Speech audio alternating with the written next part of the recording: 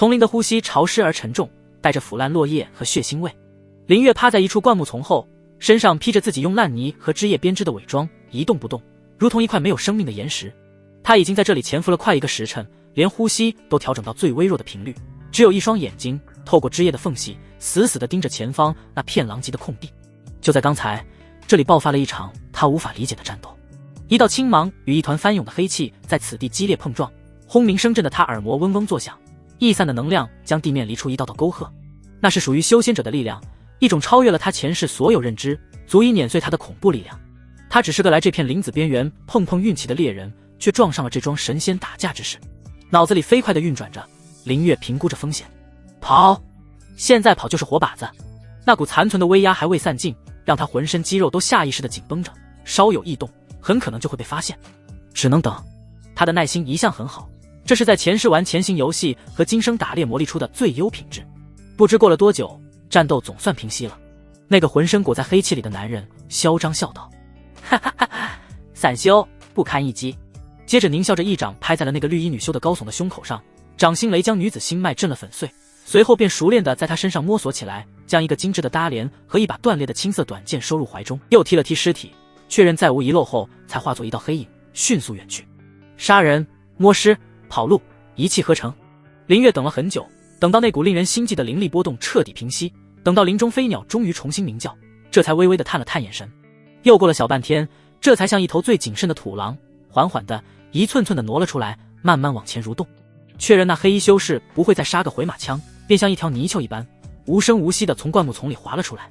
他没有立刻冲出去，而是绕着圈子仔细观察着四周，每一步都落在最不容易发出声响的腐叶上，观察着目标。空地中央，那具女修的尸体静静地躺在那里。走近了，林月才看清她的脸。我靠！他心里狠狠地卧槽了一声，呼吸都漏了半拍。那是一张即使沾染了尘土和血污，也依旧美得令人心动的脸。柳叶眉、桃花眼、琼鼻阴唇，肌肤在林间斑驳的光影下依然白皙的晃眼。这张脸竟与他前世记忆里某个红得发紫的一线女星有着7、8分的相似，只是更多了几分古典的清冷气质。可此刻这张颠倒众生的脸上毫无血色，嘴唇青紫，一双漂亮的凤眼圆睁着，残留着惊骇与不甘。林月一时间竟有些恍惚，仿佛又回到了那个信息爆炸的时代，看着屏幕里的海报，但下一秒强烈的危机感就将他拉回现实。美色在这个弱肉强食的世界里是最廉价也最危险的东西。他摇了摇头，将脑中不合时宜的念头甩出去，目光重新变得锐利起来。那个黑衣修士搜刮得很匆忙，或许会有遗漏。这是林月身为一个现代人的思维惯性，凡事追求极致，不放过任何一个细节。他蹲下身，开始了他自己的2次摸尸。触碰尸体，尤其是这样一个女子的尸体，让他心中升起一股难以言喻的异样感。他强忍着激动，开始仔细地近乎一寸寸地检查女尸的全身，破碎的衣物内衬，可能隐藏的口袋，甚至冰冷的指尖和鞋履内部。没有。他感受着这触碰尸体时那冰冷、黏腻、毫无生气的触感，小心翼翼的，甚至带着一丝歉意，却还是忍不住上下摸索。他的指尖不可避免地触碰到了她的颈侧肌肤，冰冷细腻却还弹性十足的皮肤。只是这轻微的接触也让他心跳漏了一拍。接着他的视线落在了女修那散乱的盘发上。他不像这个世界的修士那样只关注储物袋和法器，他凭借的是一个现代人更加缜密的观察力。古代女子的发髻复杂，好像可以藏些东西。那个黑衣修士显然是个粗人，只顾着搜身，忽略了这种细节。林月屏住呼吸，在身旁找来树枝，轻轻挑开他乌黑的发丝。果然，在厚重的发髻深处，一枚鸽子蛋大小、通体温润的白色石头正静静地躺在那里，因为被发丝包裹，完美地避过了之前的搜刮。灵石，虽然没见过，但这2个字瞬间就从林月的脑海中跳了出来。他听说过，这是修仙界的硬通货，蕴含着精纯的能量。他心中一阵狂喜，但旋即又被他强行压下。他环顾四周，再次确认安全后，才用2片干净的叶子小心翼翼地将那块灵石包裹起来，揣进怀里。他的目光如同最精密的扫描仪，从尸体周围的地面一寸寸扫过。很快，他就在一丛被压倒的草叶下发现了一点异样。那是一块巴掌大的金属碎片，色泽暗淡，像是从什么东西上崩落的，上面布满了繁复而奇异的纹路，在刚才的战斗中被崩飞到了这里。林月小心翼翼地用一根树枝将它拨了出来，没有直接用手去碰。他看不懂这是什么，但直觉告诉他这东西不简单。做完这一切，他没有丝毫留恋，转身便要离开。可走了2步，他又停了下来，回头看了一眼那具躺在地上的绝美尸身，终究是有些于心不忍。他叹了口气，从不远处挖了些湿润的泥土，简单的将它掩埋，又搬来几块石头压在上面。尘归尘，土归土，不管你是谁，安心上路吧。拿了你的东西，算我欠你个人情，以后若有机会再说吧。林月低声念叨了一句，算是给了自己一个心理安慰，然后头也不回地钻入了密林深处，很快消失不见。回到自己位于边陲小镇边缘的破屋，林月立刻关紧了门窗，他将那2件战利品放在破旧的木桌上，心脏依旧在砰砰狂跳，不是因为恐惧，而是因为兴奋。他先拿起了那块灵石，当手指触碰到灵石的瞬间，一股温润纯净的能量感顺着指尖传来，让他精神为之一振。他能清晰地感觉到，这块小小的石头里仿佛压缩着一个海洋的能量，这就是修仙的力量之源。他放下灵石，又拿起了那块金属碎片。碎片入手冰凉，上面的纹路摸上去有种奇特的质感，像是某种精密的图刻。他将灵石和碎片放在一起，无意识地用手将它们推进。就在灵石距离碎片不足1寸的时候，异变出现了。只见那块原本暗淡无光的金属碎片上，那些繁复的纹路竟然齐齐亮起了一层微弱的毫光。光芒虽然微弱，却稳定而持续，仿佛被某种神秘的力量点亮。林月瞳孔骤然一缩，手停在了半空中，死死地盯着这匪夷所思的一幕。他又试着将灵石拿远，碎片上的光芒瞬间暗淡下去。再靠近，光芒再次亮起，1次、2次、3次。林月的呼吸渐渐变得粗重，眼中闪烁着一种名为狂热的光芒。一个颠覆性的、荒谬却又无比清晰的想法，如同闪电般劈开了他的脑海。前世他是3流工科大学的学渣，专业课挂科，但最基础的原理他还是懂的。能量源、导体、负载、开关构成了最基础的电路。而眼前这一幕何其相似，这块灵石不就是一块能量密度高到离谱的电池吗？而这块金属碎片上的神秘纹路，不就是一块高效的不可思议的印刷电路板吗？当电池靠近，电路就被激活，开始传导能量。我操！林月忍不住低声骂了一句，声音因为激动而微微颤抖。他一直苦恼于如何在这个世界立足，如何用自己那点可怜的现代知识对抗那些飞天遁地的修仙者。他曾经造出的手弩威力再大，终究是凡物，靠的是肌肉和机械的力量。但如果能搞懂这些电路的原理，学会怎么绘制它们，再用灵石这种超级电池来功能，那他能造出什么东西来？灵能驱动的连发弩，甚至灵能滑膛枪、阵法 AK 突击步枪。一个疯狂的念头在他心中野蛮生长。他不懂修仙，不懂道法，不懂灵根，但他懂杠杆，懂传动，懂能量守恒。现在他似乎触摸到了这个世界能量应用学的本质。他看着桌上那一弹一铁，眼神迷离，仿佛看到了一条通往全新世界的大门正在缓缓开启。他想起了自己是怎么来到这个世界的，那荒诞而可笑的死法，那开局饿肚子的绝望，一幕幕画面在眼前闪过，最终定格，眼神重新变得无比坚定。他要活下去，而且要活得很好。而眼前的电池和电路图就是他最大的依仗。林月的思绪飘回了几个月前，那是一个平平无奇的夜晚，刚在网吧通宵打完团战的林月正处于一种极度亢奋后的闲者时间。他揣着兜里最后几10块钱，在学校后门那家最火爆的新疆馆子里奢侈地打包了20串羊肉串和一瓶冰镇大乌苏。夜深了，校门已锁，林月抄起小路，哼着歌准备翻墙回宿舍。他一手提着塑料袋，一手扒住墙头，腰部发力，干净利落地翻了上去。然而就在他落地的一瞬间，脚下一滑，整个人失去了平衡。慌乱中，他手里的塑料袋脱手飞出，袋口敞开，一根刚刚出炉还带着锋利铁签的羊肉串划出一道精准而诡异的抛物线。下一秒，林月感到喉咙一凉，他低头只看到一根油腻的铁签从他的喉结处精准地贯穿而入。剧痛、窒息以及一种荒诞到极点的绝望感，是他留在这个世界最后的记忆。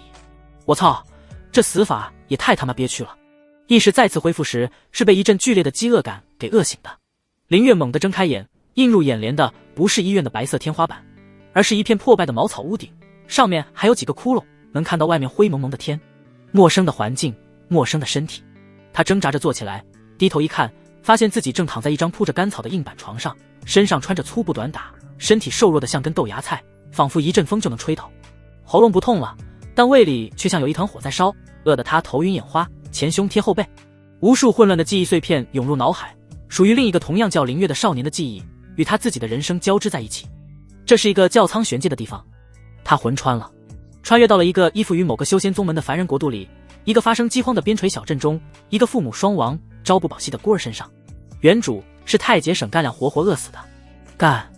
林月狠狠地骂了一句，接受了这个残酷的现实。没有系统，没有金手指，没有老爷爷，开局只有一间四面漏风的破屋和一份能饿死人的饥饿。当务之急是活下去，是填饱肚子。他强撑着虚弱的身体在屋子里翻箱倒柜，最后只找到半个黑黢黢的石头一样硬的干粮。他不管3721，就着水缸里不知放了多久的凉水，硬生生啃了下去，磨得牙龈生疼，才勉强压下了胃里的灼烧感。吃饱，或者说暂时不饿了，才有力气思考。这个世界有妖兽，有修仙者，危机四伏。原主就是因为不敢出镇子，去森林里打猎，才活活饿死。林月不行，他不想再体验一次死亡的感觉，尤其是饿死。他必须自救。他那点三流大学的工科知识成了他唯一的救命稻草。他开始在小镇周围搜集材料，坚硬的木头，弹性的竹片，废弃的铁器，村里屠夫丢弃的兽精。他像个拾荒者，把所有能用上的东西都拖回了自己的破屋。他要造一把武器，一把足以让他一个瘦弱少年能够猎杀野兽的武器。他选择了结构相对简单的弩。然而理论和实践是两回事。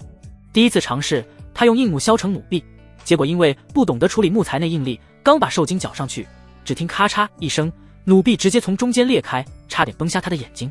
第二次他改进了弩臂，却在机括的设计上犯了难。他没有精密的工具，只能用一把破柴刀和几块石头慢慢打磨，做出的机括要么卡死，要么提前释放，毫无准头可言。失败，失败，再失败。一连几天，他把自己关在屋子里，像个疯子一样，反复的画图、削木、打磨、组装。饿了就去啃那个黑干粮，渴了就喝凉水。他的手上布满了伤口和木刺，人也越发消瘦，从水盆里倒映出五官平平无奇，一个面黄肌瘦的14、15岁少年，邻居都以为这孩子快不行了。但林月的眼神却一天比一天亮，他那工科学渣的灵魂在这一刻仿佛得到了升华。杠杆原理、力传导、材料韧性，那些他曾经在课堂上打瞌睡时听到的名词，此刻成了最宝贵的知识。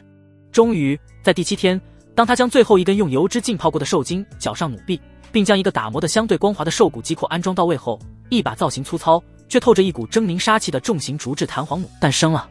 这把弩很大，几乎有他半人高，弩臂用的是几层柔韧的竹片和硬木叠加捆绑而成，以分散应力。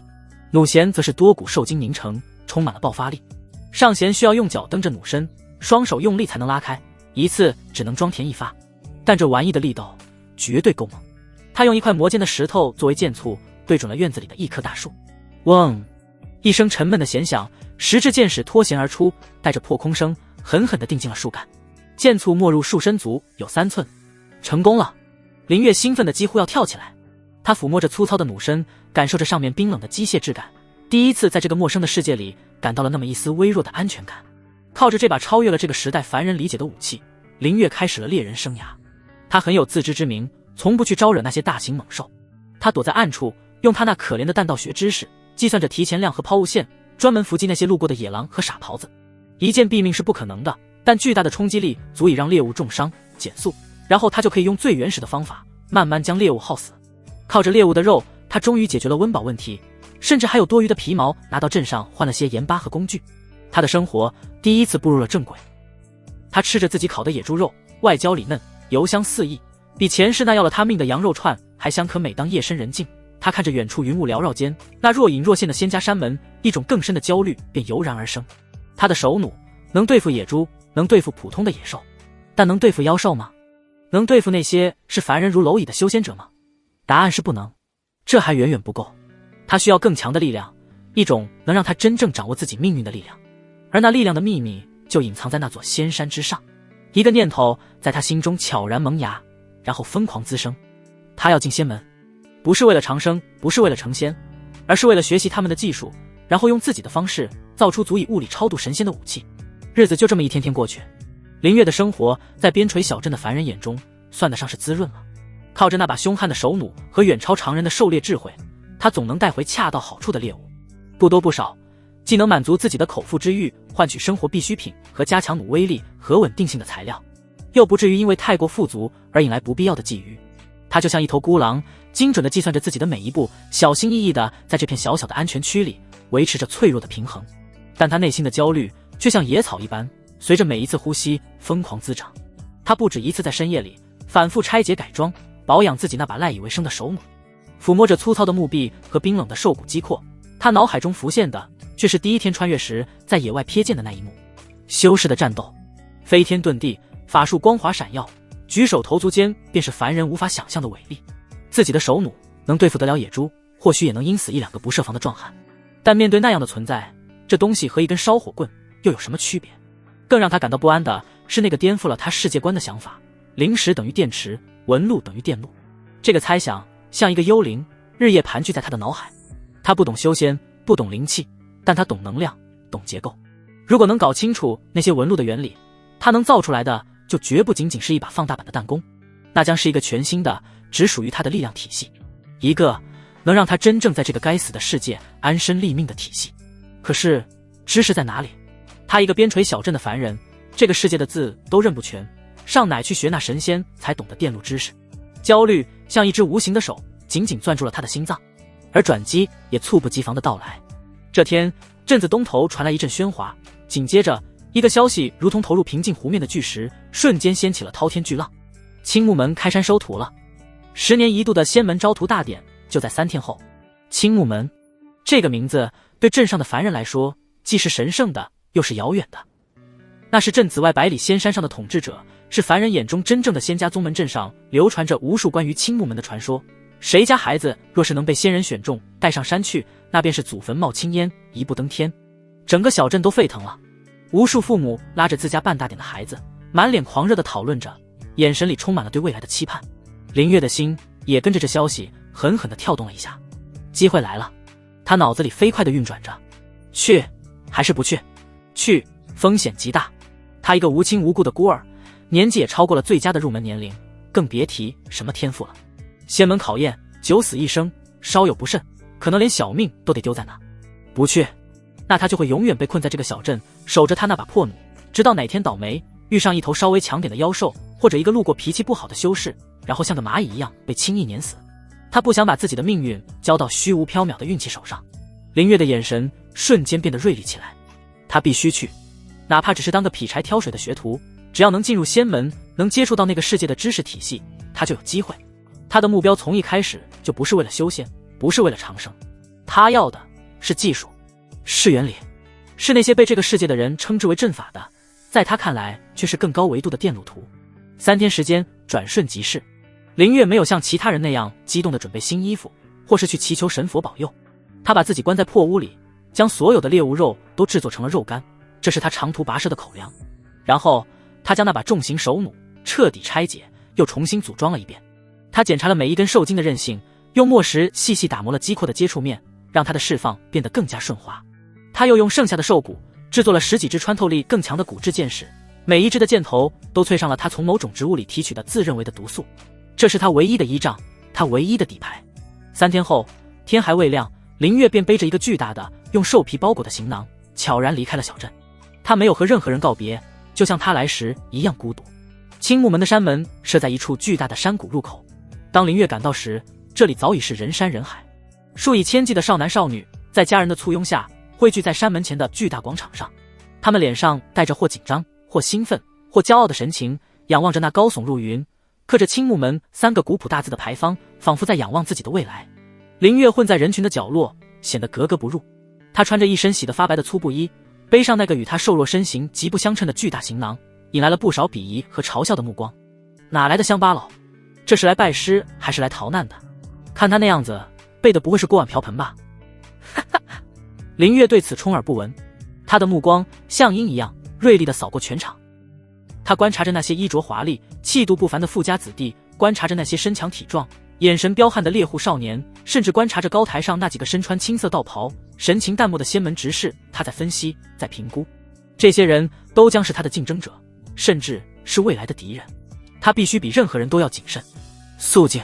突然，一声清冷的断喝如同惊雷般在广场上炸响，那声音仿佛带着某种奇异的力量，瞬间压下了所有的嘈杂，整个广场变得落针可闻。一名站在高台中央的中年道人，目光如电，缓缓扫过下方的数千名少年。青木门10年一度开山收徒，凡古龄16以下者皆可参与入门考验，考验分2关，1关不过即刻淘汰。现在考验开始。他话音刚落，一股无形的压力从天而降。林月只觉得心头一沉，仿佛有一座小山压在了自己的肩膀上。他知道这不是普通的喊话，一个凡人如何通过修仙者的考验？他唯一的依仗就是那把粗糙的手弩和他那颗塞满了现代知识、精于计算、分析、权衡利弊的大脑。林月深深地吸了一口气，压下心中的悸动，眼神变得无比专注。他的人生即将在这里迎来真正的转折。入门考验第一关，测灵根。高台之上，青木门的执事们取出了一块1人多高的水晶石碑。石碑通体晶莹，表面流转着淡淡的光华，一看便知不是凡品。此乃测灵石，手抚石碑，灌注心神，灵根优劣自现分晓。中年道人面无表情地宣布规则。少年们排着长长的队伍，依次上前。王小虎，火系下品灵根，勉强合格。一个壮硕的少年将手放在石碑上，石碑顿时亮起一道微弱的赤色光芒。李翠花，水系中品灵根，不错。一个娇小的女孩上前，石碑上泛起一片柔和的蓝色光晕，比之前的赤光要明亮许多。女孩的脸上露出了骄傲的笑容，她的家人在人群中发出了阵阵欢呼。赵天宇，精系上品灵根。当一个衣着华贵的少年走上前时，石碑猛地绽放出一片璀璨夺目的金光，甚至还伴随着一阵又一阵的清明。好一个上品灵根。高台上的中年道人一直古井无波的脸上第一次露出了赞许的笑容。广场上顿时一片哗然，羡慕、嫉妒的目光齐齐投向那个名叫赵天宇的少年。林月排在队伍的末尾，冷静地观察着这一切。他心里已经有了不好的预感。灵根听起来就像是某种生物天赋，是硬件配置。前世他一个三流工科学渣，连期末考试都要靠作弊，现是一个营养不良的瘦弱锅，哪来的什么狗屁天赋？轮到他了。在数千道目光的注视下，林月缓步上前，将自己那只布满薄茧的手按在了冰冷的石碑上。他学着前面人的样子，集中精神。1秒、2秒、3秒，石碑却毫无反应。果然是个没有灵根的废物。人群中传来了毫不掩饰的嘲笑。高台上的执事也皱起了眉头，正要挥手让他退下。就在这时，石碑上终于颤颤巍巍地挤出了一丝光芒。那光芒既不是赤色，也不是蓝色，更不是金色，而是一团5颜6色混杂不堪的灰暗光晕，看起来就像是劣质染料混在了一起，微弱的仿佛随时都会熄灭。这是杂灵根。一名执事惊愕的出声。5行皆有，却无一精通，驳杂不堪，乃是修仙资质中最下等的一种。此等灵根引气入体都难如登天，仙路无望啊。另一名执事摇着头，满脸惋惜，又带着一丝鄙夷。中年道人眉头紧锁，眼中的失望毫不掩饰。嘲笑声像潮水般从四面八方涌来，淹没了林月。他早有心理准备，但心脏还是像被一只手狠狠攥住，一阵窒息。他知道这第一关他就已经被打上了废物的标签。下一，中年道人正要开口宣布淘汰。执事大人。林月猛地抬头打断了他的话。所有人都愣住了。中年道人眼中闪过一丝不悦。你有何话讲？林月不卑不亢，沉声道：弟子听闻考验共分2关，如今只过1关，还请执事大人给弟子一个走完后面1关的机会。他的声音不大，却异常坚定。中年道人深深地看了他一眼，似乎有些意外。一个被断定仙路无望的杂灵根，非但没有崩溃，反而还敢据理力争。他沉吟片刻，冷哼一声：哼，也罢，便让你这无知小儿彻底死了这条心。第2关，心性考验。他指向广场的另一侧，那里不知何时已经堆起了一座小山般的黑色铁砂。看到那些铁砂了吗？每一个时辰内将100斤铁砂从这里搬运到对面的白线之内，便算过关。规则听起来简单，但当中年道人话音落下的一瞬间，一股磅礴的威压从天而降，笼罩了整个场地。那是一种源于灵魂的重压，仿佛有一只无形的大手死死扼住了你的咽喉，碾压着你的骨骼。意志稍差的人当场便双腿一软，瘫倒在地。林月闷哼一声，只觉得双肩一沉，膝盖不由自主地弯了下去。他咬紧牙关，死死支撑。他看到那些灵根优秀的天才们，虽然也面色凝重，但身上都泛着各色光晕，显然是在用某种天生的力量抵抗威压。而那些灵根普通的，则个个面色惨白，步履维艰，全凭一股意志力在硬扛。大部分人都选择了最直接的方式，走到铁砂山前，用筐子装满，然后一步一步艰难地走向100步之外的白线。林月也尝试着走了一步，威压之下，他感觉自己像是背着一座山在行走，呼吸都变得困难。他脑子里飞快地盘算着， 100斤铁砂，100步距离，1个时辰在这种威压下，以自己的体力硬搬，绝无可能完成。硬扛是蠢才干的事。他的目光飞快地在四周扫视，威压是针对生灵的灵魂与肉体，但他对死物似乎没有影响。一个念头像闪电般划过他的脑海。林月没有像其他人一样冲向铁砂，反而转身跑向了广场的边缘，那里堆放着一些搭建看台时废弃的木料和绳索。他的举动再次引来了所有人的侧目。那家伙疯了吧？不赶紧搬沙子，跑去玩木头，估计是知道自己过不了，直接放弃了。连高台上的执事们也都露出了不解和轻蔑的神情，唯有那中年道人眼中闪过一丝不易察觉的异色，他没有出声，只是静静地看着。林月对周围的议论充耳不闻，他的大脑在高速运转，杠杆原理、滑轮省力、力传导，那些被他遗忘在大学课堂里的知识，此刻成了他唯一的破局之法。他找到一根还算结实的长木杆，又从地上捡起一块厚实的石头作为支点，然后他用最快的速度，用随身携带的工具刀将几段木头削成简陋的圆形，中间凿穿，用一根短木棍串联起来，一个最原始的能滚动的底盘就做好了。他把一个破筐子固定在底盘上，一个简陋的独轮车诞生了。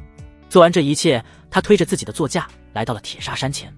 他没有用手去搬，而是将长木杆的一端插入铁砂堆下，将石头支点垫在中间，然后用尽全身力气压下木杆的另一端。吱呀，在一阵刺耳的摩擦声中，上百斤的铁砂被他硬生生撬动，翻滚着落入了他的独轮车里。全场一片死寂，所有人都目瞪口呆地看着这一幕。他们无法理解，那个瘦弱的少年明明看起来弱不禁风，是如何撬动那么重的铁砂的。林月没有停歇，他推着装满铁砂的独轮车，在沉重的威压下一步一步艰难却坚定地走向白线。独轮车分担了绝大部分重量，他需要对抗的只有来自上方的威压和推动车子前进的阻力。即便如此，他的姿势也狼狈至极，浑身被汗水湿透，肌肉都在颤抖。可他终究是在规定的时间内将100斤铁砂运过了白线。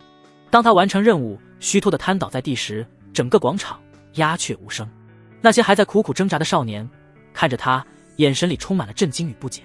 高台上一名执事喃喃道：这是取巧。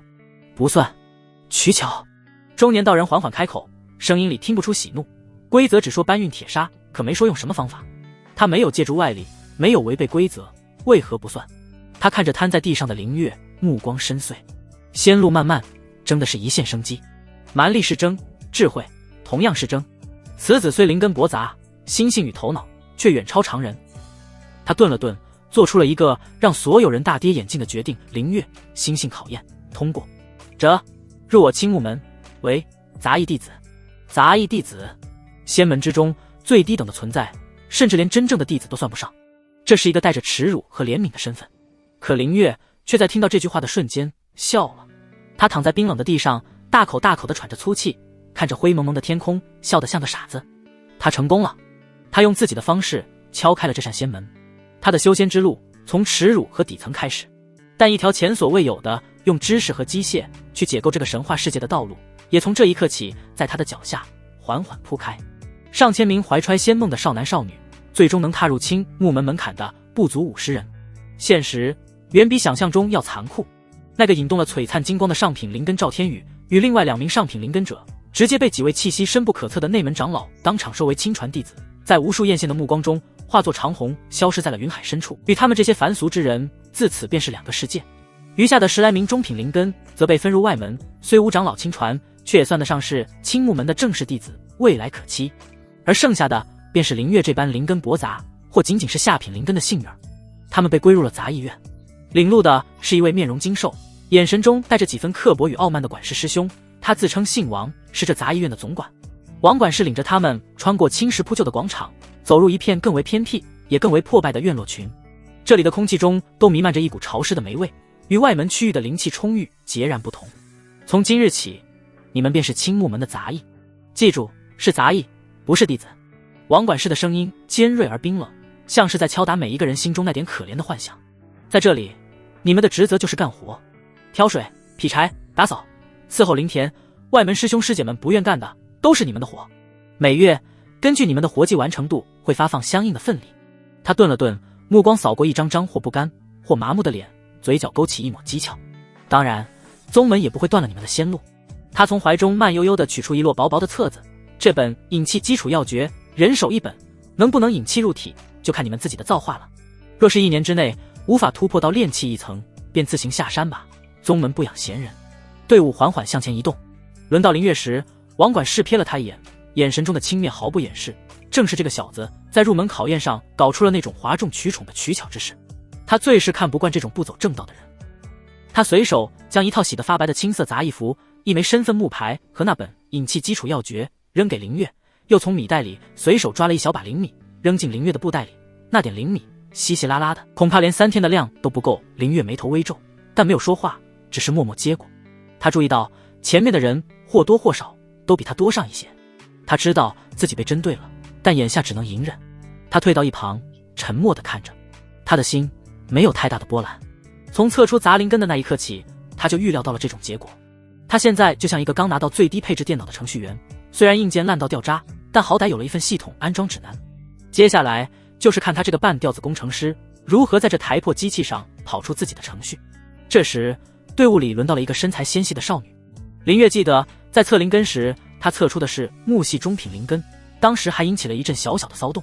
按理说她应该被分入外门才对。她脑中念头飞转，瞬间便想通了关窍。这修仙宗门恐怕也不全是看天赋，家世背景同样重要。她或许就是那种没有背景的中品灵根，被某些有关系的下品灵根给挤了下来。王管事看着少女，眼中闪过一丝玩味。他将杂役服和木牌给了她，分发的灵米也同样少得可怜。轮到功法时，他却故意将手抬高了几分，脸上带着戏谑的笑。少女穿着宽大的杂役服，面容清秀，眼神清澈的像一汪泉水，带着几分怯生生的神情。她踮起脚尖，伸出素白的小手，却怎么也够不到那本册子。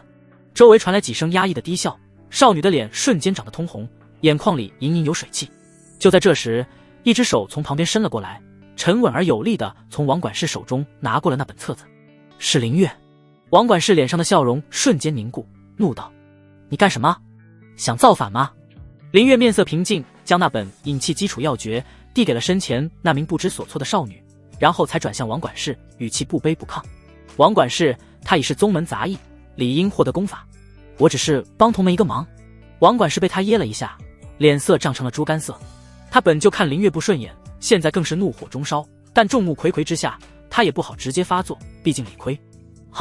好得很，你叫林月是吧？我记住你了。王管事冷哼一声，恶狠狠地瞪了林月一眼，没再多说什么。少女接过册子，对着林月低声说了一句：谢谢你。声音细若蚊蝇。不客气。林月淡淡地回了一句，便退回了原位。少女也迅速回到了队伍里，只是偶尔会用感激的目光偷偷看他一眼。林月攥着那本散发着淡淡墨香的功法，心中感慨万千。在这个冰冷遵循弱肉强食法则的世界里，一次简单的出手相助都可能招来麻烦。就在这时，他忽然注意到，在他不远处，那个叫苏尔的少女正将自己本就不多的灵米悄悄分出了一小半，倒进了他的布袋里。他的动作很轻，很小心，像是怕被人发现。林月的心像是被什么东西轻轻触动了一下，他没有矫情的拒绝，只是深深地看了他一眼，将这份恩情记在了心里。在生存法则之下，任何无谓的清高都是愚蠢的。他现在要做的不是推辞这份善意，而是在未来拥有连本带利偿还这份善意的能力。王管事又交代了一些杂物，其中特别强调，你们现在所用的一切都需要亲力亲为，别指望有什么便利的法器。像那种能储物的储物袋，乃是上古流传下来的珍稀之物，制作方法早已失传，整个青木门也只有寥寥数位长老和内门的天骄师兄们才可能拥有。都听明白了吗？众人有气无力地应着。林月却从这句话里捕捉到了关键信息：储物袋制作方法失传，稀少珍贵，这不就意味着技术垄断和巨大的商业价值吗？他低头看着自己的双手，又看了看怀里那本薄薄的册子，脑子里的机械工程学知识是他的软件，这具孱弱的身体和这个世界的能量体系是他的硬件，而这本引气基础要诀就是连接二者的驱动程序。他必须尽快完成系统安装，引气入体，只有拥有了最基础的能量，他的那些软件才有可能在这个世界真正的运行起来。杂医院的生活比林月想象的还要艰难。刚一安顿下来，那个王管事就给了他一个结结实实的下马威。最脏最累的活永远是林月的。挑水要从后山最远的水涧挑，来回一趟寻常人都要1个时辰。劈柴要用最钝的斧头劈最硬的铁木。打扫的是饲养灵兽的兽栏，那股冲天的腥骚味能让人3天吃不下饭。一同入门的杂役们大多都选择对他敬而远之，生怕被他连累。只有几个老杂役仗着自己有些微末的修为，时常对他冷嘲热讽，言语欺凌。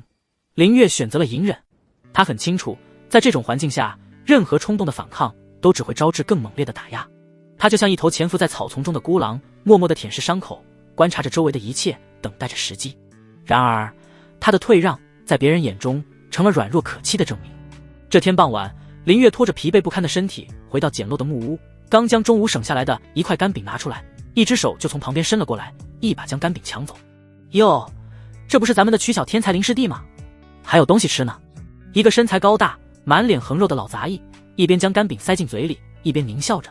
他叫李大牛，在杂役院老人也不过是练气一层顶峰，欺压新人是他为数不多的乐趣。林月的眼神瞬间冷了下来，他缓缓站起身，盯着李大牛，那是一种极度冷静，甚至带着一丝机械般漠然的眼神。李大牛被他看得心里有些发毛，但随即恼羞成怒：怎么想动手？你一个连气感都没有的废物，老子一根手指头就能碾死你！林月没有说话，只是静静地看着他，大脑在飞速运转。动手，硬拼！对方是练气一层，而自己只是个体能稍好于普通人的凡人，正面冲突无异于以卵击石。他计算着双方的力量、速度、抗击打能力，结论只有一个：必败无疑，且会引来更严重的后果。他眼中的寒意缓缓褪去，取而代之的是一片平静。他重新坐了下来，仿佛刚才什么都没发生。哈哈，怂货！李大牛得意的大笑，将最后一口饼咽下，拍了拍手，扬长而去。同屋的另外几个杂役都用一种同情又鄙夷的目光看着他。林月对这些目光视若无睹，他的注意力已经从李大牛身上转移到了另一个目标——王管事。解铃还须系铃人，这一切的根源都在于那位王管事的刻意针对。只要解决了这个源头，李大牛这种小角色自然不敢再放肆。可如何解决？送礼，他身无分文；巴结，对方根本不给他好脸色；硬抗是蠢材，智取才是王道。林月开始细心地观察王管事的一举一动，他发现王管事走路时左腿总是有轻微的拖沓，尤其是在阴雨天，这种迹象会更加明显。他常常在无人时不自觉地用手捶打自己的腰部和膝盖，脸上露出痛苦的表情。风师林月的脑海里立刻蹦出这个词。前世他大学宿舍的室友就得过严重的老风湿，一到变天就疼得死去活来。他陪着跑过不少医院，对这毛病略知一二。这是一个机会，一个可以展现自己不可替代的价值的机会。杂医院虽然贫瘠，但有些东西却唾手可得。林月利用打扫厨房的机会，偷偷藏了一些伙房用来腌制食物的粗盐，又在后山劈柴时辨认出了一种在地球上很常见的草药——艾草。在这个世界，它似乎只是一种无人问津的野草。夜深人静时，林月在自己的床铺上开始了科研。他找来2块破布，缝制成一个巴掌大的布包，然后将粗盐放在火上反复翻炒，直到滚烫，再混入揉碎的艾草，迅速装进布包里，扎紧袋口。一个简易的、充满了物理学原理的热敷理疗包诞生了。第二天，天色阴沉，下起了蒙蒙细雨。林月算准了时机，捧着那个还散发着热气的布包，敲响了王管事的房门。谁啊？滚！没看我正烦着吗？门内传来王管事压抑着痛苦的怒吼。王管事，是我，林月。我有一样东西，或许能缓解您的不适。林月的声音不大，却清晰地传了进去。片刻后，门吱呀一声开了。王管事脸色蜡黄，一手扶着门框，一手垂着腰，不耐烦地看着林月。你想耍什么花样？林月不卑不亢，将手中的热敷包递了过去，说道：王师兄，此物是我家乡的一个土方子，用热盐配上艾草，可以驱寒除湿，活血通络。您不妨在膝盖上试试。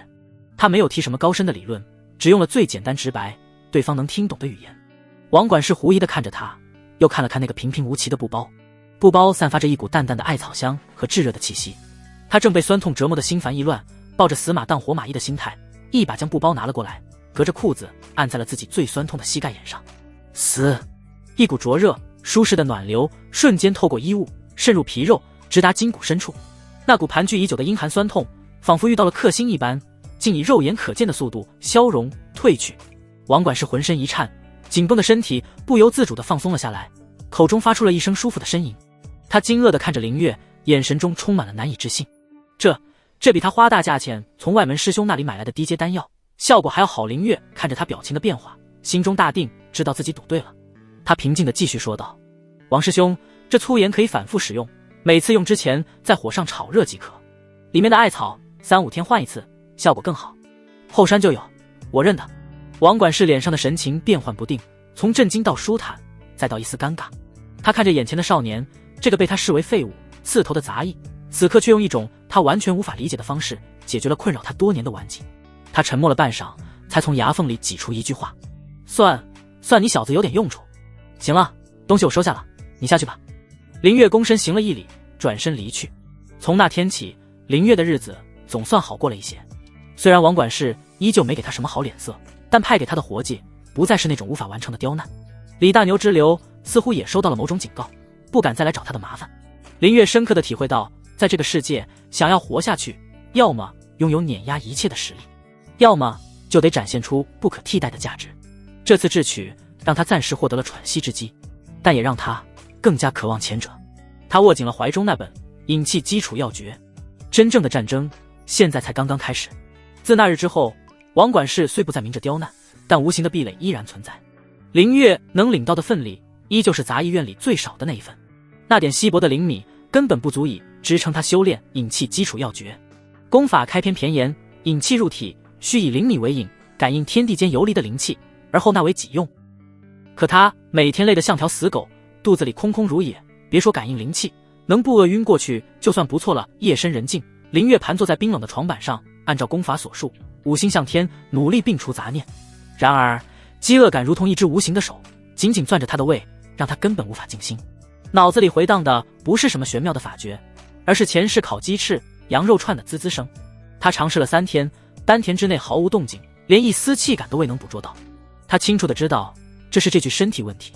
身体这台机器连最基本的能量供应都没有，如何指望它运行复杂的程序？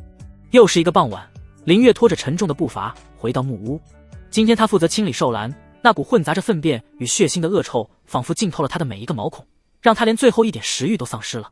他靠在墙角，闭上眼睛，脑子里飞快地盘算着，必须想办法。靠宗门发放的份礼无异于等死。去后山打猎，杂役弟子被严格限制了活动范围，私自出山被抓到，轻则一顿鞭笞，重则直接逐出宗门，风险太高。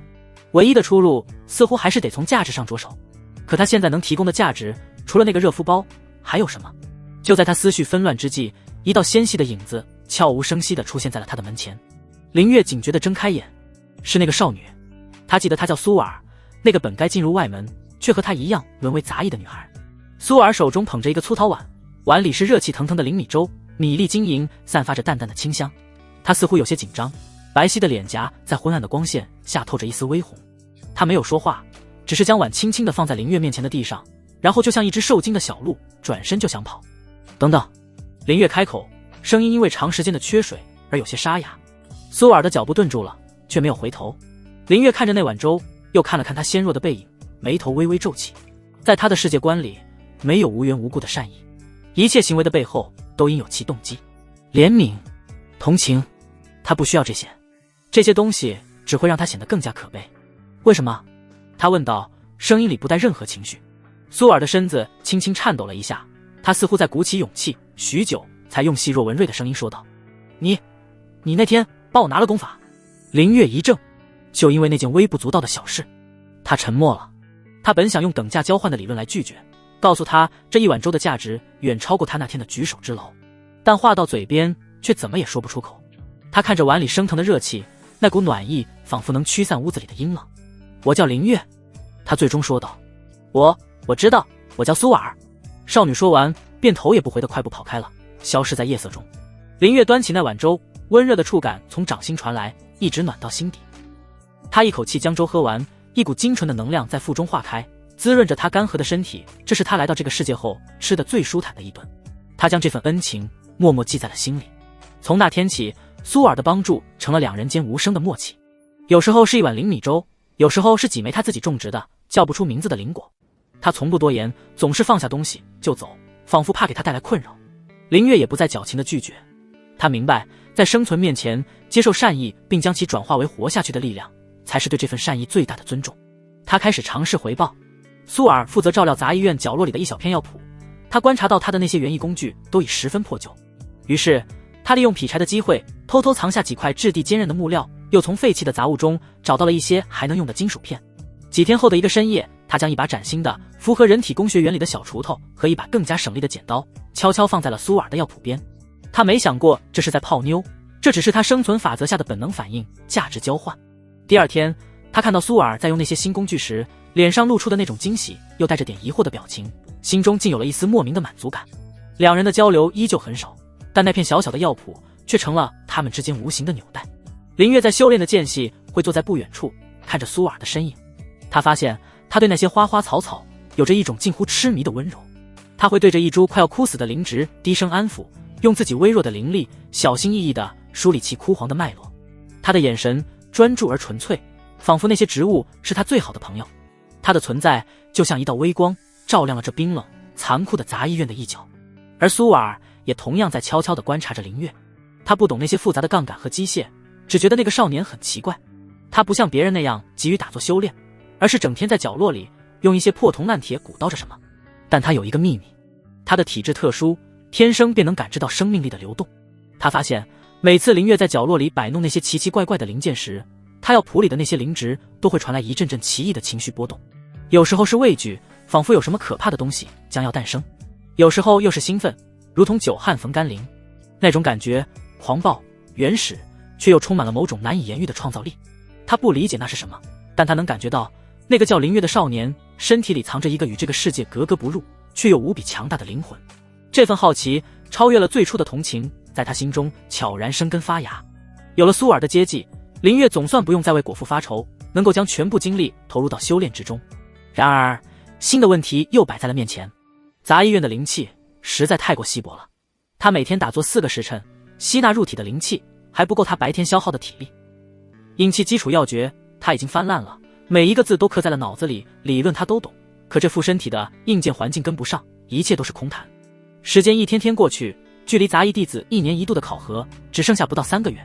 按照宗门规矩，1年内无法引气入体，达到炼气1层的杂役将被直接遣送下山。死亡的阴影再一次笼罩在了林月的头顶。他不甘心，他历经生死穿越而来，不是为了在这修仙世界的底层当1年苦力然后被灰溜溜的赶走的。脑子里的那些知识，那些超越这个时代的蓝图，如果连最基础的能量驱动都无法实现，那将是他最大的遗憾。压力如同山岳，沉甸甸地压在他的心头。但越是巨大的压力，越能激发他骨子里的那种赌徒般的疯狂。既然循规蹈矩走不通，那就只能用自己的方法趟出一条路来。一个深夜，林月将房门死死抵住，从怀中小心翼翼地取出了2样东西，一块是在森林打斗现场捡到的下品灵石，另一块则是那枚刻有奇异纹路的法器碎片。他再一次将灵石靠近碎片，碎片上的纹路果然又一次亮了起来。就是这个，他双眼放光，仿佛看到了救命的稻草。灵石等于电池，纹路等于电路，这个概念在他的脑海里已经盘桓了许久。既然法器上的纹路能够引导灵石的能量，那么是不是也存在某种特定的纹路，可以主动汇聚天地间游离的灵气？他想起了入门考验时执事布置的那个灵气威压阵法，那不就是一种更高级的灵气运用吗？他没有阵法图，更不懂什么阵法原理，但他有科学的思维方式，试错法。他深深吸了一口气，将那块法器碎片上的纹路死死地刻在脑子里。然后他在山上捡来最普通的玉石子，开始在自己房间的地上用这些玉石子模仿着那些纹路，摆放出第一个极其简陋粗糙的聚灵阵。他盘膝坐下，闭目感应。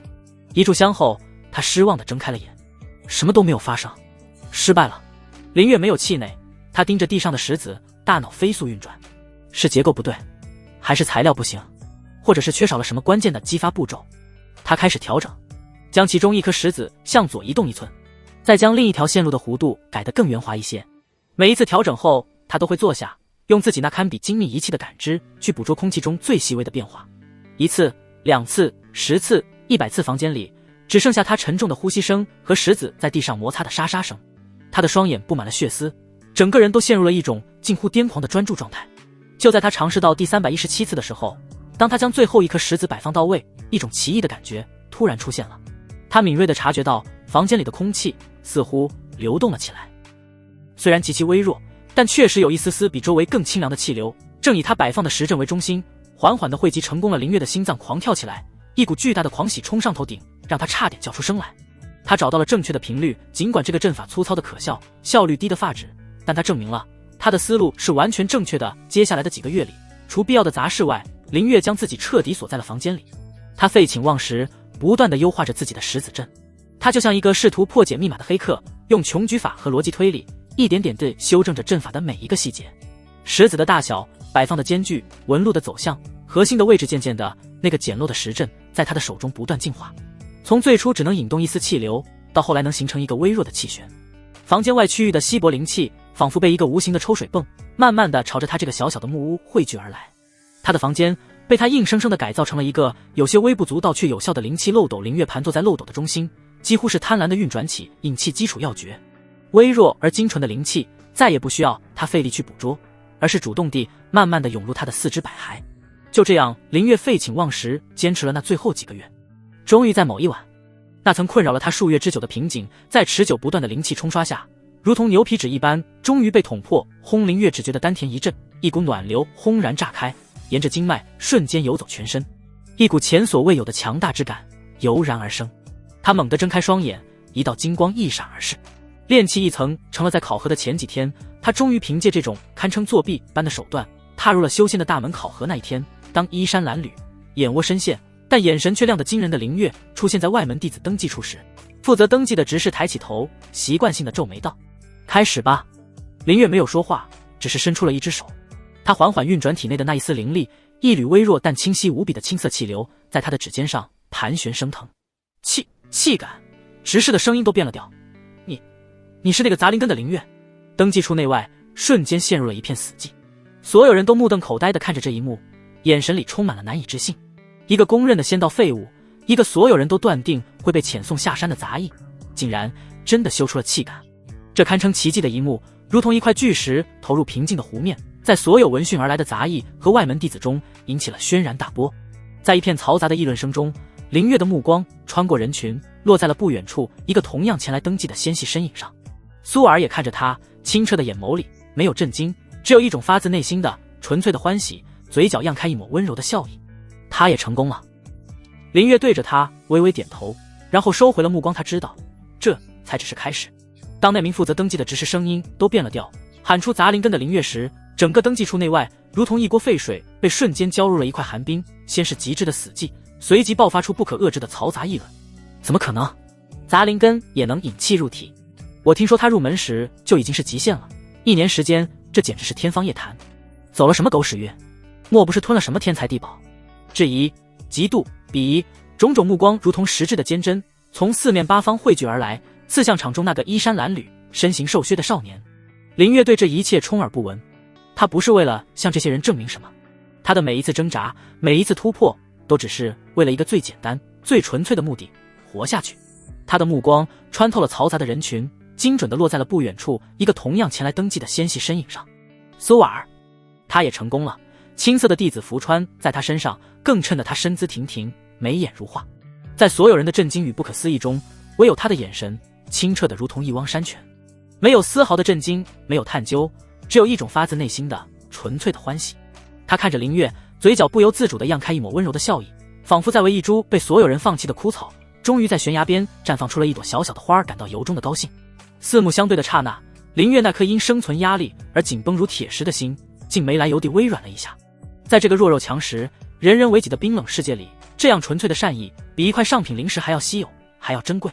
或许，这个世界也并非全然是黑暗的。这个念头如同一颗火星，在他心底一闪而过，带来了一丝微不足道的暖意。在这朝不保夕的修仙路上，能有这样一道目光同行，似乎前路也并非那么难以忍受了。他对着他微不可察地点了点头，算是回应，然后迅速收回了目光，将那丝刚刚萌生的情绪深深地埋进了心底。他很清楚，这点小确幸是奢侈品，而生存才是必需品。林月、苏尔，你们二人随我来。一名身穿外门弟子服饰的师兄面无表情地走了过来，显然是负责接引新进弟子的。他瞥了林月一眼，眼神中带着一丝审视和不以为然，似乎也对一个杂灵根的晋升感到费解，但宗门规矩如此，他也不好多说什么。跟随着这位王师兄，林月和苏尔以及其他几名新进弟子，第一次踏入了青木门真正的外门区域。一踏入这片区域，一股比杂役院浓郁了数倍不止的灵气扑面而来，让林月浑身的毛孔都舒张开来，精神为之一振。这就是阶级。杂医院的灵气是稀薄的空气，而这里至少是含氧量丰富的森林。沿途可见一座座依山而建的洞府，不时有遇着各色法器的弟子从空中飞过，行色匆匆，神情冷漠。这里的每一个人似乎都沉浸在自己的世界里，为着修炼资源而奔波，彼此之间泾渭分明，充满了无形的隔阂。王师兄的脚步没有停歇，将其他人一一带到半山腰的洞府后，最后才领着林月和苏尔来到了靠近山脚最为偏僻的角落。诺，这2座洞府是你们的了。他指着2个几乎紧挨着的洞口被藤蔓遮蔽了一半的石洞，语气平淡地说道：外门弟子每月初1可前往树物堂领取1袋灵米，洞府内的陈设自行解决。他顿了顿，目光扫过林月，似乎是特意强调，宗门发放的物资在洞府内，至于修炼最关键的资源灵石，宗门1块都不会白给，想要就自己去人物堂接取任务，用贡献点去换。记住，在青木门没有实力就没有资源，没有资源就永远别想有实力，这就是规矩。说完，他便转身离去，毫不拖泥带水，仿佛多待1秒都是浪费时间。苏尔对着王师兄的背影盈盈一拜，然后转向林月，轻声道：林师兄，我就住旁边，你若有事可以唤我。他的声音很轻，带着一丝不易察觉的关切。好。林月点了点头，看着少女走进旁边的洞府，这才转身推开了属于自己的那扇简陋石门。吱呀，石门发出不堪重负的声响，一股潮湿带着些许霉味的气息扑面而来。洞府内空空如也，只有1张石床，1张石桌，除此之外再无他物。墙壁上还渗着水渍，显得阴冷而压抑。这就是自己的家了。林月非但没有失望，反而长长地舒了一口气，至少这是一个完全属于自己的私密空间。在这里，他可以毫无顾忌地进行自己的实验，而不用担心被人发现。他将宗门发放的东西一一取出，一套新的外门弟子服饰，设计和料子确实精美许多，一柄制式铁剑，剑身泛着冰冷的清光，入手沉重，以及一本薄薄的册子，封面上写着3个古朴的字：青木诀。这就是他身为外门弟子所能得到的全部了。他盘膝坐在冰冷的石床上，翻开了青木诀。这本功法确实比引气基础要诀高深了不少，除了炼气1-9层功法外，里面记载了几种基础的5行法术，如缠绕术、水雾术、火球术等。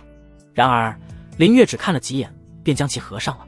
他脑中飞快地运转着，功法是软件，灵气是能源，身体是硬件。现在软件升级了，硬件勉强能用，但驱动一切的能源灵石却只有摸尸体的来的一块。没有灵石，单靠洞府里这点比杂医院稍浓一些的灵气和他的聚灵阵，他想要修炼到炼气2层，恐怕至少需要3-5年的水磨功夫，他等不了那么久。他的目光落在了那柄被随意放在石桌上的铁剑上，他走过去，将铁剑握在手中，很沉，至少有10几斤。他试着挥舞了一下，剑锋呼啸，但对于他这个半吊子的工科生而言，只觉得无比别扭和笨拙。这东西，林月的内心忍不住吐槽，有效杀伤距离不出10步，攻击方式单一，还需要使用者自身有极强的力量和技巧。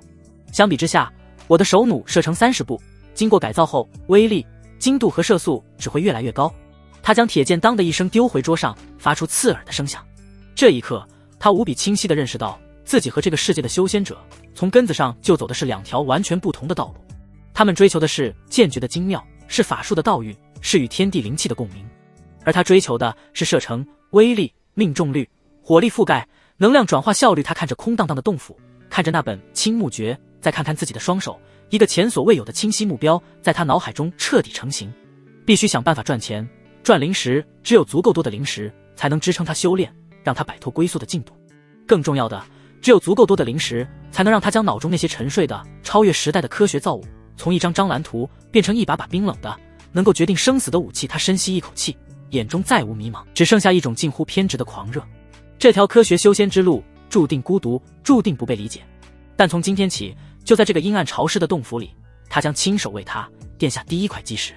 晋升外门弟子的那点兴奋，在接下来的几天里被残酷的现实迅速冲刷得一干二净。林月发现自己只是从一个大池塘里的底层跳到了另一个更大池塘的底层。他尝试着运转青木诀，但洞府内那点可怜的灵气对于已经达到炼气1层的他来说，无异于杯水车薪。一个时辰的打坐，丹田内的灵力增长微乎其微，几乎可以忽略不计。瓶颈，赤裸裸的瓶颈就摆在眼前，没有灵石，寸步难行。他不得不将唯一的希望寄托在了人物堂上。然而当他第一次踏入那座终日人声鼎沸的殿堂时，才发现自己想得太过简单。人物堂内一块巨大的石壁上密密麻麻地罗列着各种任务：采摘10年份的凝露草石珠，奖励贡献点；5. 猎杀一阶下品妖兽疾风狼，取其皮毛，奖励贡献点；10. 清扫灵兽园，为期1月，奖励贡献点30。100贡献点方可兑换一块下品灵石。林月看着这些任务，心中飞速计算着。采药任务看似简单，但宗门附近的灵草早已被采光，要去更远的山林，危险重重，猎杀妖兽。以他炼气1层的修为，独自面对疾风狼，无异于送死。至于清扫灵兽园这种长期任务，报酬看似丰厚，却会彻底锁死他的时间，让他连研究和制作武器的空暇都没有。更让他感到无力的是，那些报酬稍高、危险性又相对可控的好任务，早就被一些小团体给包揽了。他一个形单影只、毫无根基的新人，连插手的资格都没有。他尝试着向一位看起来面善的师兄打听情况，对方却只是斜睨了他一眼，冷冷地吐出2个字：滚开。在这里，信息就是资源，人脉就是实力。一连3天，林月都耗在了人物堂，却一无所获。他像一个无头苍蝇，处处碰壁，深刻地体会到了那种被整个圈子排斥在外的孤独与无助。他没有气馁，更没有愤怒。愤怒是弱者无能的表现。他选择退回自己的洞府，冷静下来，开始了他最擅长的事情——观察与分析。既然无法融入，那就作为一个局外人去剖析这个局。接下来的几天，他不再急着去接任务，而是像一个幽灵般游荡在外门弟子聚集的各个区域，人物堂、树物堂、演武场，甚至是山下的方式入口。他用一个现代人的视角，冷静地观察着这个修仙世界的底层生态。他观察谁与谁交好，谁与谁有怨。他记录下哪些小团体实力最强，专门承接哪一类任务。他甚至会偷偷跟在一些弟子后面，观察他们是如何讨价还价，如何交换情报。渐渐的，一张无形的人际关系网络在他的脑海中慢慢构建成型。而在这张网络的中心，一个不起眼的身影引起了他的重点关注。张胖子，一个看起来修为平平，只有炼气4层的外门弟子。他从不参与任何争斗，也极少亲自去做那些打打杀杀的任务，但他却总能出现在各种情报交换的场合，与各方势力都说得上话，时而低声耳语，时而挤眉弄眼，像一滴游走在水银中的油，滑不溜手，却又无处不在。他就是这个底层生态圈的信息枢纽。林月的眼中闪过一丝金光，他知道想要打破眼前的僵局，这个张胖子就是唯一的突破口。但是直接找上门去，对方凭什么搭理自己？他需要一个敲门砖，一个足以让张胖子这种精明的商人都无法拒绝的筹码。他有什么？杂灵根的资质，炼气1层的修为，这些都是负资产。青木诀，人人都有，唯一的优势就是他脑子里那些超越这个时代的知识。林月回到洞府，将石门死死关上。他深吸一口气，在石桌上铺开了一张兽皮。他要制作的不是什么惊天动地的法宝，而是一份知识产品。他闭上眼，开始回忆。穿越之初，为了生存，他曾猎杀过野猪野狼，他那半吊子的机械知识和生物学常识在那时救了他的命。他提笔沾上最廉价的墨汁，开始在兽皮上绘制。他画的不是别的，正是青木门周边山林最常见的一阶妖兽疾风狼。但他画的却和这个世界所有修士的认知都截然不同。他没有去标注什么妖气流转的经络，而是用他工科生基本功画线机械图纸，极其精准的线条画出了普通野兽狼的骨骼结构图、肌肉分布图，甚至是内脏位置示意图。他用箭头和文字清晰地标注出后腿膝关节反折处结构脆弱点，重击可致其行动迟缓；颈下3寸主动脉位置，利器刺入可迅速致死；头骨之下延髓所在，破坏此处可瞬间瘫痪其神经中枢。这已经不是一份简单的图纸了，而是一份融合了现代解剖学、运动力学和弱点打击理论的堪称降维打击的妖兽击杀手册。他花了整整1个晚上，绘制了包括疾风狼、铁皮野猪、嗜血兔在内的3种常见一阶妖兽的弱点解剖图。做完这一切，他看着自己的作品，眼中闪过一丝自信。这就是他的敲门砖。第2天，林月再一次来到了人物堂。他没有去看任务石壁，而是径直走到了一个正靠在柱子上和几名弟子吹嘘着什么秘闻的胖子面前。正是张胖子。张师兄。林月的声音不大，却清晰地传入了胖子的耳朵。张胖子停下话头，懒洋洋地瞥了他一眼，发现是个面生的新晋弟子，脸上立刻浮现出那种商人式的标准笑容。这位师弟有何贵干？打听消息，还是想买什么丹药符箓？我张某人这里只要你出得起价，没有搞不到的东西。我想用一份情报和师兄换一份情报。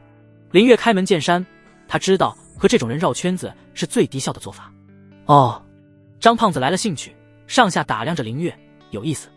你一个练气一层的新人，能有什么情报是我不知道的？周围的弟子也纷纷露出看好戏的神情。林月没有说话，只是将手中的卷兽皮递了过去。张胖子狐疑地接过，随手展开。起初他的脸上还带着一丝轻蔑和不屑，但当他的目光落在兽皮上那些精准的可怕的线条和标注时，脸上的笑容一点点地凝固了。他的呼吸开始变得急促。他不是战斗人员，但他是个信息贩子，他太清楚这份图纸的价值了。青木门的外门弟子9成9都要靠猎杀妖兽换取资源，而每一次猎杀都伴随着风险。多少弟子因为不了解妖兽的致命弱点，缠斗过久，最终灵力耗尽，反被妖兽所杀。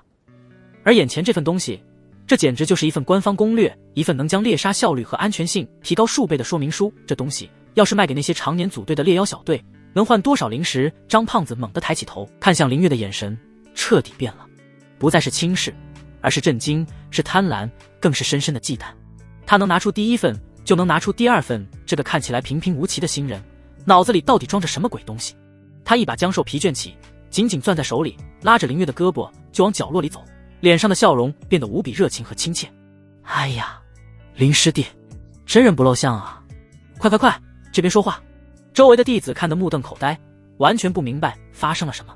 角落里，张胖子压低了声音，眼中放光。林师弟，你这个开个价，我不卖。林月摇了摇头，我用这3份图纸的抄录权换取宗门周围任务的详细情报，包括但不限于任务风险评估、不成文的规矩，以及各个任务区域的势力分布。张胖子眼珠一转，立刻明白了林月的意图。这小子是个明白人，他不要眼前的蝇头小利，他要的是在这个底层世界立足的资本成交。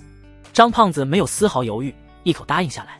他看着林月，嘿嘿一笑，林师弟果然是做大事的人，这些情报包在我身上。两人一拍即合，迅速建立起了明码标价的利益同盟关系。在将一份详尽的情报交给林月后，张胖子像是想起了什么，神秘兮兮地凑到他耳边，用只有2人能听到的声音说道：林师弟，看在你这份大礼的份上，师兄我再送你一个消息，宗门任务赚的都是辛苦钱，是给那些循规蹈矩的蠢人准备的。他顿了顿，眼中闪烁着一丝与他憨厚外表截然不符的精明与疯狂。想快速发家致富，宗门外的黑市那才是天堂。张胖子那句才是咱们这种人的天堂，像一根细针，精准地刺入了林月心中最深的那片区域。天堂或是地狱，风险与收益永远是孪生兄弟。他没有丝毫犹豫，在从张胖子那里得到了黑市的方位和不成文的规矩后，当天深夜，一道瘦削的黑影便悄无声息地出了青木门外门弟子的生活区。夜色如墨，山风阴冷，林月将一件宽大的灰色斗篷罩在身上，兜帽压得极低，只露出一双在黑暗中格外警惕的眼睛。他的每一步都踩得小心翼翼，神识如一层薄薄的水膜，警惕地铺散在周身10步之内。这是他炼气一层神识的极限，脆弱的可怜，却是在这片黑暗森林中唯一的预警雷达。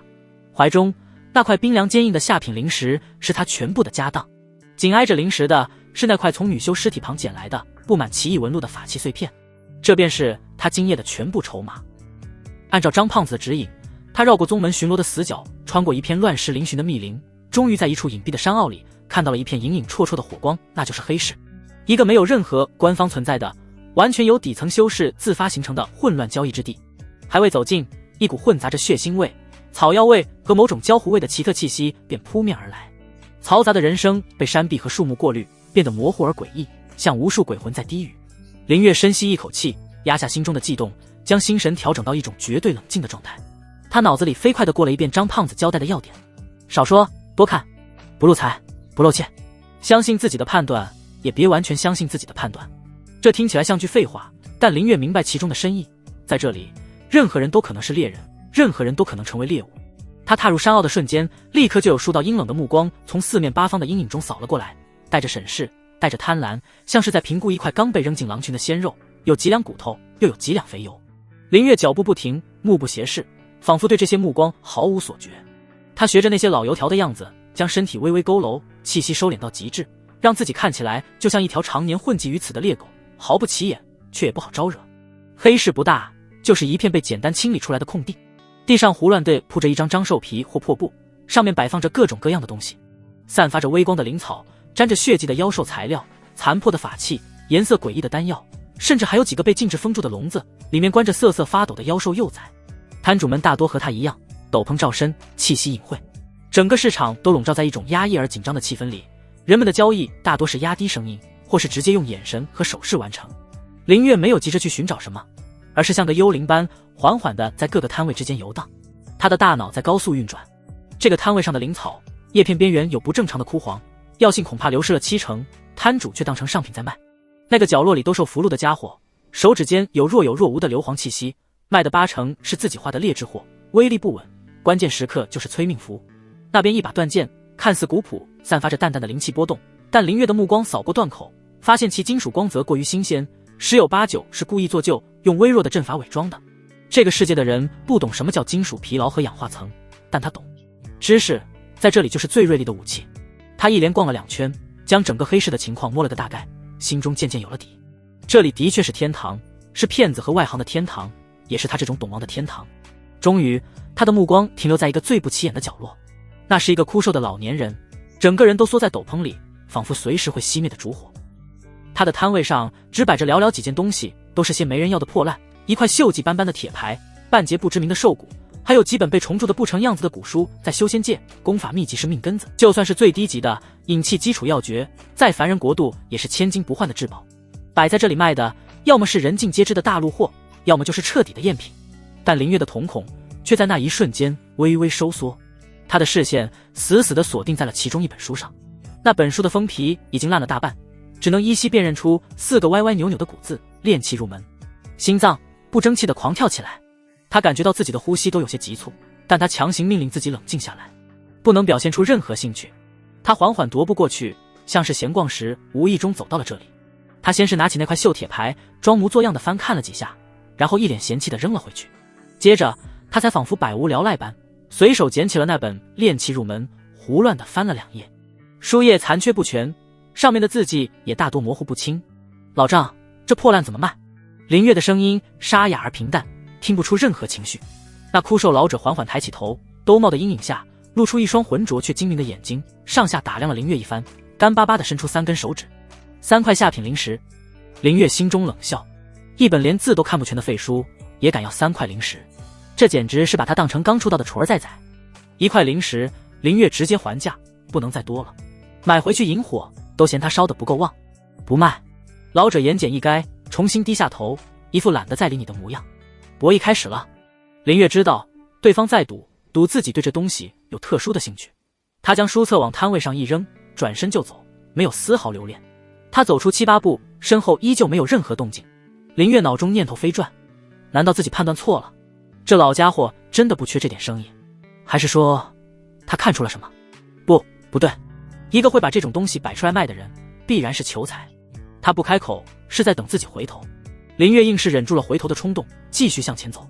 就在他即将走出这个角落时，身后终于传来那道干涩的声音：等等。林月心中一喜，但脚步却依旧沉稳。他缓缓转过身，脸上是恰到好处的不耐烦。怎么，1块灵石都不卖？那我走了。1块灵石不行。老者摇了摇头，不过我看你身上似乎有件有趣的玩意儿。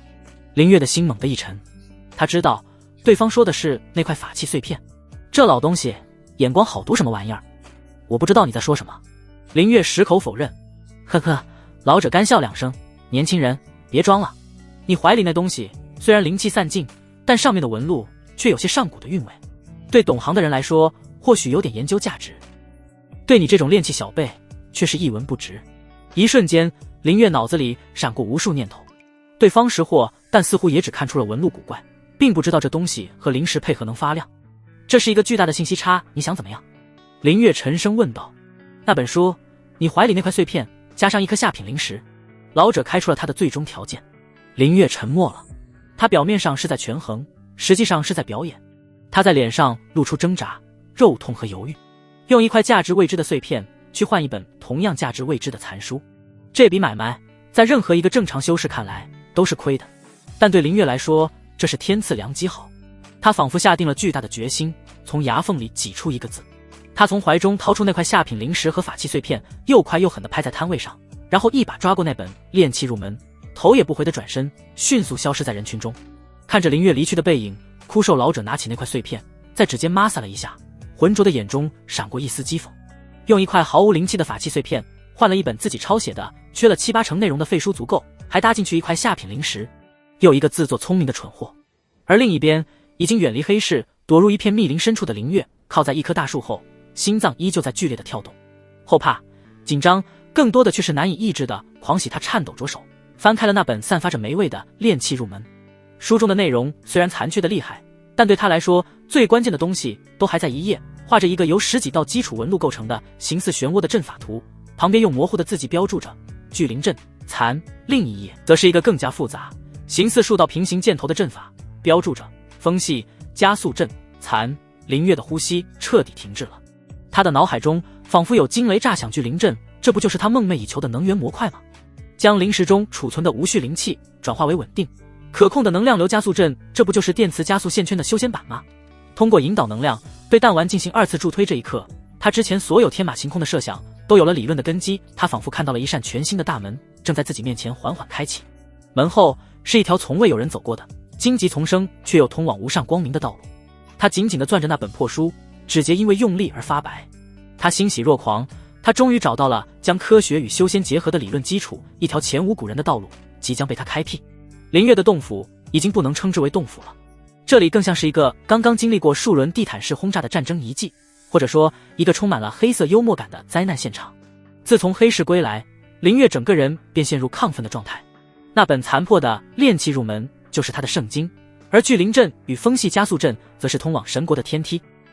他将自己关在洞府里，废寝忘食，他的眼中再无他物，整个世界都被简化成了线条、结构、能量流与一个个等待攻克的技术难关。最初的设想是在他那把重型竹制弹簧弩的基础上进行魔改，他要做的第一步就是将人力这个最不稳定、效率最低的能源替换成灵石。理论很简单，用聚灵阵构建一个能量核心，以灵石为电池驱动机构。但他很快就发现了第一个致命的问题：材料。竹木结构根本无法承载灵气哪怕最微弱的冲击。他第一次尝试用自己那点可怜的炼器一层灵力在弩臂上刻画一个最简陋的聚灵阵时，灵力刚刚注入，那根坚韧的竹臂就发出一声不堪重负的深重，直接从内部炸成了一捧细碎的木屑。木头不行，因此他把自己所有的灵米从张胖子那里换来了几块低价的灵石碎片和铁片等材料。这一次他学聪明了，他先在地上用石子反复演练阵法的结构，将那10几道基础纹路的位置、走向、连接方式记得滚瓜烂熟，然后他才用一柄买来的刻刀蘸着自己的口水和汗水，颤颤巍巍地在铁片上进行刻画。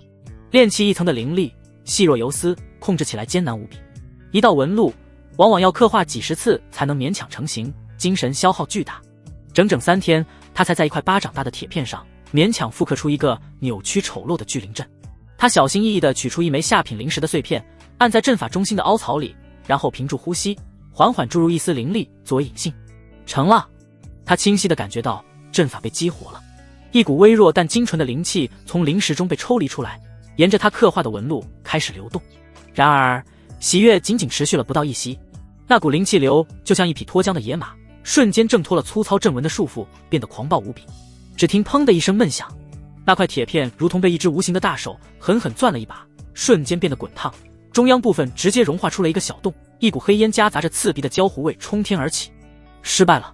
林月被熏得灰头土脸，咳嗽了半天，眼中却没有丝毫气馁，反而亮得惊人。能量输出不稳定，阵纹的约束力太差，材料的灵力传导性过高，导致瞬间过载，但理论是可行的。他像个疯子一样喃喃自语，立刻在地上画起了结构图，开始计算和改良。接下来的日子，整个外门弟子区域都笼罩在了灵月洞府的阴影之下。砰！这是第一次比较成功的爆炸。他将聚灵阵和击扩初步结合，结果击扩被狂暴的灵气瞬间撕成了碎片，铁片四散飞溅，其中一块擦着他的头皮飞过去，在石壁上留下了一道深深的划痕。林月摸着流血的头皮，后怕了3秒，然后狂喜地冲过去研究那道划痕的深度，开始估算刚才瞬间爆发的动能轰隆。这是第2次，他尝试加入风系加速阵，想给弹丸来个2次助推，结果2个阵法的灵气流产生了严重冲突，像2头公牛轰然对撞。他的洞府大门被整个炸飞了出去，浓烟滚滚，仿佛失火了一般。好事不出门，坏事传千里。很快，外门所有弟子都知道了，那个靠着狗屎运以杂灵根之身混进外门的林月，不好好修炼正统功法，天天在洞府里鼓捣一些破铜烂铁，还3天2头的炸炉。听说了吗？那个炸炉的天才，今天又把他洞府的墙给炸塌了一脚。天才？我看是蠢材吧。有那功夫，老老实实打坐修炼，说不定还能多活几年。砸灵根还想走炼气的路子，真是笑死人了。就是，你看他那洞府黑得跟个煤窑似的，也不知道什么时候就把自己给炸死了。这些流言蜚语如同苍蝇一般嗡嗡作响。林月偶尔出门领取奋力物资时，总能感受到四面八方投来的混杂着鄙夷、嘲笑和幸灾乐祸的目光，但他根本不在乎，他的整个心神都沉浸在自己的世界里，外界的纷纷扰扰不过是另外一个维度的噪音。他的灵石碎片耗尽了，他就去做宗门任务。凭借着自己那把经过数次强化，虽然依旧丑陋但威力十足的弹簧手弩，和他那套来自现代的伏击、伪装、陷阱知识，以及张胖子那得到的情报汇总，他总能以最高效、最安全的方式猎杀低阶妖兽。他像个最精明的猎人，从不与妖兽正面对抗，永远是躲在暗处，计算着风速、距离，然后一击毙命。赚来的灵石，除了留下最基础的修炼份额外，其余的全部被他投入到了这场注定要惊世骇俗的豪赌之中。买材料、画阵图、实验、失败、爆炸，再去做任务，赚灵石，买更好的材料，改良阵图，实验，失败，更剧烈的爆炸。这个循环成了他生活的全部。他的洞府已经成了一个禁区，一个笑话。外门弟子们给他取了个响当当的外号——吊炸天。这个称呼里充满了毫不掩饰的恶意和嘲讽，但他们谁也不知道，在那一次次震耳欲聋的爆炸声中，在那一团团升腾的黑烟里，一个足以颠覆整个修仙文明认知的恐怖造物，正在被一个来自异世界的灵魂一点一点的从理论的图纸上敲打成型。这一天，林月的洞府外，石壁上已经布满了大大小小的坑洞和裂纹，看上去摇摇欲坠。而洞府之内，林月双眼布满血丝，死死地盯着手中一个全新的造物。它不再是弩的形态，那是一个由几块生铁和一根掏空的铁管拼接而成的极其粗糙的手铳原型。铳身后方是他耗费了无数心血，用目前能掌握的最高精度刻画上去的简化版的聚灵阵和加速阵。这一次，他有预感，要成了。预感有时候是天使的低语，有时候是魔鬼的狞笑。林月深吸一口气，将体内本就不多的灵力小心翼翼地注入到手中的阵法之中。他不再用灵石碎片，首次将一块标准菱形下品灵石嵌入了聚灵阵的卡槽。嗡，阵法被激活了。这一次，灵气的流动前所未有的稳定。经过无数次失败的修正，他设计的阵纹终于能勉强承载住整块下品灵石的能量输出了。精纯的灵气从聚灵阵中涌出，顺着他预设的纹路流向了前方的加速阵。一切顺利，林月的心脏狂跳起来，他似乎已经看到了成功在向他招手。然而，就在那股能量流即将涌入加速阵的瞬间，异变陡升他为了追求威力，将两个阵法连接得太近了，聚灵阵输出的灵气还未经过充分的稳定，就一头撞进了结构更复杂的加速阵之中，就像一条汹涌的河流冲进了一条狭窄的沟渠。两个阵法之间的能量流瞬间失控不好。林月脑子里刚刚闪过这个念头，眼前便被一片刺目的白光所吞噬。轰！一声前所未有、震耳欲聋的巨响在他的洞府中轰然炸开，恐怖的冲击波像一只无形的巨手，将林月狠狠地拍在了背后的石壁上。他感觉自己的五脏六腑都错了位，喉头一甜，一口鲜血便喷了出来。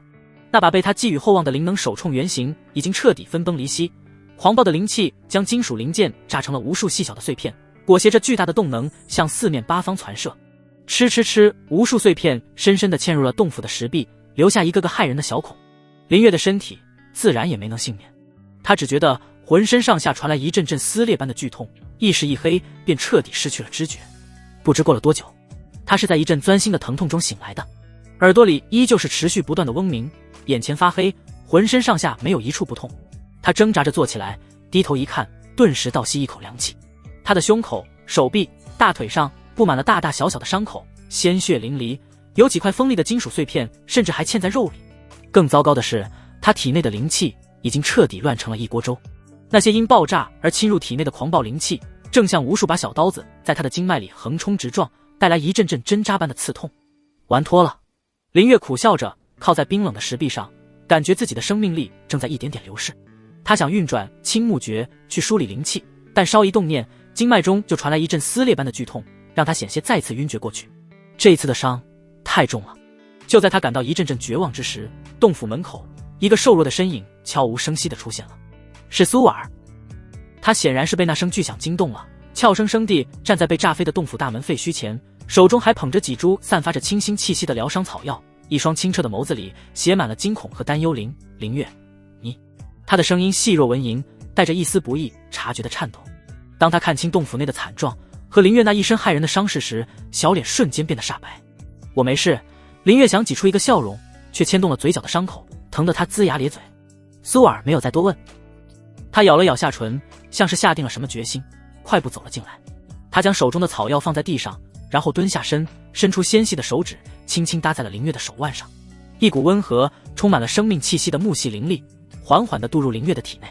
这股灵力不像林月自己的那般微弱而难以控制，它柔和绵长，像是一条清澈的小溪，小心翼翼地流淌进他那片混乱干涸的河床。那些在他经脉中肆虐的狂暴灵气，一遇到这股柔和的力量，竟像是遇到了克星一般，逐渐平息消散。林月只觉得浑身一轻，那股钻心的疼痛竟奇迹般的缓解了大半。他有些惊愕地看着眼前的少女，月光从洞府的破口处洒落进来，照在他认真的侧脸上，为他镀上了一层圣洁的柔光。他长长的睫毛微微颤动着，神情专注而认真，仿佛正在对待一件稀世珍宝。他催动灵力，将那些疗伤草药的药性激发出来，化作一团碧绿色的药膏，然后又从怀中取出一块干净的布条，小心翼翼地为他清理伤口，敷上药膏，再轻轻地包扎起来。他的动作很笨拙，甚至有些生涩，但却异常的温柔。林月一句话也说不出来。他这个来自21世纪的灵魂，习惯了尔虞我诈，习惯了利益交换。穿越到这个弱肉强食的世界后，更是将苟和算计刻进了骨子里。他从未感受过如此纯粹的不含任何杂质的善意和关怀，这股温暖比任何灵丹妙药都更能抚慰他那颗疲惫而警惕的心。他第一次对一个女孩产生了一种想要用生命去守护的冲动。而此时的苏尔内心也同样不平静，在用自己的灵力为林月梳理经脉时，他再次感受到了那股奇特的气息。就在林月的心脉附近，有一股极其纯粹但又微弱的，仿佛随时会熄灭的生命力，如同一道最坚固的屏障，死死地守护着他最重要的部位。正是这股力量，在刚才那场恐怖的爆炸中护住了他的心脉，让他免于当场毙命的厄运。这绝不是青木诀能修出来的东西。苏尔愈发肯定，这个平日里看着有些木讷，总是鼓捣些奇怪东西的少年，身上一定藏着天大的秘密。但他没有问，他只是默默地做完了一切，然后站起身，对着林月轻轻地点了点头，便转身快步离去。那背影像一只受惊的小鹿，迅速消失在夜色里。洞府中只留下满室的清冷月光和空气中淡淡的草药香。林月低头看着自己被包扎好的伤口，又感受着体内那股渐渐平复的灵气，心中百感交集。他知道自己欠大了。洞府之内，月光与血腥味交织，空气中还弥漫着一股淡淡的草药清香。林月靠在石壁上，默默运转着青木诀，引导着苏尔渡入体内的那股温和灵力，小心翼翼地梳理着自己体内那些仍旧桀骜不驯的暴乱气息。经脉中的刺痛感已经减弱了许多，但每一次灵力流转，依旧像是被钝刀子来回刮蹭，让他额头渗出细密的冷汗。这次的失败代价惨重，不仅耗尽了他好不容易积攒下的所有材料，更让他身受重创，短时间内恐怕难以恢复到全盛状态。然而林月的眼神中却没有丝毫颓丧，反而闪烁着一种近乎病态的亢奋。失败了，但方向是对的，灵石做能源，阵法为核心，这个思路绝对可行。爆炸的原因他已经想明白了，问题出在两个阵法的衔接上。聚灵阵输出的灵气太过狂暴，没有经过缓冲和稳定，就直接灌入了结构更精密的加速阵，能量瞬间失控，才导致了炸膛。这就像是给一个精密的涡轮发动机直接接上了一根高压消防水管，不爆才怪。解决方案或许可以在两个阵法之间增加一个稳压或者节流的结构，或者干脆重新设计一种能够兼容两种能量模式的新阵纹。他脑中无数个念头在翻腾，现代工程学的原理与这个世界玄奥的阵法知识在他的脑海中激烈碰撞，迸发出无数火花。就在他沉浸在这种疯狂的思考中时，洞府外传来了一阵嘈杂的脚步声和议论声。就是这里，刚才那声巨响就是从这儿传出来的。又是那个林月。我说什么来着？一个杂灵根的废物，靠着走了狗屎运才进了外门，不好好修炼，整天鼓捣些破铜烂铁，迟早要出事。何止是出事，这简直是在挑衅宗门规矩。外门洞府区严禁私斗和剧烈灵气波动，他这动静比得上2个炼气中期的修士全力对轰了。走，去执事堂告他，必须严惩，最好直接废了修为，逐出宗门，以儆效尤。声音由远及近，很快几个外门弟子便出现在了林月那被炸毁的洞府门口。他们看到洞府内的狼藉景象和林月一身是血的凄惨模样，先是一愣，随即脸上露出了毫不掩饰的幸灾乐祸。为首的一人正是之前在任务中对林月颇有微词的那个小队成员。他看着林月，眼中满是鄙夷和快意。林月没有理会他们，只是默默的调息，眼神冰冷。他深刻的明白，在这个世界没有实力，你连呼吸都是错的。就在那几人准备发难，言语越发刻薄之时，一股沉重如山岳般的威压毫无征兆地降临了。整个洞府外的空气仿佛瞬间凝固。那几个还在叫嚣的外门弟子脸色瞬间变得煞白，双腿一软，差点直接跪倒在地。他们脸上的嘲讽和幸灾乐祸被一种发自灵魂深处的恐惧所取代。所有人，包括洞府内的林月，都艰难地转过头，望向威压传来的方向。只见一个身穿灰色长袍，头发乱糟糟如同鸟窝，满脸油污，浑身散发着一股金属焦糊味的老者，正被着手，面无表情地站在不远处。他明明只是站在那里，却仿佛是一座即将喷发的火山，让周围的一切都黯然失色。炼气阁谷长老，一个在青木门中地位超然，却又被所有人敬而远之的怪人。传说他痴迷炼气成狂，脾气暴躁，性格孤僻，最厌恶的就是有人打扰他。他上一次出现在外门还是3年前，因为一个弟子不小心弄脏了他的炼气图纸，被他直接打断了一条腿，丢出了山门。他怎么会出现在这里？所有人的脑子里都冒出了这个疑问，随即他们看向林月的眼神已经从幸灾乐祸变成了怜悯。完了，这个杂灵跟废物彻底完了。谷长老那双浑浊却锐利如鹰隼的眸子扫过噤若寒蝉的众人，最后落在了林月的洞府里。他没有看林月，而是死死地盯着地上那些炸碎的焦黑的金属残片，眼神中闪过一丝无人察觉的异彩。片刻后，他终于开口，声音沙哑而冰冷，仿佛2块生铁在摩擦。这狗屁不通的铁管子是谁弄出来的？他的声音不大，却让所有人都心头一颤。林月挣扎着站起身，靠着石壁迎上谷长老的目光，平静地说道：弟子林月见过谷长老。是弟子弄的。谷长老一步步走来，那股无形的威压也随之逼近。他走到林月面前，低头捡起一块最大的残片，放在眼前端详了片刻，脸上的嫌恶之色更浓了。聚灵阵与加速阵强行叠加，灵气通路狭窄粗糙，毫无缓冲。你是猪吗？把2种性质截然相反的阵法如此粗暴地连接在一起，不炸膛才叫有鬼。他猛地抬起头，死死盯着林月，怒斥道：简直是在侮辱炼气这2个字，暴殄天物，愚不可及。周围的外门弟子听到这番话，心中都暗道一声果然，看向林月的眼神更加怜悯了。在他们看来，林月的下场恐怕会比3年前那个弟子凄惨100倍。然而接下来发生的一幕却让所有人都瞪大了眼睛，下巴几乎掉在了地上。只见谷长老一把揪住林月的衣领，就像是拎一只小鸡仔，在众人惊愕到呆滞的目光中，将他像拖死狗一样转身就往炼气阁的方向拖去。长老，长老，林月被这突如其来的变故搞得一懵，挣扎着想说什么。闭嘴！谷长老头也不回地低吼一声，再废话，老夫现在就拧断你的脖子。林月立刻闭上了嘴。他被拖拽着踉踉跄跄地跟在谷长老身后，一路穿过外门区域，来到了那座常年黑烟缭绕、闲人免进的炼气阁。砰的一声，炼气阁沉重的大门被关上，隔绝了外面所有探究的视线。谷长老松开手，将林月扔在地上。林月摔得七荤八素，还没爬起来，一本厚厚的泛黄的古籍便劈头盖脸地砸在了他的脸上。阵法基础，从今天起，你就是老夫的杂役。谷长老指着角落里一个巨大的还在冒着热气的地火熔炉，冷冷地说道：看不懂这本书之前，不准再碰任何炼气材料。给老夫去打扫火炉，什么时候把火炉里的火水清干净了，什么时候再来见我。这林月彻底愣住了，这哪里是惩罚，这分明是一种别扭到了极点的庇护和栽培他死里逃生。非但没有被问责，反而因祸得福，获得了一个接触更高深知识的门路和一位古怪导师的庇护。谷长老似乎懒得再看他一眼，转身走向自己的炼气台，走到一半又像想起了什么，从怀里摸出一块黑漆漆的令牌，扔给了林月。这是废料仓库的令牌，他头也不回地说道：别再用外面那些垃圾来浪费老夫的时间和眼球。说完，他便不再理会林月，自顾自地拿起一块赤红的金属，开始叮叮当当地敲打起来。林月握着那本沉甸甸的阵法基础和那块冰冷的令牌，心中百感交集。他看着角落里那堆积如山的被谷长老视为废料的各种金属、兽骨和残破法器，眼神一点点亮了起来。那哪里是什么废料？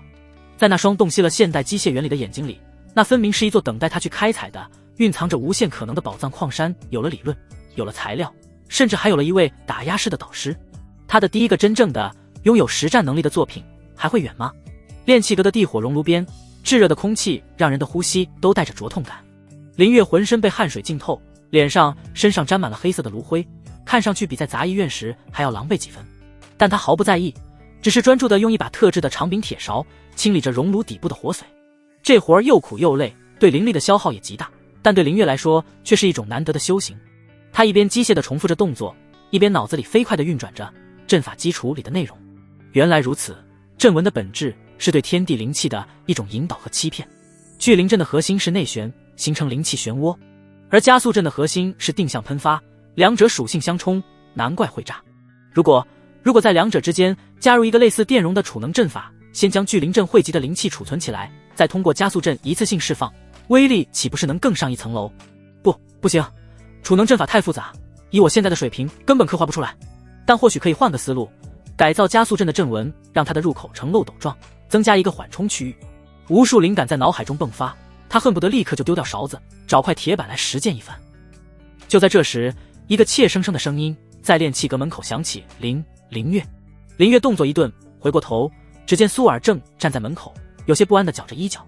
炼气阁是宗门禁地，若非谷长老默许，他根本不可能进得来。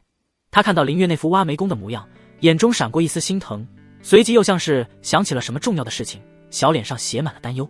你的伤好些了吗？他小声问道。死不了。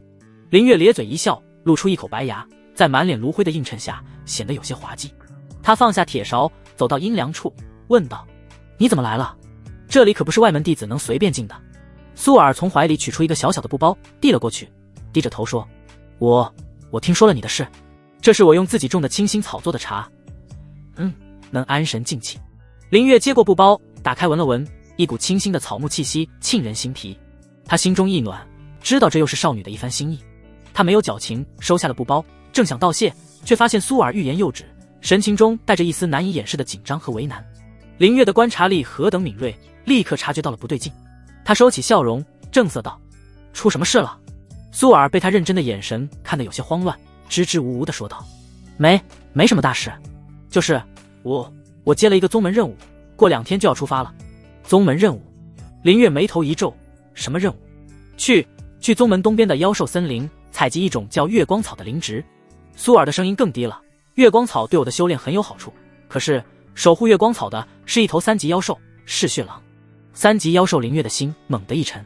3级妖兽实力堪比炼气4到6层的修士，而苏尔他记得很清楚，才刚刚晋升炼气2层。你疯了！林月的声音不由得提高了几分。炼气2层去招惹3级妖兽，你不是去采药，是去送死。我不是一个人去。苏尔被他吓了一跳，连忙解释道：我加入了一个任务小队，队长是炼气5层的司马齐师兄，队里还有好几位炼气3、4层的师兄师姐。司马齐。林月的脑海中浮现出一个嚣张跋扈的身影，此人在外门颇有些名气，中品灵根，修为精进，据说家中还有些背景，平日里眼高于顶，最是看不起他们这些杂役出身的弟子。更重要的是，林月从张胖子那里买来的情报中得知，这个司马齐一直在追求苏尔。一个疑点瞬间在他脑海中放大，一个炼气5层前途光明的精英弟子，会好心带着一个炼气2层的拖油瓶去做危险任务，这不符合修仙界弱肉强食的逻辑，除非他另有所图。林月看着苏尔那双清澈却又带着一丝不安的眸子，瞬间什么都明白了。他深吸一口气，问道：司马齐是不是跟你说，只要你答应做他道侣，他就能保证你的安全，甚至把所有月光草都给你？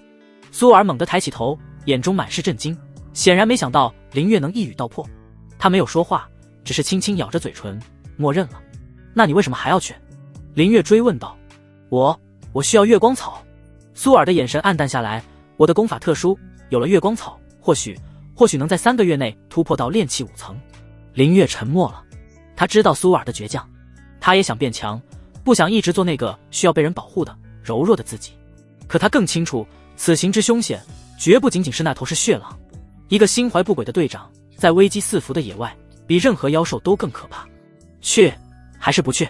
林月的内心在激烈的斗争着。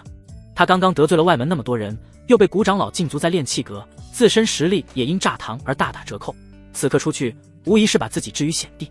可一想到苏尔那双纯净的眼睛，想到那个在月夜下为他疗伤的温柔身影，想到他可能会落入司马齐的魔爪，一股无法遏制的保护欲从他心底里升腾起来。他来到这个世界，第一次感受到的温暖，就是这个女孩给予的。如果连这份温暖都守护不住，那他变强又有什么意义？而且林月的目光落在了那本阵法基础上，压力才是最好的催化剂。这次任务或许正是逼迫自己将脑中那些疯狂构想转化为真正能杀敌保命的战斗力的最佳机会。这是一个赌博，赌赢了，他将获得一个强大的底牌和一份弥足珍贵的友谊；赌输了，在这个世界，输的下场只有一个。林月的眼神在一瞬间的挣扎后变得锐利而决绝，他看着苏瓦尔，一字一句地说道：“这个任务算我一个。”苏瓦尔愣住了，随即拼命摇头：“不行，太危险了，你还有伤在身，而且司马齐师兄他很不喜欢你。他喜不喜欢我不重要。”林月打断了他，嘴角勾起一抹冷冽的弧度：“重要的是我也不喜欢他。”他拍了拍身上的炉灰，对苏瓦尔说道：“你先回去，就说你找了个帮手，其他的事情交给我。”看着林月那不容置疑的眼神，苏瓦尔不知为何，心中那块悬着的石头竟奇迹般的落了地。他鬼使神差的点了点头，一步三回头的离开了炼气阁。当晚，司马齐在外门弟子聚会中听说了苏瓦尔竟然邀请了林月那个炸炉废物一同执行任务的消息。他端着酒杯的手微微一顿，随即发出一声不屑的冷笑。一个靠着讨好股长老财免于被逐出宗门的杂碎，一个连飞剑都用不好的废物，也配合本公子抢女人。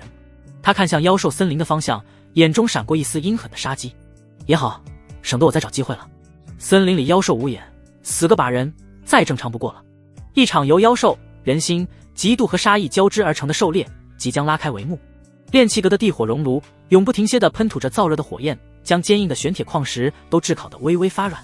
林月已经在这里待了整整一夜。他身前的工作台上凌乱地散落着各种金属零件、报废的阵法刻刀，以及一堆堆画满了奇怪符号的草图。这些草图上有现代工业的剖面图，有弹簧杠杆的力学分析，旁边却用朱砂歪歪扭扭地标注着巨灵阵的阵纹走向。这两种截然不同文明的产物，以一种极不协调的方式共存于此。他双眼布满血丝，精神却处在一种极度亢奋的状态。不行，还是不行，他喃喃自语，死死盯着一块被灵气冲刷的布满裂纹的铁管。巨灵阵与加速阵的能量输出曲线完全不匹配。巨灵阵是持续性的灵气汇聚，向水库蓄水，而加速阵需要的是瞬间的爆发性的能量冲击，如同大坝泄洪，直接连接只有一个结果：炸。昨夜的失败品还在角落里冒着青烟，股长老把他丢进炼气阁，名为惩罚，实则给了他一个梦寐以求的实验场。这里的废料堆积如山，在他眼中皆是无价之宝，但理论和实践之间隔着一道天堑。他需要一个阀门，一个能在两种阵法之间进行能量缓冲和调控的结构。修真世界或许有更高级的储能阵法，可那本残缺的炼气入门和股长老丢给他的阵法基础里根本没有记载，他必须自己创造出来。林月烦躁地抓了抓头发，目光扫过工作台上那些现代武器的结构图，他的视线最终停留在一幅左轮手枪的设计图上。弹潮转动，激发一个念头，如同闪电，猛地劈开了他脑中的迷雾。我为什么非要在一根管子上解决所有问题？如果我把枪管和供弹系统分开呢？用一个可以转动的结构，将储存了弹丸的弹槽依次对准枪管，每次激发只需要承受一发的能量冲击。这个想法一冒出来，便不可遏制的疯狂生长。它不需要复杂的储能阵法，它可以用机械结构来解决能量过载问题。左轮手枪的转轮结构就是最完美的分时泄压阀。甘林月眼中爆发出骇人的亮光，之前所有的疲惫一扫而空。他从废料堆里翻出一块半人高的材质尚可的乌纹铁，用尽全身灵力催动地火，开始疯狂锻打。青木诀那点微末的灵力，在炼气阁浓郁的火元气催动下，竟也显得有模有样。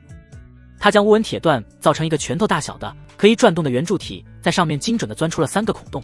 作为弹槽，又取了一根手臂长的玄铁棍，用最原始的水冷法反复淬炼，增加其韧性。作为冲管，最关键的步骤是刻画阵法。他的神情变得无比专注，屏住呼吸，将灵力凝聚于刻刀尖端，一笔一划。巨灵阵，他将其刻画在握柄处，连接着一块可以嵌入下品灵石的凹槽，这是电池。风系加速阵，他将其刻在了冲管的内壁。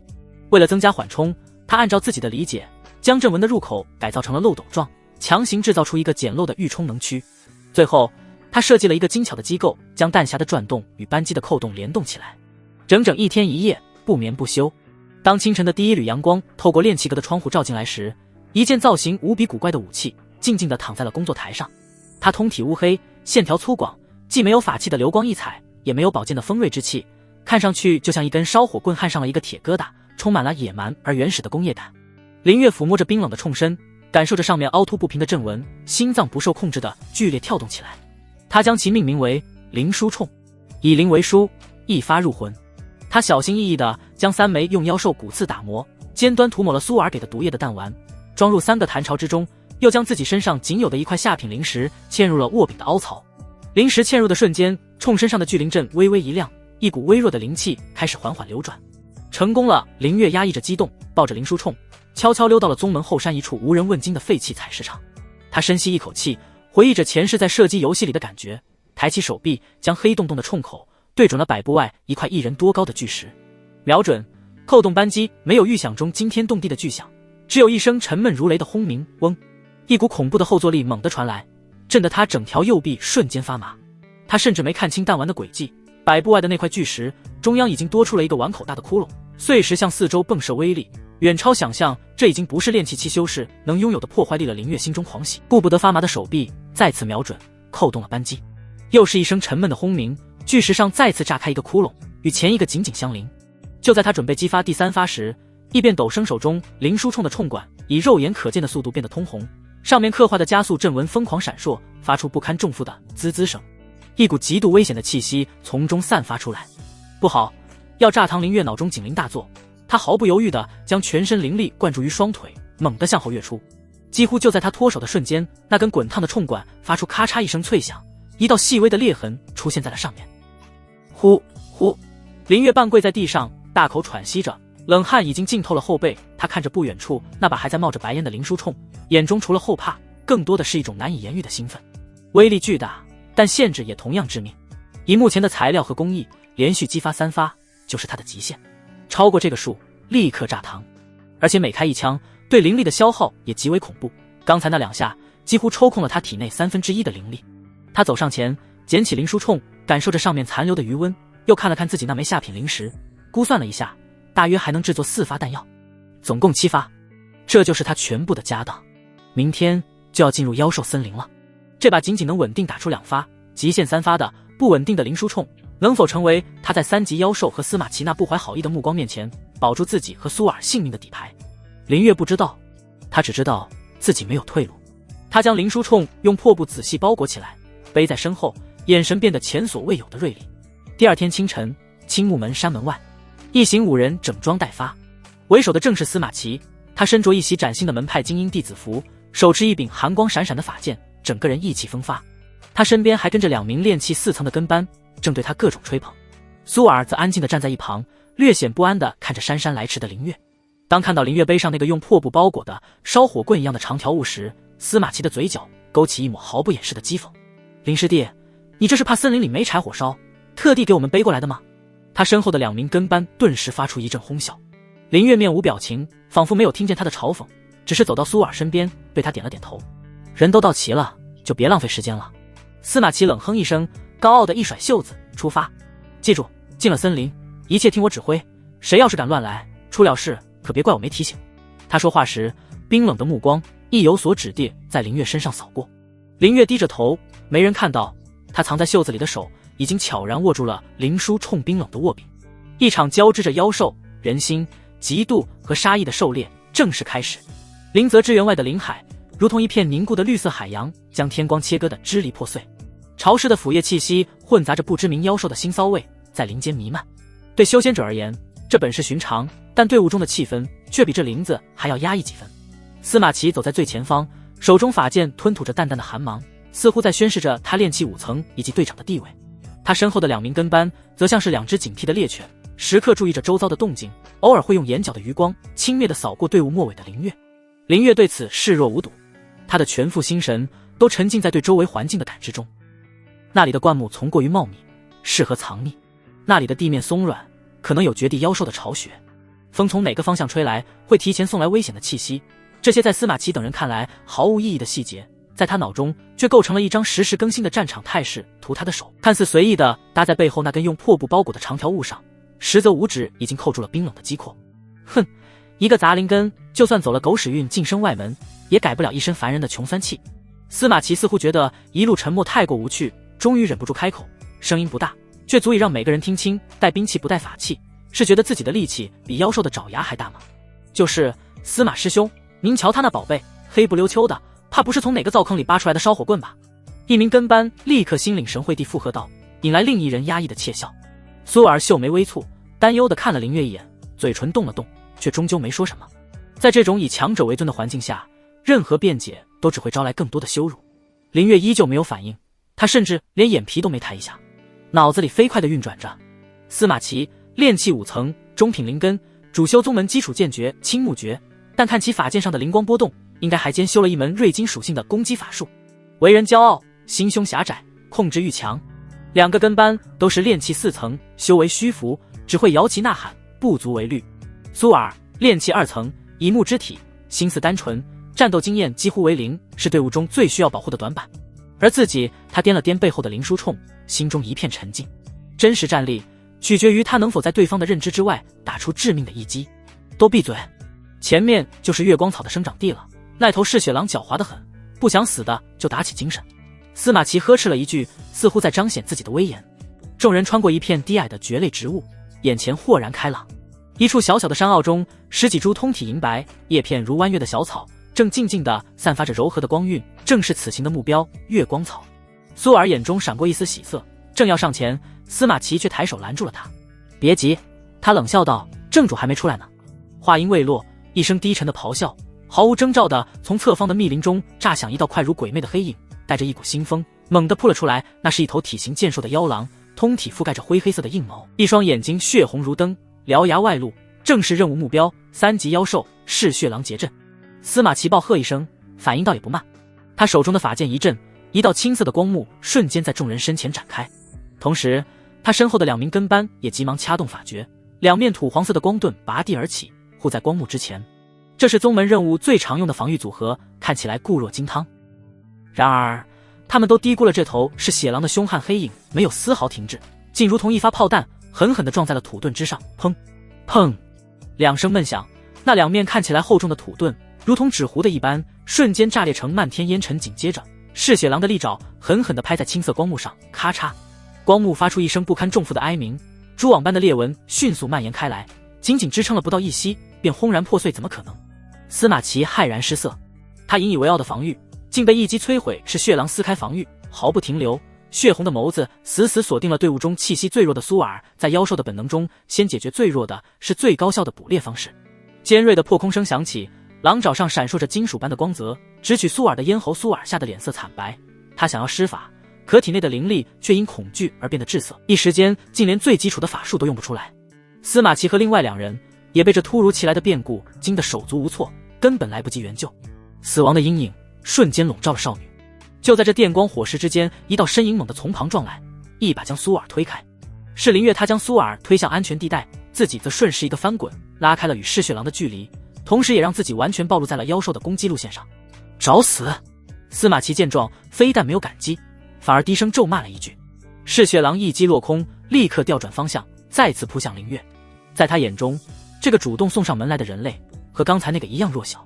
林月半跪在地，面对着急扑而来的腥风，脸上没有丝毫恐惧。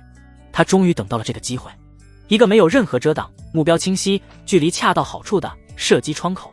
他缓缓抬起了手臂，手中那根被司马齐嘲讽为烧火棍的灵书冲，黑洞洞的冲口稳稳地对准了嗜血狼的头颅。去他妈的仙家法术，去他妈的飞剑，到运老子的真理！就在这根铁管子里，他脑中一片空白，扣动了扳机。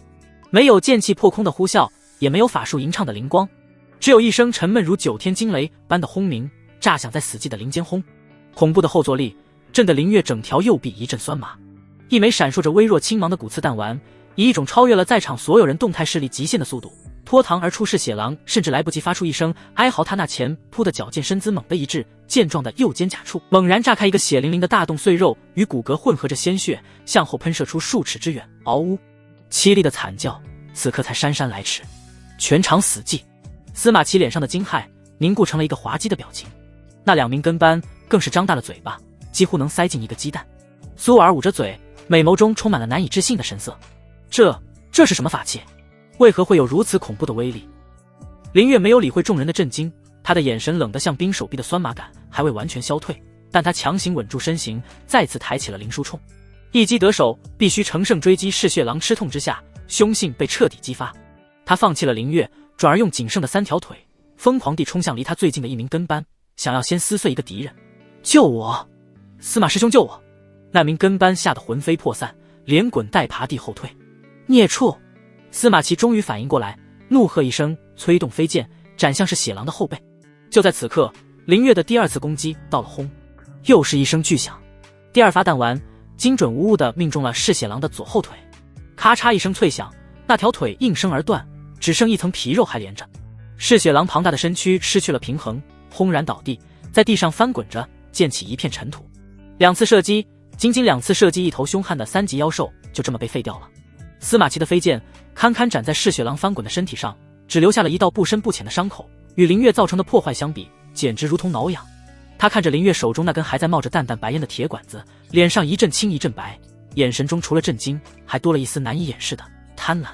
嗜血狼还未死透，他拖着残躯，发出了最后的饱含怨毒的咆哮，张开血盆大口，用尽所有力气朝林月的方向喷出一道灰黑色的妖风。这是他临死前的反扑。林月瞳孔一缩，他体内的灵力在刚才2枪的消耗下已经所剩无几，根本无法躲避。他咬紧牙关，将心一横，抬起了林书冲，准备打出极限的第3枪。他能感觉到冲管已经变得滚烫，上面刻画的阵纹正在发出危险的悲鸣。这一枪打出去，枪可能会废，人也可能会被炸膛波及，但他别无选择。就在他即将扣动扳机之时，异变再起，司马齐眼中闪过一丝狠厉，他非但没有去抵挡那道妖风，反而催动飞剑，以一个极其刁钻的角度绕过妖风，直取地上动弹不得的嗜血狼头颅。他要抢攻，扑哧飞剑精准地从嗜血狼的眼窝中灌入，搅碎了他的大脑。嗜血狼最后的反扑也随之消散于无形。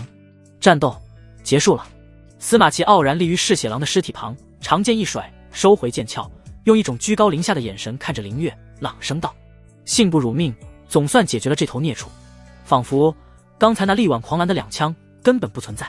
林月缓缓放下林书冲，冲管上的高温灼得他手心一阵刺痛。他看着司马齐那副理所当然的嘴脸，又看了看旁边一脸劫后余生、心有余悸的苏尔和2名跟班，他心中一片冰冷。他暴露了，麻烦才刚刚开始。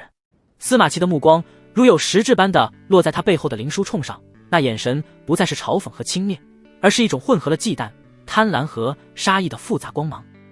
林间的血腥味在潮湿的空气中迅速扩散开来。司马齐站在嗜血狼的尸体旁，姿态俨然是一位力挽狂澜的英雄。他指挥着2名跟班，熟练地开始剥取狼皮，割下獠牙。这是嗜血狼身上最值钱的2个部分，按照不成文的规矩，当归功劳最大者所有。而他显然将自己当成了那个功劳最大的人。林师弟，你那法器倒是奇特。司马齐一边擦拭着自己那柄滴血未沾的法剑，一边状似无意地开口。他的语气听似平淡，但林月能从中听出一丝压抑不住的火热。运气好，捡来的。林月面无表情的回答，同时将林书冲重新用破布包裹好，背在身后。冲管上细微的裂痕让他心中一沉，这件保命的底牌比他想象的还要脆弱。捡来的。司马齐冷笑一声，显然不信，这等威力的奇门法器恐怕不是捡来这么简单吧。林师弟莫不是有什么奇遇？不如说出来，让师兄我也替你参谋参谋。这话语中已经带上了一丝审问的味道。林月没有再理会他，径直走到苏尔身边，低声问道：没事吧？苏尔摇了摇头，脸色依旧有些苍白，但看向林月的眼神却充满了感激与震撼。他轻声道：谢谢你。诺，这是你的份。司马齐指挥着1名跟班走了过来，极为敷衍地将只剩下血淋淋的狼尸扔在林月脚边，那轻蔑的态度仿佛是在施舍乞丐。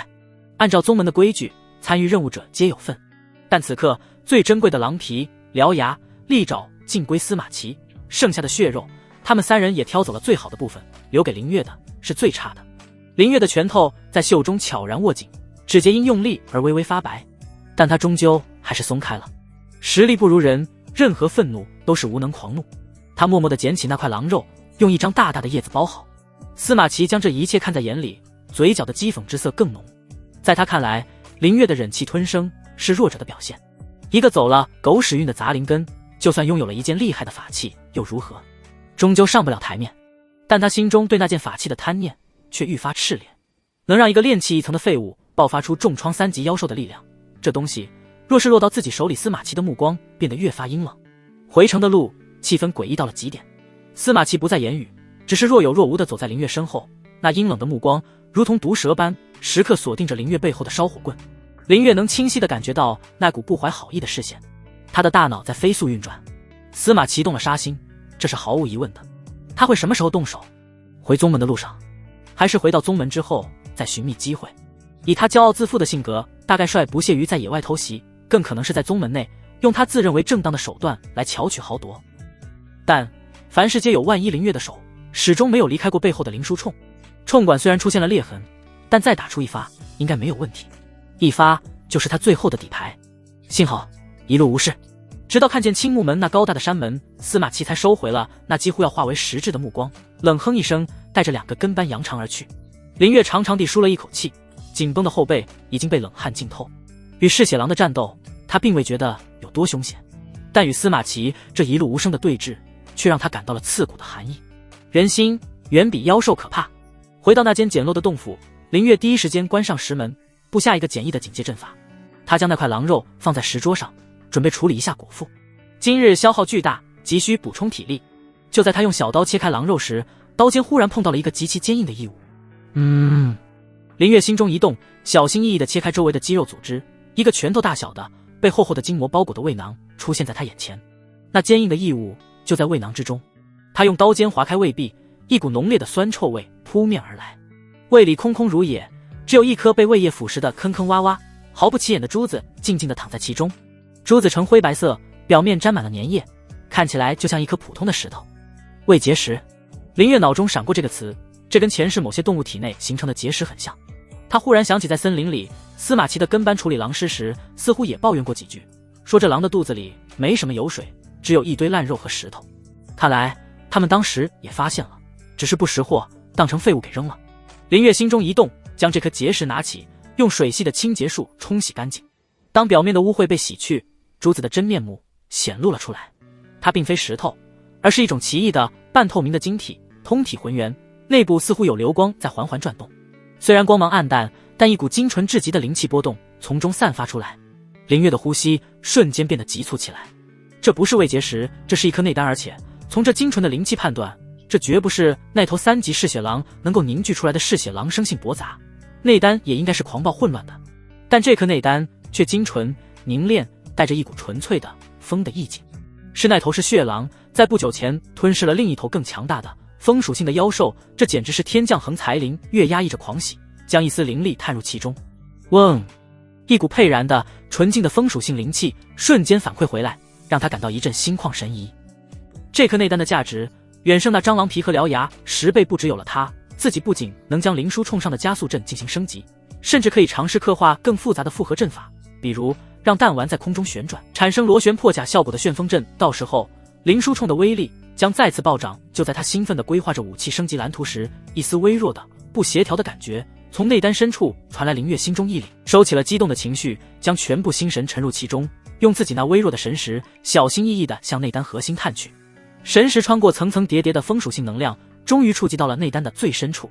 在那里，他看到了一个极其微小的烙印。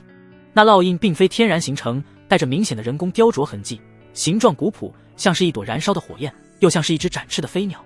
这烙印极其微弱，几乎要被内丹本身的能量所同化。若非林月有着现代人那种刨根问底的探究精神，根本不可能发现。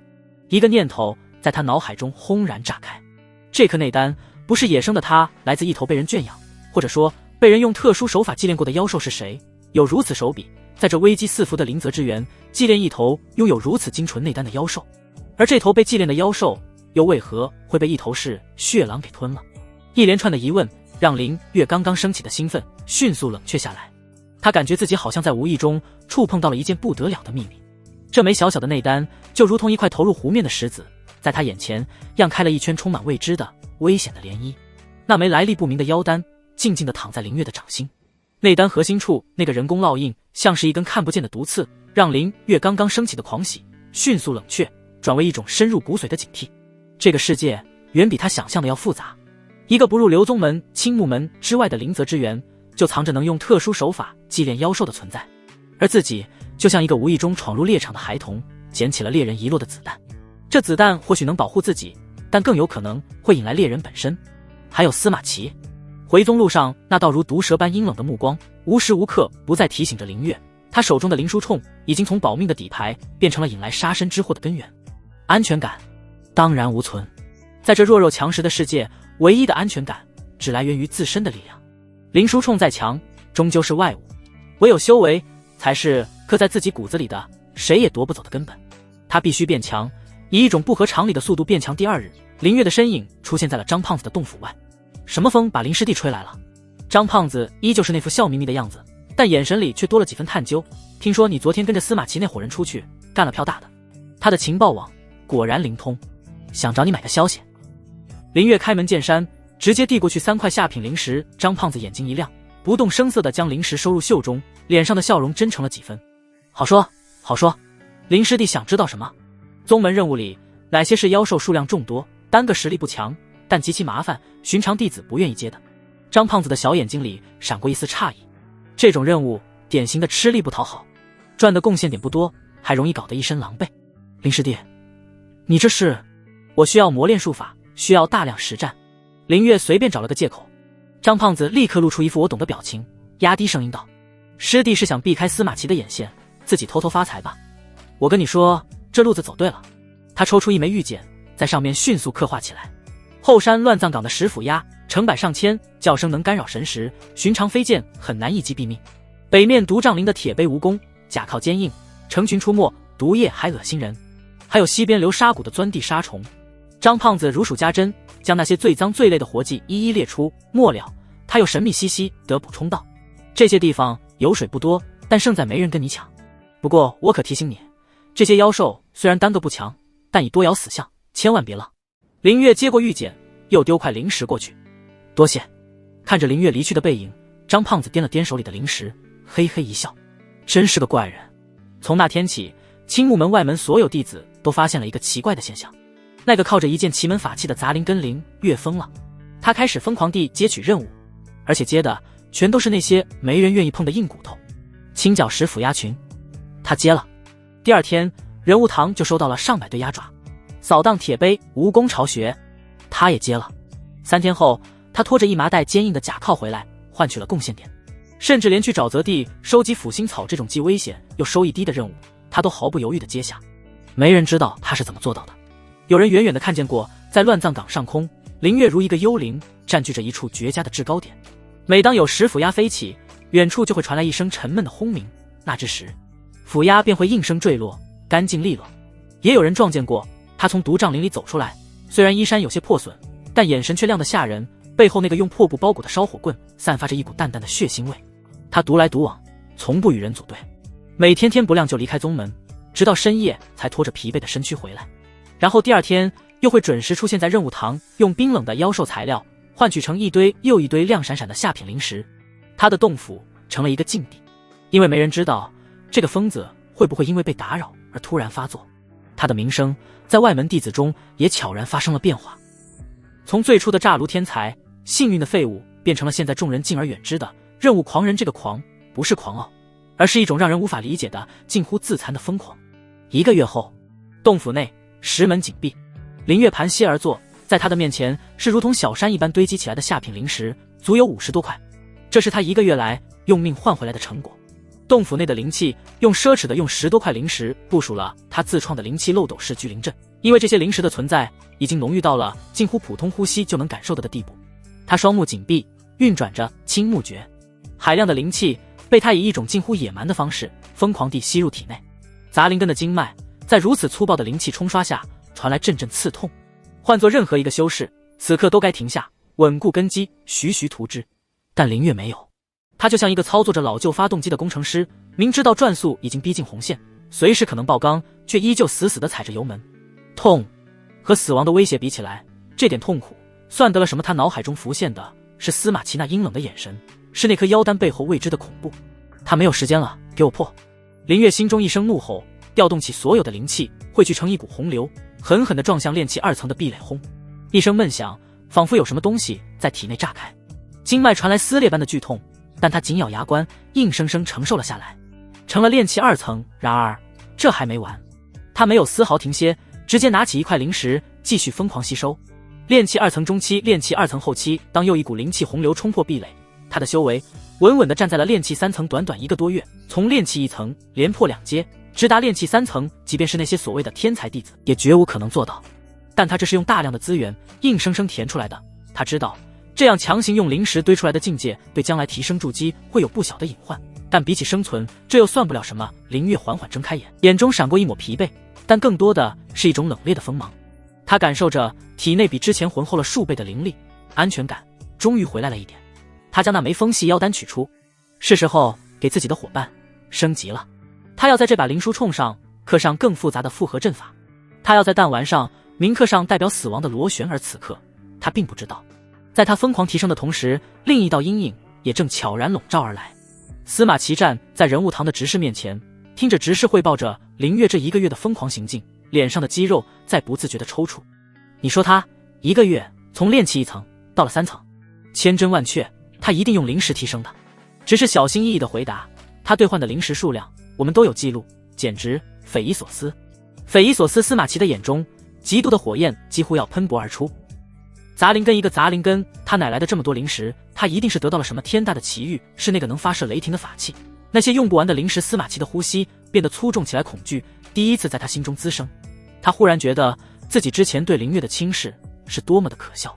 那不是一只可以随意踩死的蚂蚁，那是一条潜伏在阴影中的毒蛇。再让他这么成长下去，死的一定会是自己。不行，绝不能再等了，必须想个办法彻底断了他的录一个阴毒的计划。在司马齐的脑海中缓缓成型。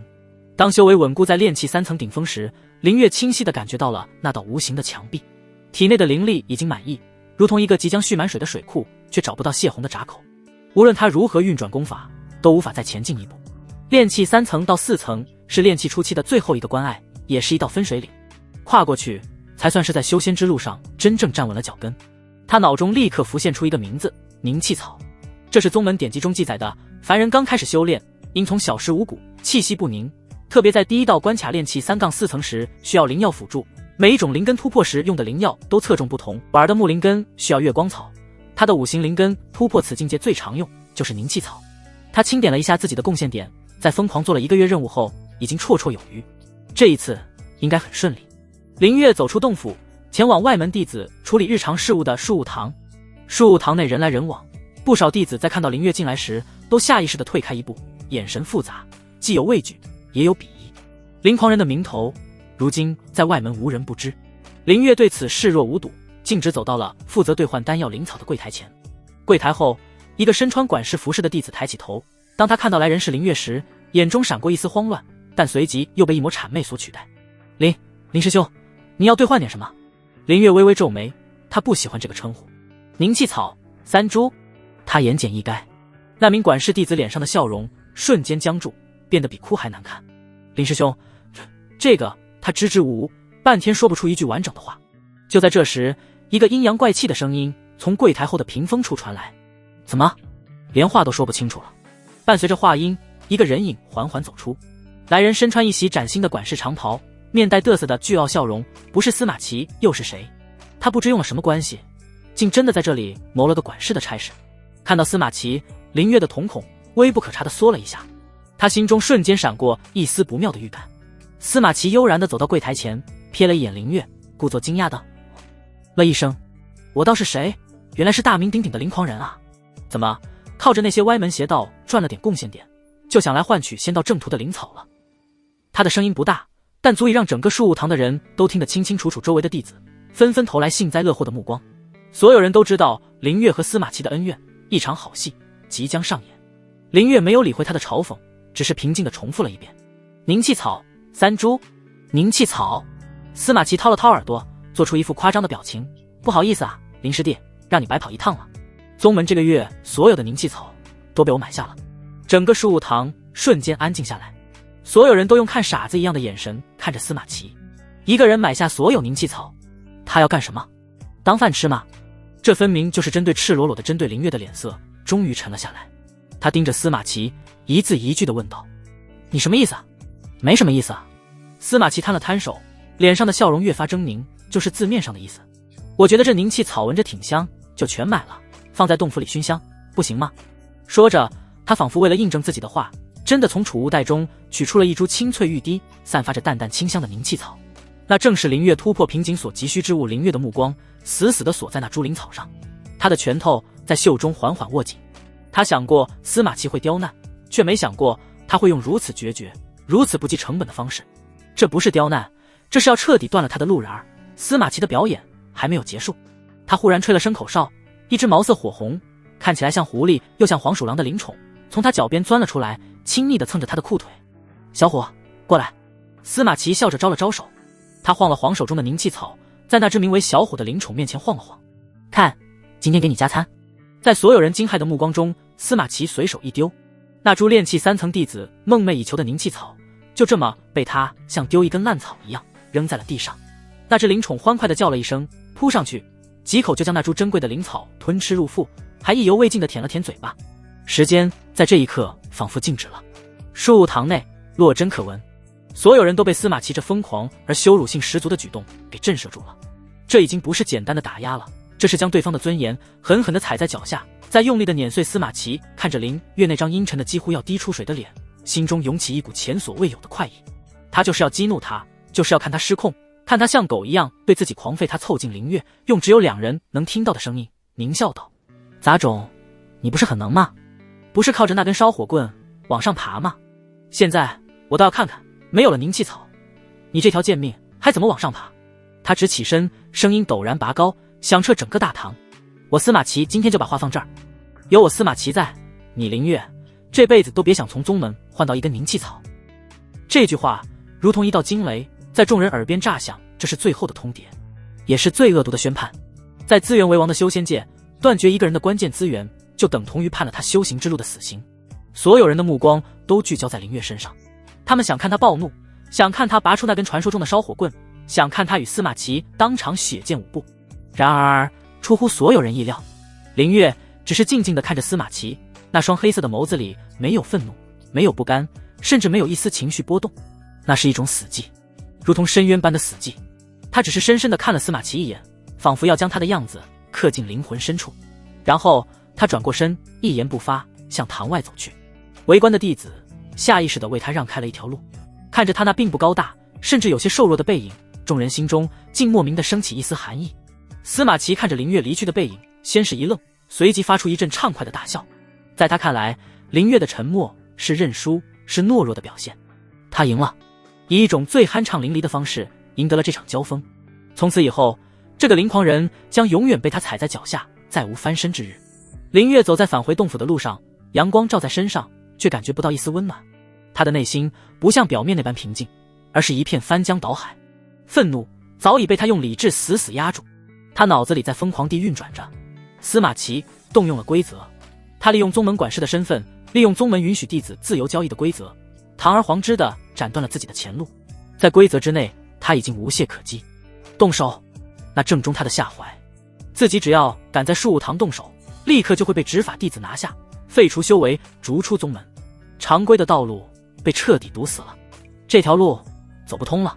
林月的脚步停了下来，他抬起头，望向青木门外那连绵不绝的危机四伏的群山。良久，他吐出一口浊气，嘴角缓缓勾起一抹冰冷的弧度。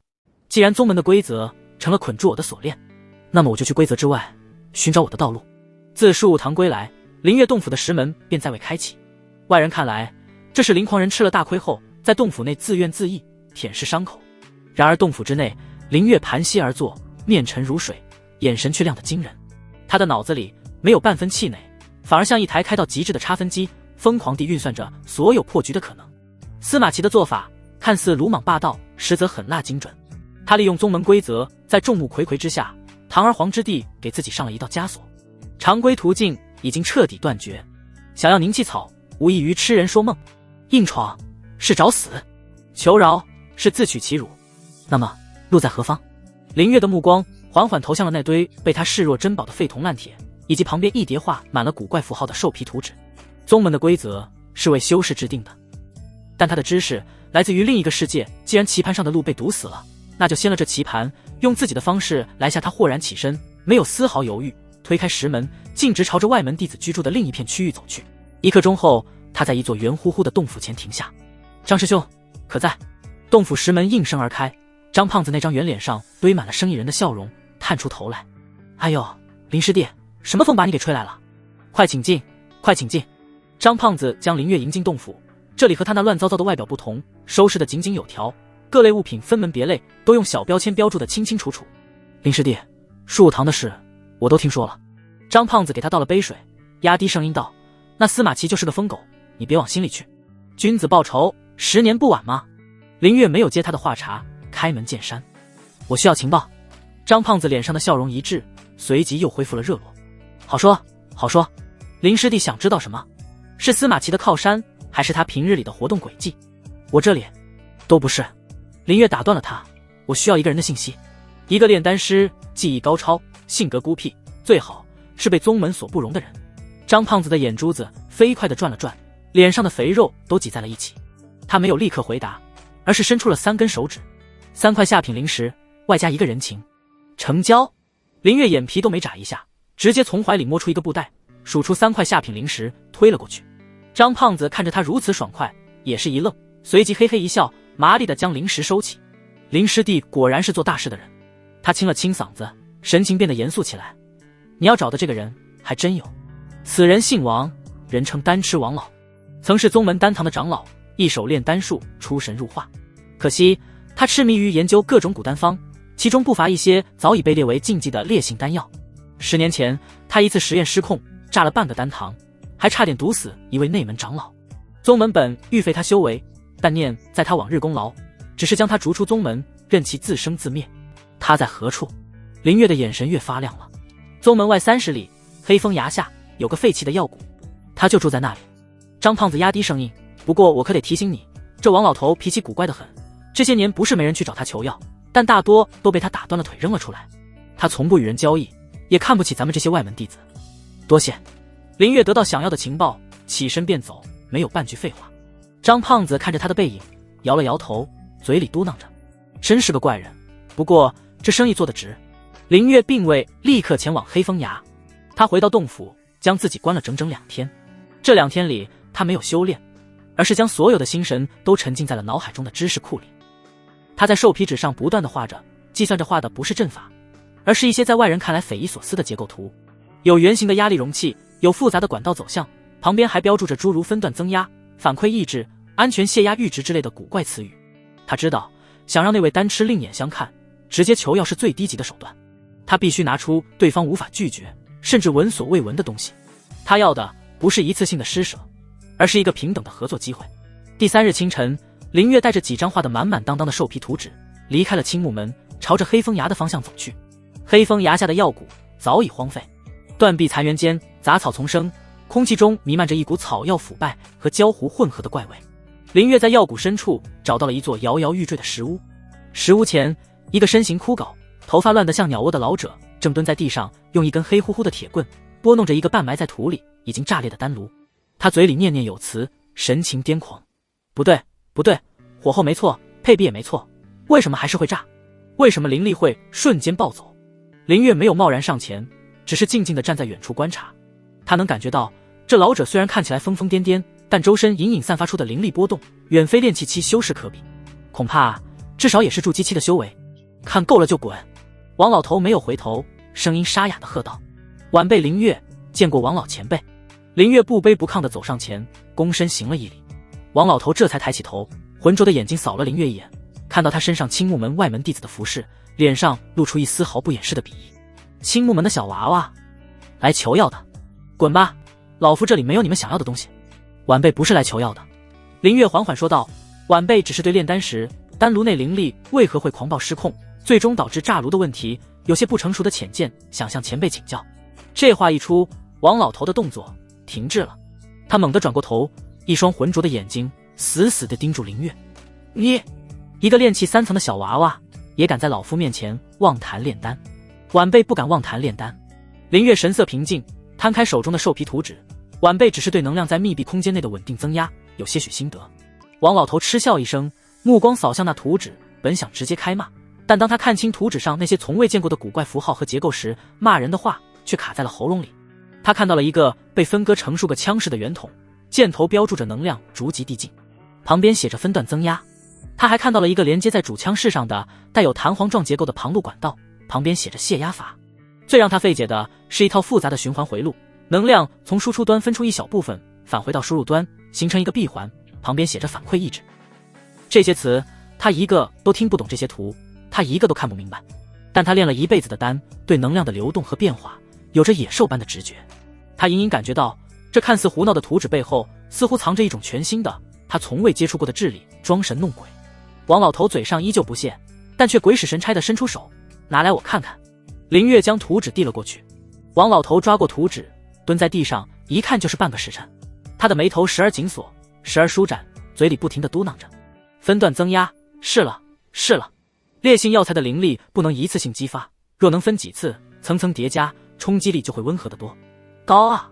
泄压阀在炉内灵力超过某个临界点时，主动排出一部分，而不是让它硬生生撑爆丹炉。这简直是天才的想法。反馈抑制，用输出的能量来控制输入的能量，这怎么可能做到？他猛地抬头看向林月，眼神中再无鄙夷，而是充满了狂热和急切。小子，这些都是你想出来的？晚辈只是喜欢胡思乱想罢了。林月知道鱼儿上钩了，他开始用自己能想到的最贴合这个世界观的语言解释着现代工程学的基本原理。他将丹炉比作一个高压容器，将灵力比作高压流体，将炼丹师的神识控制比作一个粗糙的控制系统。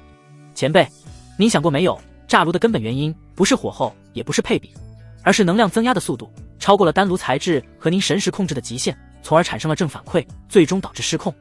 正反馈，王老头咀嚼着这个新词。对，越是失控，能量就越是暴增，形成恶性循环。林月指着图纸上的泄压阀结构，如果我们能给丹炉加一个保险呢？当炉内压力过大时，这个结构会自动打开，释放掉多余的能量，让压力始终维持在一个安全的范围内。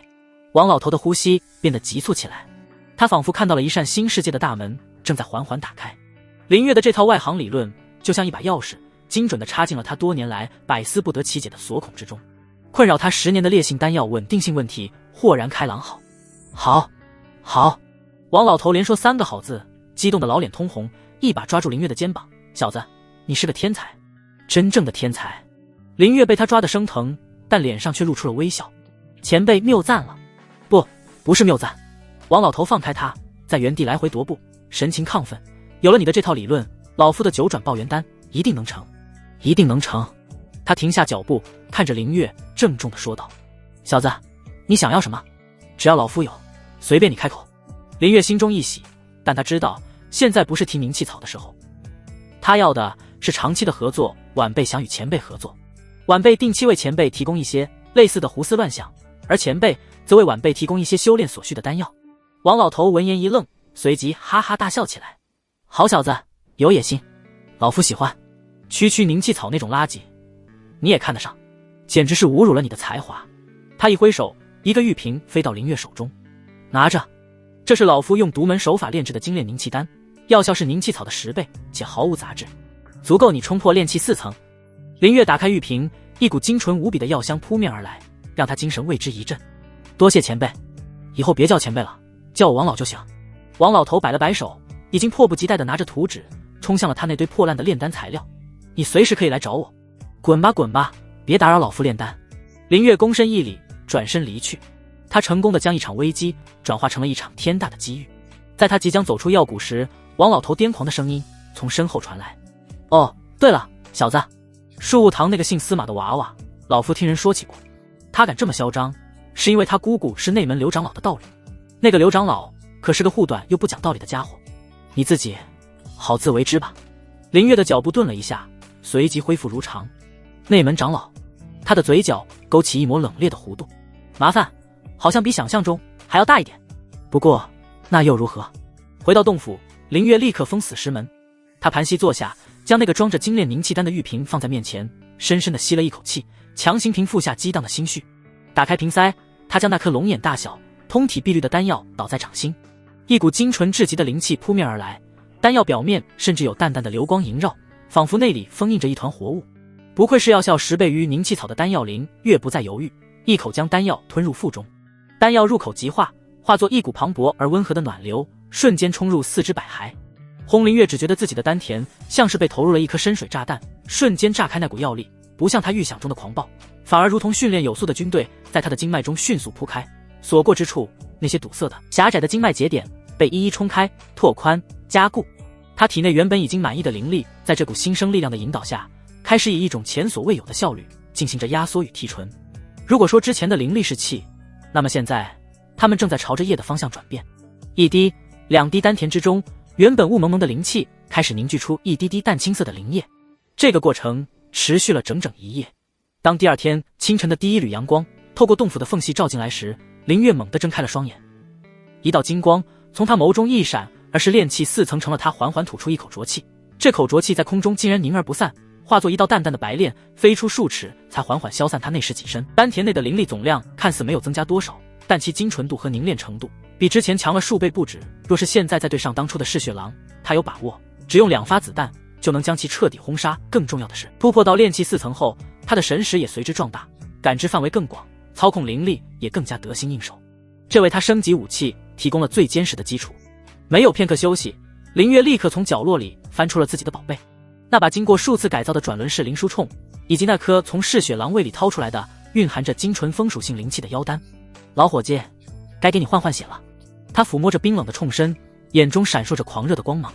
这一次他要来一次彻头彻尾的脱胎换骨。他先是将那颗风系妖丹小心翼翼地嵌入了灵枢铳的握把处，并用新学会的数个小型阵纹将其与灵石的能量通路连接起来。妖丹将作为涡轮增压器，在关键时刻为子弹提供额外的爆发力。接着他取出来自王老头赠送的一些高品质炼器材料，开始重新祭炼铳身。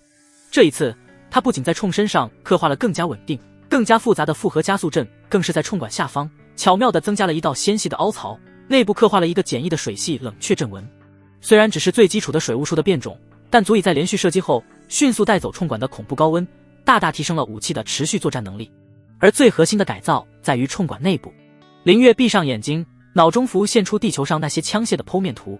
膛线，这是决定弹丸精度和穿透力的灵魂所在。他深吸一口气，神识高度集中，将灵力凝聚成一根细不可察的丝线，探入铳管内部，开始小心翼翼地按照特定的角度时刻出数道螺旋形的浅浅沟壑。这个过程对神识的消耗和操控精度要求高到变态，以他炼气4层的修为也几乎是极限。1个时辰后，林月满头大汗，脸色苍白，但他的嘴角却咧到了耳根，成了一把全新的、造型更加狰狞、线条更加流畅的灵枢铳，静静地躺在他的面前。铳身呈现出一种深沉的暗金色，握把处的风系妖丹如同恶魔的眼睛，闪烁着幽光。林月爱不释手地将其拿起，填入用下品灵石切割好的弹丸，走出洞府，来到了后山一处僻静之地。他抬起手，瞄准了100步开外的一块2人高的巨石，扣动扳机，砰！一声与之前截然不同的、更加沉闷、更具爆发力的巨响传来，巨大的后坐力震得他手臂一麻，一道肉眼几乎难以捕捉的流光脱膛而出。下一刻，那块坚硬的巨石中央部分无声无息地出现了一个拳头大小的窟窿，窟窿的边缘是密密麻麻的如同蛛网般的螺旋状裂纹。紧接着轰的一声巨响，整块巨石从那个窟窿开始轰然炸裂，碎成了漫天石雨，一枪之威尽至于司林月看着自己的杰作，心潮澎湃着，威力比之前提升了何止3成。最关键的是，那螺旋状的裂纹证明膛线的设计成功了，这赋予了弹丸恐怖的旋转穿透力，足以对修士的灵气护盾造成毁灭性的打击。司马齐，林月握紧了手中的灵枢铳，眼中寒光闪烁。与此同时，林月晋升炼气4层的消息如同长了翅膀一般，在短短半天之内传遍了整个青木门外门。听说了吗？那个灵狂人突破到炼气4层了。什么？不可能吧？他不是被司马齐断了凝气草的来源吗？这才几天功夫，千真万确。有人亲眼看到他从洞府出来，气息沉凝，灵压厚重，绝对是炼气4层的修为。我的天，这个杂灵根到底是个什么怪物？议论声、惊叹声在每一个角落响起。如果说之前灵月击杀同阶修士靠的是奇技淫巧和出其不意，那么这一次在被彻底封锁资源的情况下逆势突破，则真正展现出了他那令人心悸的恐怖潜力。树物堂内，司马齐正享受着众人的奉承，听到这个消息时，脸上的笑容瞬间凝固。你说什么？再说一遍。他一把抓住前来报信的跟班，厉声喝道。那跟班被他狰狞的表情吓得瑟瑟发抖。司马师兄，外面都传遍了，林月他真的突破到炼气4层了。不可能，绝对不可能。司马齐一把推开跟班，状若疯狂。他亲自斩断了林月所有的资源渠道，他确信没有凝气草，林月这辈子都别想再前进一步。可现在，现实却给了他一记最响亮的耳光。他的打压，他的封锁，他的羞辱，在对方面前仿佛成了一个天大的笑话。他非但没有踩死那只蝼蚁，反而像是给对方的成长浇上了一瓢最滚烫的热油。周围的弟子看着他失态的样子，眼神变得微妙起来。那些幸灾乐祸，那些怜悯，那些嘲弄的目光，像一根根毒针，狠狠地扎进司马齐的心里。巨大的羞辱感混合着对林月那诡异成长速度的恐惧，在他的心中发酵膨胀，最终化作了冰冷刺骨的杀意。不能再等了，绝不能再给这个杂种任何成长的时间和机会。他不仅是自己的耻辱，更是自己先路之上，一个必须被铲除的心魔。司马齐的呼吸渐渐平复下来，他眼中所有的疯狂和愤怒都收敛了起来，只剩下死一般的寂静。他知道普通的打压已经毫无用处，想要彻底解决这个麻烦，只有一个地方——生死台。这一次他要用最绝对的实力，在全宗门的面前将那个杂种连同他那些所谓的奇技淫巧一同碾成齑粉。青木门内务堂外是鼎沸的人生与烈日，堂内却是一片沉凝的肃杀。司马齐的脚步踩在光洁如镜的青石板上，发出沉闷而压抑的回响。他每走一步，似乎都能感觉到背后有无数道目光如芒在背。那些目光里混杂着同情、怜悯、幸灾乐祸，甚至还有几分毫不掩饰的鄙夷。曾经他是外门弟子中高高在上的精英，是无数人仰望和巴结的对象。可现在他成了整个青木门的笑柄，一个被炼气初期杂灵根废物当众羞辱。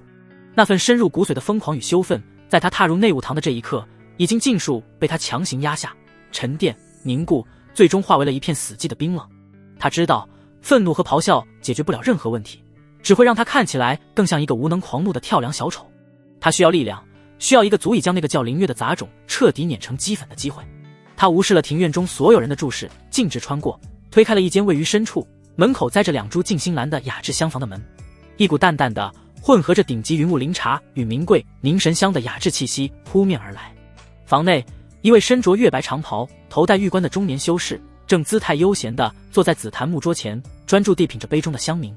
他的动作一丝不苟，从捻杯、闻香到品茗，每一个细节都透着一种久居上位的从容与考究。此人正是外门丹药房的管事刘明，但这只是他最不起眼的一个身份。更重要的是，他是内门执法堂刘长老最器重的远房侄子。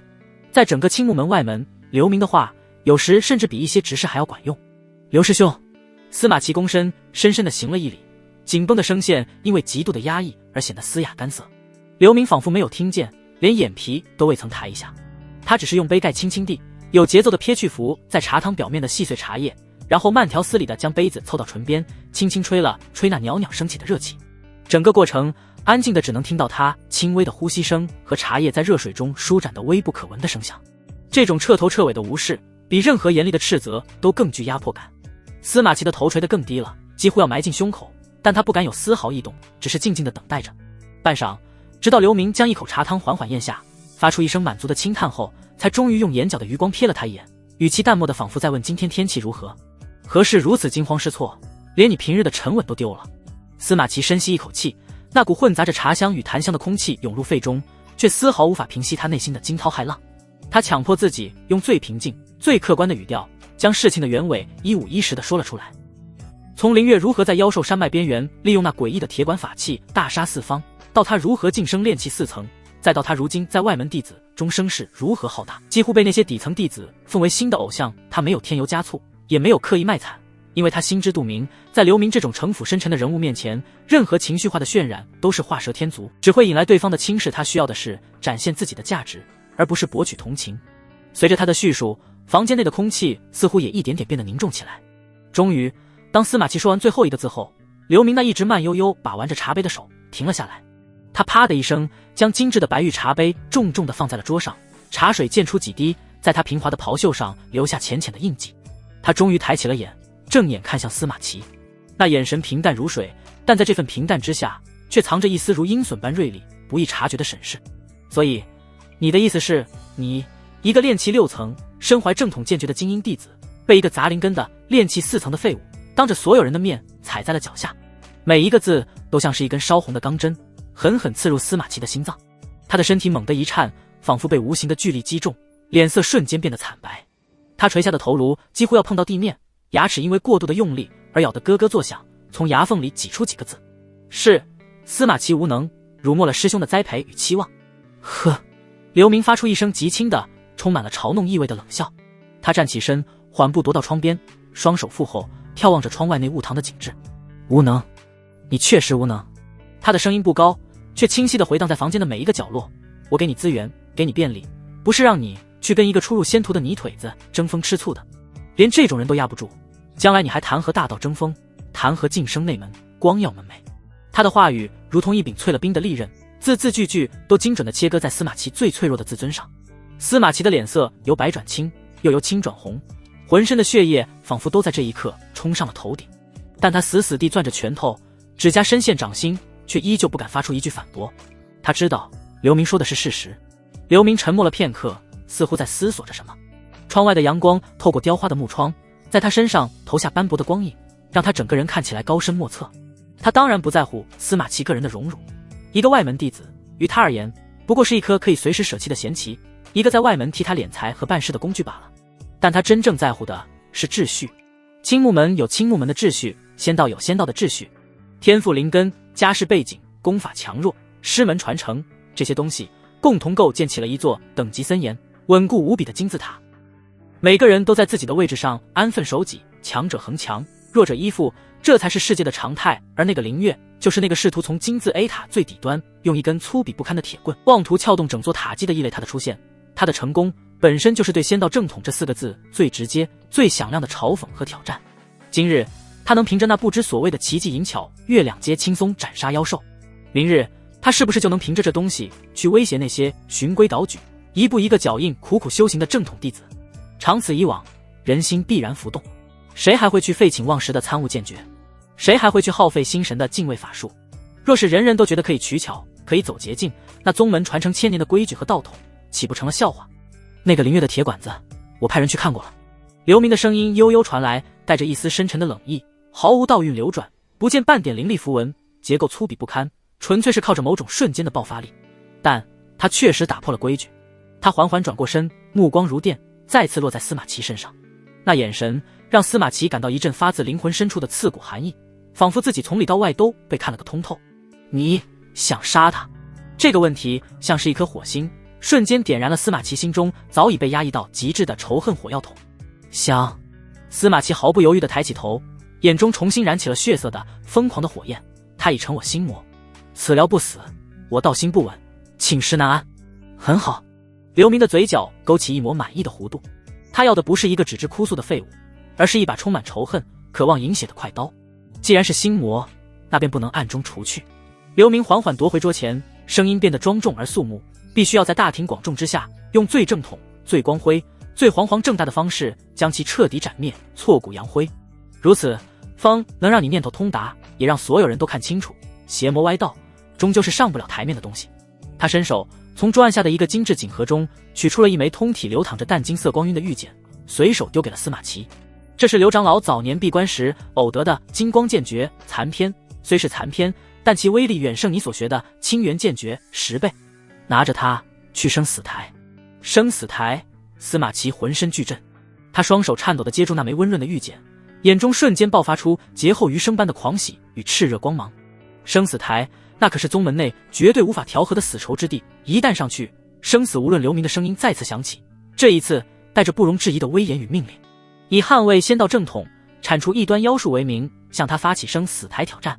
此事我已通过气禀明了刘长老，他老人家默许了。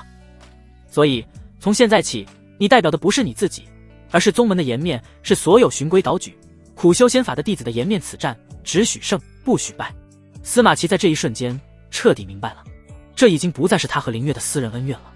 他被刘明、被刘长老推到了一个风口浪尖的台前，成为了正统对抗异端的一把剑，一个象征。他若胜，则一切风波平息，凌月所代表的奇技淫巧将被彻底打为妖术，秩序得以维护。他司马齐也能洗刷耻辱，重塑威望，甚至得到长老的青睐。他若败，他不敢想那个后果，那不仅是他一个人的死亡，更是他所代表的正统的蒙羞。一股前所未有的使命感和压力，如同山岳般压在他的心头，却也让他沸腾的血液中充满了无尽的战意。弟子明白。司马齐咚的一声，重重叩首在地，额头与青石板碰撞，发出沉闷的响声。他的眼中充满了无尽的感激与九死无悔的决绝。司马齐定不负长老与师兄厚望，必将那异端斩于剑下，以正仙道之威。半日之后，一则爆炸性的消息如同一场12级的飓风，在短短1个时辰内席卷了整个青木门外门，并迅速向内门扩散。外门精英弟子司马齐以捍卫仙道正统、铲除异端妖术的煌煌大义为名，向新进弟子灵月发起了生死台之约。消息一出，满座哗然。整个青木门，无论是在洞府中闭关的，还是在人物堂接取任务的，亦或是在演武场切磋的弟子，全都被震动了。什么？我没听错吧？生死台？司马齐是疯了还是傻了？疯的是你吧？司马齐可是炼气6层巅峰的老牌精英，据说清源剑诀都快大成了。那灵月才刚刚晋升炼气4层，这怎么打？差了整整2个小境界，灵力雄浑程度天差地别。这已经不是切磋了，这是赤裸裸的谋杀。借着生死台的规矩，摆明了要杀人啊！嘘，小声点。我听丹药房的朋友说，司马齐这次是得了内门刘长老的支持，刘明师兄亲自出面赐下了更强的功法，这是要彻底把灵月这个异类按死在萌芽状态，以儆效尤。原来如此，看来宗门高层也看不惯那灵月的手段了。唉，可怜那灵月刚出头就要被打死，木秀于林，风必摧之啊！一时间，议论声、惊叹声、惋惜声、幸灾乐祸声汇成了一股巨大的声浪，在青木门的每一个角落里涌动。外门最大的演武场上，此刻已经人山人海。司马齐一身崭新的雪白长衫，纤尘不染，手持一柄寒光闪闪、灵气逼人的法剑，傲然立于中央最高的一座高台之上。他沐浴在万众瞩目之下，先前所有的屈辱和颓丧一扫而空，取而代之的是一种掌控一切的倨傲与神圣。他将灵力灌注于喉，声音如洪钟大吕，清晰地传遍四方灵月。你身为仙门弟子，不思苦修大道正法，反而专研奇技淫巧，乱我宗门风气，祸乱弟子道心，此等行径与魔道妖术何异？我司马齐今日便以手中3尺清风，替宗门清理门户，以正视听。你可敢上这生死台，与我一决生死？声浪滚滚，回音阵阵。刹那间，全场所有的目光都如同被磁石吸引的铁线，齐刷刷地汇聚到了人群后方那个一直沉默不语的身影上。灵月就站在那里，穿着朴素的灰色弟子服，表情平静的有些过分，仿佛司马齐口中那个十恶不赦的魔道妖人根本不是他一样。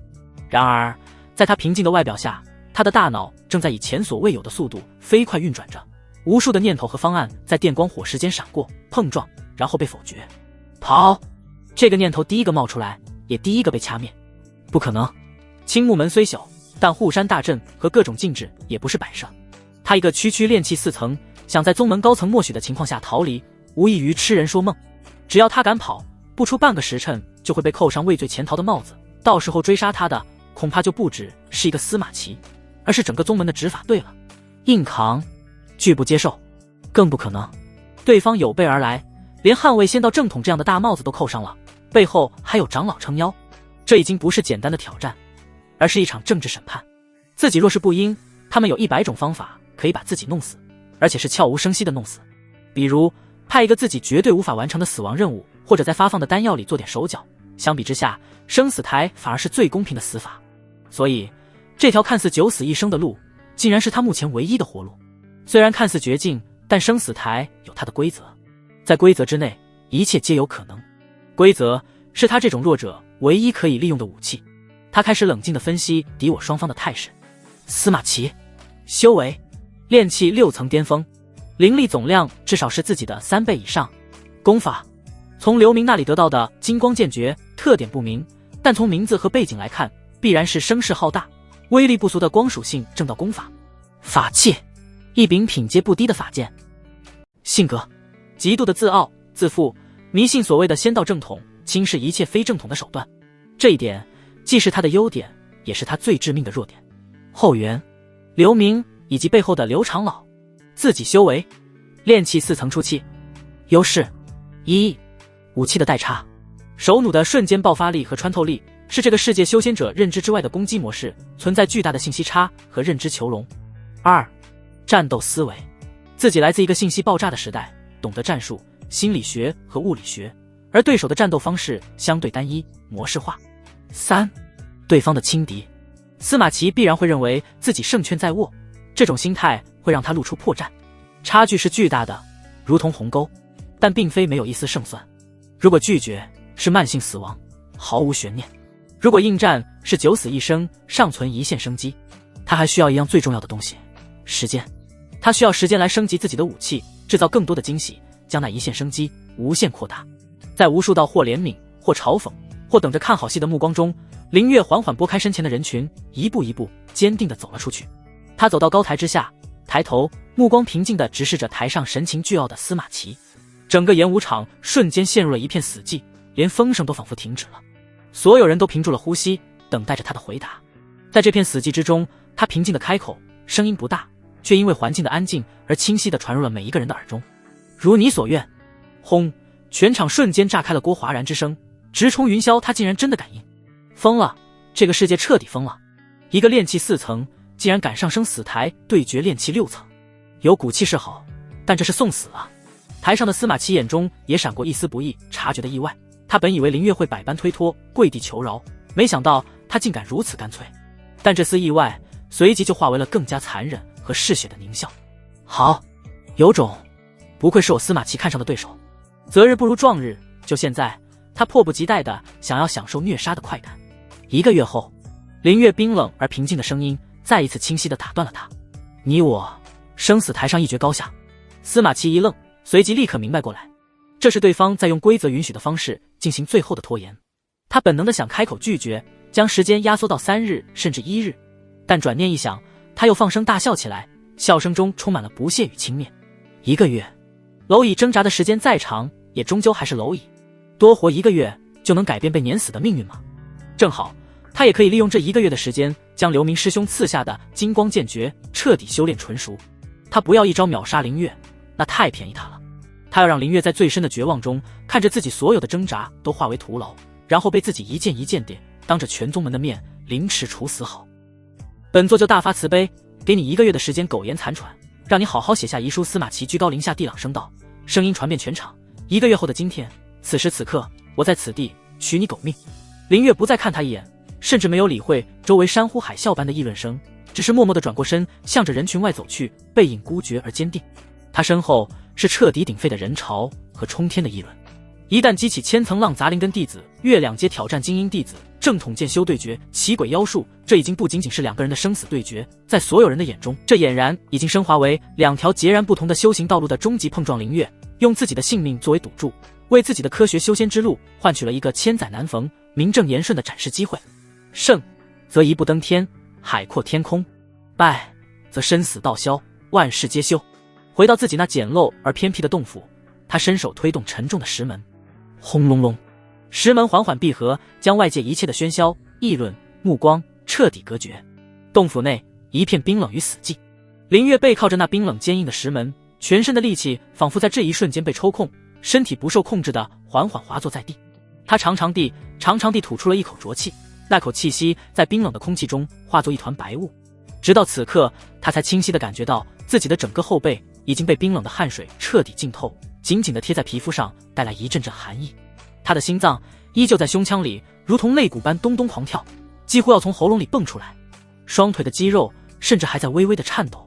那是面对死亡时身体最本能的恐惧反应。赌大了，他低声喃喃自语，声音带着一丝无法抑制的沙哑。然而下一秒，他缓缓抬起头，在那双因恐惧而微微收缩的瞳孔深处，却燃烧起了一股近乎疯狂的明亮的骇人的火焰。九死一生总好过十死无生，既然退无可退，那就只能向死而生，接下来就是疯狂的备战。自决斗之约立下的那一刻起，林月的世界仿佛被一只无形的大手猛然收紧，摒弃了所有无关的色彩与杂音，只剩下洞府、炼气阁、后山这3点一线，构成了他生命的全部轨迹。时间成了他唯一渴望却又流逝最快的奢侈品，每一分每一秒都弥足珍贵。他做的第一件事便是寻遍宗门，在弟子方氏一个不起眼的角落里找到了那个消息灵通的张胖子。方氏里人声鼎沸，张胖子正唾沫横飞地向一个新入门的弟子推销着一枚品相平平的玉符。林月没有打扰他，只是静静地站在一旁，那股沉凝如山的气息很快就让张胖子注意到了他。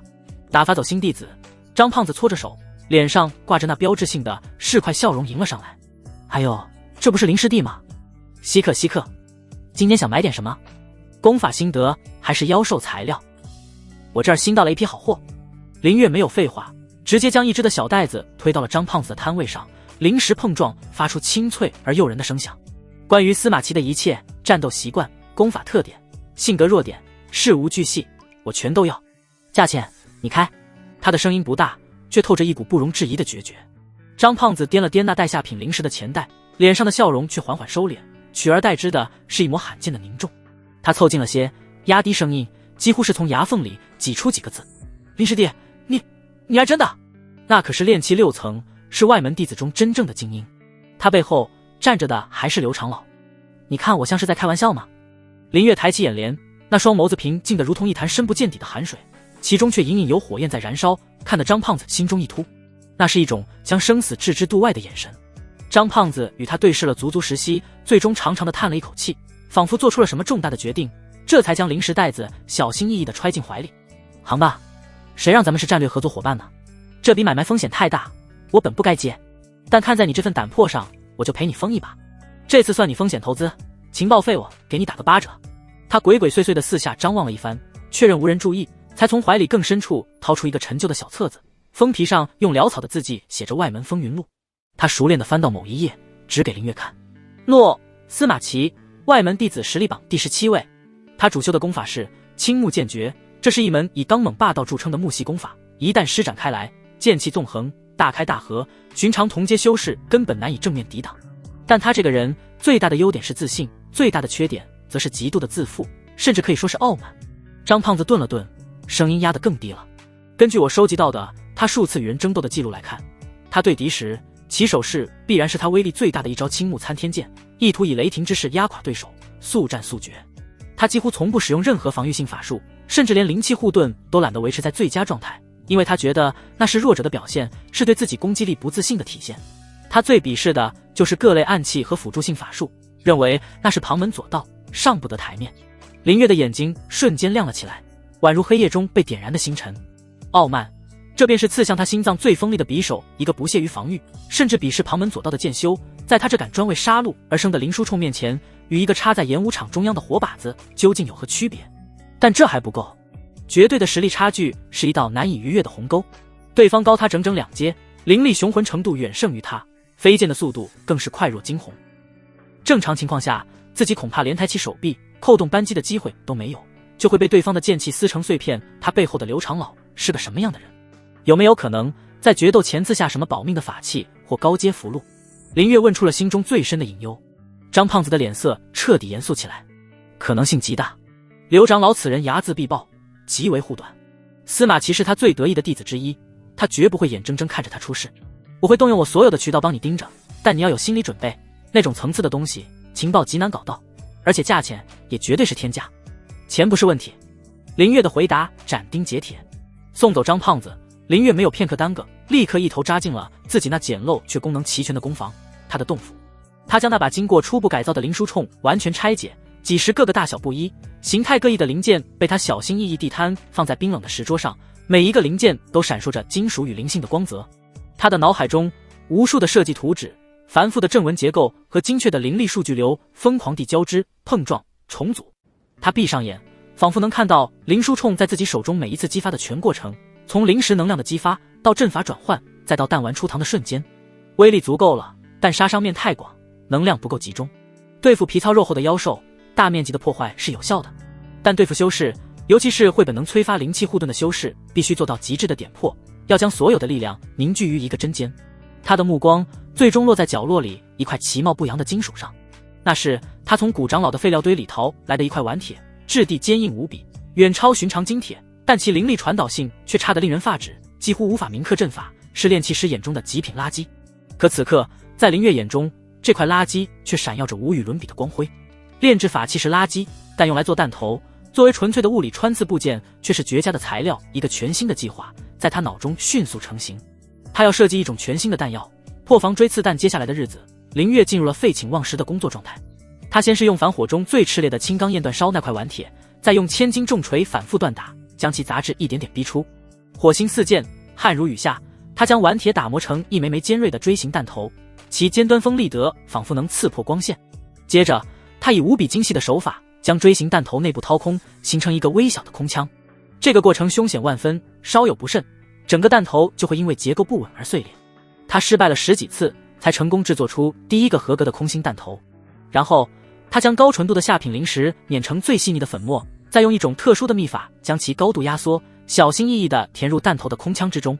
最后也是最关键的一步，他在弹头的后方用上了自己压箱底的炼器手法，以灵力为刻刀，铭刻上一个微型的旋转增稳复合阵纹。这个阵纹不仅能在弹丸出膛的瞬间赋予其高速旋转，极大增强飞行的稳定性与精准度，还能在命中目标的刹那延迟引爆后方的灵石粉末。这样一来，弹丸在冲管内特殊膛线的带动下呼啸而出，命中目标时，坚硬无比的丸铁弹头负责撕开最外层的物理防御，甚至是直接洞穿法器本身。而在弹头穿透目标的 0.01 秒后，后方的灵石粉末则会在阵纹的激发下瞬间爆开，形成一股狂暴的二次的灵力冲击，专门用来瓦解和摧毁修士的灵气护盾，甚至重创其经脉。为了这个设计，他几乎不眠不休。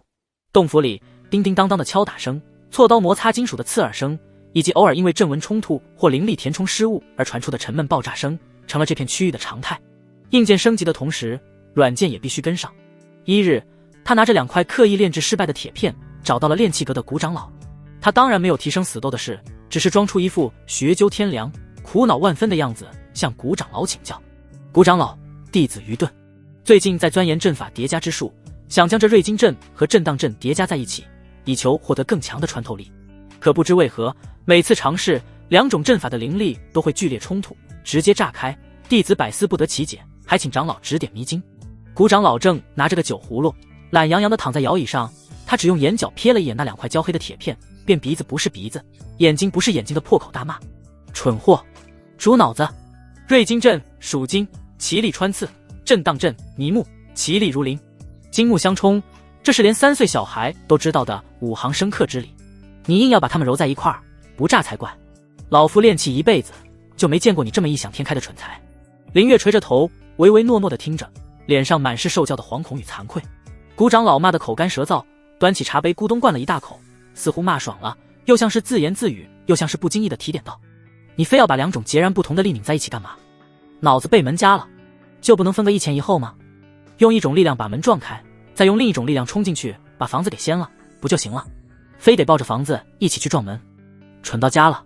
说完，他不耐烦地挥了挥手，如同驱赶一只苍蝇：滚滚滚，别在这儿碍老夫的眼，看见你就心烦。林月闻言，身体猛地一震，眼中瞬间爆发出璀璨的光芒，仿佛一道闪电划破了脑海中所有的迷雾。他如获至宝，连忙对着古长老深深一躬，连到邂逅，几乎是跑着退了出去。一前一后先破门，再先防对啊，这不就是他破防锥刺弹的理论核心吗？先用顽铁弹头的物理动能破甲，再用灵石粉末的能量爆破来摧毁内部古长老，这看似不耐烦的打压式栽培，再次为他指明了最关键的方向，让他对自己设计的正确性充满了信心。接下来的日子里，林月的时间被切割得更加精细。白日，他在洞府中疯狂制造和调试弹药，夜晚则潜入人迹罕至的后山练习法术。他没有去学那些威力强大、光芒四射的攻击法术，他很清楚，以自己驳杂的5行灵根资质，跟一个炼气6层的精英弟子比拼法术的威力和灵力消耗，无异于以卵击石，自取其辱。他的选择是最基础、最不起眼，甚至被许多弟子视为鸡肋的水系法术——水雾术。每个深夜，当万籁俱寂，唯有虫鸣与风声之时，他都会在后山的一片空地上一遍又一遍地施展这个简单的法术。从一开始只能在身前制造出一小团很快就消散的稀薄雾气，到后来他能在一念之间于方圆10丈之内制造出伸手不见五指，连神识都能干扰1、2的浓郁大雾。他练习的不仅仅是释放，更是控制。他尝试着让雾气在特定的区域内翻涌，在特定的时间点消散，力求做到顺发顺收，收放自如。这不是为了攻击，也不是为了防御，是为了创造环境，是为了掌控战场。他要做的就是在决斗开始的那一瞬间，利用这突如其来的浓雾，在电光火石之间干扰司马奇的视觉和神识，为自己创造那绝无仅有的可能只有0点几秒的开枪时间。时间飞逝，在这样疯狂的备战中，转眼1个月过去。林月整个人瘦了一大圈，脸颊深陷，颧骨突出，双眼之中布满了细密的血丝，仿佛长久未曾合眼。但他那双眼睛却亮得惊人，宛如2颗藏在阴影中的寒星，闪烁着冷静与疯狂交织的光芒。他的修为在大量灵石和丹药资源的硬生生堆砌下，终于顶到了炼气4层的顶峰，距离突破5层也只差一层薄薄的窗户纸。此刻，他的石桌上静静地躺着7枚闪烁着危险幽光的破防锥刺弹，每一枚都像是完美的艺术品，凝聚了他全部的心血与智慧。他手中的灵书铳也经过了上百次的微调与实射，铳身与他的手臂仿佛已经彻底融为了一体，心念一动，便能指向任何他想指向的地方，一切都在朝着他计划的方向有条不紊地发展着。然而，就在距离生死对决只剩下最后几天的时候，一个不速之客的深夜来访，将他所有的乐观与筹谋瞬间击得粉碎。咚，咚咚，急促的敲门声打破了洞府的宁静。林月打开石门，看到的是一张惨白如纸的脸。张胖子浑身被夜露打湿，正扶着门框大口喘气，声音都在发抖。坏消息，林师弟，天大的坏消息！林月的心咯噔一下，刘长老出手了。张胖子的声音里带着哭腔，他不知从哪弄来了一件中品防御法器金刚符衣，亲自赐给了司马齐。据说那件法衣能应抗炼器后期修士的全力一击，而且这还不是最糟的，在刘长老不计成本的丹药资助下，司马齐的修为就在昨天也突破到了炼器6层顶峰。炼器6层顶峰中品防御法器这两个词，如同两座无法逾越的大山，轰然压在了林月的心头。他感觉到一股寒意从脚底直冲天灵盖，让他浑身冰冷。这已经不是单纯的实力差距了，这是碾压，是降维打击他精心准备的耗尽心血的破防锥刺弹，能否击穿那件据说能硬抗炼器后期攻击的金刚符衣，都成了一个巨大的未知数。他所有的算计，所有的准备，在这绝对的实力鸿沟面前，似乎都成了一个可悲的笑话。洞府内陷入了死一般的寂静，连空气都仿佛凝固了。张胖子看着林月瞬间沉下去的脸色，张了张嘴，却说不出一句安慰的话。在这种局面下，任何安慰都显得苍白无力。良久，林月缓缓转过身，目光落在石桌上那7枚冰冷而锋利的弹丸上。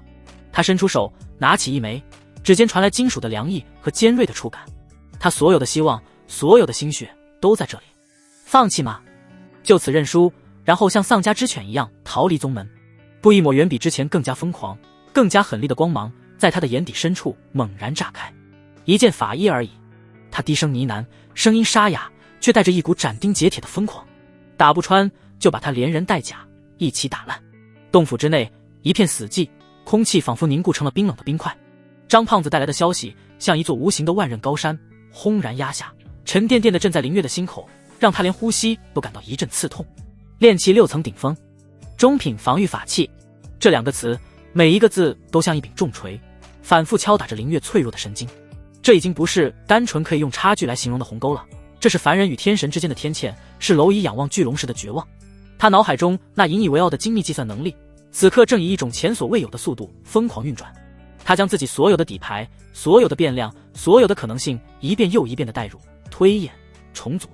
他那来自另一个世界的关于弹道学、材料学、战术学的知识，与这个世界的灵力、法器、神识等概念激烈碰撞，试图在混沌中找出一线生机。然而每一次推演的结果都惊人的一致，死，一个冰冷、残酷、不容置辩的结局。他甚至能清晰地看到那场战斗的每一个细节。他引以为傲的破防锥刺弹，携带着他全部的希望，呼啸着击中司马齐的身体。然而预想中洞穿血肉的场景并未出现，一层璀璨的金光在司马齐体表骤然亮起，符文流转，宛如一件由纯粹光芒织就的天衣金刚符衣的防御力将他的弹丸轻易地弹开，最多也只能在那坚不可摧的光芒上溅起几点微不足道的火星，像一场无力的嘲讽。紧接着司马齐嘴角会勾起一抹轻蔑的冷笑，那柄寒光凛凛的上品法剑会毫不费力地撕裂空气，带着死亡的尖啸，瞬间将他连人带冲斩成两段。一种久违的彻骨的无力感，如同深海的寒流，从四肢百骸的每一个角落蔓延开来，紧紧攫住了他的心脏，让他几乎窒息。穿越以来，他凭借着远超这个时代的头脑和知识，凭借着小心翼翼的算计，一次次在绝境中化险为夷，甚至反败为胜。这是第一次，他真切地感觉到自己的智慧，自己的所有依仗，在绝对的力量面前是如此的苍白，如此的可笑。他颓然地坐在冰冷的石床上，目光死死地盯着石桌上那7枚静静躺着的弹丸。弹丸的尖端在昏暗的灯火下闪烁着危险而冰冷的幽光。这是他所有的底牌，是他1个月来心血的结晶。可现在看来，这些底牌甚至连被掀开摆上赌桌的资格都没有。一件法衣而已，一件中品法器而已。他喃喃自语，试图用言语来驱散心中的恐惧。打不穿，打不穿就把它打烂，用数量堆，用冲击力把它耗干。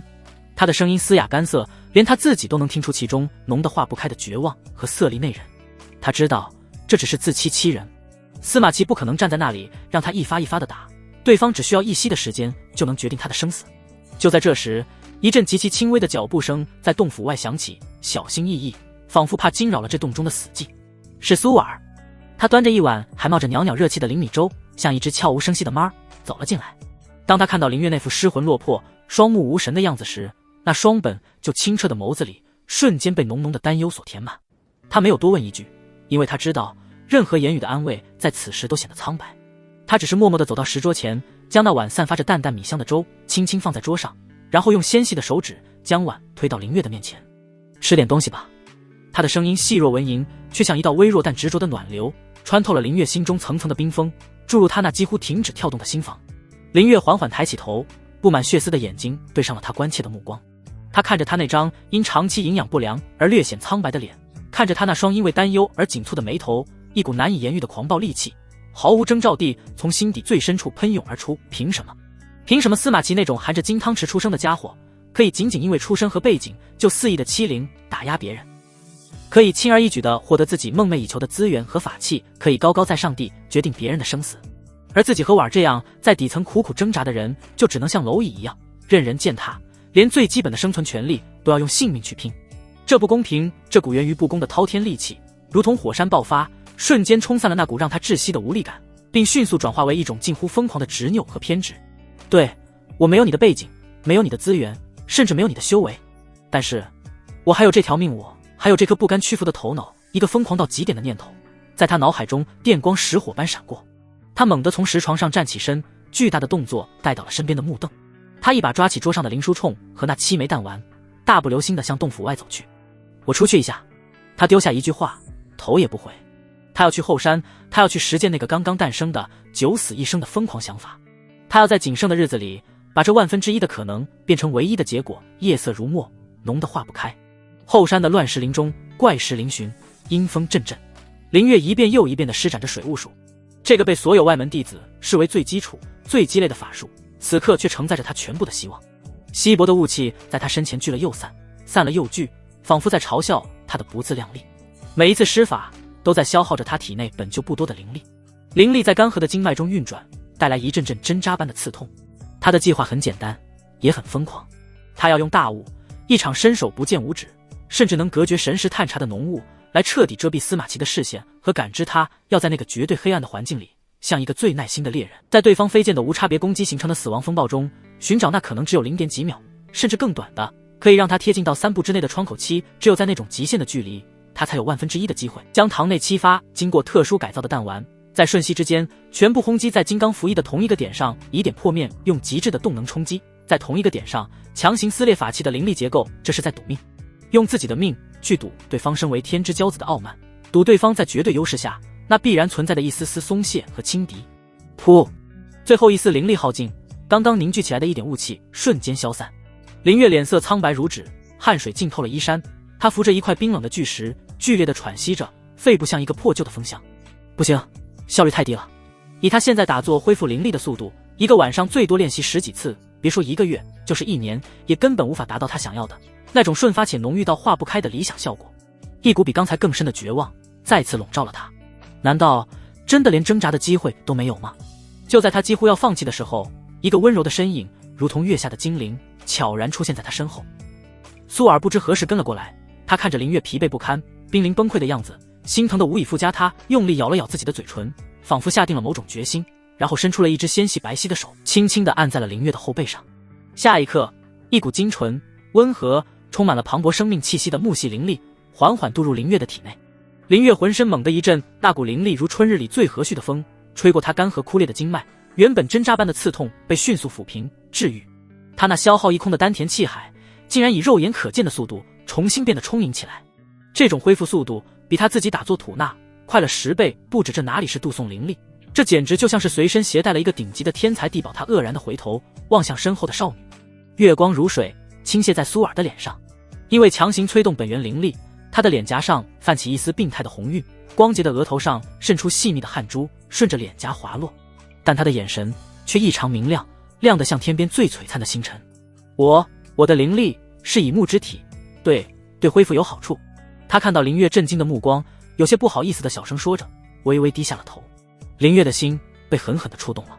他当然知道，这绝不是普通的灵力，这是苏尔的以木之体所蕴含的本源灵力，是他修为道基最核心的部分，每一丝都珍贵无比，耗损一丝，就需要海量的食日和灵药才能弥补回来。他没有矫情地说谢谢，更没有愚蠢地推开他，因为他知道此刻的拒绝才是对他决心最大的侮辱。他只是深深地看了他一眼，将这份天大的人情牢牢刻在心底，然后重重地点了点头，重新将全部注意力集中在身前的法术上。有了苏尔这个超级充电宝，他的练习效率发生了质的飞跃。1次、2次、10次、100次，他不再需要停下休息，只是机械而专注的一遍遍施法，感受着灵力在经脉中的流动，熟悉着水汽在空气中的凝聚。而苏尔就静静地站在他身后，将自己的本源灵力源源不断地注入他的身体。1个时辰后，随着林月一声沉闷的低喝，一遍陡升方圆10丈之内，空气中的水汽仿佛受到了无形的召唤，疯狂汇聚。只一瞬间，一片浓得化不开的大雾凭空出现，将这片乱石林彻底笼罩。雾气粘稠的如同实质，伸手不见五指，就连修士赖以生存的神石在这里都受到了极大的压制，探查范围被压缩到了不足3尺。成功了！林月心中涌起一阵狂喜，他猛地转过身，想和苏尔分享这个喜悦，却看到少女的脸色已经苍白如纸，身体摇摇欲坠，仿佛随时都会倒下。他心中一惊，连忙上前一步，稳稳地扶住了她柔软的身体。够了，今天就到这里。他的声音不大，却带着一丝不容置喙的命令。苏尔虚弱地顺从地点了点头，将大半个身子的重量都靠在了他的手臂上。他感受着他身上传来的那股混合着汗水与火药硝烟的独特气息，一种前所未有的安心感涌上心头，苍白的脸上不禁浮现出一抹淡淡的红晕。接下来的日子里，两人几乎形影不离。白天，林月将自己关在洞府里，像个疯魔的工匠。他用最简陋的工具对那7枚弹丸进行着上千次的打磨、配重和调整。他甚至尝试着在弹丸表面用针尖刻画一些能够增加旋转稳定性和穿透力的微型阵纹。桌上堆满了失败的废品，他的手指也布满了细小的伤口，但他眼中的光芒却越来越亮。夜晚，后山乱石林就成了他们的专属训练场。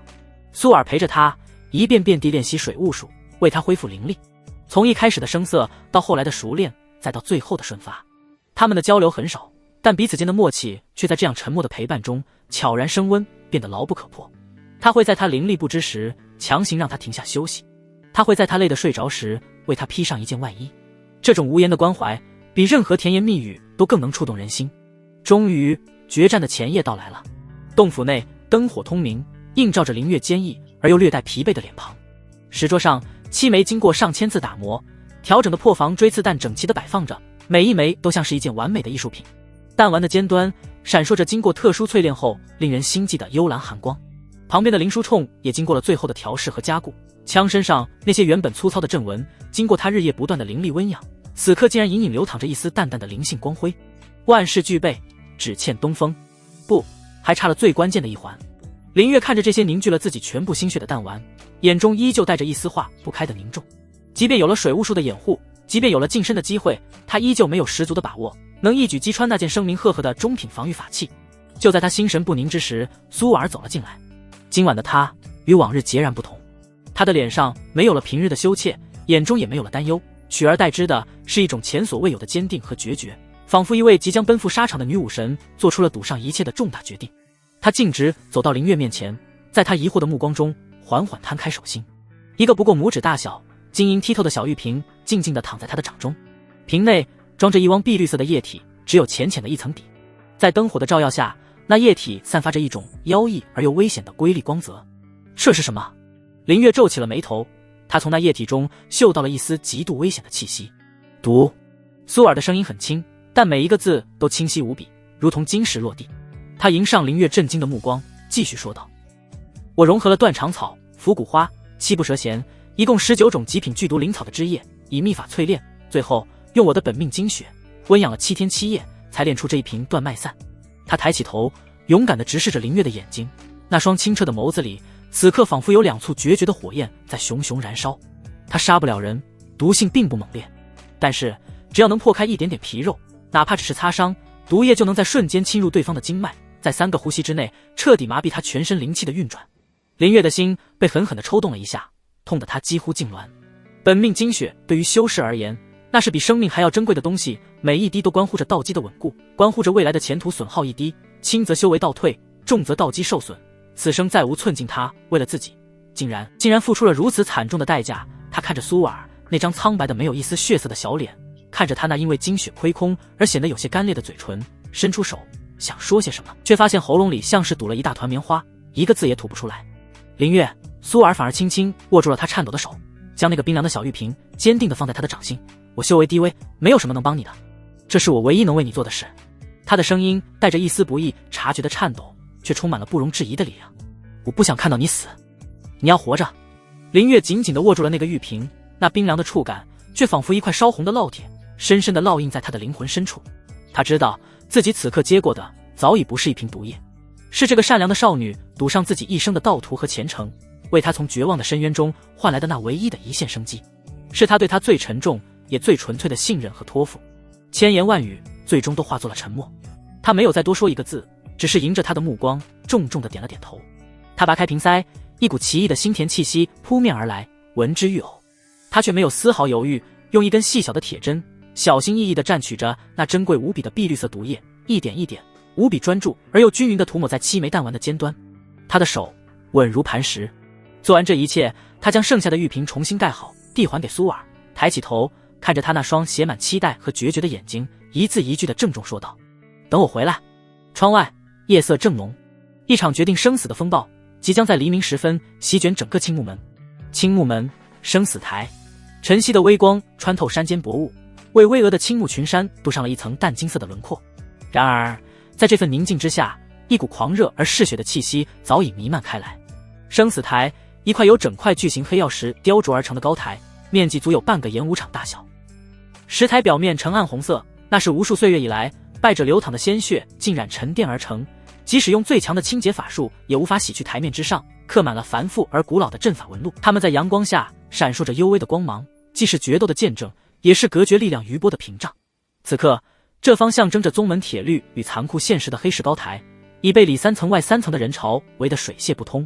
最外围的是数以千计的外门弟子，他们中的大多数人脸上都挂着一种病态的兴奋。对他们而言，这并非一场势均力敌的较量，而是一场强者对弱者的公开处刑，是日常枯燥修行中难得的血腥消遣。听说了吗？那个叫林月的杂灵根居然真的敢应战司马师兄，何止是敢，简直是疯了。一个杂灵根才刚突破炼气4层去挑战炼气6层的司马师兄，他以为生死台是过家家吗？我开了个盘口，赌他撑不过3招。有没有人跟？3招？你也太看得起他了。我赌1招。司马师兄的青木剑诀一出，那小子人头就得落地。嘈杂的议论声中夹杂着一些身穿不同服饰的内外门弟子，更靠近内圈的是数十位气息沉稳的内门弟子。他们神情倨傲，并非来看热闹，而是来观察司马齐。司马齐在外门中声名鹊起，隐隐有成为这一届外门第一人的势头。他们需要评估一下这位未来可能晋升内门的师弟究竟有几分实力。司马齐此人心性虽然浮躁，但天赋尚可，一手青木剑诀也算颇具火候。今日此战于他而言不过是立威的踏脚石。一位身着锦衣的内门弟子摇着折扇淡然评价道：不错，对手只是个杂灵根的废物，毫无看点。我等来此不过是给执事长老一个面子罢了。他身旁的另一人附和道，语气中充满了不屑。所有人的目光都汇聚在空无一人的生死台上，像一群等待饕餮盛宴的秃鹫，等待着那场早已在他们心中预演了无数遍的屠杀。咚！一声悠远而沉重的钟鸣自山门深处传来，穿云裂石，响彻整个山谷。钟声回荡，原本嘈杂的人群瞬间安静下来。所有人都知道正主来了。人群如摩西分海般自动向两侧分开，让出一条宽敞的通道。司马齐在一众跟班的簇拥下，在一片敬畏与谄媚的目光中意气风发地走了出来。他今日显然是精心打扮过，一身崭新的月白云纹长袍，料子上乘，随着他的步伐飘逸生风，尽显世家公子的风范。腰间悬挂着一枚通体翠绿的龙纹玉佩，灵光流转，一看便知价值不菲。然而所有这些外物都比不上他身上那件法衣来得引人注目。那是一件交织着细密金色丝线的内甲，透过月白长袍隐隐散发出一圈圈柔和而坚韧的金色光晕。天哪，是金刚符衣！中品防御法器人群中有识货的弟子发出了压抑不住的惊呼。据说这件金刚符衣足以抵挡炼气后期修士的全力一击。司马师兄为了这场决斗，竟连这等宝贝都穿上了。杀鸡用牛刀啊！对付一个灵月，何须如此？你懂什么？这叫狮子搏兔，义用全力。司马师兄是要以绝对碾压的姿态，告诉所有人谁才是外门真正的天骄。羡慕、嫉妒、敬畏的目光如同实质般落在司马齐身上。他极为享受这种万众瞩目的感觉，嘴角勾起一抹自得的微笑，缓步走上高台。他抬起手，掌心之中一柄古朴的长剑凭空浮现，剑身狭长如一泓秋水，剑刃在阳光的照射下折射出令人心悸的凌厉寒芒。上凭法剑，清风手握清风，身着金刚符衣，司马齐感觉自己就是这方天地的绝对主角。他站立在黑石高台的中央，目光睥睨地扫过台下芸芸众生。他要在这里当着所有人的面，将那个不知天高地厚、胆敢触怒自己的杂灵根像蝼蚁一样碾成齑粉。他要用凌月的鲜血和哀嚎洗刷自己之前所有的耻辱，彻底奠定自己在外门之中不可动摇的霸主地位。时间一分一秒过去，日头渐渐升高，可他等待的对手却迟迟没有出现。那个叫凌月的废物怎么还没来？不会是听到风声吓得尿裤子临阵脱逃了吧？人群中，一个司马齐的跟班不耐烦地高声起哄：逃！他能逃到哪去？宗门律法写得清清楚楚，生死决斗，应战而不治者视为自动认输，当场废除修为，逐出山门。哈哈，那还不如死在台上，至少能留个全尸，痛快点。讥笑声、嘲讽声此起彼伏，汇成一片刺耳的噪音。司马齐脸上的笑容也渐渐冷了下来，眼神中闪过一丝不耐与阴狠。若是凌月真的不敢来，虽然结果一样，但总归是少了一番虐杀的快感。就在这时，人群的另一端骚动起来，一个瘦削的身影在一片推搡和咒骂声中默默地挤了进来。是凌月，他依旧穿着那深洗的发白，甚至有些地方已经磨损的旧道袍，与对面光彩照人的司马齐形成了无比刺眼的鲜明对比。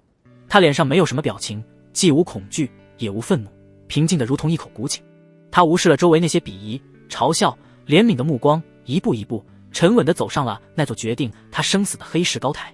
所有嘈杂的声音在这一刻仿佛被一只无形的手掐住，瞬间聚焦在他身上。快看，他手上什么都没有，两手空空，真是个彻头彻尾的蠢货，连一件像样的法器都不带。他是上来用拳头跟司马师兄的清风剑打吗？我猜他待会儿肯定会跪地求饶，声泪俱下的求司马师兄饶他一命，你们信不信？凌月对周围山呼海啸般的议论充耳不闻，他的世界里仿佛只剩下了对面那个人。他的目光平静地落在司马齐的身上，那眼神深邃而冰冷，像是在审视一件没有生命的物体，一个即将消失的死人。司马齐被他这种眼神看得心中无端升起一丝怒火，一个将死之人，凭什么用这种眼神看我？高台一侧，负责监督本次决斗的执事长老，一位面容枯槁的老者，从始至终都面无表情。他站起身，干涩的声音响彻全场：生死台上各安天命，既分胜负，也决生死，一方死亡或主动开口认输，决斗方止。规矩都听清楚了吗？弟子明白。司马齐傲然应道，声音洪亮，他甚至都懒得再正眼看凌月一下，在他看来，这不过是走个过场。凌月也平静地点了点头，表示自己清楚。执事长老深深地看了凌月一眼，眼神中似乎闪过一丝微不可察的惋惜，随即宣布道：决斗开始。开始二字的尾音还未消散，司马齐便迫不及待地动了。他等这一刻已经等了太久，他要以最快的速度、最残暴的方式虐杀这个让他当众蒙羞的家伙杂种，给我死来！司马齐一声暴喝，体内的灵力毫无保留地喷涌而出，他手中的清风剑发出一声清越的嗡鸣，剑身之上青色的光芒暴涨。青木剑诀，悍然出手，他手腕一抖，清风剑带起一道足有丈许长的凝实剑芒，青光璀璨，撕裂空气，卷起一阵凌厉刺耳的破空声，以迅雷不及掩耳之势直取凌月的首级。这一剑又快又狠，角度刁钻，封死了凌月所有可能闪避的路线，根本不给他任何反应的时间。台下众人齐齐发出一阵惊呼，修为较低的弟子甚至感觉自己的眼睛都被那道凌厉的剑芒刺痛了。他们仿佛已经看到了下一秒，凌月那颗带着平静表情的头颅冲天而起，鲜血如喷泉般染红黑石高台的场景。然而就在那青色剑芒即将集体的千钧一发之际，凌月动了。他没有躲，也没有闪，甚至连脚步都没有移动分毫，他只是不紧不慢的，仿佛演练了千百遍一般，从腰间一个特制的不起眼的皮套中掏出了一件东西。那是一根约墨手臂长的黝黑铁管，通体漆黑，没有任何符文或装饰，造型古怪至极。它充满了粗糙的凡间铁匠铺里打造出来的工业感，毫无半点修仙界法器应有的灵动与美感。那是什么玩意儿？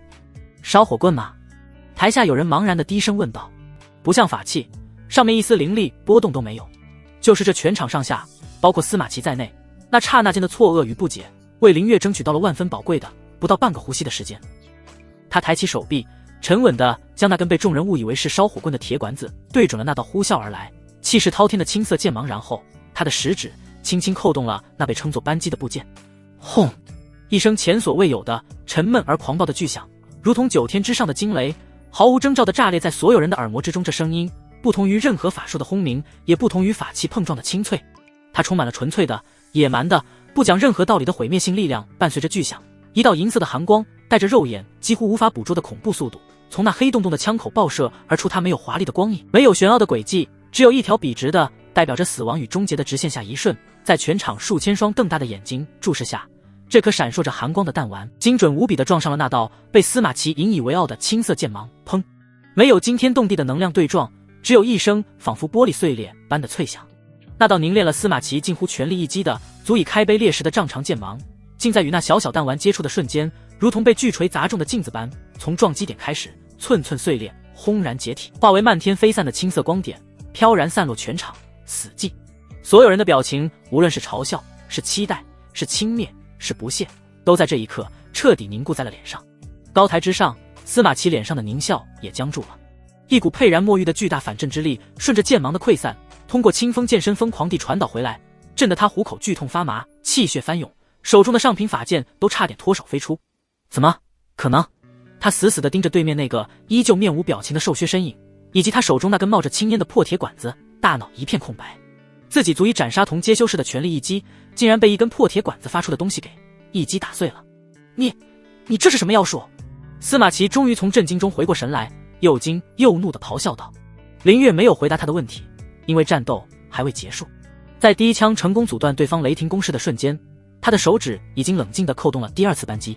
轰！又是一声震耳欲聋的巨响，第2发弹丸撕裂空气，带着死亡的尖啸直取司马齐的胸口要害。这一次司马齐有了防备，虽然依旧惊疑不定，但丰富的战斗经验让他做出了最正确的反应。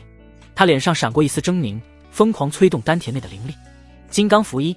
嗡一声闷响，他身上那件月白长袍之下，一层厚重如实质的金色光罩瞬间亮起，将他全身上下笼罩得严严实实。光罩表面还有无数细小的金色符文在飞速流转。就在光罩成型的刹那，第2发弹丸也狠狠地撞了上来。当弹丸与金色光罩碰撞，爆开一团刺目耀眼的火花。金色光罩如同被投入石子的湖面，剧烈地晃动了一下，荡开一圈圈肉眼可见的能量涟漪。但终究，中品防御法器的威能不是摆设，他顽强地挡住了这一击。弹丸在耗尽动能后无力地掉落。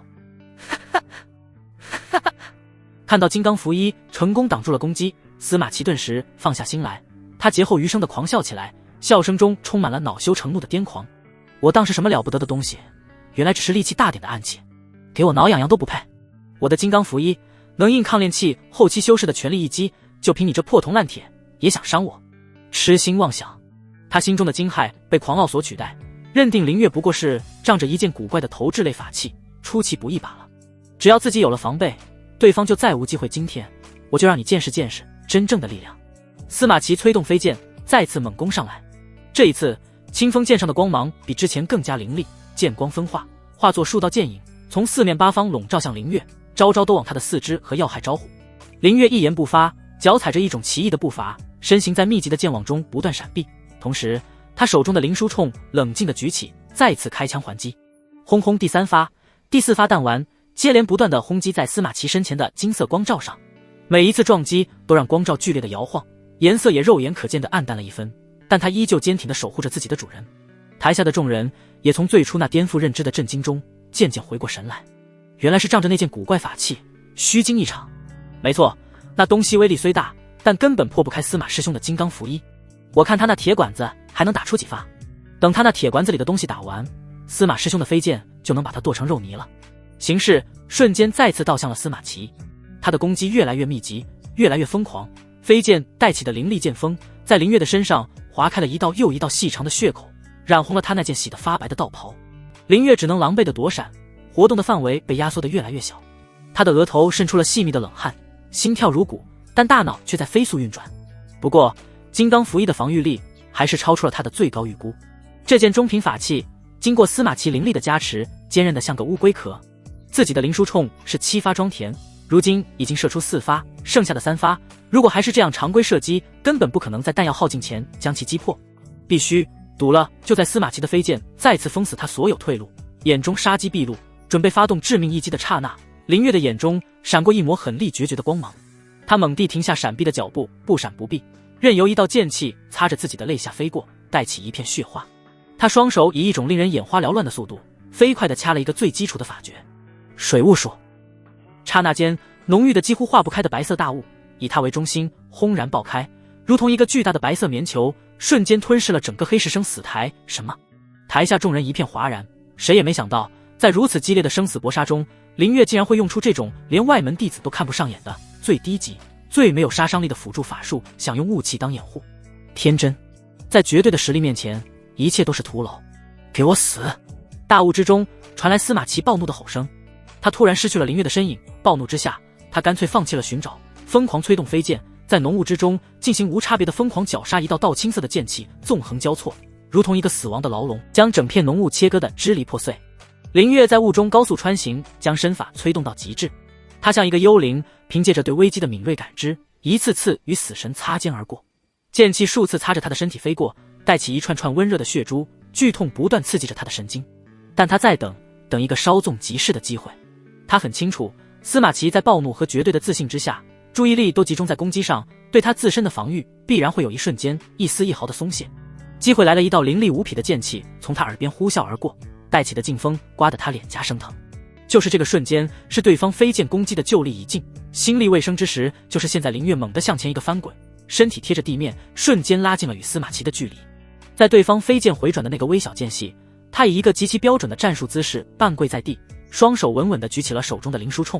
轰！第5发弹丸承载着苏尔的嘱托和他逆天改命的所有希望，以一种一往无前的决绝破开重重浓雾，在近在咫尺的距离精准地命中了司马齐的胸口。噗！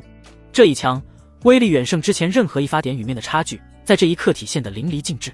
金刚符衣那坚固的光罩，在如此近距离的恐怖动能轰击下，终于发出一声不堪重负的哀鸣，被硬生生地撕开了一道肉眼可见的细微裂缝。弹丸的尖端，那淬炼了剧毒的特制丸铁，终于突破了光罩的防御，刺破了法医本体，在司马齐的皮肤上留下了一道微不足道，甚至都算不上伤口的血痕。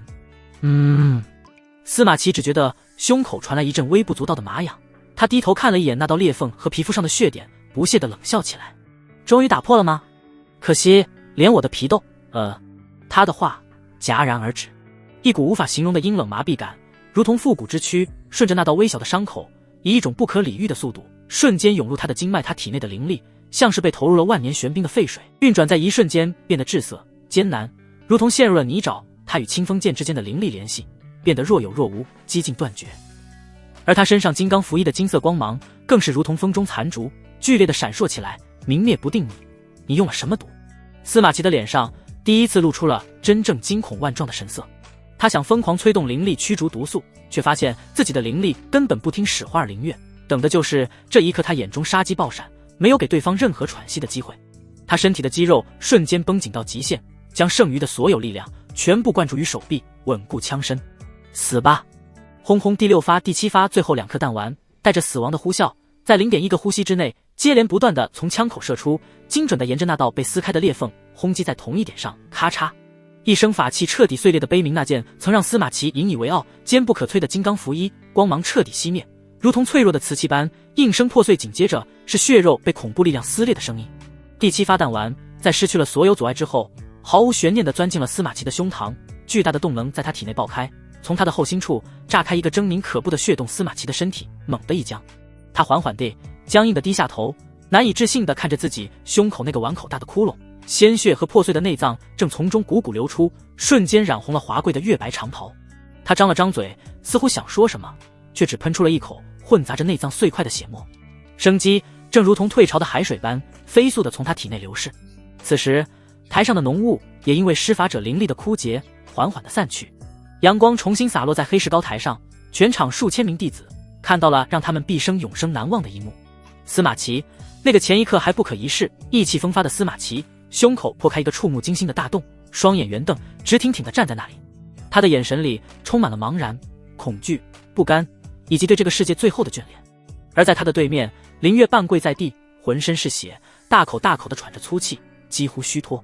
他手中的那根黑色铁管，枪口还冒着缕缕黑烟，散发着一股死亡的气息。扑通！司马齐的尸体终于支撑不住，重重地向前栽倒在地上，激起一片尘土，再无声息。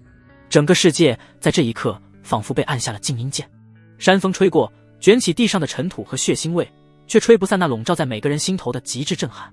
真落可闻，死寂，如同深渊降临，真落可闻的死寂。风呜咽着吹过生死台，卷起愈发浓郁的血腥气，混杂着尘土的味道，蛮横地钻入台下每一名弟子的鼻腔，让他们的心脏不由自主地抽紧。数百名弟子，无论是在外门作威作福的，还是自视甚高的内门精英，此刻都仿佛被无形的仙法施了定身术，一个个化作泥塑木雕，目光呆滞的死锁在台上那两个形成了鲜明对比的身影上。一个是胸口被轰开一个狰狞可怖的血洞，心脏与肋骨都已化作碎末，生机断绝，直挺挺倒在不断扩大的血泊中的尸体，他的眼睛依旧圆瞪着，残留着最后一刻的震惊与不甘。另一个则是以枪拄地半跪在血泊边缘，浑身浴血，剧烈喘息的少年。他身上的伤口深可见骨，鲜血顺着破烂的衣衫汩汩流下，与脚下的血水混为一谈，分不清彼此。胜负已分，生死已决，这个结果毫无疑问。但这个过程与结果却像一柄看不见的天外巨锤，挟万钧之势，狠狠砸在每个人的心头，将他们脑海中固有的认知、鄙夷和常识砸得粉碎，只留下一片嗡嗡作响的空白。司马齐死了。那个出身不俗，拥有炼气6层修为，手持中品法器清风剑，剑术在同阶中堪称凌厉的外门弟子司马齐，就这么被一个所有人都瞧不起的杂灵根，用一根看起来无比丑陋、粗鄙的黝黑铁管子给活生生打死了。这怎么可能？这颠覆了他们对修仙世界的一切认知。法器对决，剑术争锋，灵力比拼，这些才是修世间战斗的主流。那根连灵力波动都微弱到可以忽略不计的铁管子，究竟算是什么东西？呼呼，林月撑着地面的手在无法抑制的微微颤抖，那不是源于杀人后的恐惧，而是纯粹的脱力，就像一根被拉到极致的弓弦，在射出最后一箭后，只剩下疲软的震颤。随着战斗的结束，急速分泌的肾上腺素正在飞速消退，被暂时压制的剧痛如同挣脱枷锁的猛兽，从全身各处的伤口咆哮着涌来。特别是被司马齐剑气划开的几道深可见骨的伤口，火辣辣的剧痛混合着麻木感，几乎让他昏厥。他体内的灵力早已被压榨得一干二净，精神也因为连续7次强行催动灵枢冲的微型法阵而感到阵阵撕裂般的眩晕。眼前的一切都开始出现重影，耳边数千人的抽泣声也变得遥远起来。7枪，这是他目前身体与灵力所能承受的极限。多一枪，恐怕不等敌人杀死他，他自己就会因为灵力反噬和精神透支而崩溃。这场胜利看似摧枯拉朽，实则凶险到了极点。若非他在最后关头急中生智，利用前世的物理知识，将微弱的水雾术化为遮蔽视线的屏障，创造了转瞬即逝的机会；若非他孤注一掷，将自己仅有的一枚淬毒弹丸用了出去，率先麻痹了司马齐体内的灵力运转，让对方的护身法衣光芒一掷，今日躺在这里变成一具冰冷尸体的，恐怕就是他自己。赢了。林月混乱的脑子里最终只剩下这2个字，他是在用自己的命去赌一个渺茫的未来。他缓缓吐出一口带着血沫与内脏碎屑的浊气，用那杆依旧滚烫的灵枢冲枪管作为自己的第3条腿，支撑着摇摇晃晃，仿佛随时都会散架的身体，一点点地站了起来，咳嗨嗨。剧烈的咳嗽牵动了胸腹的伤口，让他眼前一阵阵发黑，惊心乱冒。但他咬紧牙关，用尽最后一丝力气，强行挺直了自己并不伟岸的脊梁。他不能倒下，至少在所有人的注视下，现在绝不能倒下。他要让所有人看清楚，他林月站着赢下了这场生死斗。他缓缓抬起头，那双被鲜血和汗水浸染得有些模糊的眼睛里射出2道冰冷如刀的目光。他漠然地扫过台下那一张张因为震惊而扭曲的脸，呆滞、错愕、难以置信、恐惧，种种情绪交织，构成了一幅无比生动的众生相。按照规矩。林月的声音因为力竭与喉咙的血腥味而显得沙哑低沉，但在寂静的生死台周围，却像惊雷一般清晰地传入了每个人的耳中。胜者拥有一切，这5个字他说得缓慢而清晰，充满了不容置疑的血腥味。高台之上，一直负责监督的执事长老浑身猛地一震，像是被人当头棒喝，从极度的震惊中如梦初醒。他是一名筑基期的修士，见识远比这些弟子广博，可即便如此，他也从未见过如此诡异而高效的杀人工具。他深深地看了一眼那个如血人般屹立不倒的少年，又看了一眼他手中那根黑黝黝、毫不起眼的铁管，眼神复杂到了极点，有惊疑，有审视，甚至还有一丝连他自己都未曾察觉的忌惮。最终，他深吸一口气，干咳一声，将灵力灌注于声音之中，使其如洪钟大吕般扩散开来，响彻全场。生死决斗结束，林月胜。按宗门铁律，死者司马齐所有遗物皆归胜者林月所有。执事长老的话语像一颗巨石投入死寂的湖水，终于让台下凝固的人群彻底炸开了锅。压抑到极点的寂静瞬间被山呼海啸般的议论声所取代。天啊，我不是在做梦吧？那个杂役凌月，他真的赢了，他杀了司马齐，那到底是什么法器？为何从未见过？7次轰鸣就击溃了司马齐的剑芒和中品法医，威力竟恐不如斯。不，那绝不是法器，你们没感觉到吗？那东西上面几乎没有灵力波动，更像是凡俗工匠打造的某种威力巨大的暗器。一个见识稍广的内门弟子皱眉反驳道：暗器？你家的暗器长这样？什么暗器能连发7次打爆一件灌注了灵力的中品防御法医？你是在开玩笑吗？议论声、惊叹声、质疑声、争辩声此起彼伏，汇成一股巨大的声浪。但无论他们如何争论，有一点是共通的，再也没有了之前的嘲讽与鄙夷。所有投向凌月的目光都彻底变了，从看一个不自量力的笑话，一个自寻死路的废物，一个板上钉钉的死人，变成了一个令人胆寒的怪物，一个他们完全无法理解、无法用常理去衡量的存在。在全场数千道复杂目光的注视下，凌月没有理会任何喧嚣，他拖着伤痕累累、随时可能崩溃的身体，一步一步走向司马齐那尚有余温的尸体。这个过程很慢，每一步都像踩在刀尖上，剧痛让他肌肉痉挛，但他走得很稳，每一步都像是丈量过的，坚定而冷酷。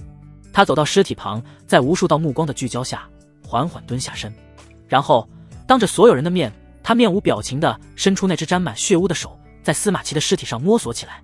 这个动作粗鲁直接，没有任何掩饰，充满了最原始、最野性的掠夺感。他像一把无形的刀，剖开了修仙宗门温情脉脉的表皮，露出了底下血淋淋的真实。一些心性稍软的女弟子甚至下意识地别开了脸，胃里一阵翻江倒海，感到强烈的不适。但更多的男弟子，特别是那些曾经欺辱过凌月的，却是瞳孔急剧收缩，一股透骨的寒意从心底升起。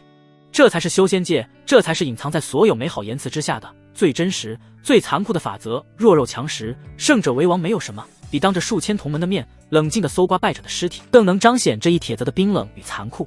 司马齐身上没有储物袋，那种东西对于他这种普通的内门弟子而言还是太过奢侈了，需要大量的宗门贡献点才能换取。凌月很快就从他怀中摸出了一叠东西，入手微沉，是10几块下品灵石，被整齐地叠放在一起，在阳光下散发着微弱而纯净的光晕。这是修士间的硬通货，也是修炼的基础。此外还有几块拳头大小、质地不凡的矿石，凌月一眼就认出这是炼制法器的基础材料。其中一块通体赤红、触手温热的，正是他心心念念的阳炎铁，是用来加固和提升灵书冲枪管耐热性的绝佳材料。除此之外，就是那把掉落在不远处的清风剑，剑身修长，寒光凛凛，即便主人已死，依旧散发着淡淡的灵力波动，是一件品质相当不错的上品法器。虽然自己用不上剑，但拿去宗门的方式，至少能换回上百块下品灵石，足以支撑他制造更多的弹药和进行下一次的身体强化。不错，正好解了我的燃眉之急。凌月低声自语，声音不大，却透着一股心满意足的冷漠。他将灵石和矿石小心地收入怀中，然后捡起那把分量不轻的清风剑，这才转身准备下台。一扭头又走了回去，把他那件破了洞的法衣也脱了下来。这可是灵石啊，在他眼中，那已经不是一个人，也不是一个曾经的对手，只是一堆战利品的来源，仅此而已。他这一连串冷静到近乎冷酷的举动，让台下许多曾经欺辱过他的、鄙视过他的外门弟子都感到一股寒气从脚底板至冲天灵盖，让他们的灵魂都在颤抖。他们忽然无比清晰地意识到，凌月手中那根能杀人的丑陋铁管子，随时都有可能对准他们中的任何一个，而他们没有任何人有自信能挡住那堪比天威的轰击。一种名为恐惧的情绪，如同无形的瘟疫，在人群中无声地蔓延开来。在这一刻，凌月所走的道路，在他们眼中再也不是什么歪门邪道、奇技淫巧，那是一条能杀人的、高效的、致命的、不讲任何道理的恐怖道路。就在凌月拖着沉重的步伐即将走下生死台时，他忽然感到一道截然不同的目光落在了自己身上。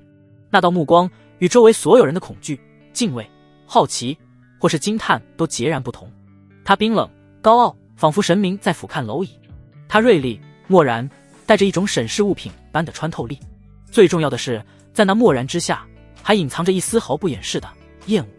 凌月的脚步猛地一顿，那源于穿越雄厚灵魂和之前数次生死搏杀中锻炼出的野兽直觉，让他浑身的汗毛瞬间倒竖。他循着那道目光的来源，缓缓望了过去。在熙熙攘攘、喧嚣沸腾的人群边缘，他看到了一名白衣青年。那青年身姿挺拔如松，风神俊朗，气质出尘。他独自站在一处稍高的小坡上，周围的弟子都有意无意地与他保持着数丈的距离，形成了一个无形的真空地带，仿佛他是另一个世界的存在，不容凡人靠近。他与周围喧嚣的人群格格不入，却又理所当然地成为了所有光环的中心，哪怕他只是静静地站着。青木门内门第一天教，掌门之子叶凌云。林月的脑海中几乎是立刻就浮现出了这个如雷贯耳的名字，以及与之相关的所有传说。此刻，叶凌云的目光正越过数千人的头顶，精准地落在林月手中的灵书铳上。那眼神就像一个顶级的收藏家在看待一件制作手法极其粗鄙，却偏偏能发挥出一点奇特作用的上不了台面的工具。那丝厌恶之下，似乎还隐藏着一抹不易察觉的深沉的占有欲。两人的目光在空中交汇了一瞬，仅仅一瞬，林月心中猛地一凛，颈中狂鸣，危险，极度危险。这是一种无法言喻的直觉，源于灵魂深处的警示。这个男人对自己动了念头，那不是同辈之间的挑战，不是竞争，甚至不是寻仇，而是一种更高维度的居高临下的想要将自己连人带物彻底从这个世界上抹除，并将自己最珍贵的东西掠夺过去的念头。仿佛察觉到了林月的警惕，叶凌云的嘴角极其轻微地向上扬起，勾起一抹充满了轻蔑与不屑的弧度。随后他便淡漠地收回了目光，仿佛多看林月一眼都是对自己的侮辱。转身在一众弟子的敬畏目光中飘然离去。林月僵硬地站在原地，直到叶凌云的背影彻底消失，他才感觉到自己的后背已经被一层冰冷的汗水彻底浸透。他下意识地握紧了手中的灵书铳，枪管上残留的余温透过掌心传来，让他那因巨大威胁而混乱的心绪稍稍平复了一些。麻烦大了，自己刚刚才搏杀了一头恶狼，转眼似乎就被一头真正的猛兽给盯上了。炼气阁，古长老的专属炼气室内依旧堆满了各种奇形怪状的失败品。此刻，这位被誉为炼气疯子的长老正拿着林月的那把转轮式灵书铳翻来覆去的看，浑浊的眼中闪烁着狂热与困惑交织的光芒。狗屁不通，简直是狗屁不通！古长老一边看一边骂骂咧咧，把聚灵阵当能源核心，加速阵当推力，想法倒是不错，可这阵文科化的跟狗爬一样，灵气回路的连接如此粗糙，能量利用率恐怕连1成都不到。怪不得连续激发会过热，这玩意儿没在你手上当场炸膛，都算你小子命大。他嘴上骂得凶，手上的动作却轻柔无比，仿佛在抚摸一件稀世珍宝。林月在一旁默默听着，不敢插嘴。他在生死台之后简单处理了伤口，便被古长老派人叫了过来。不过古长老话锋一转，咂了咂嘴，能用如此粗鄙的结构将两种毫不相干的阵法强行捏合在一起，还发挥出了堪比上品法器的威力。你小子是个天才。他抬起头看向林月，说吧，想要什么奖赏？按照宗门规矩，外门弟子做出重大贡献，足以奖赏一件上品法器或者300贡献点。林月心中一动，却摇了摇头。弟子不要法器，也不要贡献点。他躬身一拜，诚恳地说道：弟子想进入炼气阁，跟随长老学习真正的阵法知识，这才是他的核心目的。灵书铳的成功让他看到了一个全新的世界，但也让他深刻认识到了自己的局限性。他就像一个只知道正负极的野路子电工，偶然间接通了一座核电站，却完全不懂其原理，随时都有玩火自焚的风险。他必须掌握核心科技阵法。古长老闻言愣了一下，随即哈哈大笑起来，笑声震得满屋子的金属零件叮当作响。好小子，有眼光，比那些只认法器和丹药的蠢材强多了。他看林月的眼神越发欣赏，老夫就喜欢你这种对道本身感兴趣的。从今天起，你就是我炼气阁的人了。先从记名弟子做起，什么时候能独立绘制出完整的聚灵阵，老夫就正式收你为徒。正说着，一名弟子在门外恭敬的禀报：启禀古长老，叶凌云师兄求见。古长老的笑声戛然而止，眉头皱了起来，浑浊的眼中闪过一丝不悦，他来干什么？叶凌云，掌门之子，宗门未来的希望，一向眼高于顶，自诩先到正统，与他这个沉迷奇技淫巧的炼气疯子素来没什么交集。让他进来。片刻后，一袭白衣的叶凌云缓步走入炼气室。他先是彬彬有礼地对古长老行了一礼：弟子叶凌云见过古长老。随后他的目光才落在一旁的林月身上，以及古长老手中的灵书铳上，那份厌恶感一闪而过，被掩饰得很好。不知凌云贤侄今日前来，有何贵干？古长老语气平淡：不敢。叶凌云微微一笑，笑容温和，却带着一种不容置喙的意味。弟子今日在生死台见识了林师弟的神威，特来向长老道贺，恭喜炼气阁又得一奇才。他嘴上说着恭喜，话语间却透着一股说不出的味道。只是他话锋一转，看向那把灵书铳，缓缓说道：此物虽巧，却有伤天和，不凭道法，不修自身，只凭外物之力，终究是旁门左道。弟子担忧，若宗门弟子皆效仿此道，人心浮躁，不思进取，长此以往，恐会动摇我青木门传承千年的仙道根基。他顿了顿，语气变得恳切：古长老，此风不可长啊！依弟子之见，此等奇淫巧技，还是封存起来为好。至于林师弟，或许该让他去思过衙境思己过，反省一下何为仙道正途。这番话说得冠冕堂皇，滴水不漏，既点出了危害，又给出了解决方案，甚至连林月的下场都安排好了。名为商议，实为通告。古长老的脸色沉了下来，冷哼一声：我练气阁的事，何时轮到你一个练气弟子来指手画脚了？仙道万千，谁规定了只有御剑飞天才是正途？能杀敌护身就是好道。你若觉得此物是旁门左道，大可让你那些内门师兄弟们也来生死台与林月走一遭。叶凌云的笑容微微一僵，他没想到古长老会如此不给面子，但他城府极深，并未动怒，只是摇头轻叹：长老误会了，弟子也是为宗门计。既然长老执意如此，弟子也不便多言，告辞。说罢，他再次行了一礼，转身离去。只是在转身的刹那，他投向林月的眼神多了一抹森然的杀意。蚂蚁就该有蚂蚁的觉悟，既然有人护着，那便连同碍事的石头一并搬开就是了。离开炼气阁后，林月的心情并未因拜师成功而有多大喜悦，反而愈发沉重。叶凌云的出现像一块巨石压在他的心头，那是一种被天敌盯上的感觉，让他坐立难安。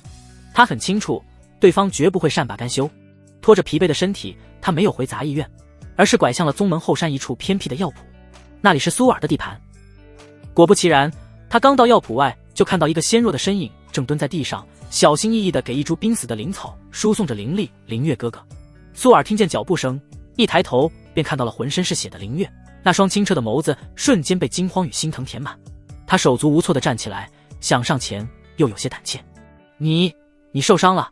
他的声音细若蚊蝇，带着哭腔。小伤，死不了。林月咧嘴一笑，想装作没事，却牵动了伤口，疼得倒吸一口凉气。苏尔再也顾不上羞怯，连忙扶住他，将他带到药圃旁的一间小木屋里坐下。这里是他平时照料灵植休息的地方，屋子里弥漫着一股淡淡的草木清香。你等一下。他小跑着出去，很快就捧着一些捣碎的绿色药膏和干净的布条回来。会有点疼，你忍着些。他红着脸，低着头，不敢看林月的眼睛，但手上的动作却很轻柔。他先用清洁术将林月伤口周围的血污清理干净，然后用那带着清凉气息的药膏一点点地为她敷上。当少女微凉的指尖触碰到皮肤时，林月的身体不由得一僵。这是两世为人，第一次有女孩子离她这么近。一股混杂着草药香和少女体香的气息钻入鼻尖，让她那颗因杀戮和危机而紧绷的心奇迹般的放松了下来。苏尔的动作很专注，为了处理他背后的伤口，他不得不凑得很近。他催动体内那微弱的木系灵力，附着在药膏上，帮助药力更快的渗透。一抹淡淡的几乎不可见的青色光华在他的指尖流转，如同一层温润的薄雾，缓缓融入林月的伤口。那是一种充满了生命气息的力量，所过之处，火辣辣的疼痛迅速被清凉舒适的感觉取代，连肌肉的疲惫似乎都缓解了不少。你这样效果真好。林月由衷地赞叹道。苏尔的脸更红了，小声说：不是要好，是我的灵力有些特别，对植物和伤口都有一点点用。林月恍然，他看着少女那专注而纯净的侧脸，心中某个角落最柔软的地方被轻轻触动了。在这人命如草芥，人人为己的修仙世界，这份不含任何杂质的温柔与关怀是他唯一的暖色。然而两人都没有发现，在不远处的一片密林阴影中，一道白色的身影悄然伫立，如同与黑夜融为一体的鬼魅。叶凌云的目光穿过重重枝叶，死死地锁定在苏尔那流转着淡淡青光的指尖上。他的呼吸在这一刻变得有些急促，脸上那万年不变的温和笑容也第一次被震惊与狂喜所取代。乙木之体竟然是传说中的乙木之体，他的心脏在剧烈的跳动。他修炼的功法乃是青木门无上绝学青地长生诀，最重根基与生机。若能得乙木之体的女子为鼎炉，与之双修，不仅能修为大进，甚至能借此机会一举突破功法瓶颈，凝聚传说中的乙木长生道基。届时别说小小的青木门，便是整个苍玄界都将任由他驰骋。他原以为这种只存在于古籍中的逆天体质早已绝迹，没想到竟会在这里，在一个毫不起眼的外门少女身上发现。他的目光瞬间从苏尔的指尖转移到了他那张金钗不群也难掩国色的脸上，那怯生生的模样更激起他心中最原始的征服欲。完美，简直是完美的藏品。叶凌云的眼神变得无比炽热，那是一种看待稀世珍宝的贪婪。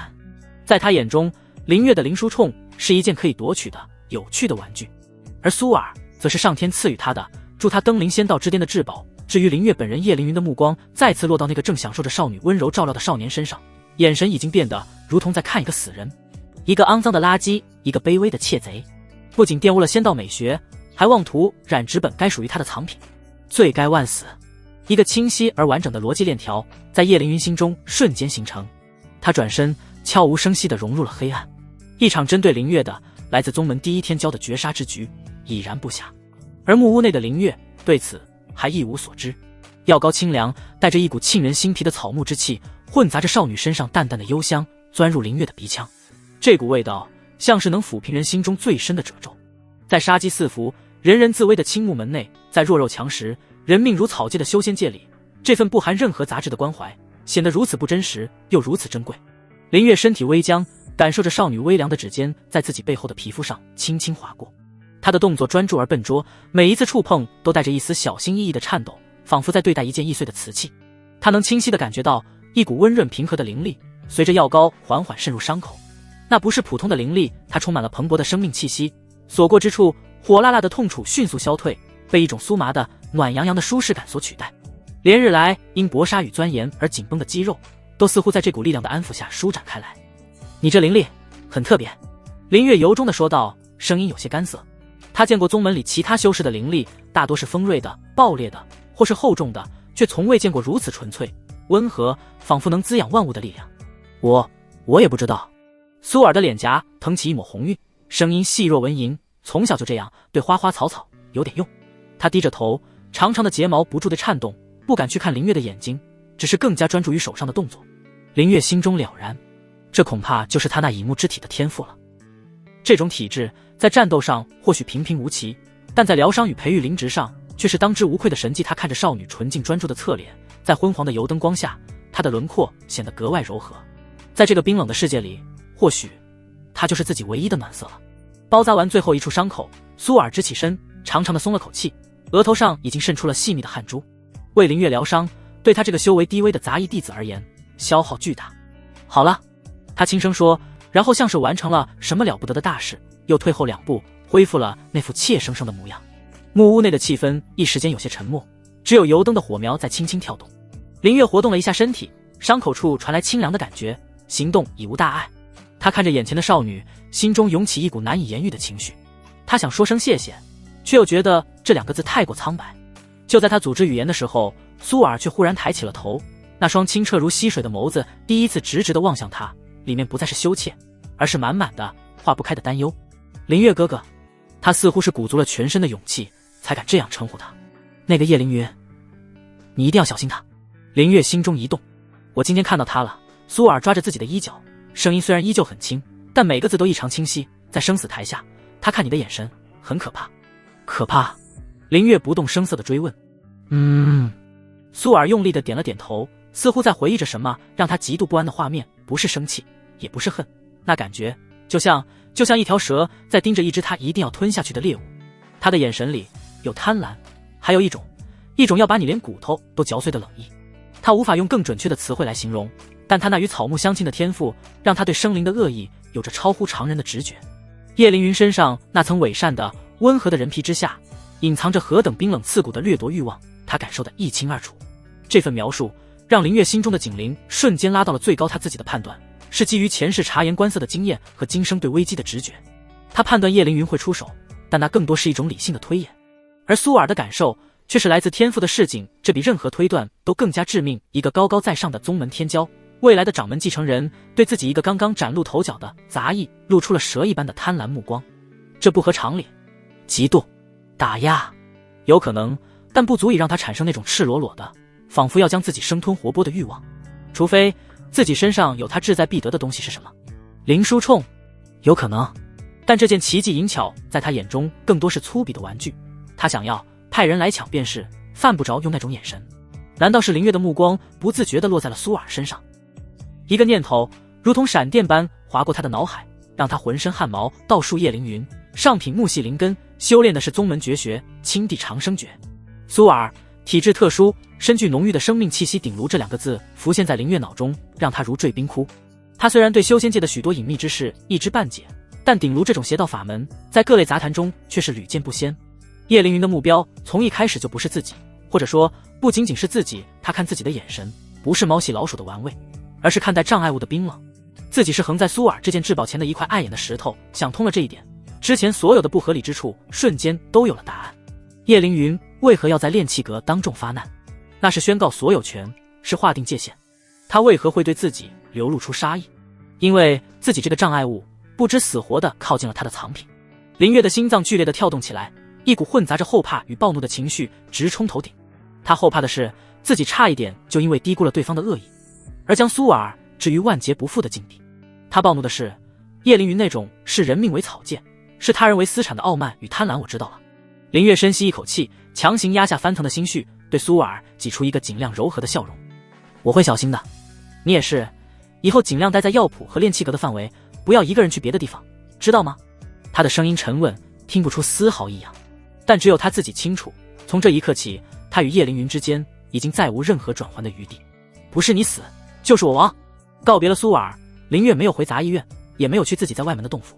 他绕了一个大圈，确认无人跟踪后，一头扎进了炼气阁后山一座早已废弃的矿洞之中。这里将是他为自己也为苏尔博取一线生机的战场。黑暗的矿洞里，林月靠在冰冷的石壁上，听着自己沉重的心跳。温暖的木屋与少女的担忧恍若隔世，现实是冰冷刺骨的杀机。他闭上眼，脑子里飞快地运转着。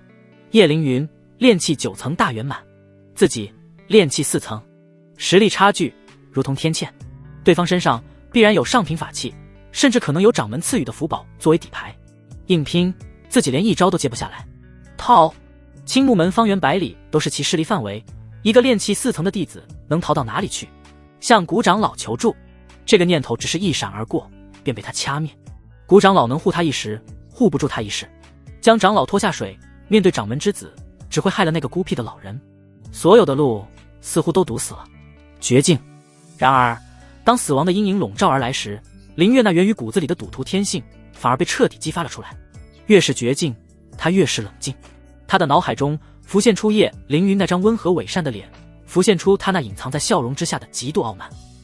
傲慢就是他最大的弱点。一个计划疯狂而又精密，开始在他的脑海中慢慢成型。他需要时间，需要资源，更需要一把能够一击致命的更强的武器。叶凌云。黑暗中，林月睁开双眼，眸子里闪烁着狼一般的幽光。想把我当垫脚石？那就看看谁的骨头更硬。时间在分秒流逝中变得无比珍贵。接下来的1个月，林月彻底从青木门消失了。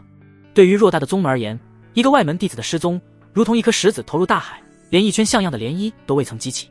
外门弟子们在短暂的议论后，只当这个靠奇技淫巧上位的家伙是昙花一现，或许是言行不慎得罪了某位大人物，被秘密处理了。这种事并不少见。而杂医院的人更是早已将他遗忘在繁重劳作的尘埃里，真正知道他下落的寥寥无几。其中之一是古长老。林月以偶有所感，欲闭关参悟阵法为由，向他告了长假。对于这个在阵法上颇有几分歪才的弟子，古长老大加赞赏，以为他是真的浪子回头，沉下心来研究正道，还特地赐下了一块可以屏蔽神识探查的静心石，嘱咐他潜心钻研，莫问外事。另一人便是苏尔。每隔数日，当夜色最浓重之时，林月都会如同一道鬼影，悄无声息地潜回后山药铺。他不敢久留，只是远远地看一眼那间亮着微弱烛火的小屋，确认那道倩影安然无恙，便已心安。他会从一处约定好的老树洞里取走苏尔悄悄为他准备的灵果，这些果实蕴含着温和的灵气，能快速补充他近乎枯竭的体力。每次短暂的碰面，他都强撑着精神，装作一副潜心修炼、胸有成竹的模样，用轻松的语调描述着自己闭关的巨大进步，不让他看出自己眉宇间那深入骨髓的疲惫与决绝。他不愿那双清澈的眼眸里染上更多的担忧。而剩下的所有时间，他都像一只绝句的地鼠，躲在那座早已废弃的矿洞最深处，进行着一场与死神赛跑的豪赌。矿洞内黑暗粘稠如墨，伸手不见五指，唯有10几块下品灵石散发出的微光，勉强勾勒出林月枯坐的身影。在他身前摆放着从司马齐那里搜刮来的全部家当，一堆零散的炼器材料，几瓶早已不知品阶的丹药，其他用不上的都换成下品灵石。这便是他对抗整个绝境的全部筹码。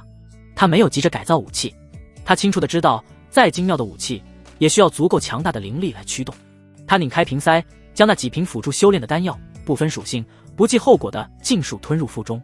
药力如同决堤的洪水，瞬间在他本就驳杂不堪的经脉中化开。狂暴的能量撕扯着脆弱的经脉壁，带来一阵阵撕裂般的剧痛。换作任何一个稍有常识的修士，都绝不敢如此疯狂。丹药种类混杂，药性冲突，产生的丹毒足以侵蚀根基，彻底断绝仙路，但林月管不了那么多了。道基毁了，总比命没了好。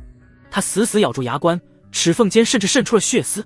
他一遍又一遍地运转着那部最粗浅的引气诀，拼命地引导着那股横冲直撞的药力，如同一个最蹩脚的工程师，试图用蛮力去疏通一条精密而老旧的管道。每一次冲击都让他的身体剧烈颤抖，冷汗浸透了衣衫，在身下积成一滩水洼。痛深入骨髓，仿佛有无数根钢针在体内搅动。每当意识即将被剧痛吞噬，他的脑海中便会不受控制地浮现出苏尔那双写满担忧的眼睛，以及叶凌云那张挂着贪婪与冰冷笑容的脸。所有的痛苦、不甘与愤怒，瞬间便会转化为一股滔天的动力，支撑着他摇摇欲坠的意志。在这种近乎自残式的修炼下，配合着大量灵石的消耗，他的修为以一种不可思议的速度开始攀升。炼气4层顶峰的壁垒，在一次次的野蛮冲击下，终于出现了一丝裂痕。给我破！林月心中怒吼，轰，仿佛有什么东西在体内炸开，一股更为通畅的暖流传遍四肢百骸。炼气5层，当修为堪堪稳固在炼气5层中期时，他耗尽了所有的丹药和近100块灵石，感受着体内比之前浑厚了近1倍的灵力，林月却没有丝毫喜悦。不够，远远不够。炼气5层在炼气9层大圆满，随时可能筑基的叶凌云面前，依旧是一只可以随手捏死的蝼蚁。唯一的区别是，或许能挣扎得久一点。他将剩下的所有心神全部投入到了武器的改造之中。一张粗糙的兽皮在他面前摊开，上面用木炭画满了密密麻麻的、充满了现代工业设计风格的草图。这是他这1个月来不眠不休，结合谷长老赠予的阵法基础和自己脑海中那些属于另一个世界的机械知识，推演了无数遍后得出的最终方案。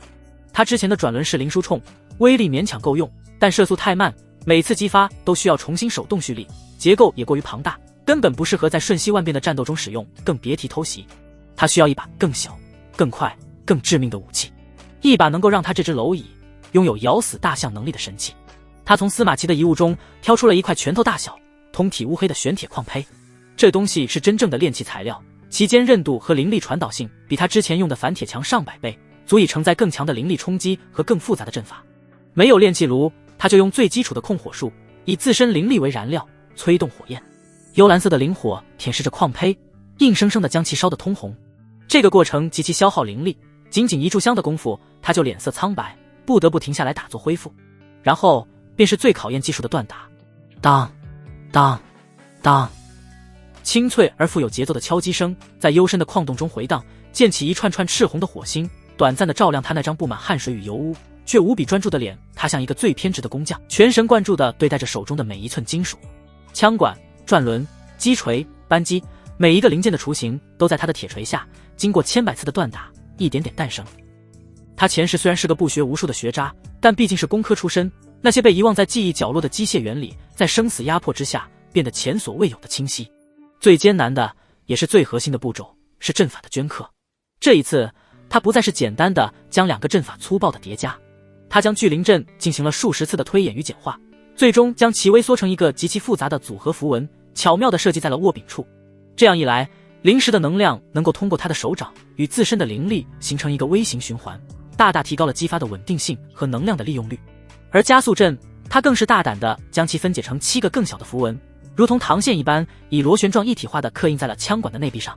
如此一来，弹丸在射出枪膛的瞬间会受到连续7次的叠加加速，威力将呈几何级数倍增。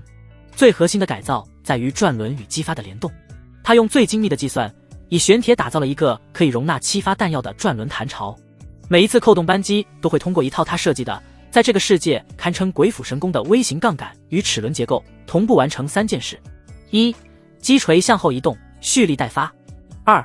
转轮随之转动1/7周，将下一发弹药精准地对准枪膛； 3.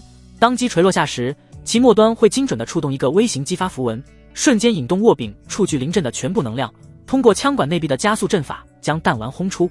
这套设计将凡间的机械传动与修仙界的阵法激发，以一种匪夷所思的方式完美地结合在了一起。当最后一笔阵纹在显微镜般的灵力感之下落下时，林月长长地舒了一口气，整个人几乎虚脱。他将一块切割好的下品灵石小心翼翼地嵌入握柄侧面的凹槽中。嗡一声极轻的震鸣，整把枪微微一颤，枪身上那些原本暗淡的纹路如同被唤醒的血管逐一亮起，最终汇聚成一道内敛的流光，引入枪身，再无声息。成了林月的手中静静地躺着一把全新的武器。它通体漆黑，闪烁着玄铁独有的幽深光泽，比之前的灵书铳小巧了近一半，外形酷似他前世只在影像资料里见过的左轮手枪，冰冷狰狞，充满了致命的工业美感。林月给他取了个名字七星，寓意着他拥有7次决定生死的机会。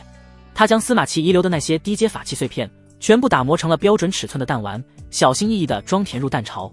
随后他深吸一口气，站起身，抬手对准了矿洞深处一块磨盘大小的巨石，没有刻意瞄准，只是凭着感觉扣动了扳机。噗！一声与之前截然不同的沉闷而短促的爆鸣声音不大，甚至有些微不足道，没有多余的火光，只有一道肉眼几乎无法捕捉的黑线，瞬间撕裂了黑暗。下一刻，远处那块坚硬的巨石从中心处无声无息地裂开一个拳头大的窟窿，前后通透，边缘光滑如镜，仿佛被高温瞬间融化后又凝固，林月的瞳孔骤然收缩。好强的穿透力，好恐怖的能量内敛，他能清晰地感觉到这一枪的威力比之前至少提升了3成，而且后坐力更小，灵气几乎没有丝毫外泄。唯一的缺点就是能量消耗依旧巨大。他能感觉到握柄里的那块下品灵石在刚才那一瞬间光芒暗淡了1/7，一把手枪7发子弹正好消耗一块下品灵石，奢侈但值得拥有了7星。林月心中的底气终于足了一分，但这还不够。叶凌云不是不会动的石头，他会移动，有护身法器，甚至可能有防御阵法。正面交锋，自己依旧是十死无生，他必须创造一个对方绝对想不到也绝对无法防御的机会。他的目光投向了自己所在的这座废弃矿洞，一个疯狂的伏击计划在他的脑海中被一遍遍地推演完善，每一个细节都被他反复琢磨。时间就在这种极端的专注中又过去了数日。这天深夜，林月正在矿洞中一遍遍地熟悉着7星的手感，同时用最基础的吐息法术悄无声息地改变着矿洞内的地形，制造着一个个不起眼的陷阱和掩体。忽然，被他放置在洞口用以预警的静心时传来一阵微弱的不属于自然界的灵力波动。有人来了！林月的心瞬间提到了嗓子眼，肌肉刹那间绷紧，几乎是本能反应，一把抓起7星，闪身躲入了一处预先挖好的岩石凹槽后，整个人与黑暗融为一体，如同一头蓄势待发的猎豹。是叶凌云提前动手了。一个鬼鬼祟祟的肥胖身影借着洞外微弱的月光，小心翼翼地摸到了矿洞口。他没有立刻进来，而是紧张地四下张望，然后压低声音，用一种独特的暗号发出3声短促的鸟鸣。林月一怔，这个暗号只有他和一个人知道。张胖子，他怎么会找到这里？又怎么会在这个要命的时间点来？林月没有立刻现身，依旧屏息凝神，冰冷的杀意并未减退分毫。在这生死关头，他信不过任何人。洞口的张胖子见里面毫无回应，急得满头大汗，脸上的肥肉都在颤抖。他知道林月生性多疑，只能一咬牙，冒险又向洞内靠近了几步，声音压得更低，几乎是在用气声说话，生怕被远处的什么人听见。林哥，是我，张德帅，出大事了，10万火急。听到这个名字，林月才终于确认了对方的身份，但警惕心丝毫未减。他从黑暗中无声地滑出，如同一只幽灵，瞬间出现在张胖子身后，一把捂住他的嘴，将他拽进了矿洞深处，远离洞口。你怎么来了？林月的声音冰冷刺骨，手中的7星枪口若有若无地对着张胖子的后心，被这么一下，张胖子差点魂飞魄散。等看清是林月，整个人都软了下去，脸色惨白，上气不接下气，显然是一路狂奔过来的。我再不来，你明天就得被人装进盒子里了。他喘匀了气，脸上带着劫后余生的恐惧，急促地说道：是叶凌云，他要杀你。林月的眼神一凝，对此并不意外。说具体点。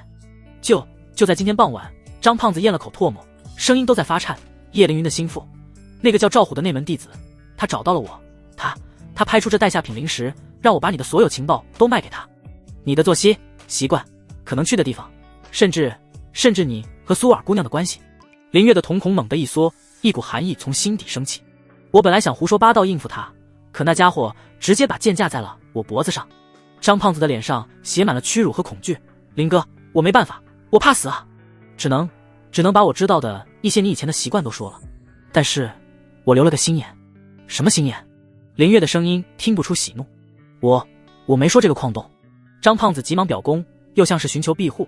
我只说你可能在你外门的洞府或者后山什么地方闭关，但我看赵虎那样子，他们肯定是要动手了。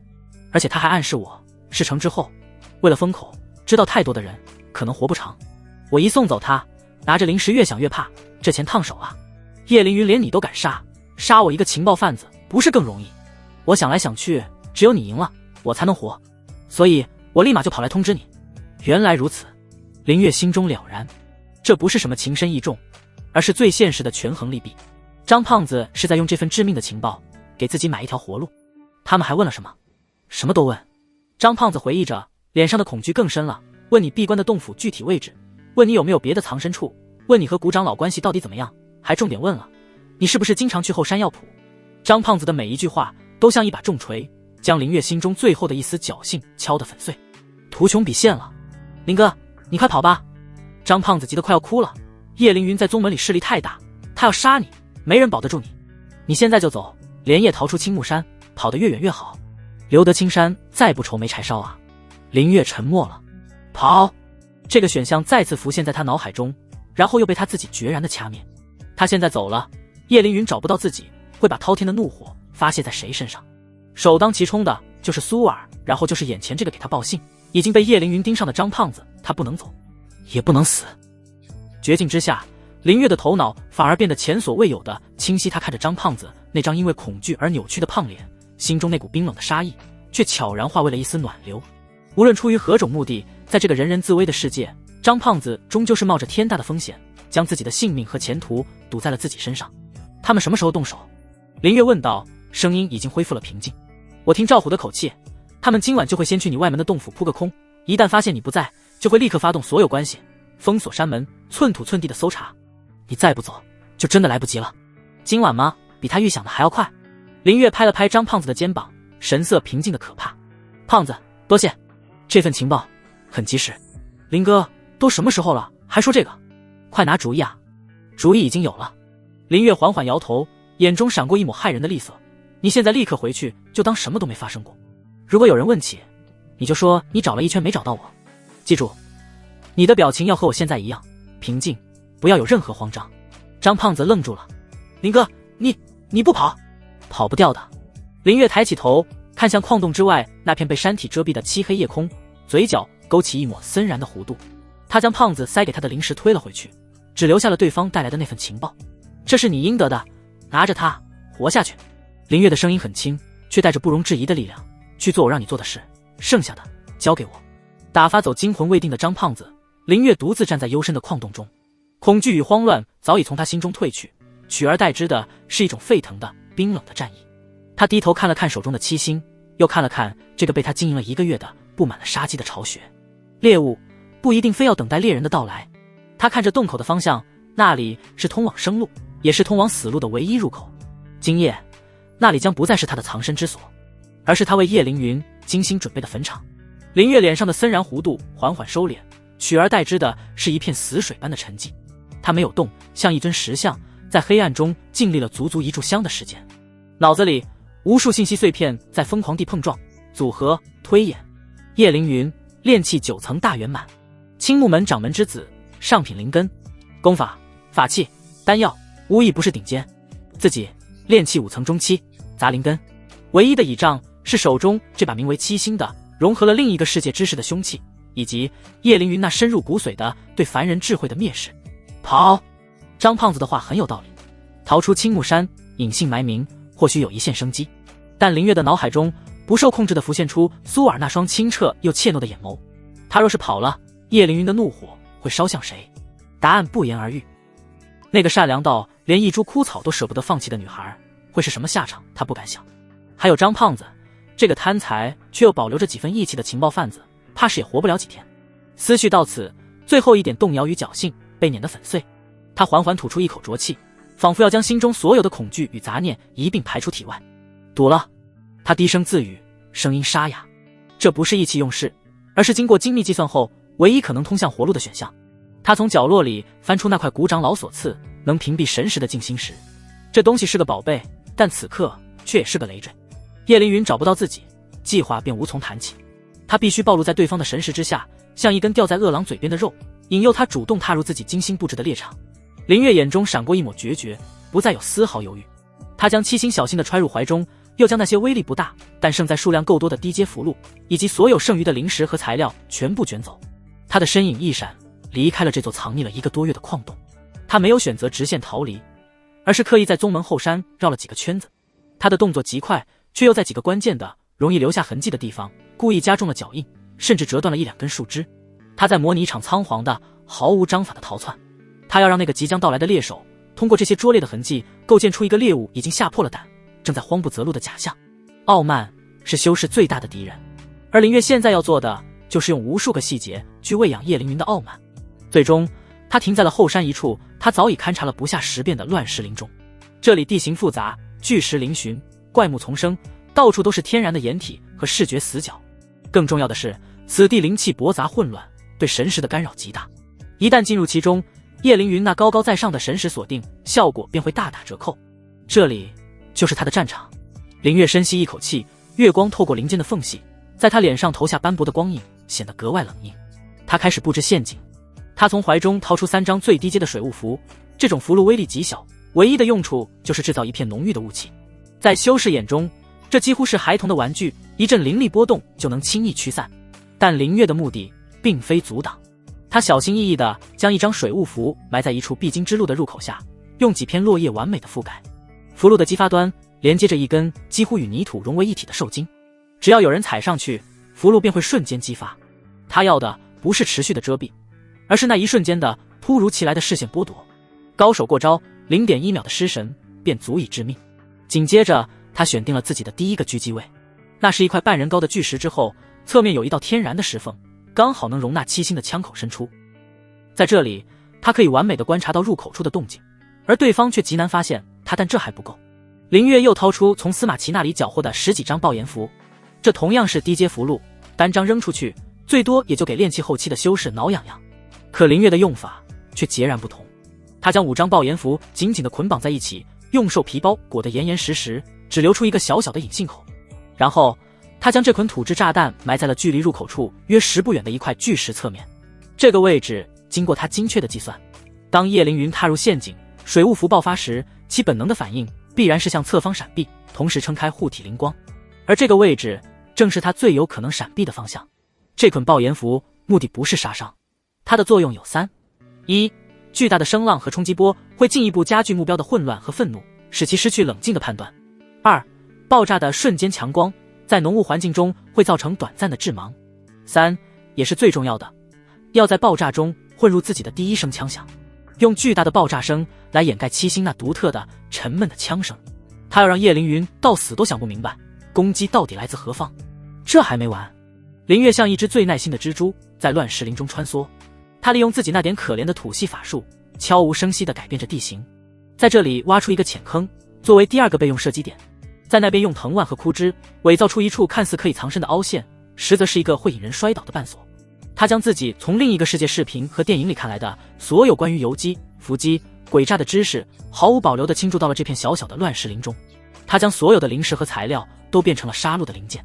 最后他回到了最初的狙击位，将剩下的几张爆炎符和几张锋锐符布置在自己身边。这不是用来攻击敌人的，而是用来攻击自己的。万一计划失败，他会毫不犹豫地引爆这些符箓，宁为玉碎，不为瓦全。当一切布置妥当，林月静静地伏在冰冷的巨石之后，将七星的枪口从石缝中探出，遥遥指向那片寂静的入口。他屏住呼吸，心脏在胸膛里剧烈地跳动着，每一次跳动都仿佛在肋骨。紧张、兴奋、恐惧，种种情绪交织在一起，让他的精神前所未有的集中。他闭上眼，脑海中最后一次复盘整个计划，从叶凌云发现他逃窜的痕迹到神识锁定，从对方带着猫系老鼠的心态追来到踏入陷阱的第一步，从水雾符爆开到自己扣动扳机，每一个环节每一个细节都清晰无比。这不是修士之间的战斗，修士的战斗讲究的是灵力的比拼，是法宝的对轰，是境界的碾压，而他策划的是一场凡人的战争，一场现代特种兵对上古代重甲骑士的彻头彻尾的降维打击。月光渐渐西斜，乱石林中死一般的寂静，林月能听到的只有自己的心跳和风吹过树叶的沙沙声。他在等，等那个高高在上的掌门之子踏入他用自己的生命和智慧所算计好的最后一步，胜负在此一举，生死在此一举。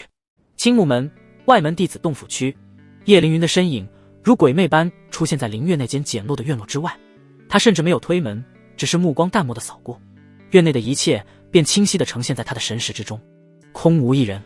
呵，好了。叶凌云嘴角勾起一抹残忍而优雅的弧度，仿佛一只即将开始捕猎的猎豹发现了猎物最后的挣扎。对他而言，这甚至算不上一场战斗，只是一场单方面的清理。一个杂灵根的蝼蚁，侥幸靠着些不入流的奇技淫巧博得了些许关注，甚至还敢觊觎他看上的女人，这本身就是一种罪。他念头一动，炼气9层大圆满的灵石如同一张无形的大网，瞬间以他为中心铺散开来。青木门的每一寸土地，每一丝灵气波动都在他的感知中。很快他看到了，在后山那片连妖兽都嫌弃的乱石林中，一道慌不择路的身影正在狼狈的穿行。找到了。叶凌云冷笑一声，身形化作一道青烟，朝着后山的方向飘然而去。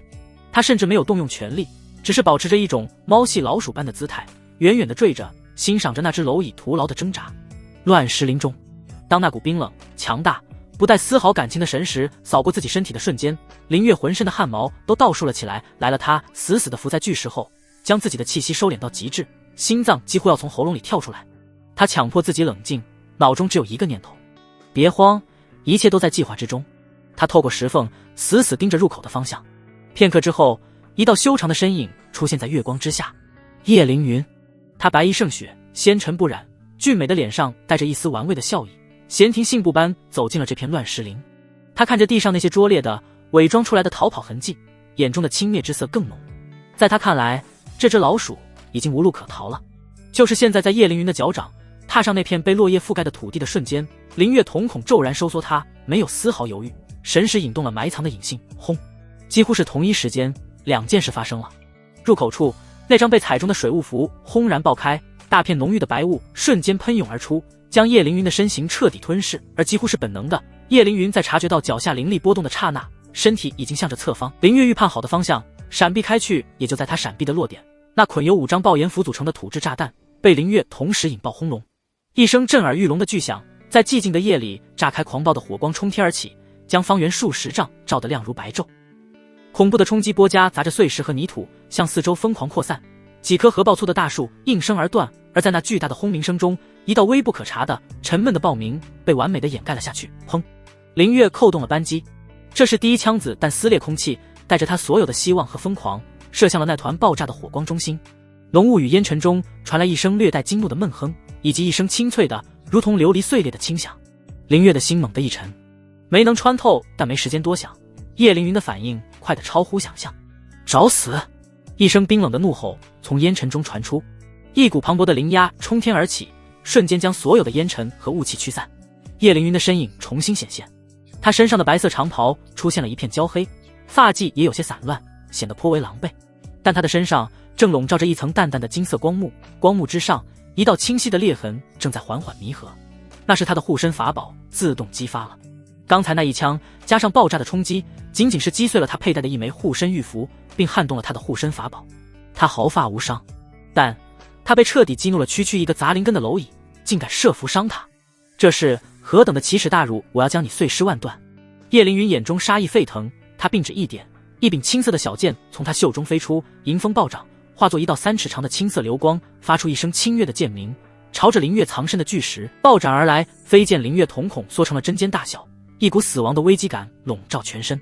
他来不及多想，脚下猛地发力，身体像狸猫一样向着侧后方枣已选好的第2处掩体扑去。轰！他前脚刚走，后脚那块半人高的巨石便如同豆腐一般被青色飞剑从中间一分为2，切口光滑如镜。好快的剑，好恐怖的威力！林月的心脏狂跳，冷汗瞬间浸湿了后背。这就是炼气大圆满的实力，这就是顶阶法器的威力，我看你往哪躲！叶凌云冷哼一声，手捏剑诀，那柄青色飞剑在空中一个盘旋，划出一道优美的弧线，再次朝着林月当头斩下。飞剑的速度太快了，根本不是他这种修为的修士能够用肉身躲开的。林月就地一个翻滚，堪堪避开要害，但飞剑带起的凌厉剑锋依旧在他后背上划开了一道深可见骨的伤口，剧痛传来。林月闷哼一声，鲜血瞬间染红了衣衫，但他没有停下，借着翻滚的力道，他手中的七星再次抬起，对准半空中操控飞剑的叶凌云，毫不犹豫地扣动了扳机，砰砰，又是2枪。叶凌云嘴角挂着不屑的冷笑，身前的金色光幕一阵闪烁，轻易的就将2枚弹丸挡了下来，只是击中的地方激起圈圈涟漪。没用的，蝼蚁，你的暗器连我的护体法宝都破不开。叶凌云的声音充满了嘲弄，他像是在享受这场猎杀，享受着猎物在绝望中挣扎的快感。他操控着飞剑，并不急着下杀手，而是一次又一次的在林月身边划过，在他身上留下一道又一道的伤口。林月在乱石林中疯狂地奔逃闪避，将地形的优势利用到了极致，但实力的差距实在太大了。很快他便浑身是血，体力与灵力都在飞速消耗。不行，这样下去耗死的肯定是我。林月的头脑在剧痛和失血中反而愈发清晰，他的目光扫过叶凌云身前那层金色光幕，那刚被击中那层金色涟漪上。机会只有一次，他眼中闪过一抹骇人的疯狂。在青色飞剑再一次呼啸而来的瞬间，林月做出了一个让叶凌云都感到错愕的举动，他没有躲他，反而朝着飞剑的方向迎着冲了上去。他用自己那在修士看来孱弱不堪的肉身，硬生生地撞向了那柄足以开碑裂石的飞剑。叶凌云下意识地想要收回飞剑，但已经来不及了。林月用左肩硬生生地扛下了飞剑的余波，噗嗤一声利器入肉的闷响，飞剑几乎将他的整个左肩贯穿，骨头碎裂的声音清晰可闻，剧痛如同潮水般涌来，几乎让他当场昏死过去。但他却笑了，他用这重伤濒死的一瞬换来了一个千载难逢的绝对稳定的射击机会。他的右手稳如磐石，手中的七星早已对准了叶凌云心口的位置。他已看出刚才击中之处，防御法器光幕完全合拢，还有几息时间。林月的嘴唇无声地动了动，心里默默计时着。砰砰砰砰，剩下的4发子弹在这一瞬间被他用尽最后的力气全部倾泻了出去，在最近距离4道黑线连成一线，跨越生死的距离，精准地毫厘不差地轰击在了叶凌云胸前光幕的同一点上。那个被第一枪击中本就出现裂痕的点，咔嚓一声细微的碎裂声响起，叶凌云脸上的嘲弄和优雅瞬间凝固，他身前那层金色的光幕如同被重锤击中的玻璃，从一个点开始，蛛网般的裂纹瞬间蔓延开来。咔嚓砰，光幕应声破碎，最后一枚弹丸在失去了所有阻碍之后长驱直入，精准地没入了他的胸膛。时间在这一刻仿佛静止了，叶凌云难以置信地低下头，看着自己胸口那个不断涌出鲜血的血洞，生机在飞速地流逝。他张了张嘴，似乎想说什么，但最终只发出一阵呵呵的声响，眼中充满了不甘、震惊和茫然。他至死都不明白，为什么自己会死在一个杂灵跟蝼蚁的那种粗鄙不堪的铁管之下。扑通，青木门未来的继承人在无数光环的笼罩下，就这么直挺挺地倒了下去，生机断绝。赢了，林月脑中闪过这个念头，紧接着全身的剧痛和虚弱感如潮水般涌来，让他再也支撑不住，半跪在地，大口大口地喘着粗气，左肩的伤口深可见骨，鲜血汩汩地流淌，将他脚下的土地染成了一片暗红色。他看着不远处叶凌云的尸体，没有丝毫胜利的喜悦，只有一种劫后余生的后怕和无尽的冰冷。他杀了掌门之子，他很清楚，从这一刻起，整个青木门再无他容身之地。天大地大，他将成为一个亡命天涯的逃犯。不过首先最重要的还是摸奖时刻，魔尸。剧痛已经不足以形容此刻的感受，那是一种仿佛灵魂被活生生撕裂，再用滚烫的岩浆浇灌的酷刑。烧红的烙铁从左肩的伤口处印下，灼热的痛楚沿着每一条经络、每一寸骨骼疯狂蔓延，最终汇聚成一股毁灭性的洪流，席卷了他的四肢百骸。林月半跪在冰冷的地面上，身体不受控制的剧烈颤抖，每一次呼吸都像是在用一把钝刀拉扯着碎裂的肩胛骨和撕裂的血肉，肺部火烧火燎，喉咙里涌起一股浓重的血腥味。他的眼前阵阵发黑，视线中的乱石林开始扭曲旋转，仿佛随时都会被这无边的痛楚吞噬，坠入永恒的黑暗。冷汗早已湿透了额前的发丝，此刻正混合着从伤口不断渗出的鲜血，将他身上那件本就破旧的灰布衣衫彻底浸透。黏腻湿冷的感觉紧贴着皮肤，带来一阵阵令人作呕的寒意。周围的空气似乎都凝固了，只剩下他自己粗重如破旧风箱般的喘息声在寂静的夜里回荡。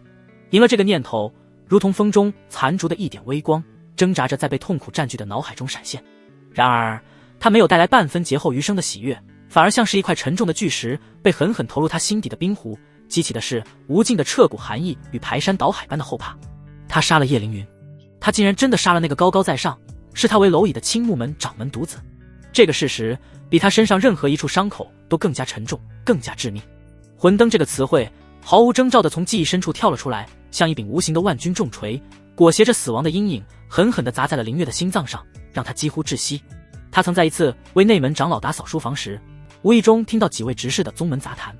他们说，凡是宗门内达到内门核心弟子以上身份的人物，都会在戒备森严的宗门祠堂深处留下一盏与自身性命本源相连的魂灯。那是一种玄奥的法器，与主人的神魂紧密相连。灯在，人在；灯灭，人亡。叶凌云作为掌门独子，未来的少门主，他的魂灯必然是宗门重点看护的对象。他一死，他那盏魂灯便会在同一瞬间应声碎裂，没有时间了，1分1秒都没有了。逃必须立刻逃，现在马上这个念头如同一道刺目的闪电，瞬间撕裂了脑海中所有混乱的思绪，以绝对的姿态压倒了身体的剧痛、虚弱和濒临极限的疲惫。求生的本能是天地间最原始、最强大的力量，它像一记最猛烈、最霸道的强心针，被狠狠注入他即将崩溃的神经系统。一股冰冷的、带着决绝意味的力量从他脊椎骨的末端升起，强行驱散了眼前的黑暗。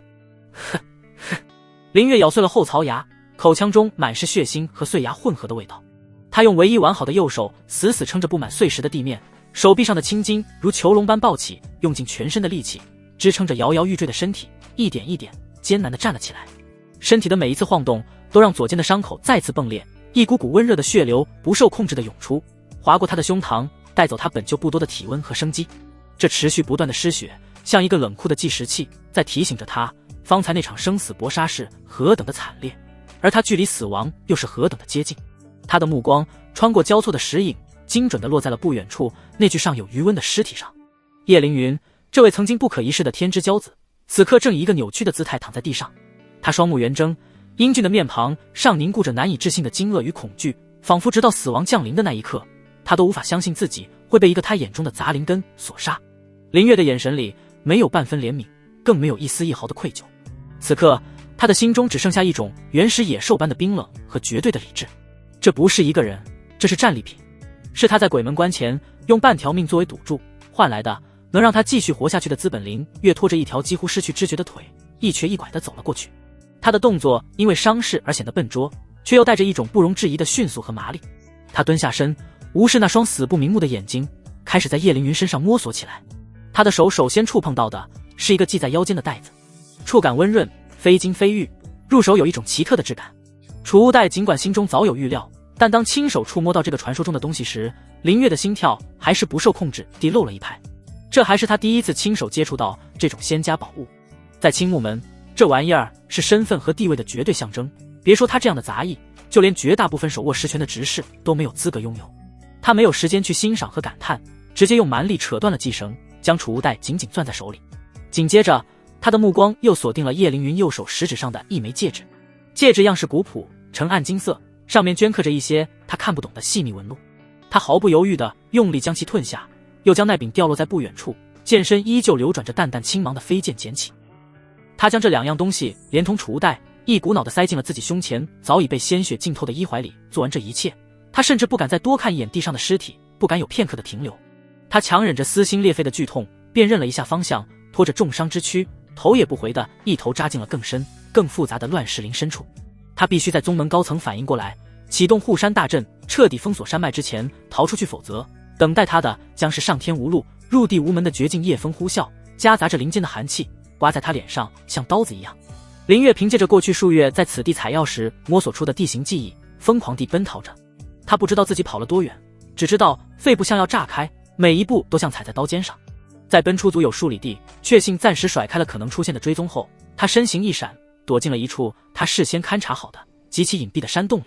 这个山洞是他曾经为了躲避一头妖兽而无意中发现的，洞口被茂密垂落的藤蔓和交错的古树根需完美遮挡，从外面看，即便是走到近前，也几乎发现不了任何痕迹。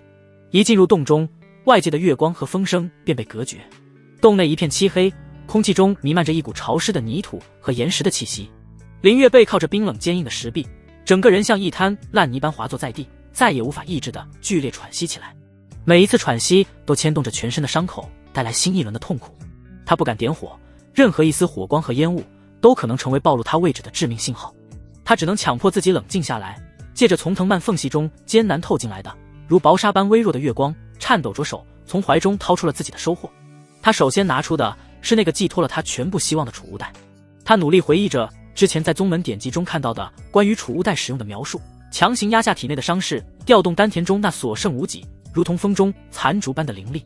他将这丝微弱的灵力汇聚起来，凝聚成一缕无形无质的神识，然后小心翼翼地带着一丝朝圣般的虔诚，探向了储物袋的袋口。叶凌云已死，他留在储物袋上的神识烙印早已随着他的魂飞魄散而消散，此刻的储物袋已是无主之物。林月的神识没有遇到任何阻碍，如水银泻地般瞬间探了进去。下一刻，他的意识仿佛被一股柔和的力量牵引，进入了一个全新的奇异的维度，一个足有10数个平方大小的独立空间静静地悬浮在他的视野之中。这里没有上下左右，没有实体墙壁，只有一片混沌的虚无，以及那足以让任何炼气期修士疯狂的宝物。然后他彻底呆住了，思维仿佛在这一刻被冻结，连身上的剧痛似乎都暂时忘记了。他看到了什么？神识视野的左边角落里堆着一座由无数亮晶晶的石头组成的小山，那些石头通体晶莹，内部仿佛有流光在缓缓转动，散发出的纯净灵气波动，即便只是通过神识进行感知，也让他感到一阵发自灵魂深处的舒畅与心神荡漾。下品灵石密密麻麻，层层叠叠，粗略一数，怕不是有几百块之多。而在那座灵石小山的旁边，整齐地码放着5块体积更大、光芒更呈、长方形，所蕴含的灵气也更加精纯浓郁的石头中品灵石。他曾在宗门听闻，1块中品灵石便相当于100块下品灵石的价值，而且因为其灵气更加纯净，往往有价无市。林月的心脏如同被一只无形的大手狠狠攥住，猛烈地抽动了一下。近100块下品灵石，外加5块中品灵石，这相当于足足600块下品灵石。600块，他辛辛苦苦在宗门做那些最危险、最劳累的任务，出生入死1个多月，也不过才赚了区10几块下品灵石而已。而叶凌云随身携带的就已经是这样一个他连做梦都不敢想象的天文数字。这笔财富，别说是他，就算是青木门任何一个内门长老见了，恐怕都会当场眼红，甚至不惜撕破脸皮出手抢夺。而这仅仅只是开始。林月强行压下心中的狂喜与震撼，将神识缓缓移向空间的另一边。在那里分门别类地摆放着各种他只在图鉴上见过，甚至连名字都叫不出来的珍稀材料。一块人头大小、通体漆黑、散发着森然寒气的金属，那是炼制顶级法器的玄铁；一截手臂粗细、晶莹剔透，仿佛内部封印着一缕清风的木材，那是传说中的风纹灵木。还有几块被玉盒精心保存的妖兽内丹，其上传来的灵力波动远比他之前得到的那颗风狼妖丹要强大得多，恐怕至少也是炼气后期的强大妖兽才能拥有这些，全都是他梦寐以求的顶级材料。他脑中那些超越这个时代认知的武器蓝图，一直因为材料匮乏而束之高阁，而现在将它们变为现实的基石，就静静地躺在这里。他的神识又扫过一件被叠放得整整齐齐的衣物，那是一件通体乌黑，用不知名的丝线绣着银色暗纹的法衣。神识触碰之下，一种坚韧而又灵动的质感传来，其上流转的灵力波动形成了一道若有若无的防护层，远比叶凌云身上那件除了好看一无是处的华丽白袍要强大数倍。蠢货！林月心中冷笑，为了外表的好看和所谓的风度，竟然不穿这件防御力明显更高的内甲法衣。叶凌云的自负与傲慢真是已经刻到了骨子里，但也正是这份深入骨髓的傲慢，才给了自己这样一个蝼蚁，一个绝地反杀的机会。林月将激动的心情平复下来，他的神识最后落在了整个储物袋空间的最中央。那里一个巴掌大小的白玉盒子被单独放置着，周围空无一物，仿佛众星拱月般，彰显着其无与伦比的尊贵与珍惜。林月的心跳没来由的开始加速，肋骨般的敲击着他的胸膛。他有一种强烈的预感，这个盒子里装的才是叶凌云身上最宝贵的东西。他集中精神，用意念缓缓的一点一点的打开了那个白玉盒子。嗡！就在玉盒开启的一瞬间，一股难以用言语形容的奇异丹香，如同绝地的洪水，瞬间充斥了他的整个识海。那香味仿佛拥有生命，沁人心脾，让他浑身的疲惫、剧痛，甚至连灵魂深处的虚弱感，都在这一刻为之一清。玉盒之中，一枚龙眼大小、通体浑圆、散发着淡淡七彩宝光的丹药，正静静地躺在红色的丝绸之上。丹药的表面仿佛有天然生成的云雾纹路在缓缓流转，与天地间的灵气产生着一种玄之又玄的奇妙共鸣。仅仅是看上一眼，就让林月体内的灵力都开始隐隐躁动起来。筑基丹这3个字如同9天之上降下的雷霆，在他的脑海中轰然炸响。这竟然是传说中能够帮助炼气期顶峰修士打破天地瓶颈，伐毛洗髓，重塑道基，从而一举冲击筑基期的无价之宝。筑基丹，林月的呼吸在这一刻几乎停止了。他比任何人都清楚这枚丹药的价值。在如今的苍玄界，由于上古大战导致传承断绝，筑基丹的丹方早已失传。每一颗现世的筑基丹都是从某些凶险万分的上古遗迹中发掘出的孤品，是用一颗就少一颗的，足以影响一个宗门未来气运的顶级战略资源，其价值根本无法用灵石来衡量。为了一颗筑基丹，足以让一个中等宗门不惜发动一场血流成河的灭门之战，而现在，这颗只存在于传说中的神物，这颗能让无数天才修士为之疯狂的丹药，就这么静静地躺在他的储物袋里，唾手可得。林月的呼吸变得无比急促粗重，双眼因为极致的激动而变得一片赤红。他看着储物袋里那堪称惊天之富的海量资源，又感受着那颗似乎能改变他一生命运的神奇丹药。他知道，从这一刻起，从他杀死叶凌云得到这一切的这一刻起，他的人生轨迹将被彻底改写。他不再是那个在青木门最底层苦苦挣扎的杂役，不再是那个需要靠着小聪明和一次次赌上性命才能换取一线生机的外门弟子。凭借这些资源，尤其是这颗筑基丹，他拥有了与这个世界真正顶尖的天才们站在同一起跑线上，甚至超越他们的资格。前提是林月的狂喜与激动如同被一盆冰水当头浇下。他能活着离开这里。山洞深处死寂无声，唯有粗重而压抑的喘息在潮湿的空气中回荡，如同濒死野兽在生命中点线上不屈的挣扎。那伤口早已不成形状，仿佛被一头饥饿的凶兽用最原始最残暴的方式狠狠撕咬过，断裂的骨茬在血肉模糊中若隐若现，森然可怖，诉说着不久前那场生死搏杀的惨烈。每一次心跳都像一柄无形的重锤，精准无误地狠狠砸在窗口之上，引发一阵深入骨髓直冲神魂的剧痛。浪潮般的痛楚让他眼前阵阵发黑，意识在清醒与昏厥的边缘摇摇欲坠。汗水与血水混杂在一起，浸透了他残破的衣衫，在身下汇成一小片黏腻的血泊。然而比这撕心裂肺的剧痛更强烈的是一种源自生命最深处最原始的求生本能。这股本能如同一道冰冷刺骨的激流，蛮横地冲刷着他因失血而濒临混沌的意识，强行将他从昏沉的深渊中拽回，让他的头脑以前所未有的姿态变得清明锐利。绝不能死在这里，这个念头像是一道惊雷，在精神世界里轰然炸响。林月的眼神瞬间由涣散变得凝聚，闪烁着狼一般的坚韧与狠厉。没有半分犹豫，他意念一动，瞬间探入那枚从叶凌云手上夺来的储物袋，神识扫过，袋中琳琅满目的物品一览无余，仿佛一个微缩的宝库在他眼前展开。丹药、法器、灵石、玉简，各色宝光交相辉映。但在这一刻，林月的目标无比明确，所有杂物都被他的意识自动过滤，神识直接锁定了一个雕刻着精致云纹的玉瓶。这玉瓶入手温润，触感细腻如上等美玉，瓶身散发着淡淡的灵气波动，隔着瓶壁都能感受到其中蕴藏的不凡。他用仅能活动的那只手，以一种近乎痉挛的姿态艰难地拔开瓶塞，啵的一声轻响，一股浓郁到仿佛化为实质的药香瞬间弥漫开来。那香气清新而醇厚，不带丝毫杂质，仿佛能直接沁入人的心脾，滋养干涸的灵魂。仅仅是闻到这股香气，林月就感觉那阵阵发黑的眩晕感被驱散了不少，精神为之一振。他迫不及待地将瓶口倾斜，倒出一枚丹药。只见其通体碧绿，晶莹剔透，仿佛是用最纯净的祖母绿雕琢而成。丹药表面有流光婉转，氤氲的绿色霞光环绕其上，宛如一颗蕴含着无穷生命力的星辰。丹药斧一出现，他那濒临崩溃的身体便散发出一股本能的强烈的渴望，每一个细胞都在为此而欢呼雀跃。不再有丝毫迟疑，他仰头将这枚救命丹药一口吞下。丹药入口即化，没有丝毫苦涩，反而化作一股磅礴而精纯的暖流。这股暖流如同一条决堤的生命江河，带着沛然墨玉之势，浩浩荡荡地冲向他的四肢百骸。那股暖流所过之处，干涸的经脉如同久旱逢甘霖的土地，贪婪地吸收着滋养。疲惫的血肉在暖流的冲刷下，重新焕发了生机与活力。更让他震撼的是，他甚至能清晰地看到那股碧绿色的药力在体内奔涌一周后，便如同受到最精准的制导，主动汇聚到他右肩的伤口处，药力在那里化作亿万缕纤细如发的绿色丝线，温柔而又坚定地包裹住那些断裂的骨骼。骨茬在药力的牵引下发出了咔嗒咔嗒的轻微声响，开始缓慢而准确的归位愈合。而被撕裂的血肉与经脉则在一阵阵难以忍受却又带着新生希望的酥麻痒意中，以肉眼可见的速度重生蠕动交织。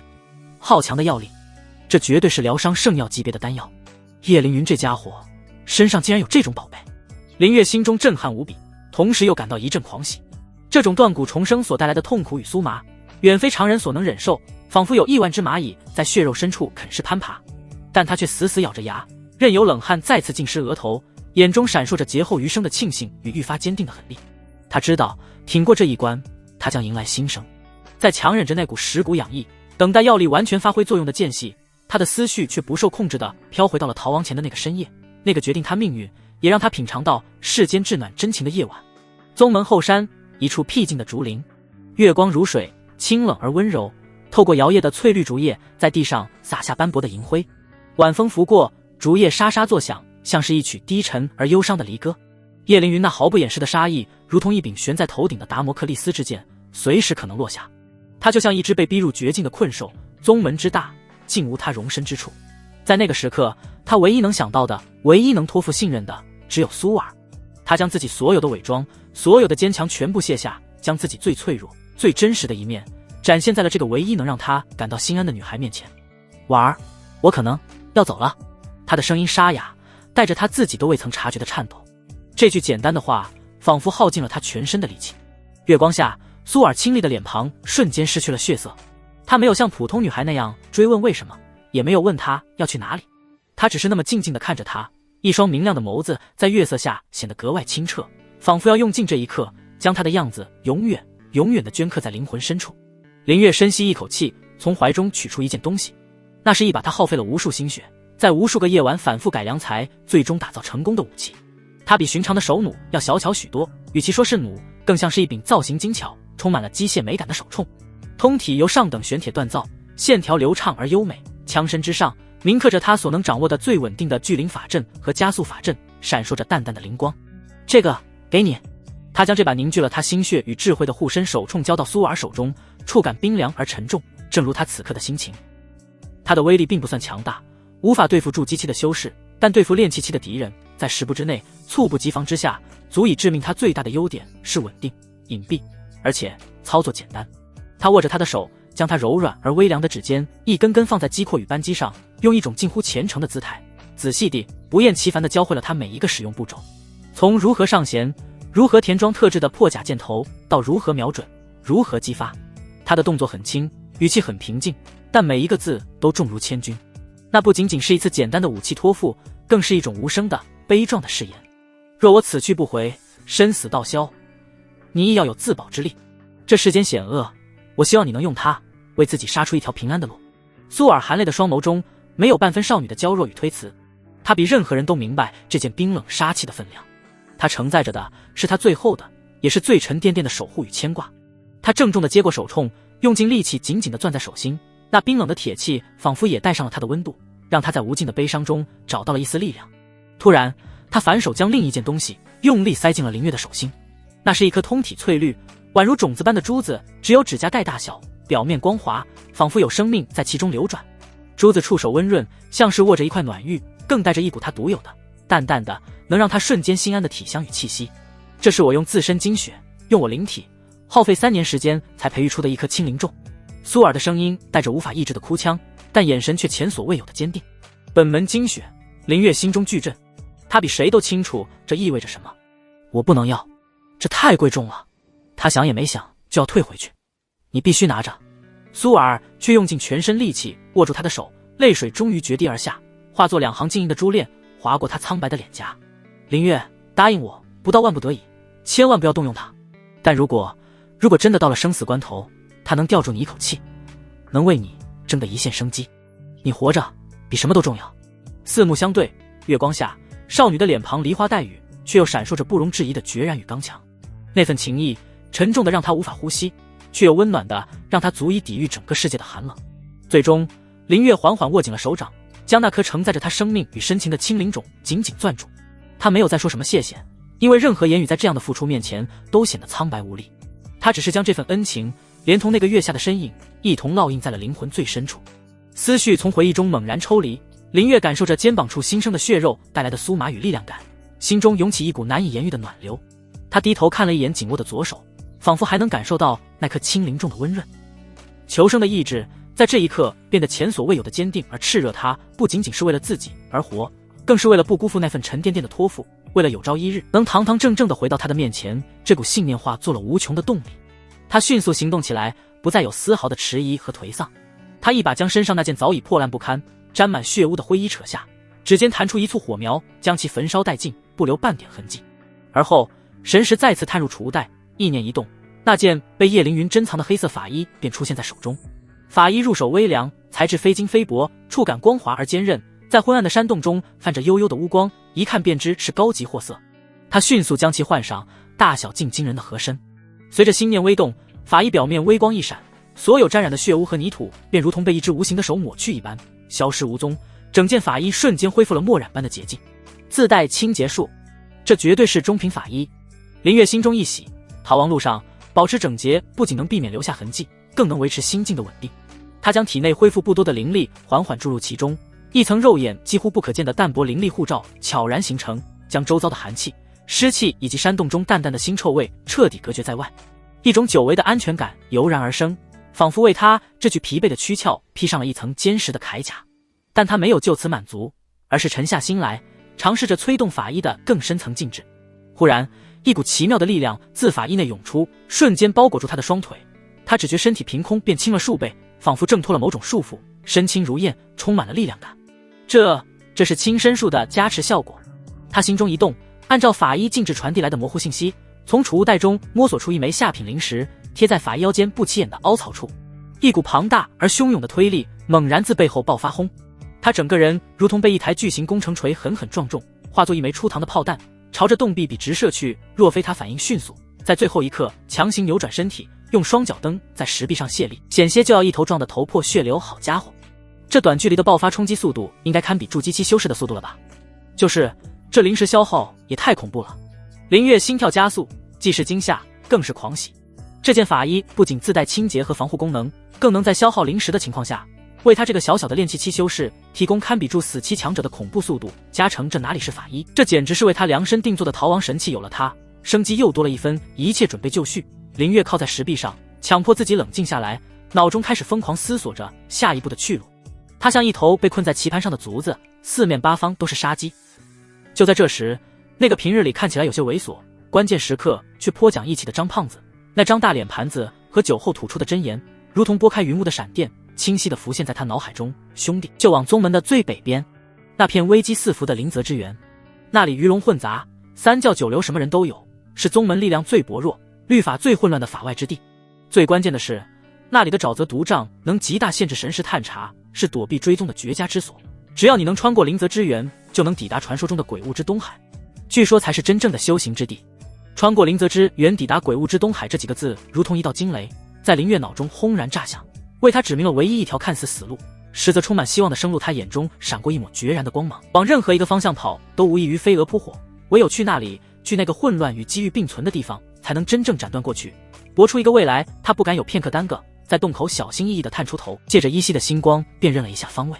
下一刻，他毫不犹豫地催动了法衣搜，他的身形化作一道几乎无法捕捉的黑色闪电，瞬间冲出了山洞，如同一支离弦的箭，义无反顾地向着南方那片无尽的、代表着未知与凶险的黑暗森林亡命狂奔。夜风在耳边激烈的呼啸，化作了高亢的战歌。两旁的景物飞速倒退，在视野中拉成一片片模糊的流光。这种风驰电掣般的速度，是他以前从未体验过的极致快感，仿佛整个人都要融化在风中。法衣背后的灵力推助稳定而强大，让他每一步都能跨出数十丈的惊人距离，山石、沟壑皆是一跃而过。但他不敢有丝毫松懈，神识高度集中，一半警戒着四周可能出现的危险，一半感知着腰间灵石的消耗速度。仅仅半炷香的时间，代表着一块下品灵石的能量便消耗殆尽。法衣上的光芒微微一暗，速度骤然下降。林月心头一紧，左手早已备好，毫不犹豫地再次从储物袋中抓出一把灵石，看也不看就直接拍入凹槽。法衣光芒再盛，速度再次飙升。一个时辰，两个时辰，时间在亡命的奔逃中失去了意义。林月不知疲倦地向前，再向前。他像一头挣脱了枷锁的猎豹，在山林间疯狂地穿行，体内的丹药之力化作温暖的溪流，以惊人的速度修复着撕裂的肌肉与受损的经脉。而精神层面，那股对自由的极致渴望与劫后余生的亢奋，则化作了最猛烈的燃料，让他彻底忘记了身体的疲惫与灵力的枯竭。他已经记不清自己到底使用了多少块灵石。储物袋中那原本堆积如小山的下品灵石，此刻正以一种令他心痛的速度飞快地减少着，从几十块到上百块。这惊人的消耗速度，若是放在往日，足以让他心疼的夜不能寐。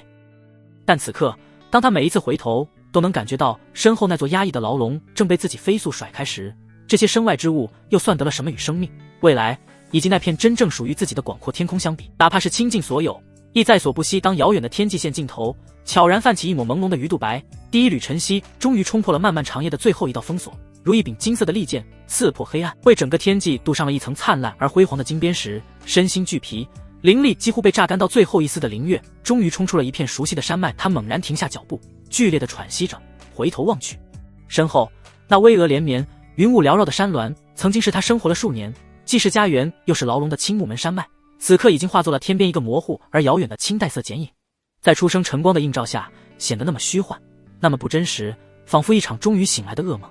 而在他的面前，则是一片广袤无垠、墨绿如海、一眼望不到尽头的原始森林，一股与青木门截然不同的全新气息，如同浪潮般扑面而来。那是一种极度潮湿的，混合了亿万种草木与千万年腐殖质的浓烈气息，其中夹杂着若有若无的带有微毒的瘴气，以及从森林深处隐隐传来的悠远而苍凉的兽吼。这气息里充满了原始的野性、未知的危险，却也洋溢着一种近乎蛮横的无穷无尽的磅礴生机灵泽之源。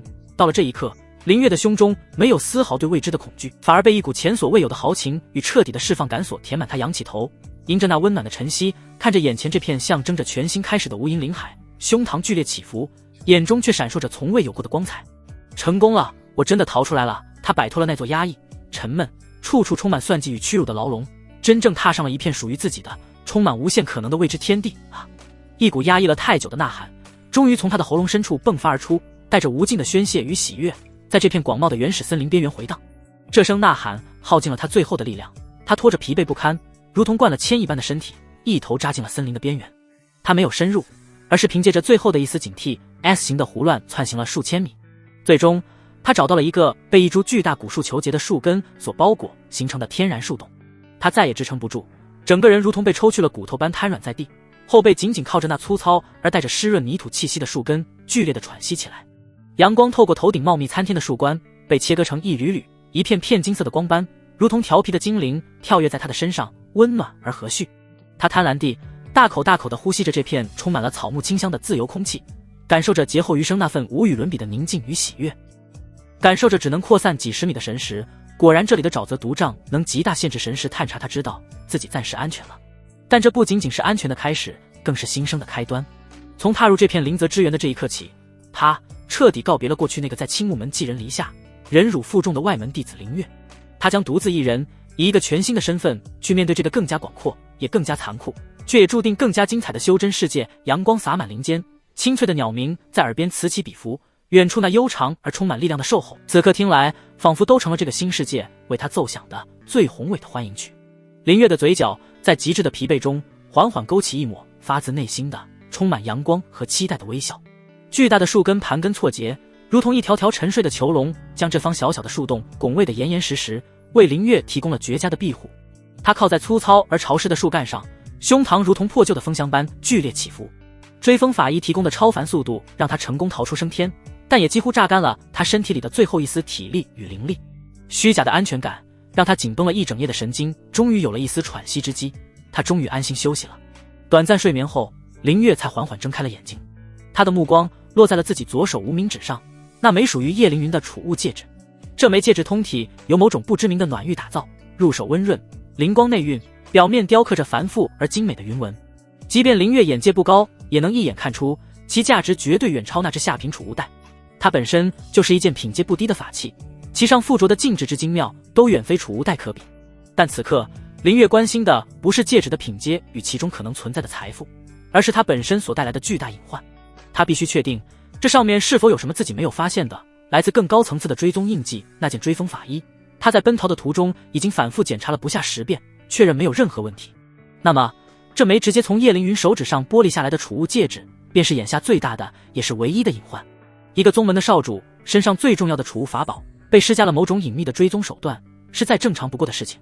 林月从不相信侥幸，他只相信自己的谨慎。想到这里，他不敢有丝毫大意。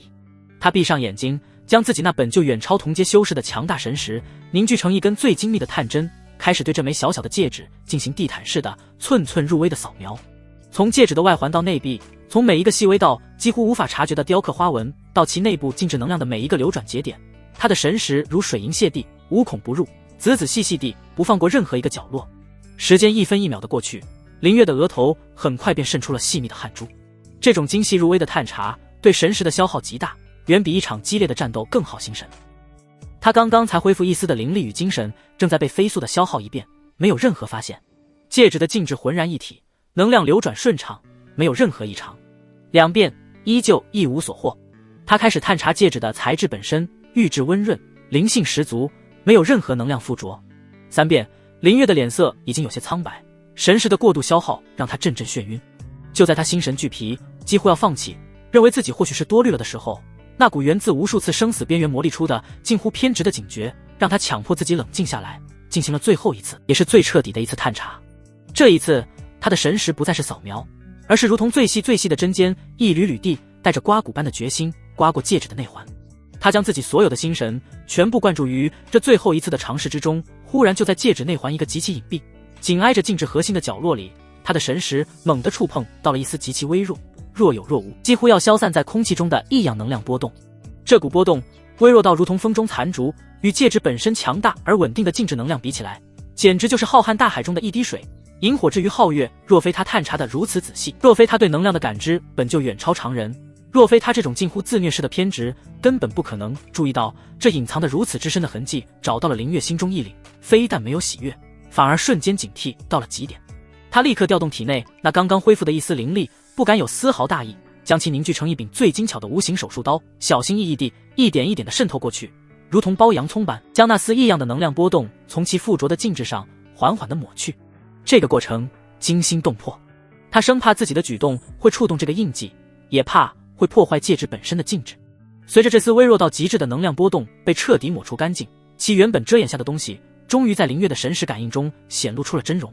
那是一个只有米粒大小却精致的令人心悸的灰烬，它并非雕刻上去的，而是用某种林月完全不认识的闪烁着淡淡暗金色光泽的神秘金属，以一种鬼斧神工的技艺直接铭刻在了玉制的戒指内壁之上。那铭刻的痕迹针脚细密，与玉璧浑若天成，若非事先知道位置，用肉眼根本无法分辨。灰烬的图案很奇特，是一柄锋锐无匹，仿佛能斩断世间一切法则的利剑，与一座代表着绝对公正与无情审判的古朴天平，两者交叉在一起，构成了一个充满了威严、肃杀与至高无上之气的神秘符号。这是什么？林月的眉头瞬间凝成了一个川字。与此同时，在林月身后数千里之外，青木门主峰之巅，宗祠大殿之内，气氛压抑的仿佛连空气都已凝固。青木门掌门叶天南面沉如水地端坐在主位之上，他那双布满了血丝的赤红眼眸，以及周身不受控制的向外溢散出的属于金丹真人的恐怖威压，让整个大殿的梁柱都在微微颤抖，昭示着他内心的狂怒正处于火山喷发的边缘下方。戒律堂长老与一众核心执事全都跪在地上，身体瑟瑟发抖，连大气都不敢喘一口，噤若寒蝉。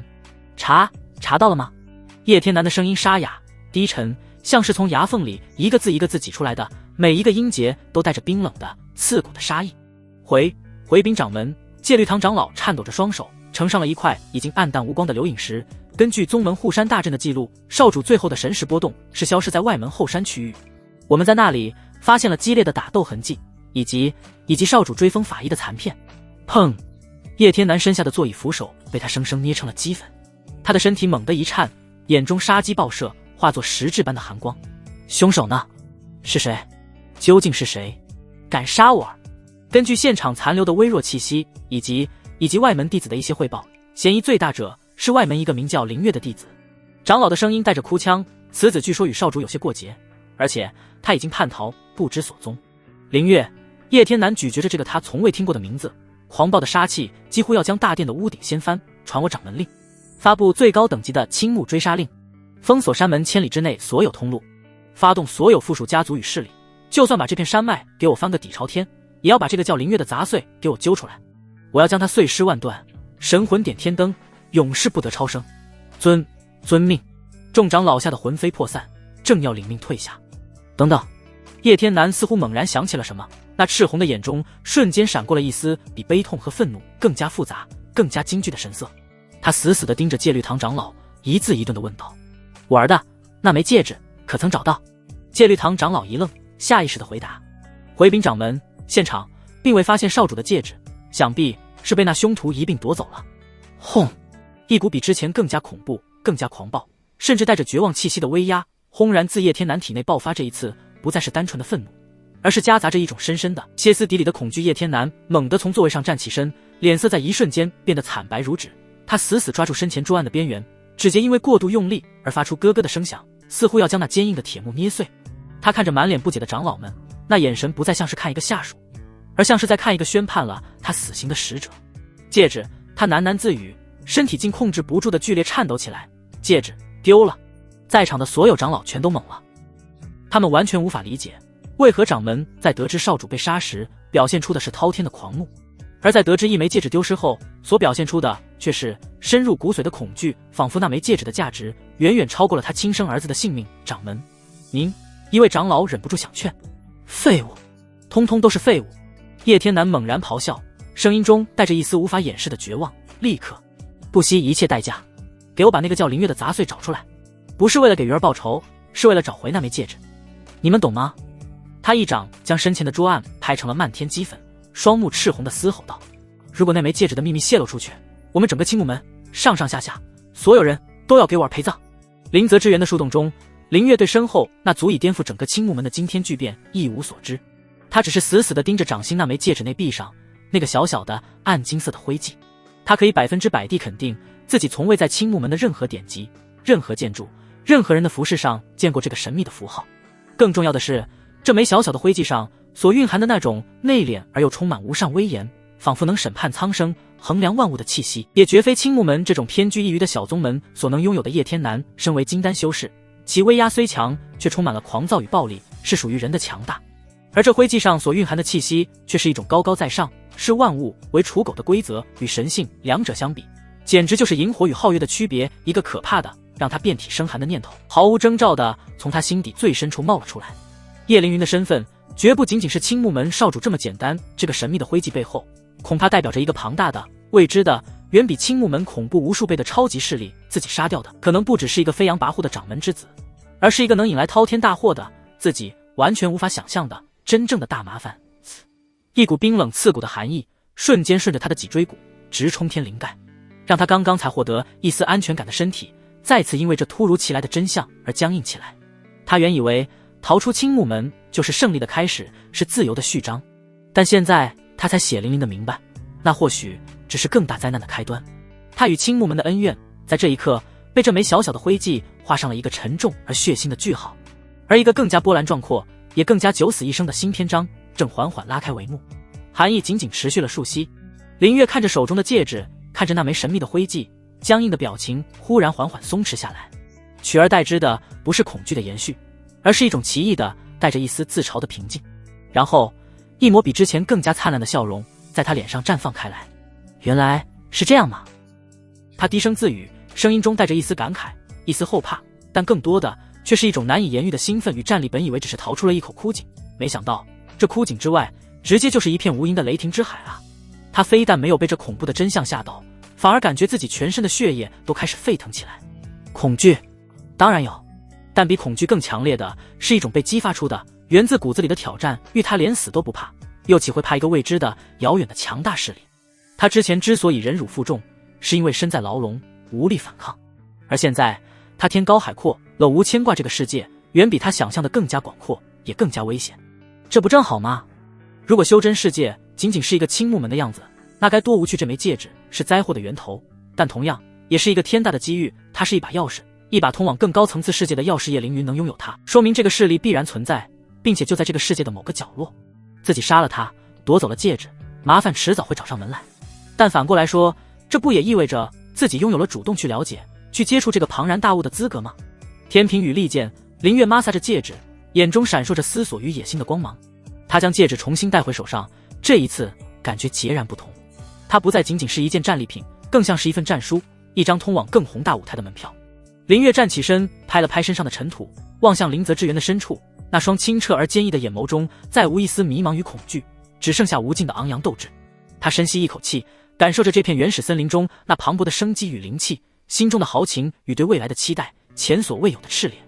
新的世界，新的挑战已然在他面前铺开了最为壮丽也最为凶险的画卷。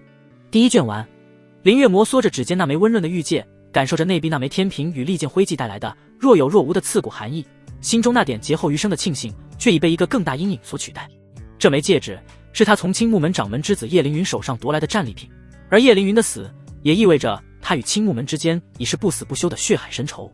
可现在看来，青木门或许只是他惹上的小麻烦。这戒指里的徽记，他从未在任何典籍上见过，但那种仿佛凌驾于世俗法则之上，裁决众生的冰冷意志，却透过这小小的徽记清晰地传递过来。这绝不是一个寻常宗门或者家族能拥有的气魄。到底要不要把戒指丢掉？是奇遇还是后患？之后会不会来其他势力追兵？林月的脑海中无数个念头在疯狂翻滚，他甚至无法想象追兵的实力。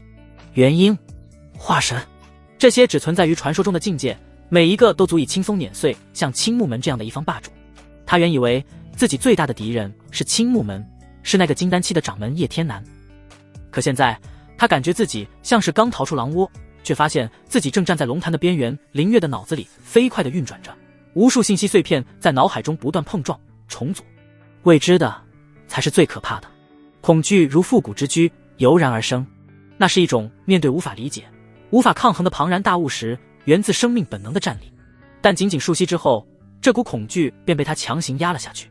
他眼中的慌乱被一种近乎疯狂的冷静所取代。怕有个屁用！他缓缓吐出一口浊气，眼神重新变得锐利起来。从他选择手刃叶凌云的那一刻起，退路就已经断了。叶凌云仗着家世，屡次三番欲置他于死地，手段阴狠毒辣。若非他有几分底牌，早已化作一抔黄土。他不是圣人，面对这样的敌人，唯一的选择就是斩草除根。现在再多一个不知名的超级势力当债主，狮子多了不痒，债多了不愁。反正已经欠了青木门一条死债，再背上一笔未来债又何妨？他连死亡本身都不曾畏惧，又岂会为一个虚无缥缈的未来强敌而裹足不前？相反，一种源自赌徒骨子里的病态的兴奋感，竟从他心底缓缓升起。这股兴奋感驱散了最后的恐惧，让他的血液都开始微微沸腾。这个世界远比他想象的要精彩，也远比他想象的要危险。这不正好吗？若修真世界都如青木门那般蝇营狗苟，为了几块灵石、几瓶丹药便算计不休，那该有多无趣！他前世作为一个普通人，碌碌无为的死去，这一世穿越到修真世界，难道还要继续平庸下去吗？不，他要的是波澜壮阔，是与天争、与地争、与人争的快意恩仇。这枚戒指是灾祸的源头，但同样也是一把通往更高层次世界的钥匙。他向他揭示了这方天地的一角，一个远比他所知更为宏大的舞台。麻烦迟早会找上门，但反过来说，这也意味着自己拥有了主动去了解、去接触这个庞然大物的资格。只要自己变得足够强，强到让这个组织都无法忽视，那么危机或许就能转化为机遇。林月低头淡然地扫了一眼戒指，将戒指重新戴回手上。这一次感觉截然不同，它不再仅仅是一件冰冷的战利品，更像是一份战书，一张通往更宏大舞台的门票。一股豪情在他胸中激荡，他站起身，拍了拍身上的尘土，望向林泽之源的深处，那双清澈的眼眸中再无一丝迷茫，只剩下昂扬的斗志。他深吸一口气，感受着这片原始森林中那磅礴的生机与灵气，心中的豪情与对未来的期待前所未有的炽烈。然而豪情不能当饭吃。咕咕，腹中传来的抗议声与丹田内几乎枯竭的灵力，瞬间将他从云端拉回了残酷的现实。他此刻的状态差到了极点，一夜的亡命奔逃几乎榨干了他所有的体能与灵力。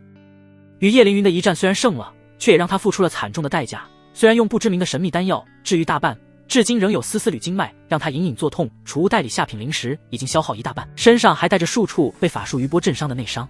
更要命的是，这灵泽之源果然名不虚传。他的神识离体之后，仿佛陷入了泥沼，被一股无形的力量死死压制，延伸范围不足几十米。这种环境对于那些金丹大能来说是绝地，因为他们习惯了用神识大范围扫描，在这里却成了瞎子。但对于他这种练气期的小修士来说，反倒提供了一丝喘息之机。不怕金丹大能的远距离大范围神识扫描，却刚好有他这种境界的小人物生存空间。不过凡事有利有弊，神识受限意味着他对危险的感知能力也大大降低，他必须再三小心，不然在这种环境下，也许任何一只筑基期的妖兽都可能要了他的命。当务之急是找天黑之前找一个绝对安全的藏身之所。林月脑中念头飞速转动，立刻为自己定下了第一步计划，去找去人类方士。不行，青木门在这一带势力盘根错节，方士定然布满了他们的眼线，那是追兵最可能去的地方。以他现在的状态，碰上任何一个青木门的执法弟子都是死路一条，必须先猥琐发育。他打定了主意，不再犹豫，辨认了一下方向，便拖着疲惫的身体一头扎进了这片墨绿色的林海。他没有走直线，而是凭借着上辈子那点可怜的野外生存知识，尽量沿着山脊的侧面行进，避开水源和开阔地带。这些地方往往是强大妖兽的猎食场和领地。他像一只谨慎的狐狸，在密林中穿梭，每一步都小心翼翼，将自己的气息收敛到极致。时间缓缓流逝，头顶的太阳从东升到中天，又渐渐西斜。林泽之源的残酷远超他的想象，这里简直就是妖兽的乐园。一路上，他至少肉眼看到了7、8股只的妖兽，其中2只其威势之强，远胜他曾面对过的任何一只护山灵兽。有一次，他正躲在一棵巨大的古树树冠中喘息，忽然感到地面传来一阵有节奏的剧烈震动。他探头望去，只见一头体型堪比小山的铁甲犀牛正迈着沉重的步伐从林间走过，他每一步落下都让地面为之颤抖，粗壮的树木在他面前如同草芥。那股狂暴而蛮荒的气息，隔着数百米都让他心惊肉跳。有好几次，他都是凭借前世和刚穿越那会狩猎经验，提前察觉到地面轻微的震动，或是闻到风中传来的血腥味，才狼狈不堪地改变方向，险险避开。其中最危险的一次，他刚刚藏身于一处乱石堆后，一只通体漆黑、身形矫健的猎豹型妖兽便如鬼魅般从他几十米外掠过，那双冰冷的树瞳扫视着四周，让他连呼吸都几乎停止。还好，只是瞄了他一眼，就不看他每一次与危险擦肩而过，都让他那根名为谨慎的神经绷得更紧一分。他的灵力与体力也在这种高度紧张的状态下被迅速消耗，必须尽快找到藏身处。当最后一缕霞光即将隐没于地平线之下时，体力与灵力都已濒临极限的灵月被一处陡峭的山壁挡住了去路。山壁高达100丈，光滑如镜，几乎无处攀爬。他靠在一棵大树下，剧烈地喘息着，汗水浸透了衣衫，眼前阵阵发黑，几乎要绝望。难道自己第一晚就要在这危机四伏的野外过夜吗？就在这时，一股异样的感觉传来，空气中似乎有一丝若有若无的湿润水汽，与周遭丛林里那种腐殖质的潮气截然不同。这股水汽带着一丝清冽，沁人心脾。林月心中一动，仿佛抓住了救命稻草。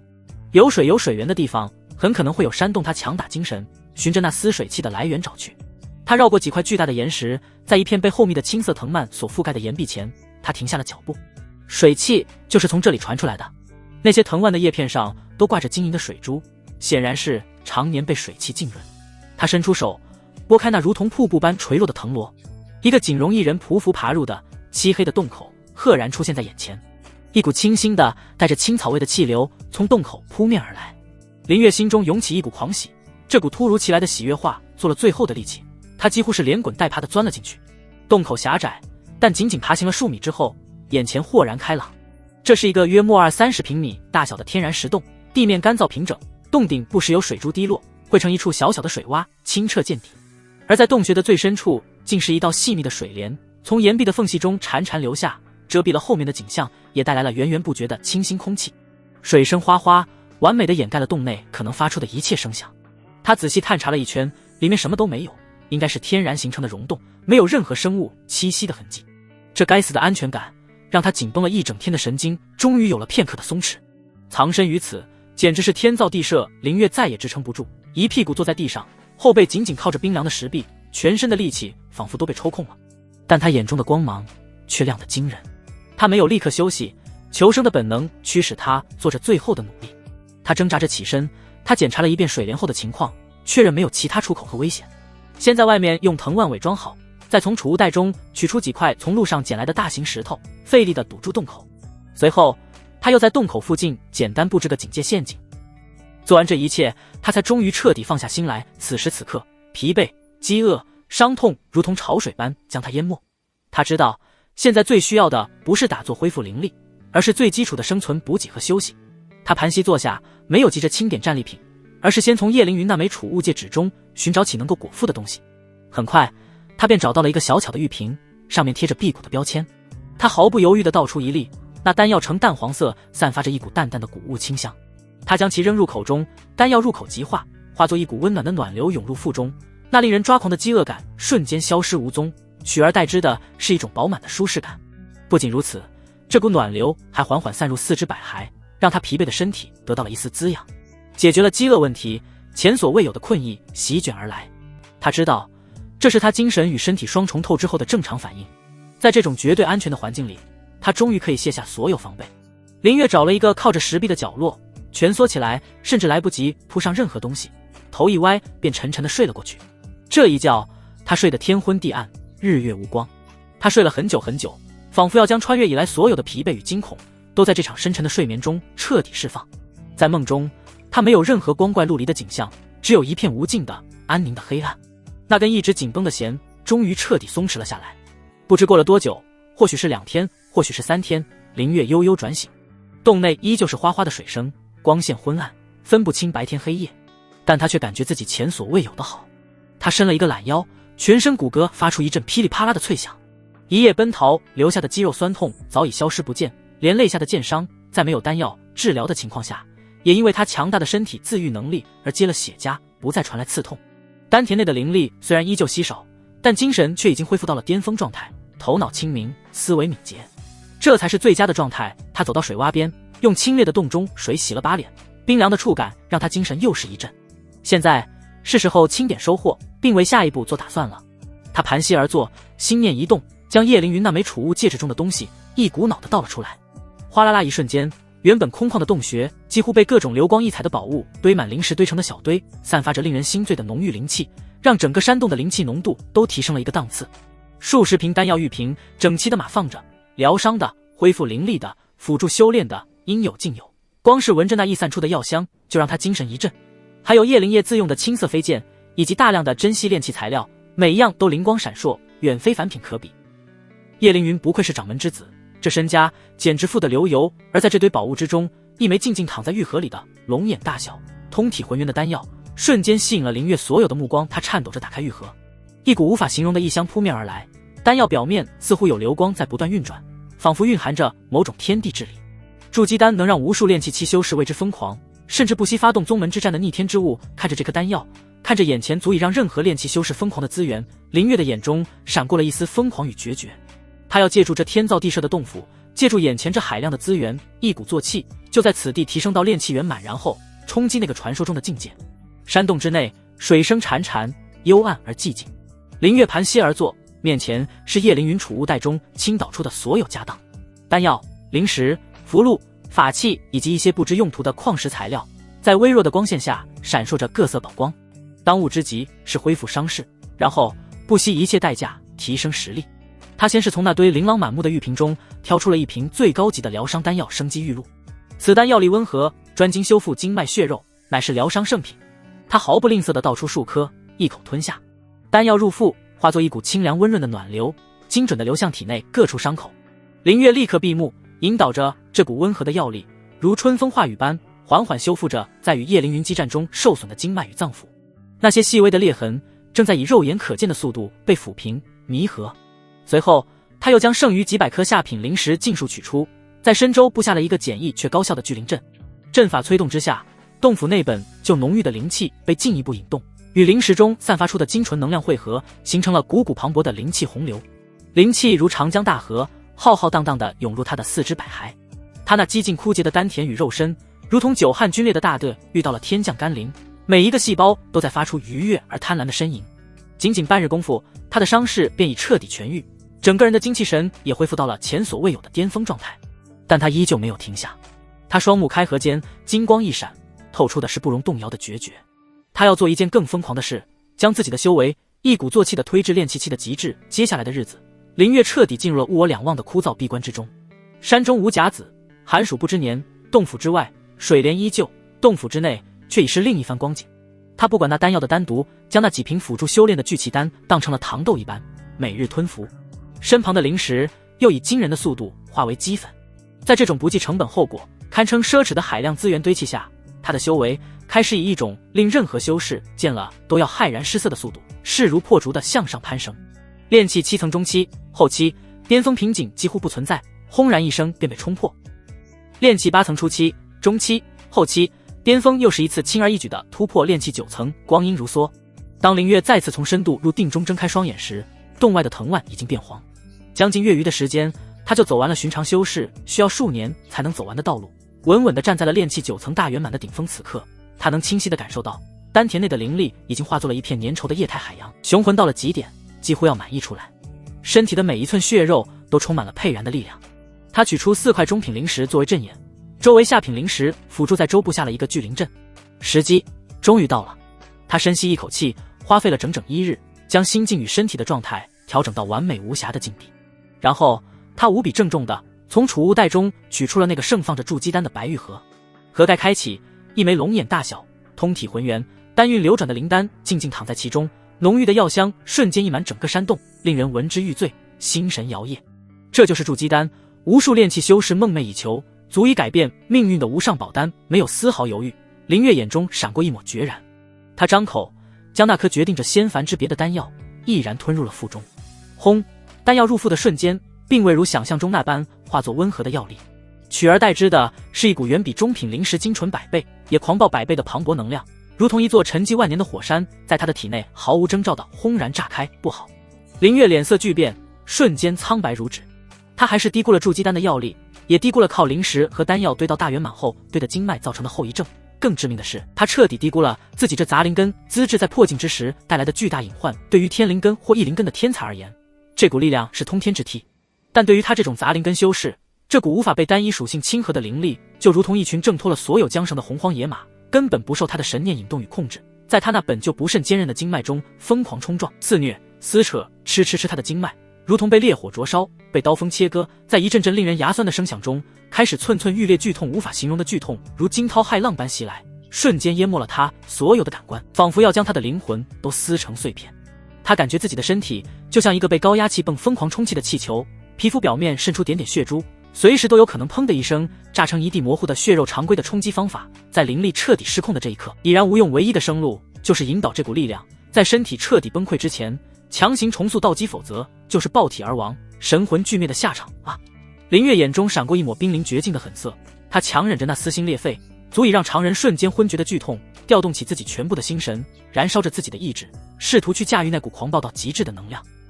然而数次尝试都以更加狂暴的灵力反噬，经脉重创加剧，而告终他的意识开始在无边的痛楚中渐渐模糊，身体的掌控权正在一点一点地从他手中流失。要死了吗？奋斗至今，好不容易才看到一丝曙光，就要这样结束了。不甘心就在这爆体而亡的边缘，千钧一发之际，一张清丽绝伦、梨花带雨的少女面庞毫无征兆地在他即将溃散的脑海中闪现。是苏婉儿，那句带着哭腔却又无比坚定的嘱托，一定要活下去，如同跨越时空的暮鼓晨钟，在他即将沉沦的意识核心轰然敲响。对我不能死，我答应过他，要活下去，我还要回去见他。一股无比强烈的求生欲望混合着那份想要守护的执念，如同最原始的本能，从他灵魂的最深处悍然爆发，电光石火间，他猛地想起了什么，他用尽最后一丝几乎要涣散的力气，摸出了一枚被他贴身珍藏、早已被体温浸润的青色种子。青灵种，苏尔赠予他的，蕴含着他以木之体生命本源的种子，这是他最后的希望，最后的底牌。没有丝毫犹豫，林月调动起那因求生育而爆发的最后力量，狠狠捏碎了手中的青灵重翁。一声轻柔的嗡鸣并非在空气中响起，而是在他的灵魂深处回荡，一股无法用言语形容的至纯至净的以木生命之力，如同春日里最和煦的第一缕阳光，瞬间从他掌心涌出，沿着他残破的经脉飞速流遍全身。这股力量并不狂暴，甚至可以说是温柔，但它充满了无尽的生机与坚韧的韧性。它如同一位温柔的母亲，用最轻柔的怀抱瞬间安抚住了那些暴走的灵力洪流，并以一种润物细无声的方式飞速修复着他那些濒临破碎、几近断裂的经脉。尤其是他最为脆弱也最为重要的心脉，被这股青绿色的生命力层层包裹，牢牢护住，瞬间稳如磐石。机会，林月几近熄灭的意识陡然精神大振，他知道这是自己唯一的机会。在强烈的求生欲和那份刻骨铭心的守护执念推动下，他再次调动全部心神，不再试图去对抗，而是顺势引导着那股被暂时安抚住的磅礴药力，向着丹田最核心的那一点发起了最后的也是最决绝的冲击。轰隆，仿佛开天辟地般的巨响在他的丹田气海内轰然炸开。那一瞬间，林月感觉自己所有的灵力、精神乃至灵魂都被抽干，然后投入了一个无形的混沌的熔炉之中，进行着一场翻天覆地的淬炼与重塑。不知过了多久，仿佛只是一瞬，又仿佛已是万年。当林月的意识从无边的黑暗与混沌中重新凝聚时，他看到了一个前所未闻、前所未见的全新世界。一股全新的可以无视血肉骨骼的阻隔，挣脱肉体束缚，向外无限延伸的感知力量，从他那重塑之后焕然一新的道基之中缓缓诞生壮大。神识，这便是被誉为仙凡之别的真正鸿沟，踏入筑基境的标志。神识，他第一次用这种全新的方式看世界。神识如水波般蔓延开来，他能看到数十米之外，洞壁上一只潮虫正脉动着它那细密如发丝的节肢，在湿润的青苔上缓缓爬行。他能看到水帘之后，一滴水珠正从钟乳石的尖端凝聚，因重力而拉长，最终啪嗒一声滴落，在下方水潭中溅起一圈细微的涟漪。他甚至能看到洞穴之外几十米范围内天地间的灵气，如同一条条五彩斑斓、肉眼不可见的溪流，在空中缓缓流淌，被花草树木的呼吸所牵引。这种360度无死角、精细入微、穿透万物的全新感知维度，让他沉醉其中，无法自拔。这与炼气期那种模糊的灵石有着天壤之别。这就是超凡的力量，不同于炼气期自认为的那种神识。真正意义上属于他自己的超凡力量，他强行按捺住内心的激动与新奇，缓缓将神识收回体内，开始内视己身。这一看让他再次感到了巨大的惊喜。他发现自己的经脉在筑基丹的狂暴药力淬炼和青灵种的温和生命力修复这双重作用下，竟然呈现出一种坚韧厚重的暗金色泽。神识扫过，能清晰地感觉到其中蕴含的强大韧性与强度，恐怕远超同阶的普通筑基修士，这简直是天大的意外之喜。这意味着他将来的道基远比常人稳固，能承受更狂暴的能量冲击，这为他那条充满了疯狂与未知的科学修仙之路打下了最坚实、最可靠的基础。就在这时，一个划时代的念头如同一道横贯天际的闪电，在他脑海中轰然炸开。他尝试着用刚刚诞生的神识，小心翼翼地牵引着一丝灵力，在体外的空气中开始勾勒一个最简单的聚灵阵法。过去这需要以手指为笔，以灵力为墨，在符纸或器物上刻画，过程繁琐且极易失败。但现在在他的神识引导下，那丝灵力如同一只被赋予了生命的、拥有亚原子级精度的刻刀，在空中行云流水般的游走。阵法的每一个节点，每一条线路都被精准无误地构建出来。嗡的一声，一个微型的、完全由灵力构成的聚灵阵在空中成型，并开始自发地运转，其精准度和效率远超双手刻画100倍。看着这个悬浮在掌心的小小奇迹，林月的呼吸骤然急促起来，心脏狂跳不止。一个念头接着一个念头疯狂碰撞，最终汇聚成一个颠覆性的构想神识，可以精准的感知、锁定几十米内的任何目标。这不就是前世最先进的火控雷达系统吗？阵法可以引导灵力产生火焰、寒冰、雷电等各种效果，这不就是提供能量与功能的电路系统和功能模块吗？而自己所熟知的前世地球上发展到极致的现代枪械机械原理，那套高效、稳定、可靠的发射与承载结构，不正是承载这一切的最佳武器构架吗？神识锁定、阵法功能、枪械构架三者若能完美结合，将会诞生出怎样颠覆性的、超越此世修仙文明理解的恐怖造物。他再也按捺不住内心的狂喜与激动，立刻从那堆叶凌云的战利品中手忙脚乱地翻找起来，将所有可能用到的材料一一摆开。来自叶凌云储物袋中的上好玄铁，质地坚硬，灵力传导性佳，是制作枪身框架的绝佳材料。那结布满了天然风系符文的风纹灵木，轻盈而坚韧，最适合用来制作引导能量的核心部件。以及他自己那把被拆解开来，代表着他最初构想的转轮式灵书冲的零件，一张前所未有、足以颠覆整个修真界战斗体系的武器蓝图，开始在他脑海中飞速勾勒、细化、成型。他需要一个名字，一种代表着可靠、高效、能够量产并能改变战争形态的名字。林月喃喃自语，脑海中闪过了前世那款传奇武器的影子，就叫神识锁定 AK 突击步枪。这个疯狂的构想终于在这一刻有了实现的全部理论与物质基础。林月的双眼亮起了前所未有的、宛如星辰般璀璨的光芒。他知道，从这一刻起，他的修仙之路将彻底走上一个无人能够理解，也无人能够复制的独属于他林月的全新轨道，一个科学与玄学交织的传奇，即将在这简陋的山洞中拉开序幕。在林月于孤寂山洞中进行着一场关乎存亡的蜕变时，他所不知的遥远彼方，另一段同样坚韧的生命轨迹，也正于风雨飘摇中悄然开启。青木门，自从掌门公子叶凌云被杀，叛徒林月叛逃的消息如瘟疫般传遍宗门，掌门叶问天的雷霆震怒便化作一团沉重无比的阴云，死死压在每一个人的头顶。往日里仙门圣地那份超然与祥和早已被连根拔起，取而代之的是无休止的盘查与令人窒息的高压。曾经同门相见时点头微笑的温情被彻底撕得粉碎，巡逻弟子的脚步声变得愈发沉重冰冷，他们的目光如同淬了毒的刀子，一遍遍刮过宗门内每一个弟子的脸庞，审视着，怀疑着。每个人都小心翼翼地收敛着自己的言行，生怕与林月这个名字沾上任何一丝关联，从而引火烧身。对于苏尔而言，这座他生活了数年的宗门仿佛一夜之间褪去了所有色彩，变成了灰暗压抑的囚笼。那道身影的离去不仅仅是带走了一个同伴，更是抽走了他世界里唯一的光与热。他每日抱着双膝蜷缩在自己那间简陋的过分的屋舍角落，屋外是巡逻队盔甲碰撞的冰冷声响，是弟子间压低声音却依旧难掩刻毒的咒骂。那个叛徒最恶毒的冰锥，一下下凿击着他心中那片为少年保留的小小天地，让他一寸寸的冻结皲裂。他不怕被牵连，更不怕那些莫须有的责罚，他只是觉得没有了那个人的宗门，空洞的可怕。那个会在他被其他弟子欺负时，明明自己也弱小不堪，却依旧会笨拙地挡在他身前的少年。那个会在他饿得头晕眼花时，便戏法似的从怀里掏出热乎乎的好吃的。那个会在他面前毫无保留地展现出那些与这个修仙世界格格不入的奇特造物，眼中闪烁着纯粹光芒的少年。他已经不在了，那么留在这里还有什么意义？终于在一个风雨交加的夜晚，天穹被撕裂，狂暴的雷声如同天神的战鼓，轰鸣着咆哮着，恰到好处地掩盖了世间一切与离别有关的细碎声响。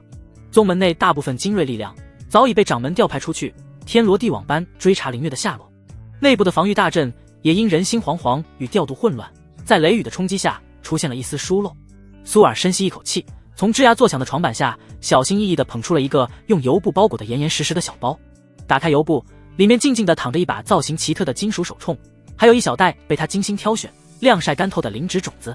手铳是林月离开前近乎强硬地塞给他的护身之物。冰冷的金属触感此刻却成了他在这世间唯一的温暖源泉。他将手铳冰凉的枪身轻轻贴在自己的脸颊上，闭上眼睛，仿佛还能感受到上面残留的独属于他的气息与温度。他曾对他说，无论如何都要活下去，那么他也要活下去，但不是在这里，不是在这座已经变成冰冷囚笼的宗门里苟延残喘。他要去找他，哪怕希望渺茫。他将手铳与种子带贴身藏好，换上一身最不起眼的灰色布衣，将自己本就瘦弱的身形裹得更像一道模糊的影子。他推开门，如同一只受惊的夜枭，又如同一片被狂风卷起的落叶，借着雷鸣与暴雨的掩护，悄无声息地穿过平日里守卫森严的区域，利用自己对宗门草木气息的独特感知，找到了那处因阵法运转不畅而出现的防御空隙，毫不犹豫地消失在山门之外的无尽黑暗之中。他没有回头，因为身后是牢笼，而前方是那道名为灵月的希望之光。哪怕万里之遥，哪怕前路生死未卜，他亦无怨无悔。灵泽之源，广袤无垠的原始丛林，是有名的绝地之一。这里毒瘴终年不散，强大的妖兽潜伏在每一片阴影之下。对于任何一个落单的修士而言，踏入此地几乎等同于九死一生。然而苏尔那抹瘦弱的身影却如同一缕最不起眼的幽魂，执着地穿行其中。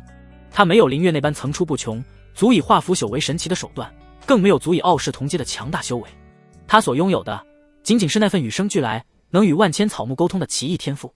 这份天赋在弱肉强食、崇尚杀伐之术的青木门里是被视为无用的怪癖，可在这片危机四伏的原始丛林中，却成了他赖以生存的最大依仗。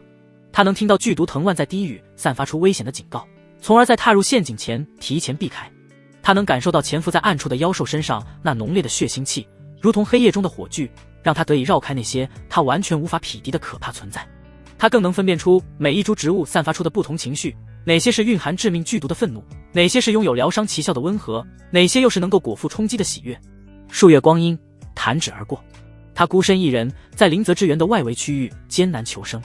饿了便循着植物的指引，寻找那些散发着喜悦情绪的无毒灵果；渴了便采集晨间凝聚在宽大植物叶片上的最纯净甘甜的露水。他就像一只最谨慎胆小的兔子，又像一只最坚韧的蚂蚁，小心翼翼地在这片奉行黑暗森林法则的土地上，为自己开辟出一条微不可闻却从未断绝的生路。他所有的行囊只有一个小小的布袋，里面装满了他沿途辛辛苦苦收集而来的各种珍稀甚至剧毒的植物种子。他不知道林月如今身在何方，更不知道他过得好不好，是否还活着。他只是固执地想着，他那些奇特的造物或许会需要一些特殊的材料。他不懂那些复杂的阵法与机关，但他懂植物。他想为他收集好这个世界所有奇特的种子，等在见到他时交给他。这份遥远而渺茫的期盼，是支撑他在这无边无际的孤寂与恐惧中独自前行的唯一动力。随着时间的推移，他求生的本能愈发敏锐，对草木的感知也越来越清晰。他开始不自觉地向着灵泽之源的更深处走去。某一日，当他艰难地穿过一片散发着浓郁腐朽气息的沼泽地时，一股若有若无却宏大的仿佛能与天地共鸣的哀鸣突兀地在他心底最深处响起。那不是声音，而是一种源自生命本源最深处的即将燃尽所有光和热的悲怆。宏大、古老，充满了岁月沉淀的厚重，以及对消亡的不甘与绝望。苏尔的脚步猛然顿住了，他的乙木肢体与这股古老的哀鸣产生了前所未有的强烈共鸣，一股发自内心的巨大悲伤瞬间攫住了他，让他几乎喘不过气来，眼泪不受控制的滑落。他循着那哀鸣的无形指引，忘记了周围的危险，忘记了自身的疲惫，艰难地向前行进。穿过沼泽，拨开荆棘，最终在一片方圆数里之内，寸草不生，一片死寂的灰败空地中央，他看到了一株巨大到无法想象的古木。它太大了，仿佛一株连接着天与地的神柱。只是它所有的枝干都已枯死，虬结的树皮干裂得如同老人的脸，通体呈现出一种死寂的灰白色。在任何修士眼中，这都只是一株死去不知多少万年的枯木，连当柴火的价值都没有。可是在苏尔的感知中，这株看似死去的古木体内还残存着最后一丝微弱到极致的生命烙印，正是它在发出那绝望的呼唤。苏尔一步步地走了过去，他仰头望着这顶天立地的枯木，小小的身躯在他面前渺小如尘埃，眼中却满是无法言喻的怜惜与悲悯。他伸出那双因为长期采摘和劳作而有些粗糙的小手，轻轻地贴在了古木那粗糙冰冷的树皮上。你一定很难过吧？他低声呢喃，声音细弱蚊蝇，却清晰地传入了那微弱的生命烙印之中。古木的哀鸣在这一刻微微一滞，就像一个在黑暗中沉沦了万年的垂死之人，在弥留之际终于听到了一声来自外界的温柔的慰藉。苏尔没有丝毫犹豫，他盘膝坐在巨大的古木之下，将自己的乙木肢体催动到了前所未有的极致。一缕缕精纯无比、散发着盎然生机的青绿色灵力从他体内源源不断地涌出，顺着他的掌心缓缓注入古木那早已枯寂了不知多少岁月的脉络之中。他的行为无异于精卫填海，愚公移山，日复一日，月复一月。他像一尊虔诚的雕像，日夜守护在这里。灵果吃完了，他就冒着风险去更远的地方寻找。灵力耗尽了，就地打坐恢复。醒来后又毫不吝啬地将恢复的灵力全部输送给古木。他的脸色变得越来越苍白，身形也愈发瘦弱，仿佛风一吹就会倒下。但他的眼神却一天比一天明亮，一天比一天坚定，因为他能清晰地感觉到古木那微弱的生命烙印在这份不计回报、不问结果的浇灌下，没有再继续消散，而是被牢牢地稳固住了。它就像风中残烛，虽然依旧微弱，却不再摇曳，但仅仅如此还远远不够。古木的生机依旧无法被真正唤醒。这一日，当苏尔再次将体内最后一丝灵力注入古木之后，他看着依旧毫无变化的枯木，感受着自己几近油尽灯枯的身体，他贝齿紧咬下唇，将自己本就不多的灵力再一次疯狂压榨。一滴晶莹剔透、蕴含着他所有生命精华的青绿色液体从他的指尖逼出，缓缓融入了树干之中。这是他最精纯的乙木本源之力，也就在这一刻，奇迹发生了。轰隆一声，沉闷如天地初开时的心跳般的巨响从古木的最深处传来。下一刻，一股浩瀚如海、精纯到了极致的木源之力，如同绝地的绿色天河，从古木体内轰然反哺而出，瞬间将苏尔那摇摇欲坠的娇小身躯彻底淹没。这股力量是这株不知名的上古神木沉睡万年所积攒的生命精华，此刻被苏尔纯粹无私的乙木之心彻底唤醒，毫无保留地回赠给了他的救命恩人，洗精伐髓，脱胎换骨。苏尔只觉得自己的身体乃至灵魂都被一股温暖而磅礴的绿色海洋彻底包裹，他体内的经脉、骨骼、血肉都在这股力量的冲刷下被重塑。原本只是中品资质的木灵根，在这股精纯木源之力的强行提纯、净化之下，所有驳杂的属性被尽数洗去，灵根的品质在以一种不可思议的速度疯狂提升，中品顶峰、上品灵根最终达到真正的先天乙木灵体的层次。与此同时，他那停滞在炼气的修为瓶颈，在这股无可匹敌的力量面前，脆弱的如同一张薄纸，被瞬间冲破。炼气6层炼气、7层炼气、8层炼气大圆满，那股力量于是不减，带着他的修为一路高歌猛进，向着那道隔绝仙凡的最后一道门槛发起了摧枯拉朽般的冲击。没有痛苦，没有瓶颈，一切都显得那么水到渠成。筑基，直到他的修为稳稳地停在了筑基初期的境界，那股磅礴的木源之力才缓缓平息下来，尽数融入他的四肢百骸，与他新生的道基完美合一。当苏尔再次睁开双眼时，整个世界在他的感知中都变得不一样了。他能清晰地听到方圆数里之内每一株小草的呼吸，每一朵花开的声音。他低头看着自己的双手，肌肤银白如玉，充满了沛然的生命伟力，再也不见之前的瘦弱与苍白。他缓缓站起身，体内的力量让他感到一种前所未有的充实与自信。她不再是那个只能躲在人后怯懦无助的少女。她抬头望向灵泽之源的更深处，目光前所未有的清澈与坚定。她不知道林月现在身在何方，但现在她终于有了追逐她脚步的资格。等我，她轻声自语，声音里带着一丝出获新生的喜悦与不容动摇的决心。下一刻，她的身影一晃，便化作一道青色的流光，消失在了密林深处。而在她身后，那株屹立了万古的枯木不知何时竟已在那粗糙干裂的树皮上抽出了一根迎风摇曳的嫩绿的新芽。蓝图已在胸中成型，每一个零件的构造，每一道阵纹的走向，都在林月的脑海中清晰无比。然而现实的骨感却如一盆刺骨的冷水浇在了他那因灵感迸发而亢奋的头顶。他盘坐在简陋潮湿的山洞中，面前摆放着一堆从叶凌云储物袋里搜刮来的上好材料。那块人头大小、通体乌黑的玄铁散发着沉凝厚重的气息，一看便知是炼制法器的绝佳材料。还有那结散发着淡淡青光的风纹灵木，以及自己那把已被完全拆解的转轮式灵书铳的零件。资源不可谓不丰富，可他缺的东西更多。没有炼器工坊里能熔炼玄铁、锻造塑形的高温地火，没有精密的锻造台与各式尺寸的锤具，更没有那些用于精细打磨、刻画阵纹的专用工具。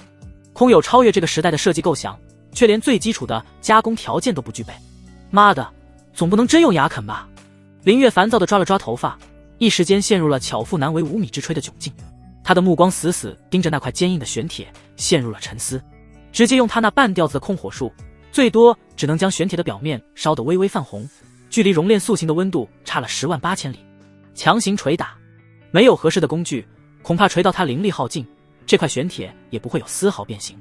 急不得，林月强迫自己冷静下来。玄铁是这把枪未来的升级核心，但不是现在。现在最重要的是先造出一把能用的、能保命的武器。他深吸一口气，将那块宝贵的玄铁小心翼翼地收回储物袋，决定暂时放弃一步到位的想法。饭要一口一口吃，路要一步一步走。他将目光转向了那些被拆解下来的旧枪零件，其中那根由宗门炼器师打造的枪管，虽然内部的膛线早已被他磨平，但其材质本身经过了千锤百炼，坚固异常，是眼下最宝贵的现成部件。枪管有了，其他的零件只能靠自己动手，丰衣足食了。他打定主意，不再空想。他需要工具，需要替代材料。他将目光投向了洞外那片危机四伏的丛林。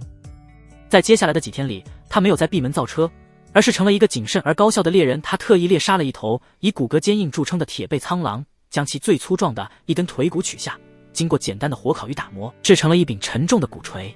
又从一头獠牙野猪的口中撬下了2根最锋利尖锐的獠牙，准备将其当作最原始的钻头和刻刀。他又从山壁上寻找到一块质地极为坚硬且表面相对平整的巨大黑岩，将其拖回洞中，作为临时的砧板与工作台。万事俱备，只欠动手。他将从叶凌云储物袋里找到的一些品质次于玄铁的零碎金属块，用控火术反复煅烧，虽然无法熔炼，但能使其变得相对柔软一些。然后他便开始了枯燥而又艰苦的打磨工作。叮叮当当，清脆而又单调的敲击声开始在这寂静的山洞中不绝于耳，日夜回响。他一手握着烧红的金属块，另一只手挥舞着沉重的兽骨大锤，奋力捶打。每一次敲击都震得他虎口阵阵发麻。火星四溅中，金属块的变化却微乎其微。这是一个极其耗费灵力与耐心的水磨功夫，枯燥的足以让任何一个心智不坚的人发疯。但林月别无选择，他就像一个最原始、最落后的铁匠，用着最笨拙的方式，一点点地去改变手中材料的形状。幸运的是，他拥以前世界就算鲁班在世都无法比拟的优势——神石。神石成了他唯一的精密仪器。在每一次捶打、每一次打磨时，他都将神石高度集中，仔细感知着金属内部的细微变化，确保每一次力量都用在最关键的位置。他用野猪獠牙当刻刀，一点点地在金属块上刮削、钻孔。神石的引导让他对力度的控制达到了匪夷所思的精妙程度。枪击、扳机、击锤，一个个粗糙但功能齐全的零件在他的手中缓缓成型。接下来是利用现有零件进行改造与组装。他将原先那把转轮式灵书铳上制作最精良的枪管和几个核心传动部件拆了下来，作为新武器的基础骨架。他用神石辅助，以超乎想象的毅力将这些新旧零件进行组合。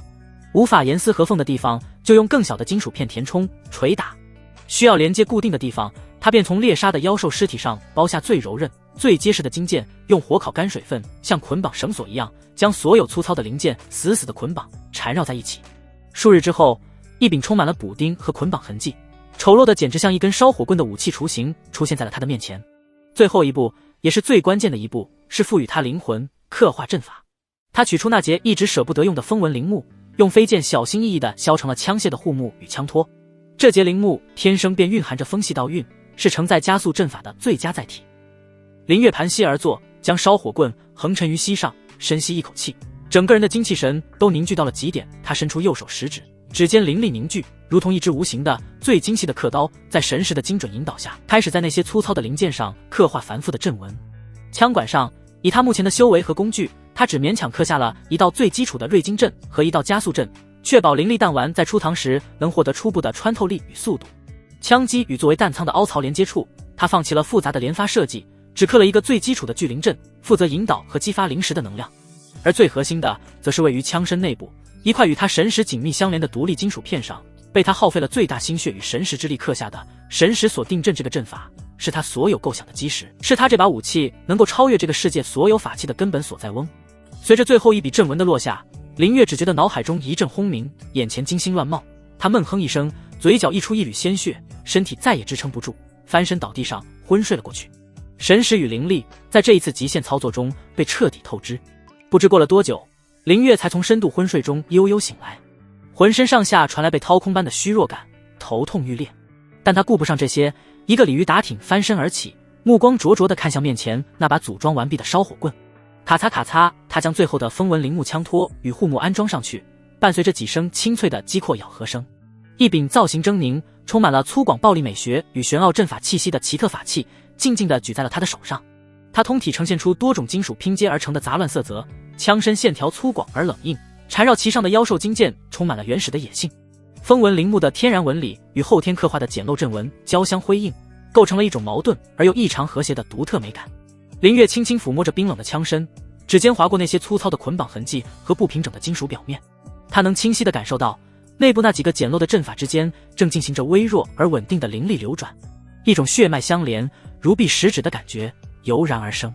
他知道这把枪的缺点多如牛毛，因为是强行拼凑，能量利用率极低，一块下品灵石的能量恐怕大半都会在传导过程中易散掉。巨大的后坐力全靠妖兽金剑和风纹铃木硬顶，恐怕开不了几枪，金剑就会崩断。枪管更是因为粗糙的加工和简陋的阵法，随时可能过热甚至炸膛。最要命的是，没有连发射击阵法，它本质上仍是一把需要手动装填、射速极其缓慢的单发步枪。但是林月的眼神陡然变得无比锐利，只要有神识锁定，这一切的缺点就都能被容忍。只要神识能够锁定目标，那么这把枪射出的每一发灵力弹丸理论上都将是壁中之弹。这在这个还停留在飞剑法宝对轰、依靠修饰自身眼力与预判的时代，是降维打击。他将这把倾注了自己所有心血与智慧的划时代武器紧紧地抱在怀里，眼中闪烁着难以抑制的兴奋与期待的光芒。这不仅仅是一把武器，这是他知识与毅力的结晶，是他在这残酷修真世界安身立命的最大底牌，充满了乞丐般东拼西凑的风格，但内核却是帝王级的理念。就叫你 AK-47 盖板吧。武器已成，林月站起身，动作熟练地将一块下品灵石碎片填入枪身的凹槽弹仓，伴随着咔的一声轻响，枪身内部的聚灵阵被激活，发出微弱的嗡鸣。他走到洞口，目光望向了洞外那片危机四伏却也充满了机遇的灵泽之源。这把敌我皆伤的烧火棍，这支凝聚了他所有希望的真理，究竟能爆发出怎样的威力？他必须用一场真正的战斗来检验它的成色。洞府之内万籁俱寂，唯有石壁上镶嵌的月光石散发着清冷而亘古的光辉，将一人的影子拉得悠长而孤独。林月盘膝而坐，气息沉稳，但若细观其双眸，便会发现那深处并非古井无波的宁静，而是翻涌着压抑激动与深沉的忧虑。他的面前静静横陈着那只刚刚被他命名为 AK-47 乞丐版的怪异造物，它实在太过丑陋。枪身由数种不同质地的金属拼接而成，焊接的痕迹粗糙得如同蜈蚣的疤痕。枪托则是一截被削砍过的风纹铃木，上面还残留着些许毛刺，而将这一切强行捆绑固定的是几圈泛着油光的妖兽金剑，散发着淡淡的腥气。若非其上铭刻着几道若隐若现、闪烁着微光的简陋阵纹，任谁见了都会以为这只是一根造型奇特的烧火棍。他的心神并未完全沉浸在创造的喜悦中，恰恰相反，一种更为强烈的源于未知的紧迫感，正像一只无形的手死死扼住他的心脏，催促着他进行下一步的验证。这股紧迫感源于他对这个世界的敬畏，更源于他对自身处境的清醒认知。这东西究竟是能带他走出绝境、撕裂宿命的神器，还是一件随时会要了自己小命、将他一同炸成碎片的废铜烂铁？理论终究是理论，那些在他脑海中推演了千百遍的源自另一个文明的精密图纸，在现实的粗劣拼凑下，必然会衍生出无数意想不到的问题。材料的杂质、工艺的简陋、阵法的不兼容，任何一个微小的瑕疵都可能在能量激发的一瞬间被无限放大，带来毁灭性的后果。他必须搞清楚他的极限在哪里。威力是他安身立命的根本，射程决定了他与敌人之间的生死距离，精度是他能否一击致命的关键，后坐力考验着他这副孱弱的肉身，以及他那脆弱的结构到底能承受几次能量的狂暴冲击。林月的脑子里属于工程师的思维模块在飞快地运转着，将需要验证的各项参数一一罗列，形成了一张无形的严谨的测试表格。他不像这个世界的修士，得到一件法器后只知用灵力粗浅的催动感受其威能的强弱，他更像一个来自现代文明的工程师，对待自己的新产品一样，充满了严谨、苛刻，甚至近乎偏执的测试欲望。每一个数据都关乎生死。他缓缓吐出一口浊气，压下心中纷杂的思绪，站起身。洞府内的空间过于狭小，他走出洞口，又谨慎地前行了数里，来到一处更为偏僻的谷地。这里三面环山，前方有一面相对完整、高达100丈的陡峭山壁，是他精心相中的天然靶场。月光下，山壁呈现出一种铁青色，坚硬而冰冷，是绝佳的测试对象。他没有立刻装填作为弹药的灵石，而是先进行了一轮至关重要的空枪操作。这不仅是为了熟悉手感，更是为了检查这件拼凑物最基础的机械结构是否可靠。他深吸一口气，双手握住枪身，左手用力拉动那根由受精和简易杠杆构成的枪基。嘎吱，一声令人牙酸的滞涩的摩擦声在寂静的山谷中响起，显得格外刺耳。这声音预示着内部零件的咬合是何等粗糙，仿佛随时都会卡死。他将一枚事先准备好的拇指大小的光滑石子放入了枪身上方一个简陋的凹槽中，那便是他设计的弹仓。举枪，瞄准，一股沉甸甸的坠手感传来，整把枪的重量远超他的预期，各种零件的粗糙拼接导致重心极度不稳，前端的金属枪管沉重地向下倾斜，握在手中那种随时可能会散架的割裂感，让他不得不绷紧全身的肌肉。太重了，他低声自语。他不得不调动丹田内为数不多的灵力，如溪流般灌注于双臂。随着灵力的涌入，肌肉的力量得到增幅，那股摇摇欲坠的不稳定感才被勉强压制下去。这根丑陋的烧火棍终于在他的手中稳定下来，指向远方的山壁。接下来是核心功能的测试，神识锁定。林月双目微闭，眉心处的识海之中，属于筑基初期的神识之力如无形的潮水般汹涌而出，瞬间跨越30米的距离，精准地笼罩了山壁上一块巴掌大小的青苔。这是他目前神识所能清晰锁定的极限距离。再远，感知的世界便会开始模糊。在他的感知世界里，周遭的一切都化为了模糊的灰白色块，唯有那块被锁定的青苔变得无比清晰。它的轮廓、墨绿的纹理，甚至其上附着的在月光下闪烁的细微水珠，都纤毫毕现，仿佛一个被血红色准心死死套住的虚拟目标。与此同时，他能清晰地感觉到枪身内部那块被他铭刻了神识所定阵的劣质金属片正微微发烫，一股灼热感顺着枪身传递到他的手心，阵法正以一种贪婪而粗暴的速度疯狂汲取着他的神识之力，仿佛一个永远填不饱的黑洞。仅仅一吸、2吸、3吸，一阵针扎般的刺痛猛然从脑海深处传来，随之而来的是一阵轻微的眩晕感。世界在他眼前晃动了一下，消耗这么大，林月心中一凛，当机立断，立刻切断了神识的输出。那股贪婪的吸力瞬间消失，但脑海中的虚弱感却久久未能散去。果然，没有精密雕刻的简陋阵法，就像一个疯狂漏油的老旧引擎，能量转换的效率低得令人发指。以他如今筑基初期的神识强度，若是全力锁定，恐怕连5秒都撑不住。5秒，在瞬息万变的修士战斗中能发生什么？足以让敌人祭出法器，施展术法，将他杀死10次，这绝对是一个致命的缺陷。他揉了揉因神识过度消耗而隐隐发胀的太阳穴，将神识锁定极限时长。5秒这个关键数据如烙印般牢牢记在心里。短暂的休整后，接下来就是最关键也是最危险的环节——实弹测试。他从腰间的储物袋中取出了最后一块省下来的中品灵石。灵石通体润泽，成长方形，散发着柔和的白光，其内蕴含着精纯的天地灵气。是的，他发现下品灵石已经满足不了阵法的需要，但好在不用子弹，单靠中品灵石的能量就足够发射压缩法术弹，也解决了以后连发全自动频繁换弹的问题。他没有丝毫犹豫，并指如剑，催动一缕微弱的剑气，在那枚灵石上小心翼翼地切割起来。吃，一小块指甲盖大小的碎片应声而落。他心疼地将剩下的灵石收好，然后将那块碎片无比郑重地填入了枪身凹槽的弹仓内。咔嗒，一声轻微的击阔咬合声响起，碎片刚刚落位，枪身内部铭刻的另一座阵法聚灵阵便被瞬间激活，发出一阵微弱而急促的嗡鸣。一股远比他自身灵力要精纯100倍、狂暴1000倍的能量轰然从灵石碎片中被引导出来，顺着那些粗糙的阵法纹路开始疯狂流转，整把枪仿佛在瞬间活了过来，枪身轻微地震颤着，散发出危险的气息。林月屏住呼吸，全身的灵力都调动起来，灌注四肢百骸，做好了承受冲击的准备。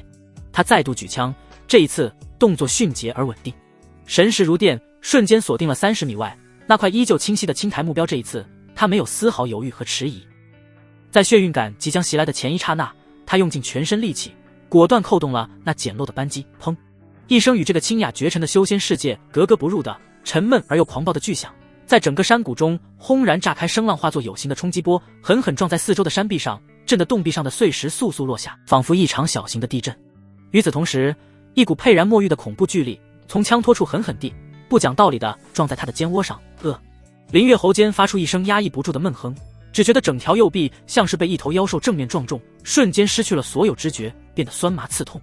巨大的冲击力让他身体不受控制地向后踉跄了2大步，咚的一声撞在身后的岩壁上，才勉强站稳。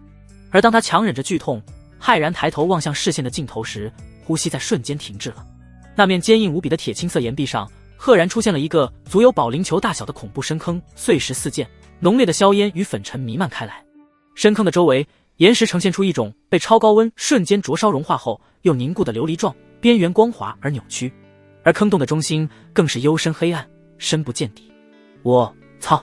饶是林月早已在心中将它的威力预估了无数遍，此刻也被眼前这超乎想象的纯粹而暴力的破坏力惊得瞠目结舌，一句粗口脱口而出：这哪里是枪？这他妈简直是一门被强行微缩的工程穿甲炮！要知道，这仅仅是一小块指甲盖大小的中品灵石1/10的能量，通过阵法转换，在不到1息的时间内释放出的结果。这要是完整的一枚中品灵石，甚至他简直不敢想象，这要是打在修士身上，什么护体灵光，什么防御法衣，恐怕都跟纸糊的窗户没什么两样。一击之下，管你是筑基还是金丹，怕是都要被轰成一滩血肉模糊的烂泥。巨大的惊喜如浪潮般席卷了他的脑海，让他几乎要放声大笑。但下一秒，他立刻低头看向手中这件创造了奇迹的烧火棍。这一看之下，他那颗滚烫的心顿时凉了半截。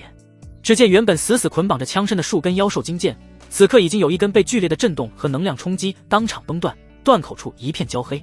剩下的几捆也像是被火烤过一般，紧紧地绷着，冒着丝丝缕缕的焦味，在空气中散发出一股蛋白质被烧焦的糊味。那根由风纹铃木制成的枪托虽然坚韧，但也无法承受如此狂暴的力量。一道清晰的小裂纹从与枪身连接处开始蜿蜒向下着枪托，而那根作为核心的金属枪管此刻正散发着惊人的高温，将周围的空气都灼烧得扭曲起来。一滴从上方岩壁滴落的水珠尚未触碰到枪管，便在半空中嗤的一声被瞬间蒸发。这温度根本无法用手触碰，这哪里是一把可以连续使用的武器，这分明就是个同归于尽的一次性消耗品。林月苦笑一声，心中的狂喜迅速冷却，被工程师的冷静所取代。他飞快地在脑海中对这次测试进行复盘和估算，威力巨大，远超预期，但问题也同样巨大到致命。后坐力超过安全阈值，以我现在的肉身强度，若不是提前运功抵御，这一枪就能把我的胳膊震成粉碎性骨折。散热问题极其严重，连续击发绝无可能。打完一发，起码要等10息以上的时间让枪管自然冷却，否则下一发灵石能量就会在枪膛内失控引爆。结构强度堪忧，受精已经断了一根，枪托也产生裂痕。以目前的损耗来看，最多发射10来发，这东西就会在我的手中彻底散架。一个个致命的缺陷如冷水般浇在他的头上，让他清醒无比。但他的眼神非但没有丝毫的沮丧和气馁，反而像是被刚才的爆炸点燃了一般，燃烧起一团更为炽热、更为明亮的火焰。成了虽然丑陋、虽然粗糙、虽然问题百出，但他真的成了他验证了一个可能性，一条从未有人走过的属于他林月自己的道路。这把敌我皆伤的烧火棍，这支凝聚了他所有地球知识与修仙世界材料的真理，是他在这残酷修仙世界安身立命的最大底牌，是他对抗命运不公的唯一怒吼之手。在下一次面对那些高高在上的筑基期敌人时，他不再是那个只能仓皇逃窜、任人宰割的蝼蚁，他拥有了一击必杀甚至越阶杀敌的能力。林月小心翼翼地、近乎虔诚地将这把滚烫的乞丐版真理放平在地上，如同对待一件稀世珍宝。它虽丑陋，却是他亲手创造的希望。他看了看储物袋中已经所剩无几的丹药和灵石，又抬头望向洞外那片在月色下显得静谧而危险的灵泽之源。他没有选择了，安逸的躲藏和研发已经到了尽头，资源已经告罄，他必须走出这个洞穴，用一场真正的血与火的战斗来检验真理的成色。同时也为自己为这把真理的下一次进化，去这片危机四伏的世界里掠夺足够的资源。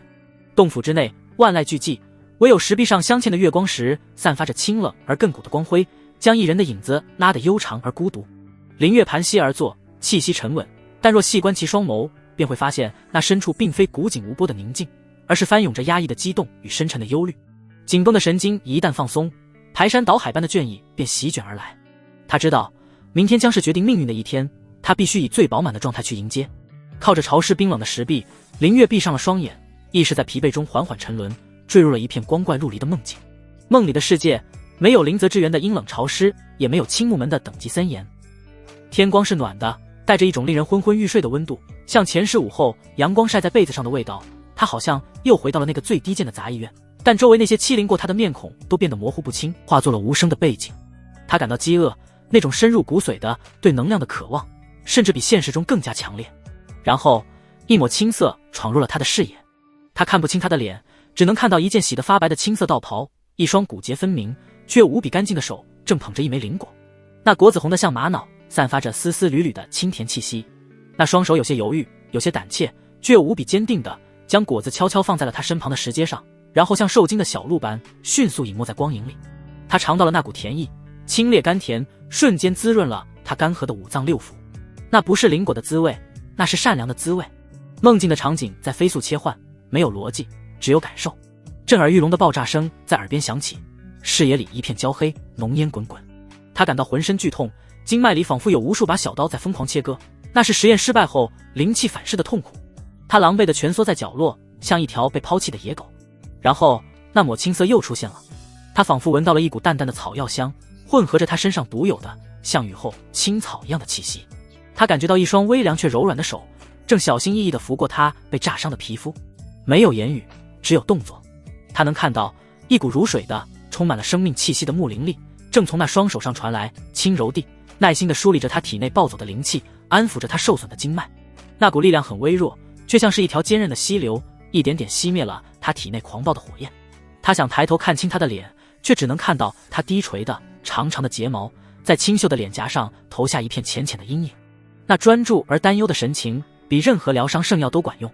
叮铃叮铃，清脆悦耳的声音从远方传来，空灵而干净，像山涧的溪水滴落在光滑的青石上。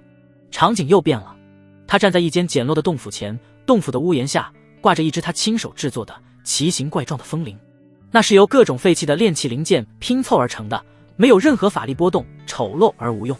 可是在风中，它却能发出世间最动听的声音。他看见他就站在风铃下，仰着头看着那些零件在风中轻轻碰撞，阳光透过竹林的缝隙斑驳地洒在他的脸上，他的眸子里映着细碎的光，亮得像藏着一整条星河。他的嘴角挂着一抹他从未见过的纯粹而灿烂的微笑，那一瞬间的美足以让世间所有追求道运天成的法宝都黯然失色。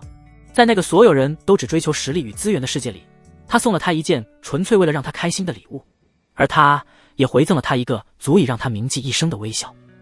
梦境的色调骤然变得冰冷，周围是宗门后山那片熟悉的竹林，风吹过，竹叶沙沙作响，像一曲低沉而悲伤的离歌。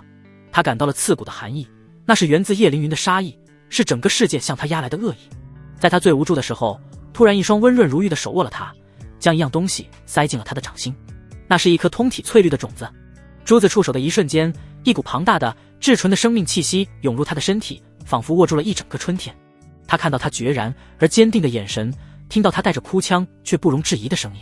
如果真的到了生死关头，他能吊住你一口气，能为你争得一线生机，你活着比什么都重要。梦里的他感受到了那份沉重到让他无法呼吸，却又温暖到足以抵御整个世界寒冷的情谊。画面破碎，他仿佛又回到了冲击筑基瓶颈的那个瞬间，经脉寸寸断裂，灵力暴走，死亡的阴影如潮水般将他淹没。就在他意识即将溃散的刹那，掌心那颗青灵种的幻影骤然绽放出万丈碧光，那股至纯的生命之力化作一道无法摧毁的屏障，牢牢护住了他最后一丝心脉，将他从死亡的深渊硬生生拽了回来。林月猛然睁开了双眼，洞府依旧潮湿而冰冷，石壁上的月光石散发着亘古不变的清辉。梦里的一切迅速褪去，但那份烙印在灵魂深处的温暖与悸动却无比清晰。他缓缓摊开手掌，掌心空无一物，但那颗青灵种的温润触感，那股守护他心脉的磅礴生机，仿佛还残留在上面。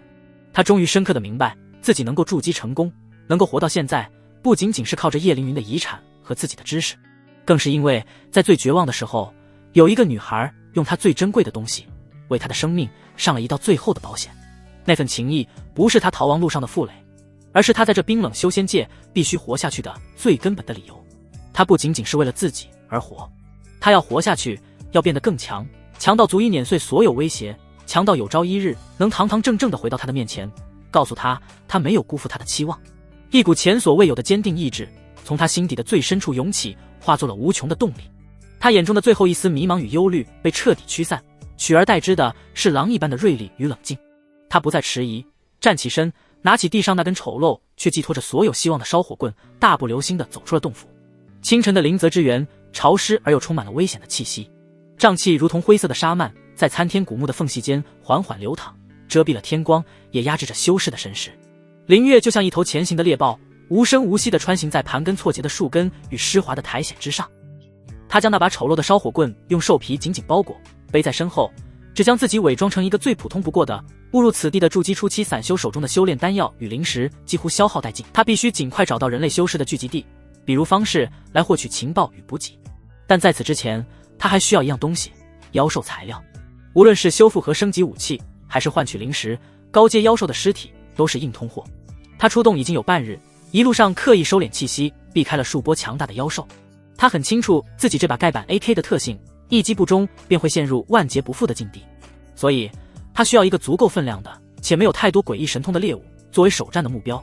就在他翻过一道山梁时，前方一片空地上的景象让他的瞳孔骤然收缩。只见一头体长超过10米，通体覆盖着暗金色甲壳的巨型蜈蚣正盘踞在一株枯死的巨树下，啃食着一头不知名妖兽的尸体。他那数百对锋利如刀的节足在地面上划出一道道深痕，每一次蠕动都让地面发出轻微的颤抖。一股筑基初期的妖兽威压如同实质的涟漪般扩散开来，让周围的空气都变得粘稠而压抑。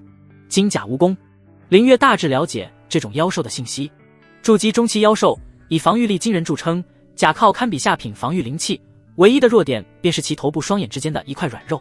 好猎物防御高，意味着他对自己的甲靠极为自信，行动相对不会太过灵敏，适合作为固定靶。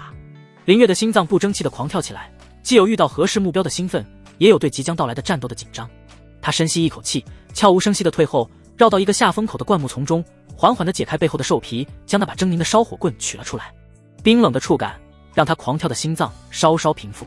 他熟练地填入一枚中品灵石碎片，拉开枪机，整个过程没有发出一丝声响。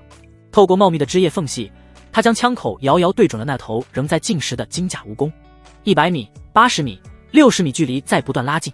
林月没有急于开火，他在等待一个最佳的时机。终于，那头金甲蜈蚣似乎是吃饱了，发出一声满足的嘶鸣，庞大的身躯缓缓移动过来。就是现在，林月双目微凝，神识之力毫无保留地奔涌而出，瞬间跨越数十米的距离，死死锁定了金甲蜈蚣头部的那片区域。在他的感知中，蜈蚣头部那暗金色的甲靠变得虚化，唯有那块核桃大小的软肉被一个无形的准心牢牢套住。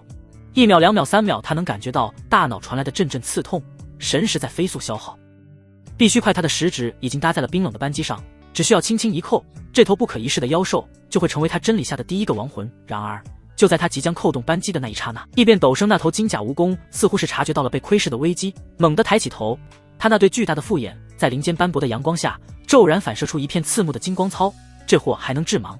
林月只觉得眼前白茫茫一片，强光刺激下大脑一阵剧痛，那原本无比稳固的神识锁定瞬间出现了致命的偏差，几乎是出于本能，他的手指扣下了扳机。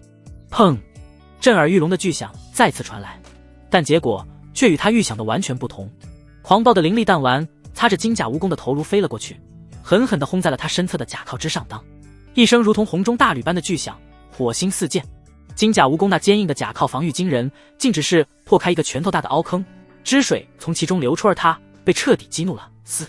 一声尖锐到足以刺破耳膜的嘶鸣响彻山林。金甲蜈蚣那双巨大的复眼瞬间变得血红，庞大的身躯猛地一扭，携带着万钧之势朝林月藏身的灌木丛狂冲而来，地面在剧烈的颤抖，沿途的树木被他庞大的身躯轻易撞断。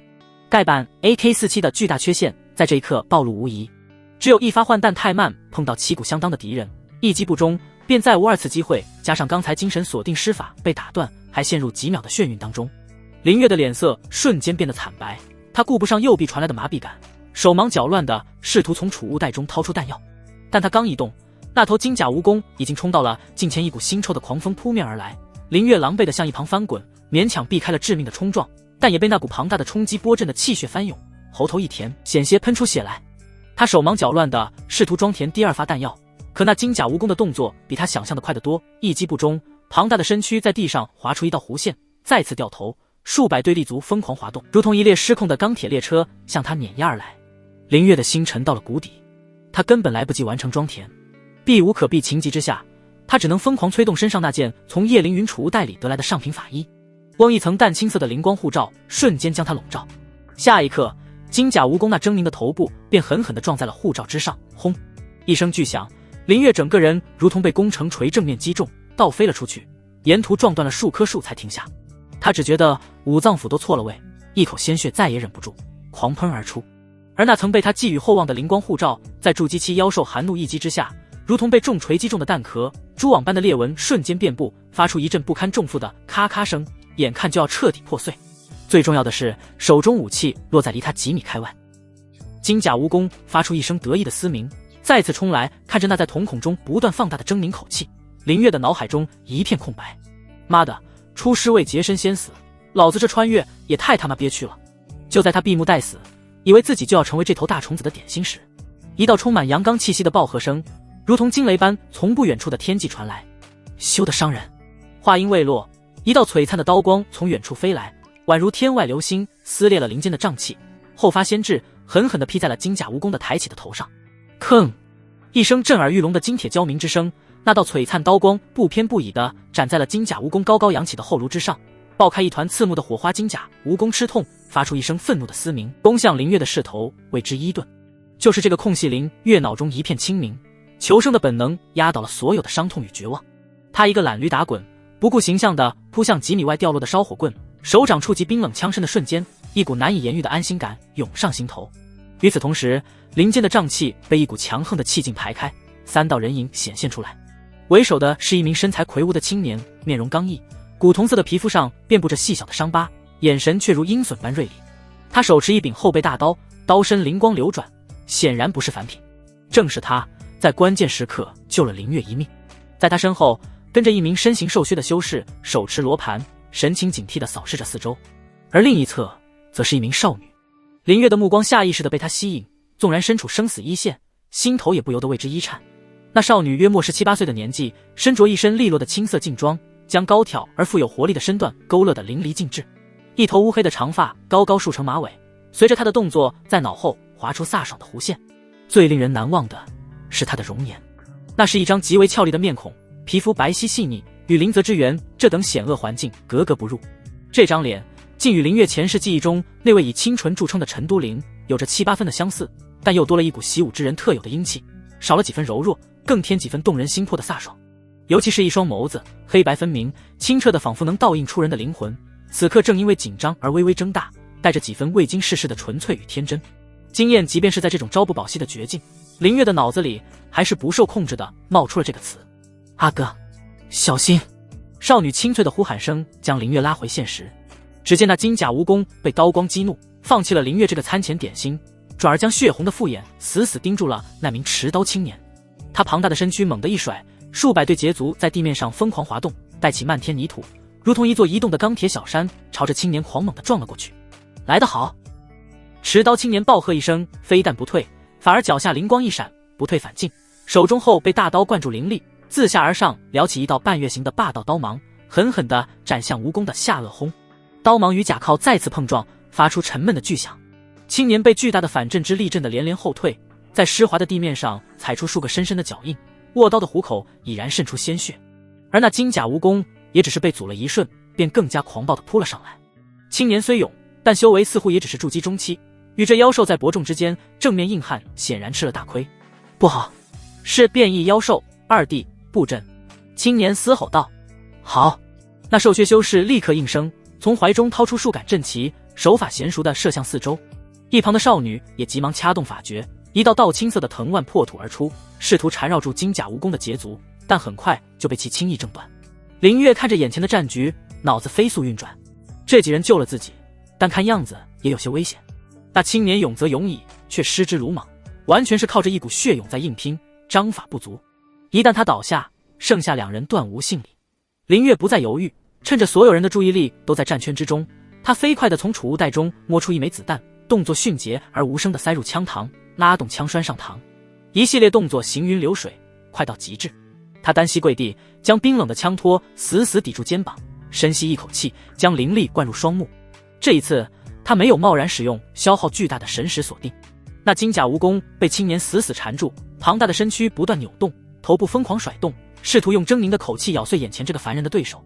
机会林月的眼神陡然锐利起来，在青年又一次险之又险地避开蜈蚣的扑咬，用刀背狠狠拍在他侧脸，将其打得一个趔趄的瞬间，那块核桃大小的致命弱点在林月的视野中暴露了不足半息的时间，足够了没有丝毫的迟疑。林月的食指悍然扣下了扳机，砰！比之前更加沉闷、更加凝练的枪声在林间炸响。这一枪几乎全力注入了林月的精气神，那枚灌注了他全部希望的子弹，在加速阵的催动下，旋转着撕裂空气，拉出一道肉眼几乎无法捕捉的轨迹，精准无误地射向那个稍纵即逝的弱点。噗！一声如同熟透的西瓜被捅破的轻响，子弹精准地没入了金甲蜈蚣双眼之间的软肉，形成个碗口大小的恐怖的大洞，从内部将其大脑搅成了一团浆糊。时间仿佛在这一刻静止了。金甲蜈蚣那狂暴的动作戛然而生，庞大的身躯僵直了一瞬，血红的复眼中凶光迅速褪去，取而代之的是一片死寂的灰白。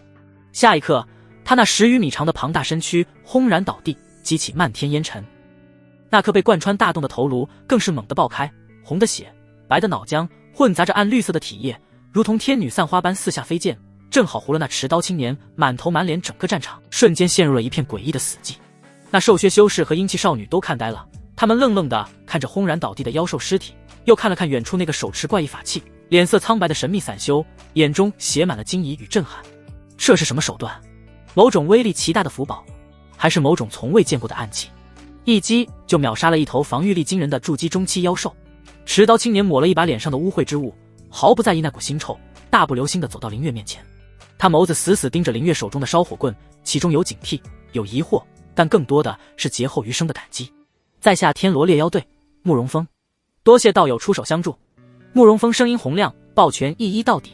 一股浓烈的汗味混合着妖兽脑浆的腥臭味扑面而来，熏得林月差点当场晕过去，但他还是强撑着站起身，学着修仙者的样子，有些生涩地回了一礼。该我多谢才对。他言简意赅，多一个字都不想说。言多必失，尤其是在这种自己底细完全暴露的情况下。哥，你没事吧？那名叫慕容雪的少女快步跑了过来，关切地检查着慕容峰的伤势，见他只是虎口裂开，这才松了口气。他转过头，那双清澈明亮的眸子好奇地落在林月身上，又看了看他手中那把造型古怪的武器，脸上没有丝毫警惕，反而充满了坦率的善意与好奇。这位道友，我叫慕容雪，刚才真是太谢谢你了，你的法器好厉害啊！林月扯了扯嘴角，算是回应。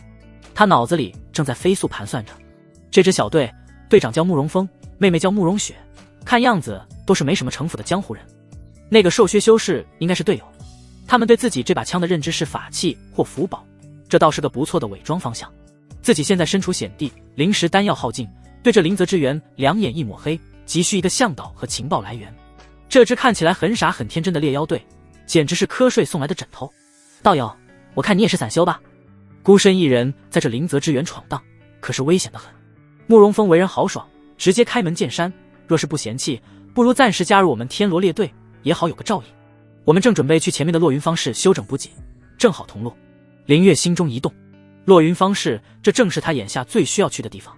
他抬起头，迎上慕容雪那双充满期待和善意的清澈眼眸，心中那点防备似乎也融化了几分。他缓缓地点了点头，好，一个字决定了他接下来的一段旅程。他不知道这个决定将会在不久的将来给他带来怎样的纠缠与羁绊。与天罗猎妖队同行，比林月想象的要简单。慕容峰是个典型的江湖豪客，为人处事全凭一个义字。既然邀请林月加入他们小队，就把他当作自己人来看，几乎没什么防备，甚至主动让林月称呼他为峰哥，将队伍里的情况和盘托出。慕容雪则像个好奇宝宝，对林月的一切都充满了兴趣，尤其是他那把被他认定为一次性远程攻击符宝的烧火棍。不过他也知道分寸，见林月不愿多谈，便不再追问，只是时常用那双清澈的眼睛偷偷打量他，眸子里闪烁着探寻的光。至于另一位成员，名叫猴子，人如其名，身形瘦削，擅长追踪与布置警戒阵法，在队伍里扮演着斥候的角色。他对林月始终抱有一丝警惕，但碍于队长发话，倒也没表现出什么敌意。林月则将自己伪装成一个不善言辞、性格孤僻但实力尚可的散修。他一路上沉默寡言，大部分时间都在默默恢复灵力，观察四周。但在遇到不开眼的妖兽时，他总能在最关键的时刻，从最刁钻的角度释放出那威力绝伦的远程法术，一击毙命。几次下来，他精准的判断力和沉着冷静的战斗风格彻底赢得了慕容峰的尊重。林兄弟，你这手绝活简直是为猎妖量身定做的。慕容峰一巴掌拍在林月肩上，哈哈大笑，有你在，咱们这次可要赚翻了。林月扯了扯嘴角，没说话。几日后，他们又猎杀了一头落单的筑基初期风狼。按照惯例，慕容峰要将价值最高的狼皮和妖丹分给林月，却被他拒绝了。救命之恩，这便当作报答了。林月的理由很简单，却让慕容峰愣了半天，随即更加用力地拍了拍他的肩膀，眼中的认可几乎要溢出来。慕容雪看着这一幕，美眸中异彩连连。在这个弱肉强食、人人为己的修真界，像林月这样知恩图报、不贪图财物的人实在太少见了。他身上那种与这个世界格格不入的真性情，反而让他觉得无比可靠。林月自然不知道少女的心思，她之所以不要战利品，一是为了报恩还清因果，方便随时脱身；二来这些妖兽材料对他而言价值不大，对改装武器没甚大用。他现在最缺的是中品灵石，他身上的中品灵石碎片在刚才射杀风狼后已经只剩下最后一枚。弹尽粮绝好在目的地已经不远了。又行了半日，穿过一片瘴气弥漫的沼泽后，一片建立在巨大石屏上的建筑群出现在众人眼前。那便是灵泽之源唯一的散修聚集地落云方室。这里与其说是方室，不如说是一个巨大的混乱的营地。建筑大多是简陋的石屋和木棚，胡乱地挤在一起，形成一条条狭窄而泥泞的巷道。空气中弥漫着一股浓烈的混杂着血腥、草药、劣质丹药以及汗臭的奇特味道。随处可见的是那些行色匆匆、气息彪悍的修士，他们眼神警惕，腰间的法器或武器上大多沾染着干涸的血迹，脸上写满了疲惫与煞气。这里没有秩序，唯一的规则就是拳头。这里是法外之地，也是销赃的天堂。林兄弟，我们先去找个客栈落脚，休整一番。慕容峰皱着眉，显然对这里的环境很是反感。林月摇了摇头，说道：峰哥，你们先去，我想一个人在方室里逛逛，采购些东西。慕容峰知道林月性格孤僻，也不强求，只是从储物袋里摸出一个陈旧的木牌递给他。也好，这是银客居的牌子，我们每次来都住那，还算干净。不过方室里龙蛇混杂，你千万小心，尤其是血狼帮的人，那些家伙都是吃人不吐骨头的恶狼，千万别招惹。知道了。林月点头应下，记下了客栈的名字。与三人分别后，他没有丝毫耽搁。他像一个真正的老道散修一样，先是在主街上漫无目的的闲逛，眼神看似随意的扫过两边的摊位，实则是在观察这里的势力分布和暗中的规矩。他看到几个佩戴着血色狼头徽记的大汉，正蛮横地从一个摊主那里收取保护费。摊主敢怒不敢言，周围人也都视若无睹。这就是血狼帮。确认了几个关键的巷口和可能的退路后，林月七拐八绕地走进一条无人注意的堆满杂物的死胡同。确认无人跟踪后，才从储物袋里取出一件不起眼的黑袍换上，宽大的兜帽垂下，将他的整个面容都笼罩在阴影之中，连走路的姿态都变得有些佝偻，像一个常年混迹于此的老油条。做完这一切，他才重新融入人群。这一次他的目标很明确，径直朝着方室西侧移动，看起来颇为陈旧却占地不小的两层木楼走去。木楼没有气派的牌匾，只在门楣上挂着一块被岁月侵蚀的发黑的木板，上面刻着3个字：万真楼。这里不像百宝阁那样富丽堂皇，反而透着一股阴森和陈腐的气息。门口站着2个面无表情的黑衣护卫，修为都在炼气后期，眼神锐利如鹰，审视着每一个进出的人。这里慕容峰介绍过，这便是方室里公认的最吃得下货的地方，无论来路多黑，只要有价值，万真楼都收。林月深吸一口气，压下心中的紧张，迈步走了进去。楼内光线昏暗，只有几颗照明用的月光石散发着微弱的光芒。一排排高大的货架上杂乱地堆满了各种东西，有蒙尘的法器，有叫不出名字的妖兽骨骼，也有封装在玉瓶里的丹药。几个伙计懒洋洋地靠在柜台边，对进来的客人爱答不理，似乎早已习惯了这种氛围。林月没有去看那些商品，他径直走到最深处的一个柜台前。柜台后，一个留着山羊胡、双眼浑浊的老者正百无聊赖地用一根小银签踢着指甲缝。收东西嘛！林月刻意压低了嗓子，声音沙哑干涩。山羊胡管事眼皮都懒得抬一下，从鼻子里嗯了一声，算是回答。林月也不废话，神识一动，一柄流光溢彩的青色飞剑便当的一声出现在柜台上。剑身与陈旧的木质柜台形成了鲜明对比。正是叶凌云那柄青椒剑飞剑出现的瞬间，一股凌厉的剑气和精纯的灵力波动便四散开来。虽然被林月刻意压制，但依旧让附近几个正在看货的修士纷纷侧目，眼中露出惊疑和贪婪之色。那山羊胡管事踢指甲的手指终于顿住了，他缓缓抬起头，那双原本浑浊的小眼睛里陡然迸发出一缕金光。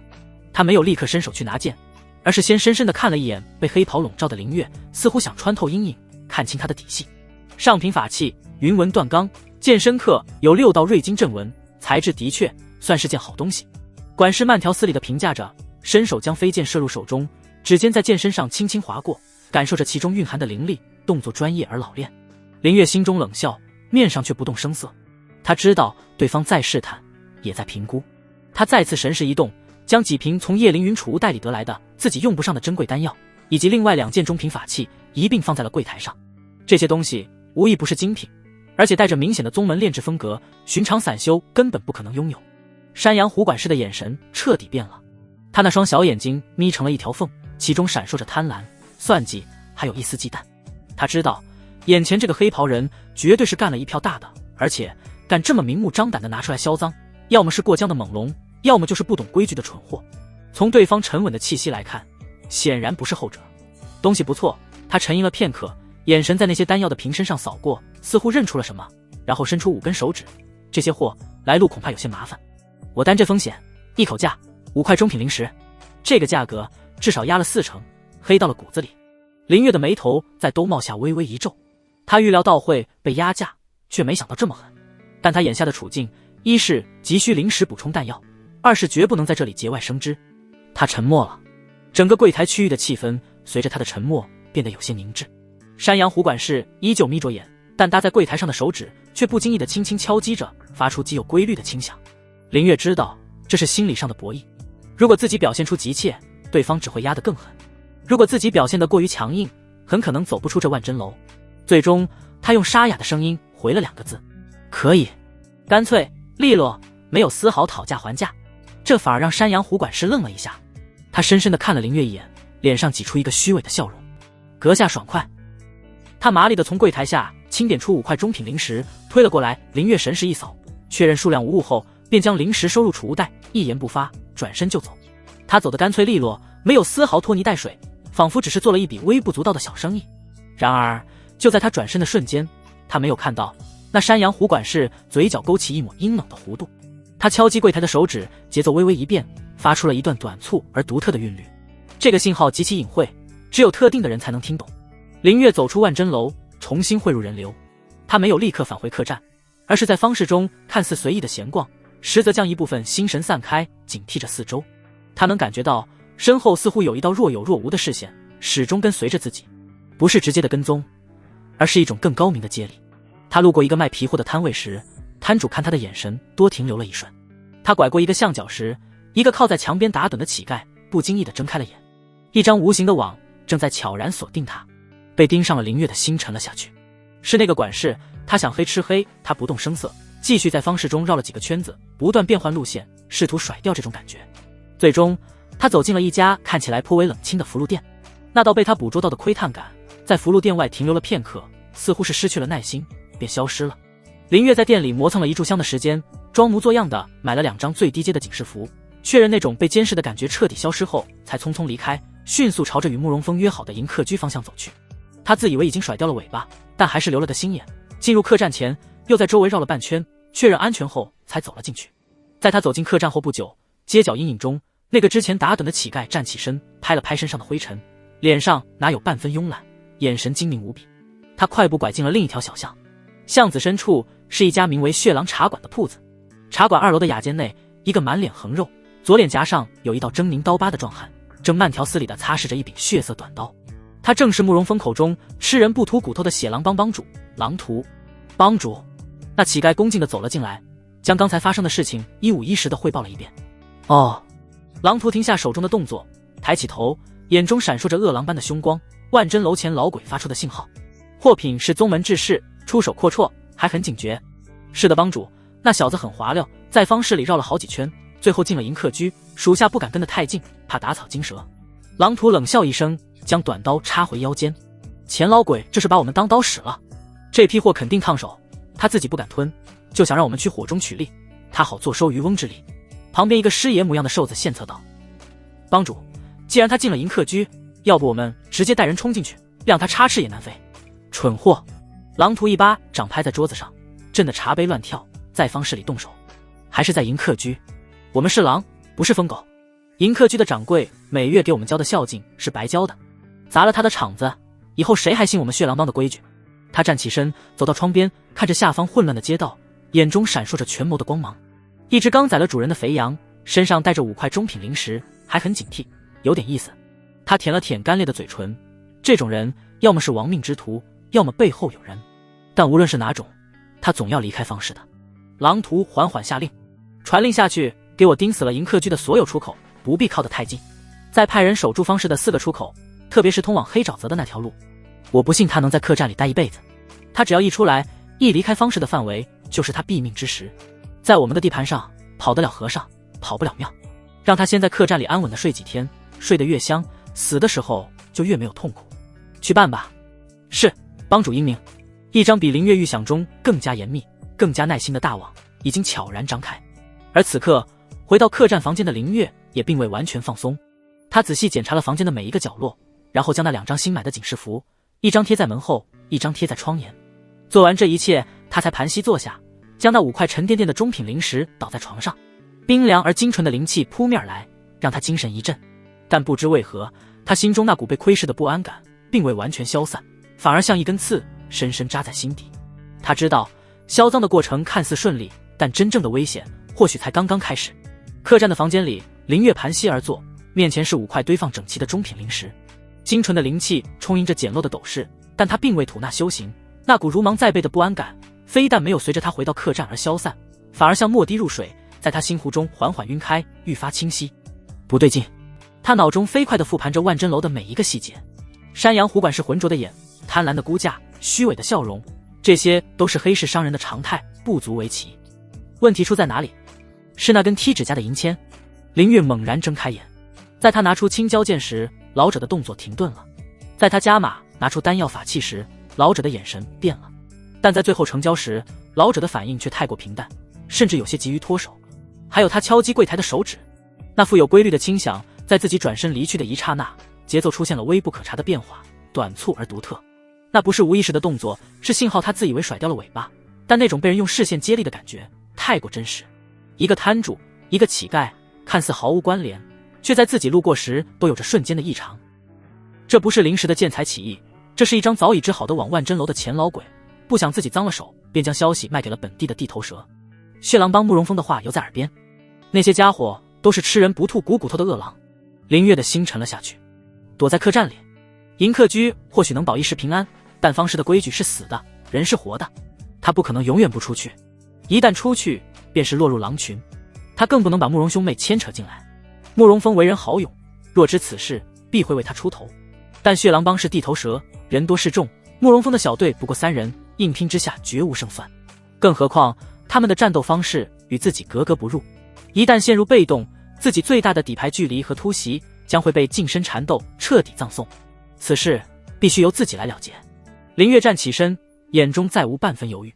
与其坐以待毙，不如反客为主。要是对付几名喽啰都畏首畏尾，将来的路还怎么走？他将灵石悉数收入储物袋，又从储物袋角落里摸出那件被他视若珍宝的烧火棍。冰冷的金属触感让他纷乱的心绪瞬间平复，这才是他最大的依仗。他检查了一遍枪身刻录的阵纹，准备好弹药，又花了点时间保养加固了武器，自觉对付几名筑基期应该问题不大，真不行还能用法医跑路。做完这一切，他深吸一口气，推门而出，径直走向客栈之外。他没有选择深夜前行，反而在黄昏时分人流尚存之际，大大方方地走上街道。他步伐沉稳，方向明确，正是朝着方室外那片通往黑沼泽的必经之路。他能感觉到，随着他的移动，黑暗中有数道目光立刻锁定了他，像闻到血腥味的鲨鱼悄然跟了上来。很好。林月的嘴角在兜帽下勾起一抹冷冽的弧度，他没有回头，反而加快了脚步。穿过混乱的街道，绕过方室的出口，前方是一片广袤的乱石林。这是他来时就特意观察过的地形，巨石林立，沟壑纵横，是绝佳的伏击与藏身之所。他要将这里变成血狼帮的坟场。林月的身影如一缕青烟，没入了乱石林的阴影之中。帮主，那小子出方室了，正朝黑沼泽方向的乱石林去了。血狼茶馆内，狼屠豁然起身，脸上那道刀疤因兴奋而扭曲。好胆，竟敢一个人走夜路！钱老鬼果然没看错，是头肥羊。召集人手，今天老子要让他连人带货都烂在这片石头地里。片刻之后，狼屠带着3名筑基初期的心腹，悄无声息地包围了乱石林。老大，这小子邪门得很，会不会有诈？一个手下低声问道。诈？狼屠狞笑一声，唾了一口，一个筑基初期的散修能有什么诈？估计是想借着地形逃跑，把他围起来，今天让他插翅难飞。4人呈扇形散开，如同经验丰富的猎人，缓缓向乱石林中心合围。月光下，林月背靠一块巨岩，静静地站着，仿佛早已在此等候多时。小子，挺能跑啊！狼屠从一块巨石后走出，血色短刀在指尖盘旋，眼神戏谑而残忍。自己把储物袋交出来，我可以给你个痛快，否则我让你尝尝什么叫搜魂炼魄。另外3名帮众也从不同方向现身，堵死了林月所有退路。在他们看来，这个黑袍人已经是瓮中之鳖。林月缓缓抬起头，兜帽下的双眼平静的没有一丝波澜。他没有说一个字，因为对死人无需废话。就在狼屠等人包围圈尚未完全合拢，自以为胜券在握的瞬间，林月动了。他没有祭出飞剑，也没有掐诀念咒，他只是抬起了那根一直被他们误以为是烧火棍的漆黑铁管。嗡！一声奇异的嗡鸣，枪身上的聚灵阵与加速阵瞬间亮起，空气中的灵气被粗暴地扯动。下一刻，突！枪口喷吐出凡人无法理解的死亡火焰。一名正准备祭出法器的血狼帮众，脸上的狞笑还未散去，整个头颅便如西瓜般爆开，红白之物溅射一地。秒杀变故发生在电光火石之间，狼屠和剩下的2名手下瞳孔骤缩，脑子一片空白。那是什么？暗器？还是某种威力巨大的法器？趁着他们震惊失神的瞬间，林月的身体已经动了。他脚下发力，身形如鬼魅般向后飘出10数丈，瞬间拉开了距离。与此同时，他手中的步枪再次咆哮。突！神识锁定之下，又一名帮众的脑袋炸开一个巨大的血洞，轰然倒地。是远程法器。近他身，狼屠终于反应过来，发出一声惊怒交加的咆哮。他浑身灵力鼓荡，一面土黄色的盾牌法器护在身前，整个人如蛮牛般朝林月冲来。剩下的那名手下也如梦初醒，惊恐地祭出飞剑，试图从侧翼包抄。然而他们面对的是一种完全超越他们战斗认知的战术。林月根本不与他们硬汉，他打一枪换一个掩体，始终与他们保持在30米开外的安全距离。这个距离，飞剑的威力与准头都将大打折扣，而他的子弹却依旧致命。乱石林成了他最佳的游乐场，他在巨石间穿梭闪躲，每一次现身都伴随着枪口的火焰。那名试图包抄的帮众，他的飞剑数次险险擦过林月的衣角，却始终无法锁定，而他自己则在林月的第3次点射中被精准地爆了头，没了声息。10息之内，3名筑基初期的修士尽数毙命场中，只剩下狼屠一人。他死死地顶着土黄色的盾牌，躲在一块巨石后面，浑身冷汗直流。恐惧，发自灵魂的恐惧，攫住了他的心脏。他出道以来，经历过无数次生死搏杀，却从未见过如此诡异的攻击方式。那黑色的铁管子简直是修士的克星，无声无息，快到神识都难以捕捉，威力更是恐怖绝伦。他想逃，可他知道，只要自己一露头，那死亡的攻击就会接踵而至。他被压制了，被一个他眼中的筑基初期肥羊用一种他闻所未闻的法器压制得不敢动弹。咔嗒一声轻响传来，是弹匣装弹的声音。狼屠听不懂这是什么，但他知道这是机会。他眼中闪过一丝狠厉，猛地从巨石后冲出，口中暴喝：去死！那面土黄色盾牌光芒大放，化作一道流光朝林月砸去。与此同时，他腰间的血色短刀也脱手而出，带着凄厉的破空声直取林月咽喉。这是他身为筑基中期修士的全力一击，然而迎接他的是林月早已等待多时的冰冷的枪口。突！与之前一样声响的火舌喷涌而出，弹丸如流星般撞击在土黄色盾牌上。砰！盾牌的光芒剧烈闪烁，哀鸣阵阵，表面的灵光以肉眼可见的速度暗淡下去。仅仅支撑了一击，伴随着咔嚓一声脆响，这件防御盾牌竟被硬生生打得崩裂，粉碎狼屠的瞳孔放大到了极致，脸上写满了不可思议。他的初阶上品防御法器就这么碎了。就在他失神的刹那，又听咔嚓喷，接着便有赤焰似的法术穿透了他的胸口，精准地对他胸口形成碗口大的洞。狼图前冲的身体猛然一僵，所有的力量和凶狠都在这一刻烟消云散。他直挺挺地向后倒去，眼中残留着至死都无法理解的迷茫与惊骇。乱石林重归寂静，只剩下淡淡的硝烟味和浓郁的血腥气。林月靠在岩石上，胸膛剧烈地起伏着。方才的战斗看似轻松惬意，实则对他的心神消耗极大。每一次闪避，每一次换弹，每一次锁定，每一次扣动扳机，都绷紧了他的每一根神经。尤其是最后硬汉狼图的盾牌，手中的烧火棍也几乎要散架。这乞丐版的步枪威力够了，但续航和稳定性还是太差。不过他看着地上4具尚有余温的尸体，心中的杀意缓缓退去。他活下来了，而且他对自己的造物有了绝对的信心。接下来就是清点战利品，为这把乞丐版 AK47 的升级换代提供坚实基础的时候了。夜风裹挟着浓郁的血腥与尘土气息，在寂静的林间回旋，吹动着树叶，发出沙沙的悲鸣。月光洒下石林，照射空气中尚未完全消散的灵力碰撞后留下的灼热与锋锐。战斗结束了，但林月紧绷的神经没有丝毫松懈，他的心脏依旧在胸腔内有力的搏动，奔涌的血液仿佛在为刚才那场短暂而致命的交锋奏响余音。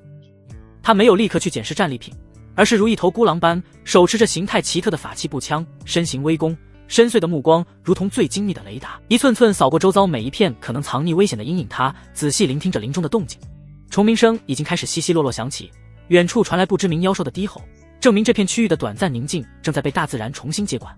确认了近处再无任何人类修饰的潜伏气息后，他那紧绷的肩膀才微微一沉，吐出了浊气。他的视线最终落在了不远处那4具已经冰冷的尸体上，尤其是为首的狼图。月光照亮了他们死前凝固在脸上的表情，有惊愕，有不甘，有恐惧，唯独没有半分从容。林月面无表情地走了过去，步伐沉稳，没有一丝一毫的胜利者姿态。他蹲下身，动作熟练的仿佛演练过千百遍，精准地将狼图腰间那个鼓囊囊的储物带解了下来。入手微沉，代表着里面丰厚的收获。杀人放火金腰带，修桥补路无尸骸。这句来自另一个世界的古老谚语，在此刻的场景下显得无比贴切，如一道电光在他脑海中一闪而过。他随即自嘲地摇了摇头，嘴角勾起一抹复杂的弧度。他并非天性是杀的狂人，恰恰相反，在前世的文明社会，他只是一个醉心于机械与创造的普通人。然而这个弱肉强食、大道争锋的修真世界，在这里对敌人仁慈就是对自己残忍。对于狼图这种主动上门欲行黑吃黑之事的劫匪，他心中没有泛起丝毫怜悯或愧疚。若今日实力不济的是他，下场只会比这些人凄惨百倍。他们不仅会夺走他的财物，更会毫不犹豫地抹去他的存在，让他成为林泽之源中又一具无人知晓的枯骨。这便是修真界最赤裸、最冰冷的生存法则：适应他，或者被他淘汰。林月没有丝毫犹豫，将另外3具尸体上的储物袋也一一搜刮下来。4个储物袋在手，他并没有急于查看狼图的主袋，而是先将神识探入了其中一个喽啰的储物袋。仅仅是第一个，就让他的呼吸微微一滞，脸上不由自主地浮现出一抹难以抑制的喜色。血狼帮作为盘踞在落云方市周边的一条地头蛇，多年来通过劫掠、敲诈所积累的财富，远远超出了他的想象。他迅速探查了其余2个喽啰的储物袋，并将所有收获在心中快速清点了一遍。4个储物袋加起来，仅仅是作为硬通货的下品灵石，总数就达到了惊人的763块。这个数字让林月的心跳都漏了一拍。700多块下品灵石，对于一个寻常的炼气期散修而言，不至于一笔天文数字，足以让他们修炼数年，购买1、2件上好的法器而绰绰有余。而对于林月来说，这笔横财的意义更为重大。除了灵石，储物袋中还有各种杂乱无章的低阶炼器材料，如黑铁矿、赤铜金、百年铁木等等。虽然品级不高，但胜在量大，正好可以用来进行一些基础的实验和零件制造。此外，还有10数个玉瓶，里面装着品质参差不齐的丹药，大多是些回气丹、疗伤散之类的常用药物。最后则是几件他完全看不上眼的下品法器，造型粗陋，灵光暗淡，显然都是些大陆货。但这笔巨款已经足够了，有了这笔堪称雄厚的启动资金，他的 AK47 阵法突击步枪将彻底告别乞丐版的窘境，朝着他心目中的完全体大步迈进。他可以采购更优质的灵力传导金属，用以刻画更稳定、更高效的能量回路。他可以购买一块精纯的灵晶作为阵法核心的基座，大幅提升能量转换效率和射击稳定性。他甚至可以奢侈的为枪身附加清灵阵与坚固阵，让其兼具便携与耐用。一个又一个曾经因囊中羞涩而只能停留在构想阶段的升级方案，此刻在他的脑海中疯狂涌现，让他激动得几乎要颤抖起来。强行压下心中翻涌的激动，林月深吸一口气，迫使自己冷静下来。现在还不是庆祝的时候，处理现场才是当务之急。他没有选择最常见的焚尸灭迹，在这妖兽环伺的灵泽之源，一个巨大的火堆和长时间燃烧产生的焦臭味，无疑会像黑夜中的灯塔一样吸引来不必要的注意，无论是妖兽还是其他修士。他目光扫视，很快在不远处发现了一道隐蔽的岩石裂缝。他走过去，将4具尸体一一拖拽至裂缝旁，然后毫不费力地将他们推了进去。做完这些，他又搬来几块巨大的碎石，将裂缝口堵得严严实实。灵泽之源从不缺少清道夫，这里妖兽横行，浓郁的血腥味是他们无法抗拒的诱惑。用不了多久，就会有嗅觉灵敏的妖兽寻味而来，将这些尸体啃食殆尽，连骨头都不会剩下一根。将一切收尾都处理妥当，林月才终于松了口气，将全部注意力集中到了最后，也是最关键的那个储物袋上——血狼帮帮主狼图的储物袋。作为一帮之主，最好的东西理应都在这里面。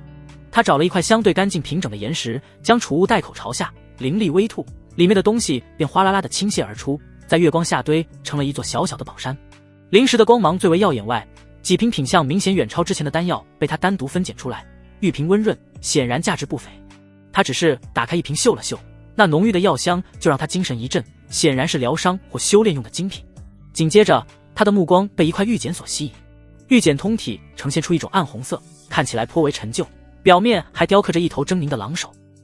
他将玉简贴在额头处，神识探入其中，一行信息洪流涌入脑海，玉简表面也随之浮现出3个血色大字“血狼诀”。这是一部可以修炼到筑基期的功法，而且是偏向炼体流的功法。根据玉简中的介绍，修炼此诀能大幅度强化肉身，气血旺盛，力量暴增，战斗时更能激发一种类似狂化的状态，悍不畏死。然而林月只是粗略地浏览了一遍，便不屑地撇了撇嘴。功法的后半段详细描述了其巨大的副作用。修炼过程到后面需要吞噬妖兽精血，会导致自身气息变得嗜血狂暴，神智容易受到杀戮欲望的影响，长此以往，极易心性大变，沦为只知杀戮的魔头，甚至有走火入魔、爆体而亡的风险。垃圾！林月给出了最中肯的评价，随手将其丢到一旁。这种以牺牲理智与未来为代价换取一时强大的功法，与他所追求的精准、高效、灵巧的战斗风格背道而驰。在他看来，头脑永远比肌肉更重要。不过，这部功法虽然他看不上，但对于某些急于求成或心性本就邪恶的修士来说，却有着不小的吸引力，拿去黑市应该能卖个不错的价钱。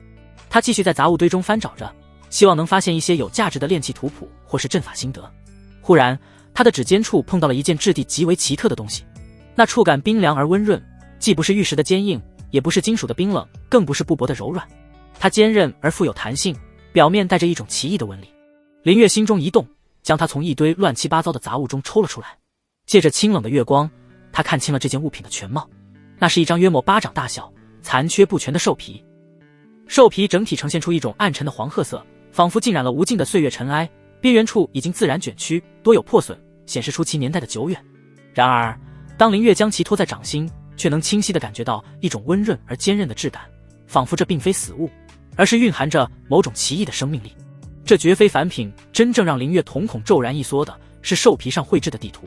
地图的线条极为古朴苍劲，并非用墨，而是用一种他从未见过的类似暗红色朱砂的颜料绘制而成。那颜料仿佛拥有生命，在月光下隐隐流动着一丝若有若无的微光。地图上所描绘的山川、河流、地貌，其标注方式与当今修真界通用的风格截然不同，充满了蛮荒与古老的气息。而在地图的某个区域，用一种比图线更加鲜红、更加醒目的古怪符号标记了3个地点。那符号扭曲盘绕，如同一滴活着的血液，又像一只诡异的眼睛，透着一股难以言喻的邪意。这3个地点从地图的轮廓推断，似乎都位于灵泽之源的极深之处，那是连筑基期修士都不敢轻易涉足的凶险之地。这时，林月的眉头紧紧地皱了起来，心脏不受控制的加速跳动。他能清晰地感觉到，这张看似普通的残破兽皮绝对不简单，尤其是那3个血色的标记符号，正隐隐地向外透着一股奇异的波动。当他尝试着用神识去仔细探查那符号时，一股若有若无的不安猛然从识海深处传来，让他警觉，急忙收回了神识。那是一种警告直觉，一种混合了他两世为人的经验与修士天生灵觉的本能，正在他脑中疯狂鸣叫。这张图里藏着一个天大的秘密，他立刻尝试着将一丝灵力缓缓注入兽皮之中，然而兽皮毫无反应，如泥牛入海，没有激起半点涟漪。他又翻来覆去地研究了半天，除了能确定其材质不凡、地图古老之外，再也看不出任何所以然。林月不知道的是，这张残图其来历远比他想象的更加惊人，也根本不是血狼帮这等不入流的势力所能拥有的。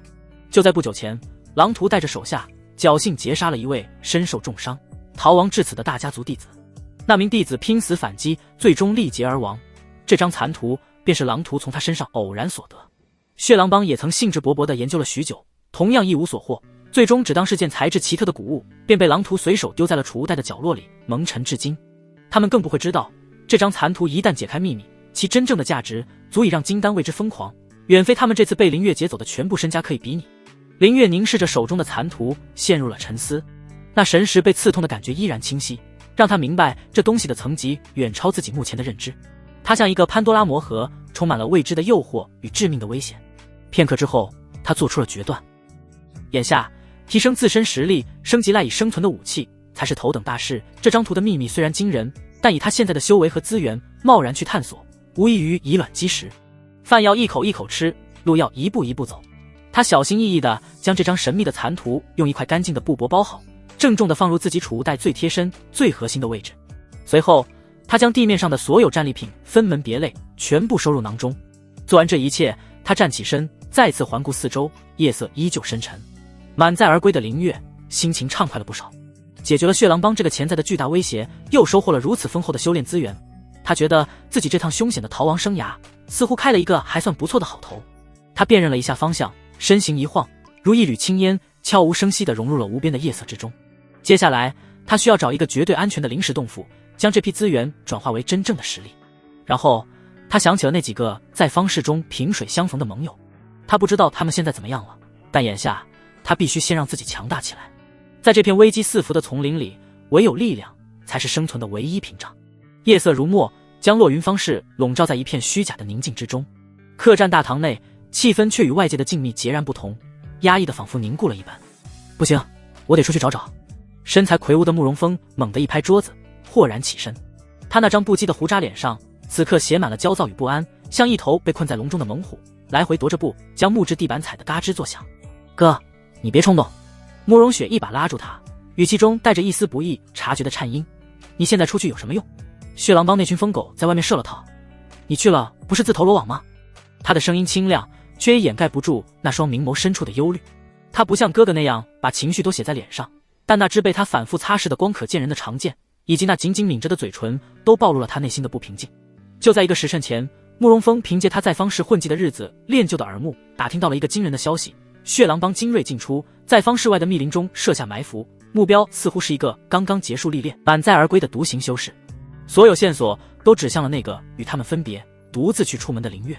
慕容峰懊恼地抓着自己的头发，都怪我早该想到，血狼帮那群猎狗怎么可能放过这么大一块肥肉？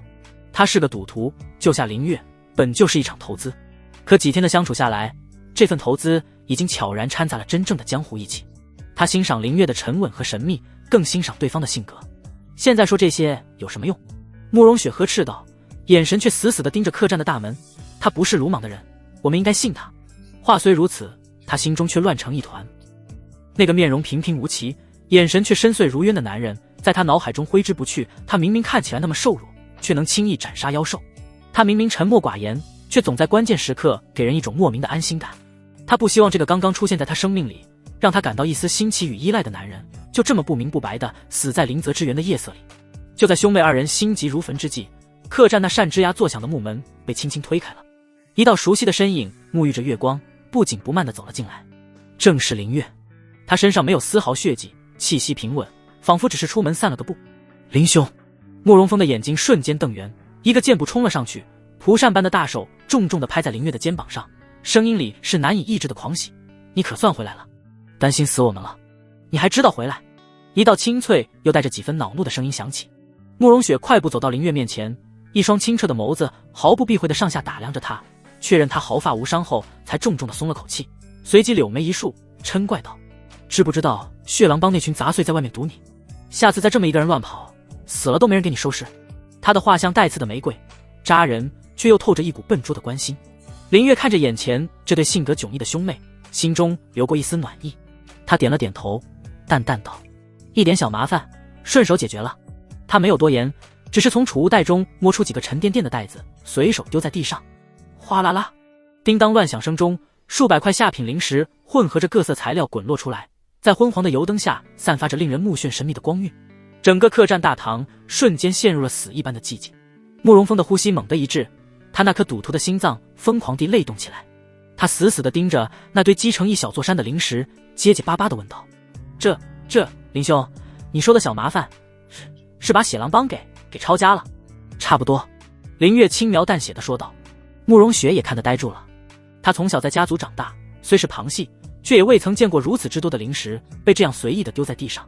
这个男人再一次刷新了他的认知，他究竟是什么人？林月看着目瞪口呆的兄妹二人，心中早已有了计较。这些零食足够我们在落云方市租一个的炼器工坊了。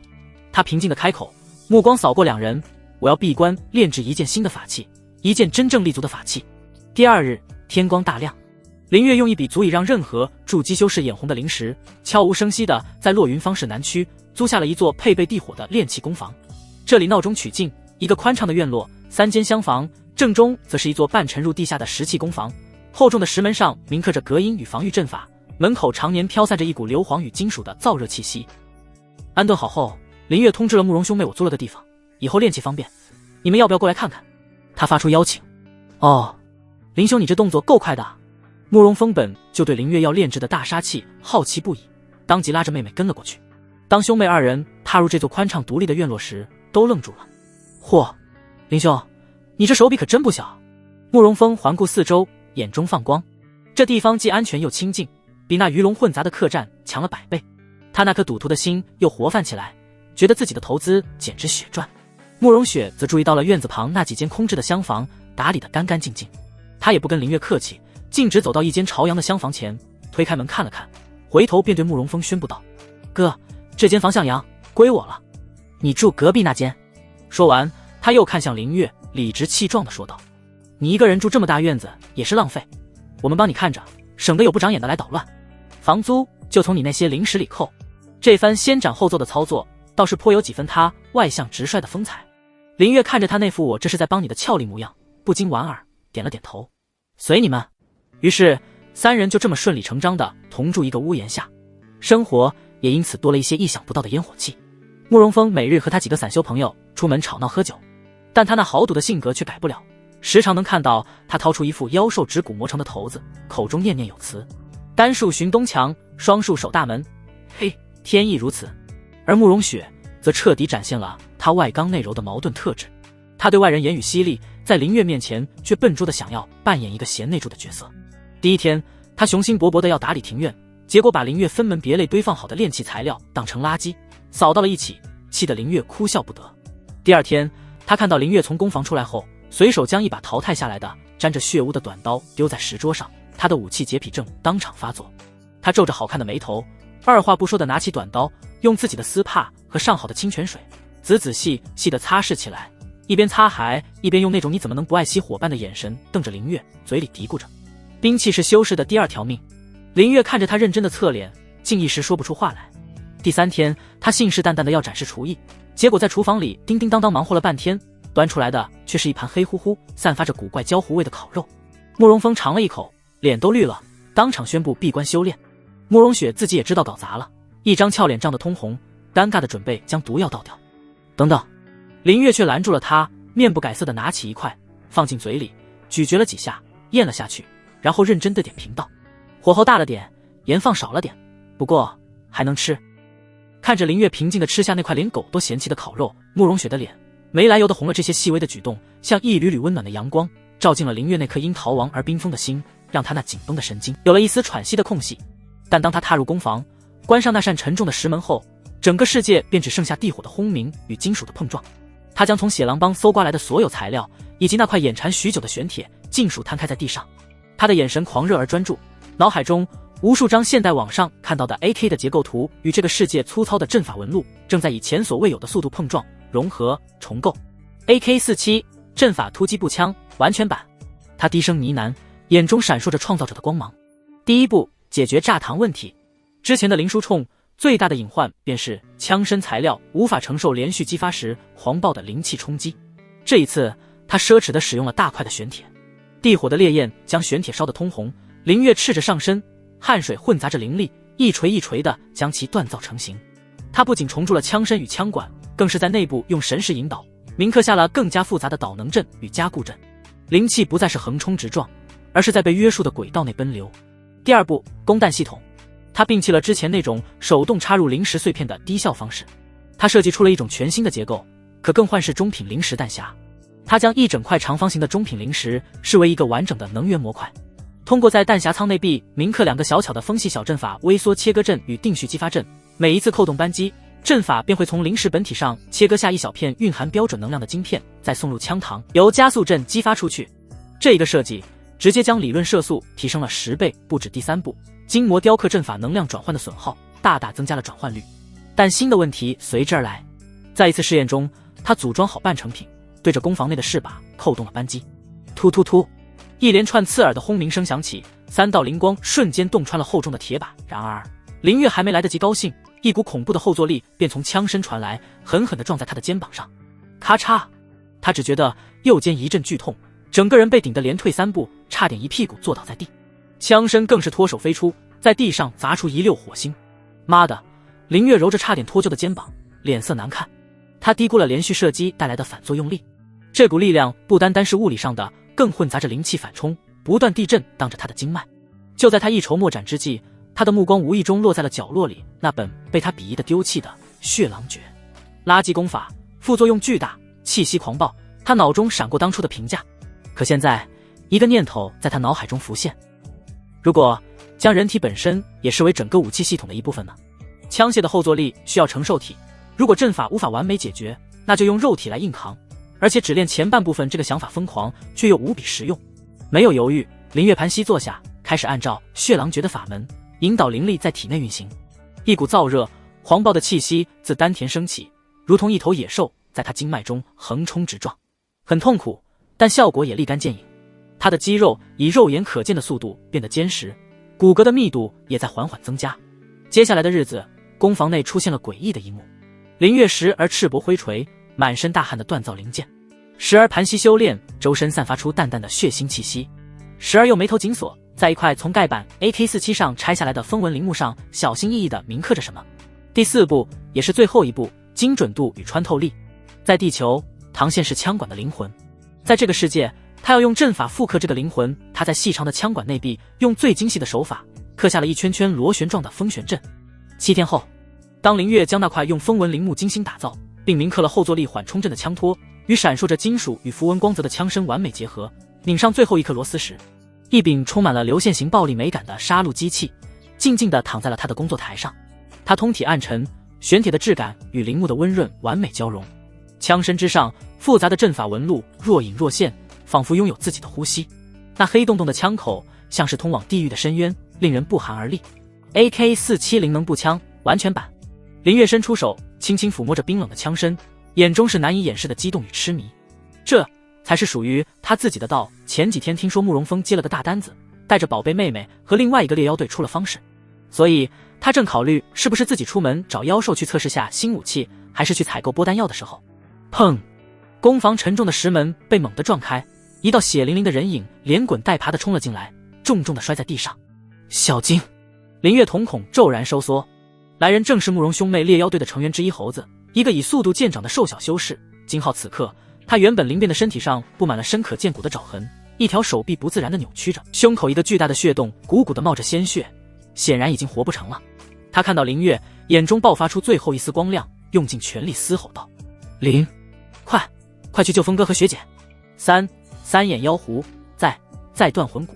最后一个词，他用尽了所有的力气，却依旧是含糊不清的家乡方言。他小小的身躯抽搐了一下，脑袋一歪，彻底失去了声息。林月的脸色瞬间变得冰寒，他知道断魂骨，路上慕容雪还指点那个开满遍地黄花的山谷。他一把抓起身前那把刚刚诞生的神兵，另一只手抄起几个装满了中品灵石的弹匣，身形如电般冲出了工房院子里。慕容雪前几天刚种下的花草开得正艳，一股浓重的血腥味仿佛已经从方氏之外的灵泽之源方向随风飘来。神兵已成，但等待他的却是最严峻的考验。林月的身形在林间急速穿行，快得如同一道拖曳在地面上的鬼魅。风声在耳边呼啸，他没有理会身后方室门口传来的惊呼，脑子里只有一个念头：快，再快一点！林月的眼神冰冷如铁，心中却在疯狂地运转。三眼妖狐，他在方氏的妖兽图鉴上看到过这种妖物，筑基顶峰，以狡猾、速度和精神攻击著称，是林泽之源外围最顶尖的掠食者之一。慕容峰兄妹的小队加上他那几个朋友，修为最高的慕容峰也不过筑基中期，其他人更是参差不齐。是什么让他们去招惹了这种级别的存在？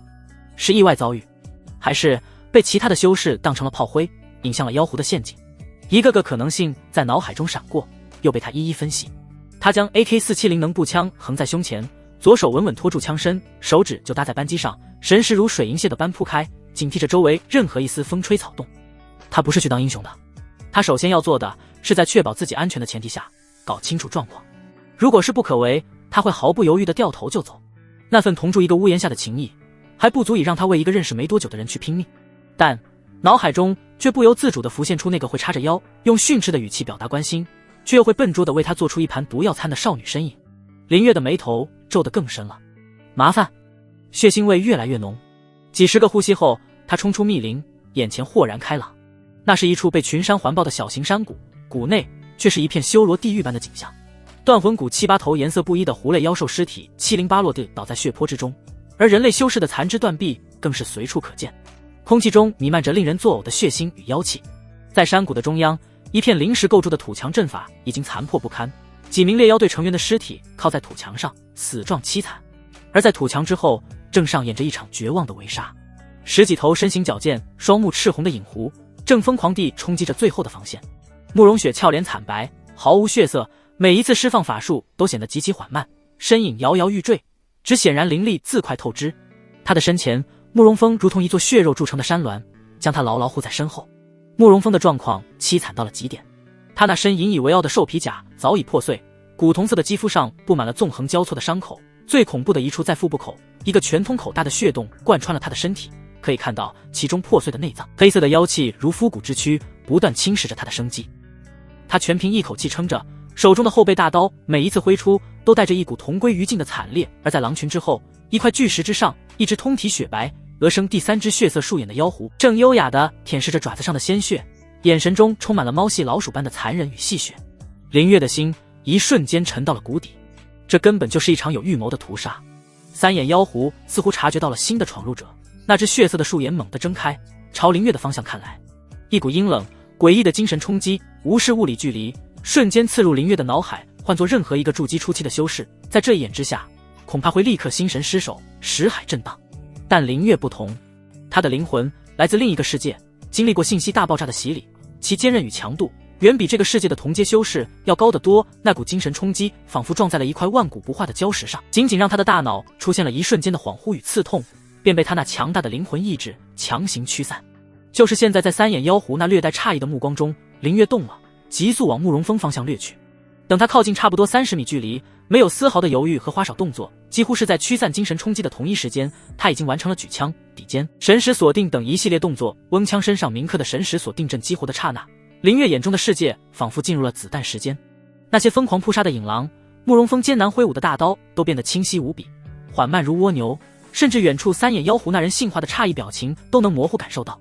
他没有去锁定那头狡猾的妖狐，距离太远，他的目标是那些对慕容兄妹造成最直接威胁的影狐。他扣动了扳机，哒哒哒哒哒哒哒，一阵前所未有的撕裂空气的恐怖咆哮骤然响彻整个山谷。这声音不像任何法术的轰鸣，也不同于任何法器的锐啸，它密集、狂暴，充满了纯粹的不讲道理的毁灭气息。一道由高密度灵能晶片组成的光弹从那黑洞洞的枪口中喷薄而出，以肉眼难以捕捉的速度狠狠地抽向了毫无防备的狐群。冲在最前面的2头影狐甚至还没来得及发出一声悲鸣，他们那足以抵挡寻常飞剑的坚于金铁的皮毛和血肉，就像是被无形的巨手撕开的破布，瞬间被撕裂、洞穿，在半空中炸成一团团血雾，鲜血、碎肉、断骨四散飞溅。仅仅几个呼吸，一个长达3息的持续短射。10几头在林泽之元凶名赫赫的影狐被这条狂暴的灵光之弹拦腰扫过，无一幸免，尽数化作了满地的残骸碎块。整个山谷死一般的寂静，无论是幸存的慕容兄妹，还是巨石上那头智商极高的三眼妖狐，全都僵住了。他们无法理解眼前发生的一幕。那是什么？暗器、符宝，还是一种闻所未闻的阵法？为什么没有施法的前兆？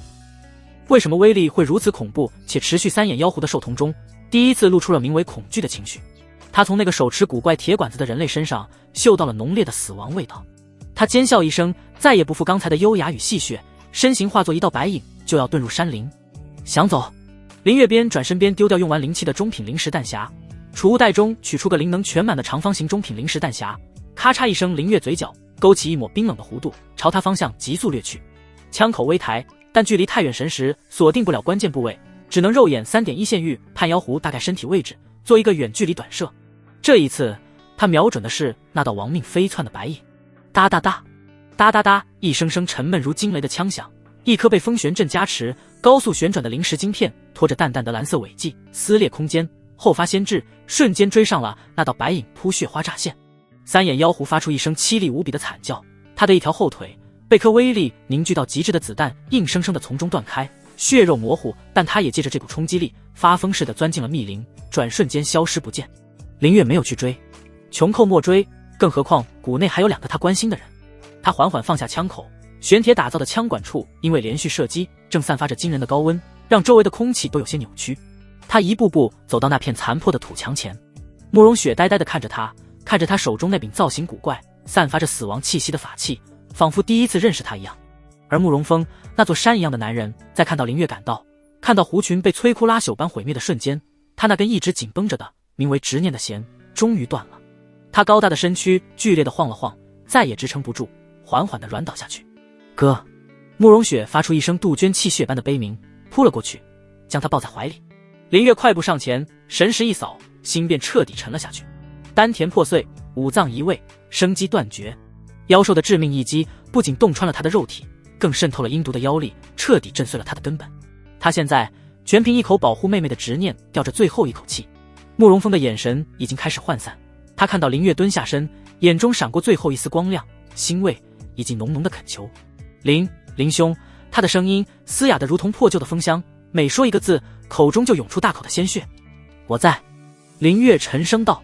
我妹妹，她姓子烈，其实心最软，在这里活不下去。慕容峰的口中涌出大口的鲜血，他却毫不在意，用尽最后的力气死死地抓住林月的手臂。他将一枚沾满血污的储物戒指强行塞进林月的手中。这是我全部的家当，还有天罗慕容家姓武，家在东海，求你一定带他回去。话音未落，他抓住林月的手猛然一紧，眼中爆发出最后的光彩，看向自己的妹妹，嘴唇动了动，却再也发不出声音。随即他的手彻底失去了力气，垂落下去。那双睁大的眼睛里还残留着对妹妹的无尽担忧，以及对这个世界深深的不甘。哥！慕容雪的哭声撕心裂肺，响彻整个血色山谷。她抱着哥哥渐渐冰冷的尸体，泪水决堤，几近昏厥。林月站起身，默默地看着这一幕。他低头看了看手中那枚沾着血和体温沉甸甸的储物戒指，又看了看一旁哭得肝肠寸断的少女。他本想脱身，却最终还是接下了一个沉重无比的包袱，从一个人的逃亡变成了2个人的流浪。他长长地吐出一口浊气，空气中依旧弥漫着浓重的血腥与不散的怨气。远处的密林深处，似乎有一双怨毒的血色树眼在悄然注视着这里。往后的事情变得比想象中要麻烦得多了。山谷内的血腥气浓得像是化不开的沫。林月沉默地在谷地中挖开一个深坑，将慕容峰的尸身小心翼翼地放入其中。没有棺椁，甚至没有一卷草席，在这弱肉强食的修仙界，能入土为安已经是一种奢侈。慕容雪跪在一旁，泪已流干，一双原本清亮如星辰的眸子此刻暗淡的如同蒙尘的珍珠。他只是死死地抱着哥哥那把沾满血污与泥土的后背大刀，身体不住地颤抖，仿佛抽走了所有的魂魄。林月没有去劝，这种刺骨的伤痛，任何语言都显得苍白无力。他将最后一捧土眼上立起一块削尖的木牌，上面什么字也没刻。做完这一切，他走到慕容雪身边，将那枚沾着慕容峰最后体温的储物戒指轻轻放在了他的手中。你哥给你的。他的声音有些干涩。慕容雪的身体猛地一颤，他抬起头，布满血丝的眼睛死死盯着林月，眼神中充满了迷茫、悲痛，还有一丝不易察觉的依赖。林月心中微叹，他本可以拿走这枚戒指，一走了之。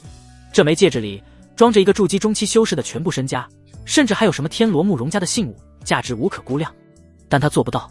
他可以为了活下去不择手段，可以对敌人冷酷无情，但那份同住一个屋檐下笨拙地关心过他的情谊，以及一个男人临死前用生命托付的责任，让他无法心安理得地将这笔横财据为己有。节哀。他最终只吐出这2个字，便转身开始收拾战场。10几头影狐，这可是一笔巨大的财富。他熟练地剥取着影狐的皮毛、利爪和腰丹，这些都是炼制法器和符箓的上好材料，拿到方室里能换取大量的灵石。慕容雪就那么静静地看着他，看着他在血泊中忙碌，眼神空洞，直到林月将所有战利品都收入储物袋，走到他面前，他才像是如梦初醒，沙哑着嗓子开口：“我们去呢？”“不知道。”林月实话实说，但首先要离开这里。他抬头看了一眼密林深处，那头3眼妖狐虽然重伤，但妖兽的记仇和狡猾远超想象，更何况青木门派来的追兵随时都可能出现，此地不宜久留。他扶起摇摇欲坠的慕容雪，2人一言不发，离开了这座埋葬了亲人与过往的断魂谷。返回落云方室的路上，林月的脑子在飞速运转。与3眼妖狐的一战，看似是他高光时刻，摧枯拉朽，干净利落，但只有他自己清楚其中的凶险与侥幸。他的阵法突击步枪是赢了，赢在出其不意，赢在3眼妖狐的轻敌与傲慢。那畜生根本无法理解这种超越他认知体系的攻击方式，才会在开场就被打懵，失了先机。可复盘整个过程，林月却惊出了一身冷汗。第一个问题，射程与精度。他最后追击妖狐的几枪看似潇洒，实则是在300米开外，在这片林泽之中，神识锁定完全不可能。他只能锁定妖狐庞大的身躯，而无法精确瞄准头颅、心脏之类的要害。多个短射节奏也只有1枪命中后腿，纯属运气。如果当时妖狐不是选择逃跑，而是利用速度与他周旋，他将陷入极其被动的局面。第二个问题，武器的稳定性。在刚才的赶路和之前的几次试射中，他已经发现这把步枪的阵法协同偶尔会出现灵力供给不畅的问题，导致短暂的卡壳。这次战斗中没出问题，纯粹是运气好。可他不能把自己的命永远寄托在运气上。第3个问题，也是最致命的问题，追杀他的可能会是青木门筑基甚至金丹期。他以前可是听说长老们都是一个个身经百战修士，那种老狐狸绝不会像妖兽一样轻敌。他见多识广，心性沉稳，战斗经验无比丰富。他或许看不懂自己的武器，但他绝对会用最稳妥的方式应对，记起防御法器，撑起灵力护盾，再用强大的法术轰杀自己。自己的突击步枪对付寻常修士的护体灵光和下阶防御法器自然是摧枯拉朽，可面对一件真正的中阶上品防御法器呢？那些铭刻着后土阵、金刚阵的龟壳，自己能一梭子打穿吗？答案是不确定。而战场之上，任何一丝不确定都等于死亡。林月的后背渗出丝丝冷汗，他必须制造出更强大的武器，准备好足以应对任何突发状况的底牌，否则他和慕容雪都将死无葬身之地。一股强烈的屈辱感和危机感像火焰一样灼烧着他的内心。他握紧了手中的步枪，眼中燃起不甘的烈焰。必须变强，用自己的方式回到落云方室。林月没有片刻迟疑，再次回到了那间熟悉的炼器工坊。他对身旁依旧浑浑噩噩的慕容雪说道：“我去采购些炼器材料后，要闭关几天，炼制一些东西。你若无处可去，便留在这里。饿了就用这个买些吃的。”他塞给慕容雪一个小小的钱袋，里面装着几十块下品灵石。不等慕容雪回应，他转身便出了门。慕容雪看着消失的背影，又低头看了看手中的钱袋，空洞的眼神里终于有了一丝微不可察的波动。林月回来后没看到慕容雪身影，但他现在没时间照顾这个可怜女孩，摇了摇头，便一头扎进炼器师门。他要做的第一件事是制造特种弹药，这是他能想到的最快提升战力、增加战术容错率的方法。他首先拿起了穿金兽的利爪，这种妖兽的爪子天生附带一丝破法属性，对灵力护盾有奇效。以瑞金阵为核心，将灵气高度压缩于1点，再辅以妖狐爪粉末，牺牲爆炸范围，追求极致的穿透力。林月的眼中闪烁着智慧的光芒，他取出一小块玄铁，开始用神识引导的火将其熔炼成一个个标准的弹头雏形。随后他取出刻刀，屏息凝神，在米粒大小的弹头核心上铭刻下繁复而精密的瑞金阵。这需要对灵力输出和神识操控达到极为苛刻的程度，稍有不慎，整个弹头就会因灵力冲突而报废。在报废了近半材料后，鳞泛着金属冷光的破甲弹终于被他成功制造出了20发。他没有停歇，又拿起了从血狼帮缴获的几张空白符纸。这些符纸材质特殊，其中蕴含着一丝扰乱灵气的特性。如果将微型乱灵符嵌入弹头，击中阵法节点时引爆。一个大胆的想法在他脑海中成型，他要制作的是破阵弹，这对神识和阵法理解的要求更高。他必须将一张完整的乱灵符缩小1000万倍，还要保证其结构稳定，在撞击时才能激发。又是2天不眠不休的精工细作。当第5发破阵弹制作完成时，林月感觉自己的神识都快被抽干了，脑袋针扎一样疼，但他眼中却充满了兴奋。最后他看向了角落里一堆从方氏买来的毫不起眼的晶石粉末，一种叫光爆石，一种叫镇明砂，两者单独使用时只是炼制低阶观赏性法器或警报法器的材料。但林月的知识告诉他，当这2种粉末以特定的比例混合，在灵石能量的瞬间激发下，他小心翼翼地调配着比例，将混合后的粉末灌入中空的弹头内，再用最简单的激发阵进行封装。闪光震撼弹成了做完这一切，林月才长长地吐出一口浊气，只觉得身心俱疲。他没有急着出关，而是盘膝坐下，开始冥想恢复。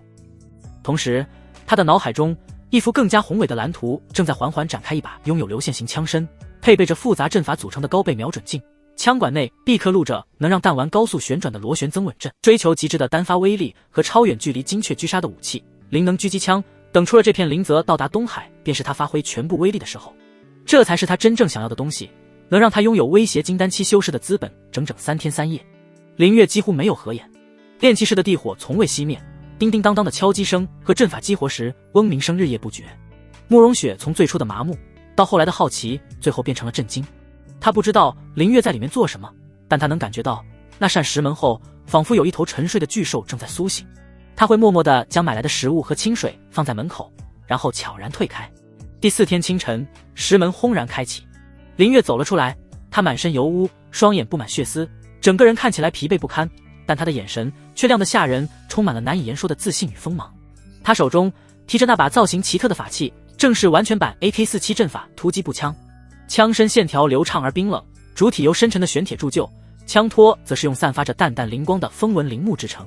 最引人注目的是枪身上方一个由数片水晶和复杂阵法构成的圆筒，仿佛一只窥探远方的独眼。这是下一步他要研发的阵法狙击枪的部件之一。虽然因为材料和时间的限制，很多构想还没能实现，但他的初步已经完成。这是什么？慕容雪终于开口，声音依旧沙哑，但多了一丝好奇。我的道。林月咧嘴一笑，露出一口白牙，走，去试试他的威力。两人悄然离开方室，来到一处荒无人烟的山林。林月选定了一块500米之外，足有3-4人高的巨大山岩作为目标。他趴在地上，熟练地架起枪，将一枚闪烁着金属光泽的破甲弹推入弹仓。他闭上左眼，右眼凑近了那水晶圆筒，翁千里眼阵法激活。他眼前的世界瞬间被拉近，500米外的山岩仿佛近在咫尺，连岩石上的纹路都清晰可见。他深吸一口气，神识通过枪身牢牢锁定了岩石的中心点，扣动扳机。没有步枪那撕裂空气的咆哮，只有一声沉闷如惊雷的巨响。砰！一颗肉眼几乎无法看见的流光脱膛而出，下一瞬，500米之外，那块巨大的山岩从中心点开始，蛛网般的裂纹瞬间遍布全身，紧接着在一股无形巨力的作用下轰然炸碎，化作漫天碎石。慕容雪的嘴巴缓缓张成了 O 型，美眸中写满了难以置信。一击之威堪比筑基后期修士的全力一击，而发出这一击的人只是一个筑基初期的修士，用的还是一件他闻所未闻的古怪法器。林月抚摸着微微发烫的枪管，眼中闪烁着狂热的光芒。这次他有信心让那些高高在上的追杀者好好尝一尝被物理超度的滋味。他将剩下的特种弹药小心收好，又将那些处理好的引弧材料卖给了方士，换来了2块崭新的中品灵石，加上之前剩下的4块中品灵石，当做6个备用弹匣。一切准备就绪。他看着身边依旧有些震撼的慕容雪，沉声道：我们该走了，离开这个伤心的地方，去一个能让我们都变强的地方。慕容雪看着林月专注而自信的侧脸，心中那因失去亲人而出现的巨大空洞，似乎被一种名为希望和崇拜的情绪悄然填上了一丝。他重重地点了点头。两人离开了落云方室，如一叶扁舟汇入人海，没有惊动任何人，没有明确的目的地，只是漫无目的地一路向东。林泽之远广袤无垠，慕容雪虽然强打着精神，但失去兄长的阴影依旧如复古之躯，让他时常陷入沉默。林月也不催促，他知道心伤需要时间来治愈。这天夜里，两人在一处隐蔽的山洞中歇脚，篝火跳动，映照着2张年轻却写满故事的脸。林月在整理自己的储物袋，将各种物品分门别类，这是他多年养成的习惯，能让他在战斗中以最快的速度取出所需之物。忽然，他的手指处击到了一件柔软而坚韧的东西，他将其取出，在火光下展开。那是一张残缺的兽皮地图，边缘满是烧灼和撕裂的痕迹，正是从血狼帮帮主那里缴获的战利品。地图绘制的区域正是他们如今所在的灵泽之源，上面用一种古老的朱砂标记了几个神秘的地点。林月的目光落在了距离他们目前位置最近的一个标记上，那是一个被沼泽和密林环绕的区域，上面画着一个瀑布的图案。一个大胆的想法在他心中涌起，与其像无头苍蝇一样四处乱撞，随时可能撞上青木门的追兵，不如主动去寻找未知的机缘。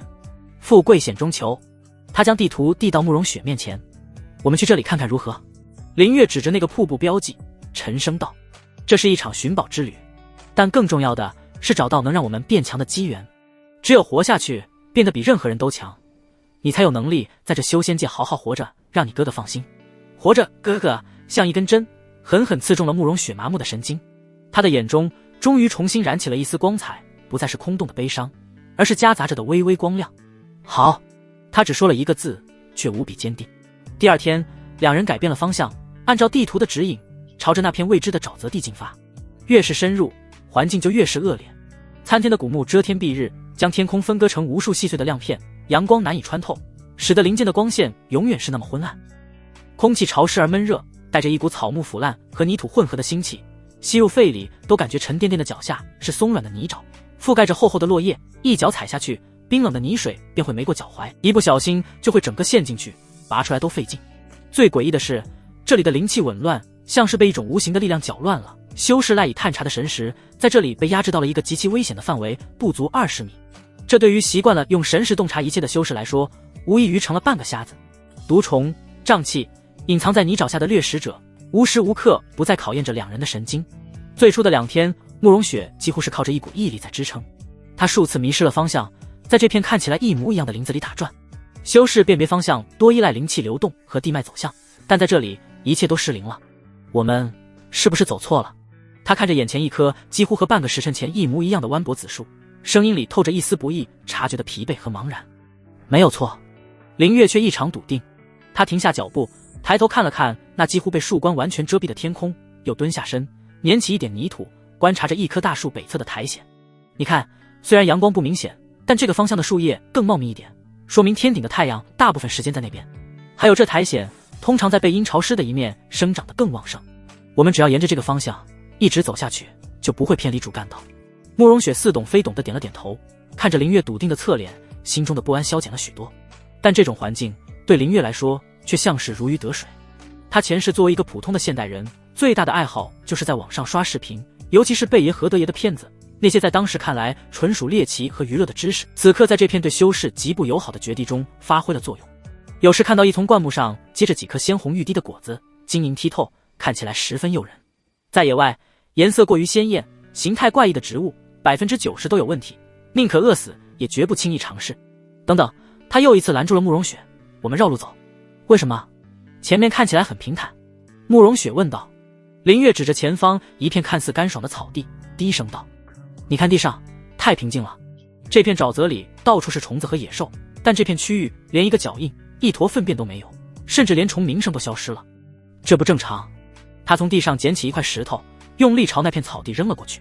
石头落地发出一声沉闷的扑声，紧接着那片草地如同活过来一般，整个向下塌陷，露出了下面深不见底的黑色流沙，还伴随着一股令人作呕的腥臭味。这是沼泽里的陷阱，下面不知道有多少妖兽的骸骨。林月解释道，一个地方如果安静的过分，就意味着有更强大的掠食者盘踞，或者这个地方本身就是陷阱。这是贝爷在穿越沼泽地时反复强调的法则，如今被林月活学活用。他们也曾试图靠近一处地图上标记的水源，那是一片清澈的湖泊，在昏暗的林间宛如一块蓝宝石。但林月在距离湖泊还有数百米时就停下了脚步，用幽灵看了下远处。你看那里，他压低声音，那些脚印，大的小的，深地浅的，交错纵横，说明这里是大量妖兽的饮水点。我们现在过去就是给他们送晚餐。在野外，水源地是最危险的地方之一，我们不能主动靠近。那种专注而熟练的样子让慕容雪觉得仿佛这片危机四伏的沼泽只是他的后花园，而那把被他命名为幽灵的瞄准器雏形，在这种神识受限的环境中成了真正的死神。他甚至不需要神识，他有千里眼。好几次，当慕容雪还未察觉到危险时，一声沉闷的枪响已经划破寂静。远处一头潜伏在树冠上试图偷袭的鼠妖，或是隐藏在泥沼中只露出一双眼睛的墨蛟，便应声倒地。慕容雪看着林月那趴在地上单膝跪地或者依靠着树干冷静巨枪瞄准的身影，眼中崇拜的光芒几乎要溢出来。他觉得这个男人身上充满了无穷的秘密。他不像一个传统的修士，没有那种高高在上的疏离感，反而懂得许多看似凡俗却无比实用的东西。他冷静、果断、可靠，仿佛没有什么能难倒他。在他的身边，即使身处绝境，也有一种莫名的安心感。历经了近10日的艰险跋涉，他们终于抵达了地图上标记的区域。一条巨大的瀑布如银河倒挂，从100丈高的悬崖上倾泻而下，发出震耳欲聋的轰鸣。水汽弥漫，在稀薄的阳光下折射出一道终年不散的彩虹，壮丽非凡。就是这里了。林月对照着地图，目光在瀑布周围逡巡。可这里除了一片巨大的水潭和湿滑的岩壁，再无他物。难道地图是假的？慕容雪有些失望，10日的辛苦，难道换来一场空？不对。林月摇了摇头，他的目光最终锁定在瀑布侧面一株巨大古树盘根错节的根须上。那些根须如囚笼般攀附在岩壁上，深深扎入石缝之中，看似杂乱无章，但林月却从中看出一丝不自然的规律。它们的走向和排布隐隐构成了一个玄奥的图案，与周围的自然环境有一种微妙的割裂感。是幻阵。林月沉声道，一个与环境融为一体的幻阵。阵法极其高明，可惜年代太久远了，维持阵法的灵气已经衰败，只剩下最后一点遮掩的效果。他指挥着慕容雪，让他用灵力攻击几处看似毫不相关的树根节点。这几个节点正是他根据阵法知识推断出的阵眼薄弱之处。慕容雪虽有疑惑，但出于对林月的信任，没有丝毫犹豫。他并指如剑，几道凌厉的剑气精准地斩落在林月所指的树根之上。随着剑气斩落，那片盘根错节的树根竟如水波般晃动起来，眼前的景象一阵扭曲模糊。瀑布依旧是那个瀑布，但它后面的岩壁上却凭空出现了一个黑漆漆的洞口。洞口深邃，约有2人高，散发着一股古老而沧桑的气息，仿佛通往另一个被时光遗忘的时空。丝丝缕缕的阴冷之气从洞中溢出，让人不寒而栗。2人对视一眼，都看到了对方眼中的激动与警惕。这就是地图上标记的第一个遗迹古修洞府，里面究竟是能让他们一步登天的天大机缘，还是一个已经等待了千百年的致命陷阱？谁也不知道，但他都清楚，已经没有退路了。他在这修仙世界之中，停滞不前就等于死亡，唯有向前才有一线生机。林月从储物袋里取出武器，检查了一下弹药，紧紧握着了冰冷的突击步枪，率先迈步走进了那片深邃的黑暗之中。洞口深邃，仿佛巨兽张开的喉咙，吞噬着一切光线。阴冷的风从中卷出，带着一股尘封千年的腐朽气息，吹得人汗毛倒竖。林月没有半分迟疑，他握着冰冷的突击步枪，枪身传来的坚实质感是他唯一的倚仗。他率先迈步走进了那片能将修士神识压制到极致的深邃黑暗之中。慕容雪紧随其后，他紧握着哥哥留下的后背大刀，脚步虽轻，却透着一股决然。甬道并不长，约莫100来步，尽头便豁然开朗，出现了一间宽阔的石室。石室中央空无一物，但两侧的石壁上却嵌着8具人形的金属造物，它们约有丈高，通体由不知名的青黑色金属铸成，表面布满了繁复而古奥的纹路，在昏暗中闪烁着幽冷的光泽。它们静静地矗立在凹槽内，双目空洞，宛如忠诚的守卫，等待了千百年。炼气傀儡。林月的脑海中立刻浮现出这个词，这玩意儿在修真界是出了名的难缠，不知疲倦，不畏生死，防御力惊人，纯粹的杀戮机器。几乎在他和慕容雪踏入石室的同一时间，8具傀儡空洞的眼眶中骤然亮起了2点猩红的光芒。咔嚓咔嚓，令人牙酸的金属摩擦声中，8具傀儡同时从石壁的凹槽中迈出，动作僵硬却精准。他们整齐划一地转身，面向2个不速之客，形成一个半圆形的包围圈，封死了所有退路。一股冰冷无情的杀意瞬间充斥了整个石室。小心！慕容雪低喝一声，横刀于胸前，一手掐诀，体内的灵力疯狂运转，摆出了一个标准的防御架势。他能感觉到每一具傀儡身上散发出的气息都堪比筑基初期的修士，8具联手，其压迫力远非寻常的筑基后期可比，但林月的反应却截然不同。他看过几本傀儡书籍，他的大脑在这一刻高速运转起来。傀儡没有神智，没有痛觉，依靠核心阵法驱动，他们的弱点必然在结构本身、关节、能源核心或是控制中枢。这狭窄的石室，慕容雪如果施展刀法是种限制，但对自己却是绝佳的射击场跟紧我。别乱动。林月低吼一声，不退反进，朝着左侧2具傀儡的间隙猛冲过去。慕容雪一愣，但出于本能的信任，他立刻提刀跟上。2具傀儡立刻抬起了沉重的金属手臂，带着呼啸的风声，朝着林月当头砸下。慕容雪脸色一白，想要出刀救援，却见林月的身形在冲锋中猛地向下一矮，一个极其标准的战术滑铲，从2具傀儡的手臂下方显之又显得穿了过去。与此同时，他手中的突击步枪发出了沉闷而短促的咆哮，砰砰砰，3发点射枪口喷吐的火舌，在昏暗的石室中是如此刺眼。3颗由玄铁打造的弹丸精准地命中了左侧那具傀儡的膝关节，那里是2块金属连接最薄弱的地方。当当当，火星四溅，那具傀儡的膝盖处爆开一团刺目的火花，坚硬的金属外壳上出现了3个清晰的凹坑，密密麻麻的裂纹瞬间蔓延开来。他前冲的势头猛地一滞，整个身体失去了平衡，轰然向一侧倒去。趁此机会，林月已经稳住身形，枪口调转，对准了另一具傀儡的脖颈连接处。砰砰砰砰砰砰砰砰砰，一串急促的连射。这一次子弹不再是单纯的撞击，而是如同毒蛇般钻入了那具傀儡脖颈的缝隙之中，在内部疯狂搅动。咔嚓一声脆响，那具傀儡的脑袋被硬生生打得歪向一边，眼中的红光剧烈闪烁了几下，嗤嗤几下，随即彻底熄灭。庞大的身躯轰然倒地，激起一片尘土。这一切发生在电光石火之间，慕容雪甚至还没来得及挥出自己手中的刀。他目瞪口呆地看着这一切，看着林月用一种他完全无法理解的方式，在呼吸之间就废掉了2具堪比筑基修士的傀儡。那不是法术，更不是剑诀，那是一种纯粹、高效、冷酷到极致的杀戮技巧。剩下的6具傀儡并未因此停滞，他们没有恐惧，只有绝对的执行命令。他们同时迈步，沉重的脚步声汇聚在一起，如同战鼓敲击在人的心头。愣着干什么？他们的关节和头部是弱点。林月大喊一声，提醒着身后的慕容雪，同时身体不断移动，利用石室中的石柱作为掩体，手中的步枪不断发出短促而致命的咆哮。砰！一具傀儡的手肘关节被打碎，金属手臂无力地垂下。砰砰砰砰砰砰！又一具傀儡的脚踝中弹，踉跄着跪倒在地。慕容雪也终于反应过来，他不再执着于正面硬汉，而是身形飘忽，利用林月制造出的空隙，手中的大刀化作一道道寒光，专门朝着那些傀儡受损的关节处猛劈。2人一远一近，一攻一辅，配合的竟是天衣无缝。林月的枪声就是战场的主宰，每一次咆哮都意味着一具傀儡的行动受阻或彻底报废。慕容雪的刀光则是精准的补刀，将那些摇摇欲坠的傀儡彻底送入寂灭。然而当他们击倒第7具傀儡时，一边突生最后一具傀儡，也是站在最中央的那具，突然停下了脚步。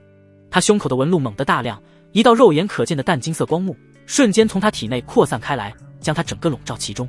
与此同时，地上那些被击溃的傀儡残骸眼中竟重新亮起了微弱的红光，一丝丝青黑色的能量从残骸中溢出，汇入那淡金色的光幕之中，使其变得更加凝实。这是一个小型的防御阵法，而且能汲取其他傀儡的残余能量。砰！林月下意识的一枪射出，弹丸击中光幕，却如同泥牛入海，只激起一圈涟漪便被弹飞了出去。没用那傀儡顶着护盾，迈开沉重的步伐，一步步向他们逼来，每一步都让地面微微震颤，压迫感十足。慕容雪脸色凝重，他一刀劈在光幕上，同样被巨大的反震之力震得气血翻涌。林月脑中念头飞转，强行破盾，不知道要浪费多少弹药，而且看这能量汇聚的样子，短时间内根本打不破。阵法，他的目光死死地锁定在那傀儡胸口那个发光最亮的阵法核心上。既然是阵法，就有节点，就有能量流动的轨迹。他深吸一口气，从腰间的储物袋里取出了一枚与众不同的弹药。弹头并非纯粹的玄铁色，而是带着一丝诡异的灰白，上面用神识才能勉强感知的微小纹路勾勒出一枚乱灵符的雏形。破阵弹他只做了5发，是用来对付青木门长老那种级别敌人的底牌之一。没想到在这里就要用到，没有丝毫犹豫，他迅速换上弹药，整个人的气息在这一刻沉静到了极点，周围的一切似乎都消失了，眼中只剩下那具傀儡胸口的阵法核心。就是现在，他扣动了扳机，噗！一声与之前截然不同的微不可察的闷响，破阵弹脱膛而出，没有刺目的火光，只有一道几乎无法被捕捉的流光，以一个刁钻的角度精准地射向傀儡胸前的光幕。下一瞬，诡异的一幕发生了，弹头并未被弹开，而是像一滴水融入了滚油之中，在接触光幕的刹那，轰然引爆一股无形的混乱波纹，以弹着点为中心，疯狂扩散。那原本稳定流转的淡金色光幕，像是被投入了一块巨石的平静湖面，剧烈的扭曲波动起来。傀儡胸口的阵法核心光芒忽明忽暗，发出了不堪重负的嗡嗡声，阵法被扰乱了，就是现在。林月大喝。林月继续加大火力速射，牵制傀儡。慕容雪心领神会，几乎在光幕晃动的同一时间，她娇喝一声，将全身的灵力都灌注于刀身之上，整个人化作一道流光，人刀合一，狠狠地劈向了那已经紊乱不堪的光幕。咔嚓一声清脆的如同琉璃破碎的声音，淡金色的光幕应声而碎，化作漫天光点。失去了阵法保护的傀儡，加上林月点射和慕容雪全力的一刀刀之下，从头到脚被干净利落的劈成零件，猩红的眼眸彻底熄灭。时势重归死寂。慕容雪拄着刀，香汗淋漓，胸口微微起伏。林月也长长的吐出一口浊气，额头渗出了一层细密的汗珠。两人对视一眼，都看到了对方眼中的后怕与庆幸。穿过这条最后的防线，后方便是一间真正的洞府主室。主室的陈设极为简单，只有一张石床，一个丹炉以及一张石桌。石床上一具披着破烂道袍的骸骨正盘膝而坐，即便已经死去不知多少岁月，骸骨依旧保持着打坐的姿势，仿佛在生命的最后一刻仍在冲击着某个遥不可及的境界。一种无言的悲凉与执着弥漫在空气中。在骸骨盘坐的双膝之上，静静地放着一枚古朴的玉简。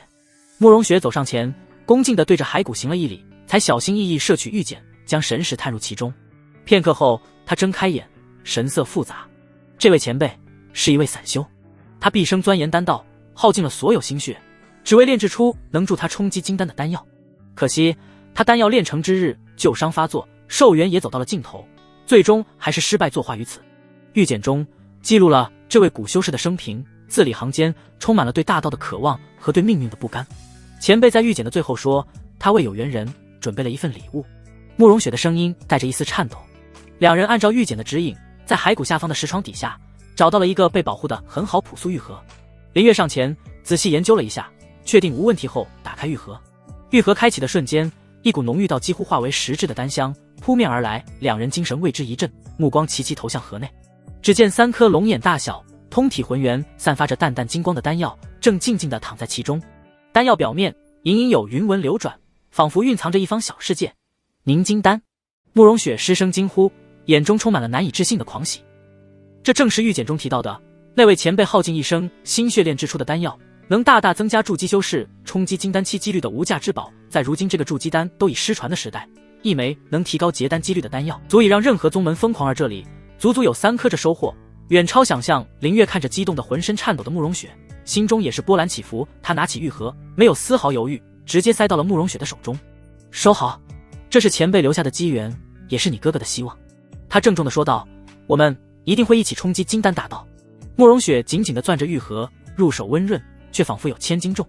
他抬起头，看着林月那张在火光下轮廓分明的脸，眼中那片因失去兄长而变得灰暗的死寂世界，终于被这3颗丹药所代表的希望照亮。他重重地点了点头，泪水无声地滑落。这一次不是因为悲伤，而是因为心生。两人把傀儡零件收进储物袋，整理好收获，再次对着骸骨深深一拜，才转身离开了这处古修洞府。他们不知道的是，就在他们得到凝金丹的同时，远在千里之外的灵泽之源边缘，一名身穿青木门执法长老袍、面容阴鸷的老者正从入定中睁开了双眼。他摊开手掌，掌心一枚古老的血色罗盘上，一个原本暗淡的光点，此刻正微微闪烁着，遥遥指向东方。找到了，叶凌云那小崽子的戒指终于有了反应。我看你这次还能往哪里逃？阴冷的声音在密林中回荡，惊起一片飞鸟。一场真正的生死考验已经悄然拉开了序幕。离开了古修洞府，林月和慕容雪并未走远，寻了个隐蔽山谷休整。接连的跋涉和寻宝绷紧了神经，此刻松懈下来，疲惫感如潮水般涌来。更大的考验在第2天清晨降临。慕容雪或许是想报答林月，主动承担了做饭的任务。当他端着一碗黑乎乎、散发着诡异气息的灵兽肉汤放到林月面前时，林月的内心是崩溃的。他看着慕容雪那双清澈明亮、写满了快夸我的眼睛，再看看碗里那坨不知是何物种、经过何种炼金术才能炮制出的惊悚玩意，他艰难地咽了口唾沫，硬着头皮喝了一口。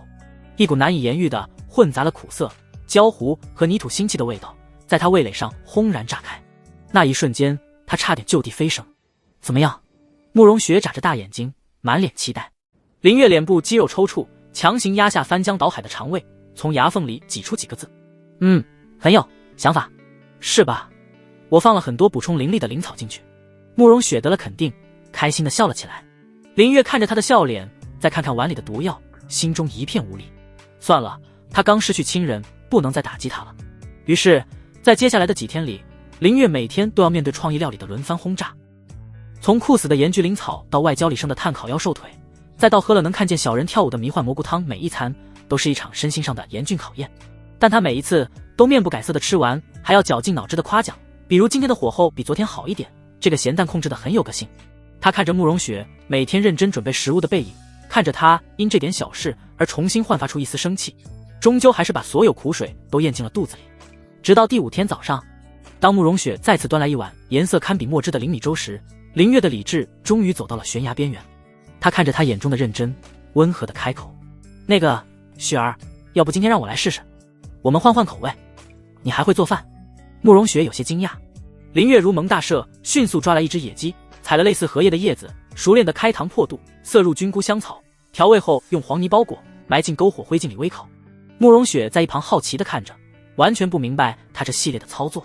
1个时辰后，林月将那个黑乎乎的泥疙瘩扒了出来，用刀背轻轻一敲，咔嚓，干硬的泥壳裂开，一股难以形容的霸道无比的香气瞬间喷薄而出，混杂着肉香和叶青香和菌菇鲜香，仿佛一只无形的大手粗暴地攥住了2人的嗅觉。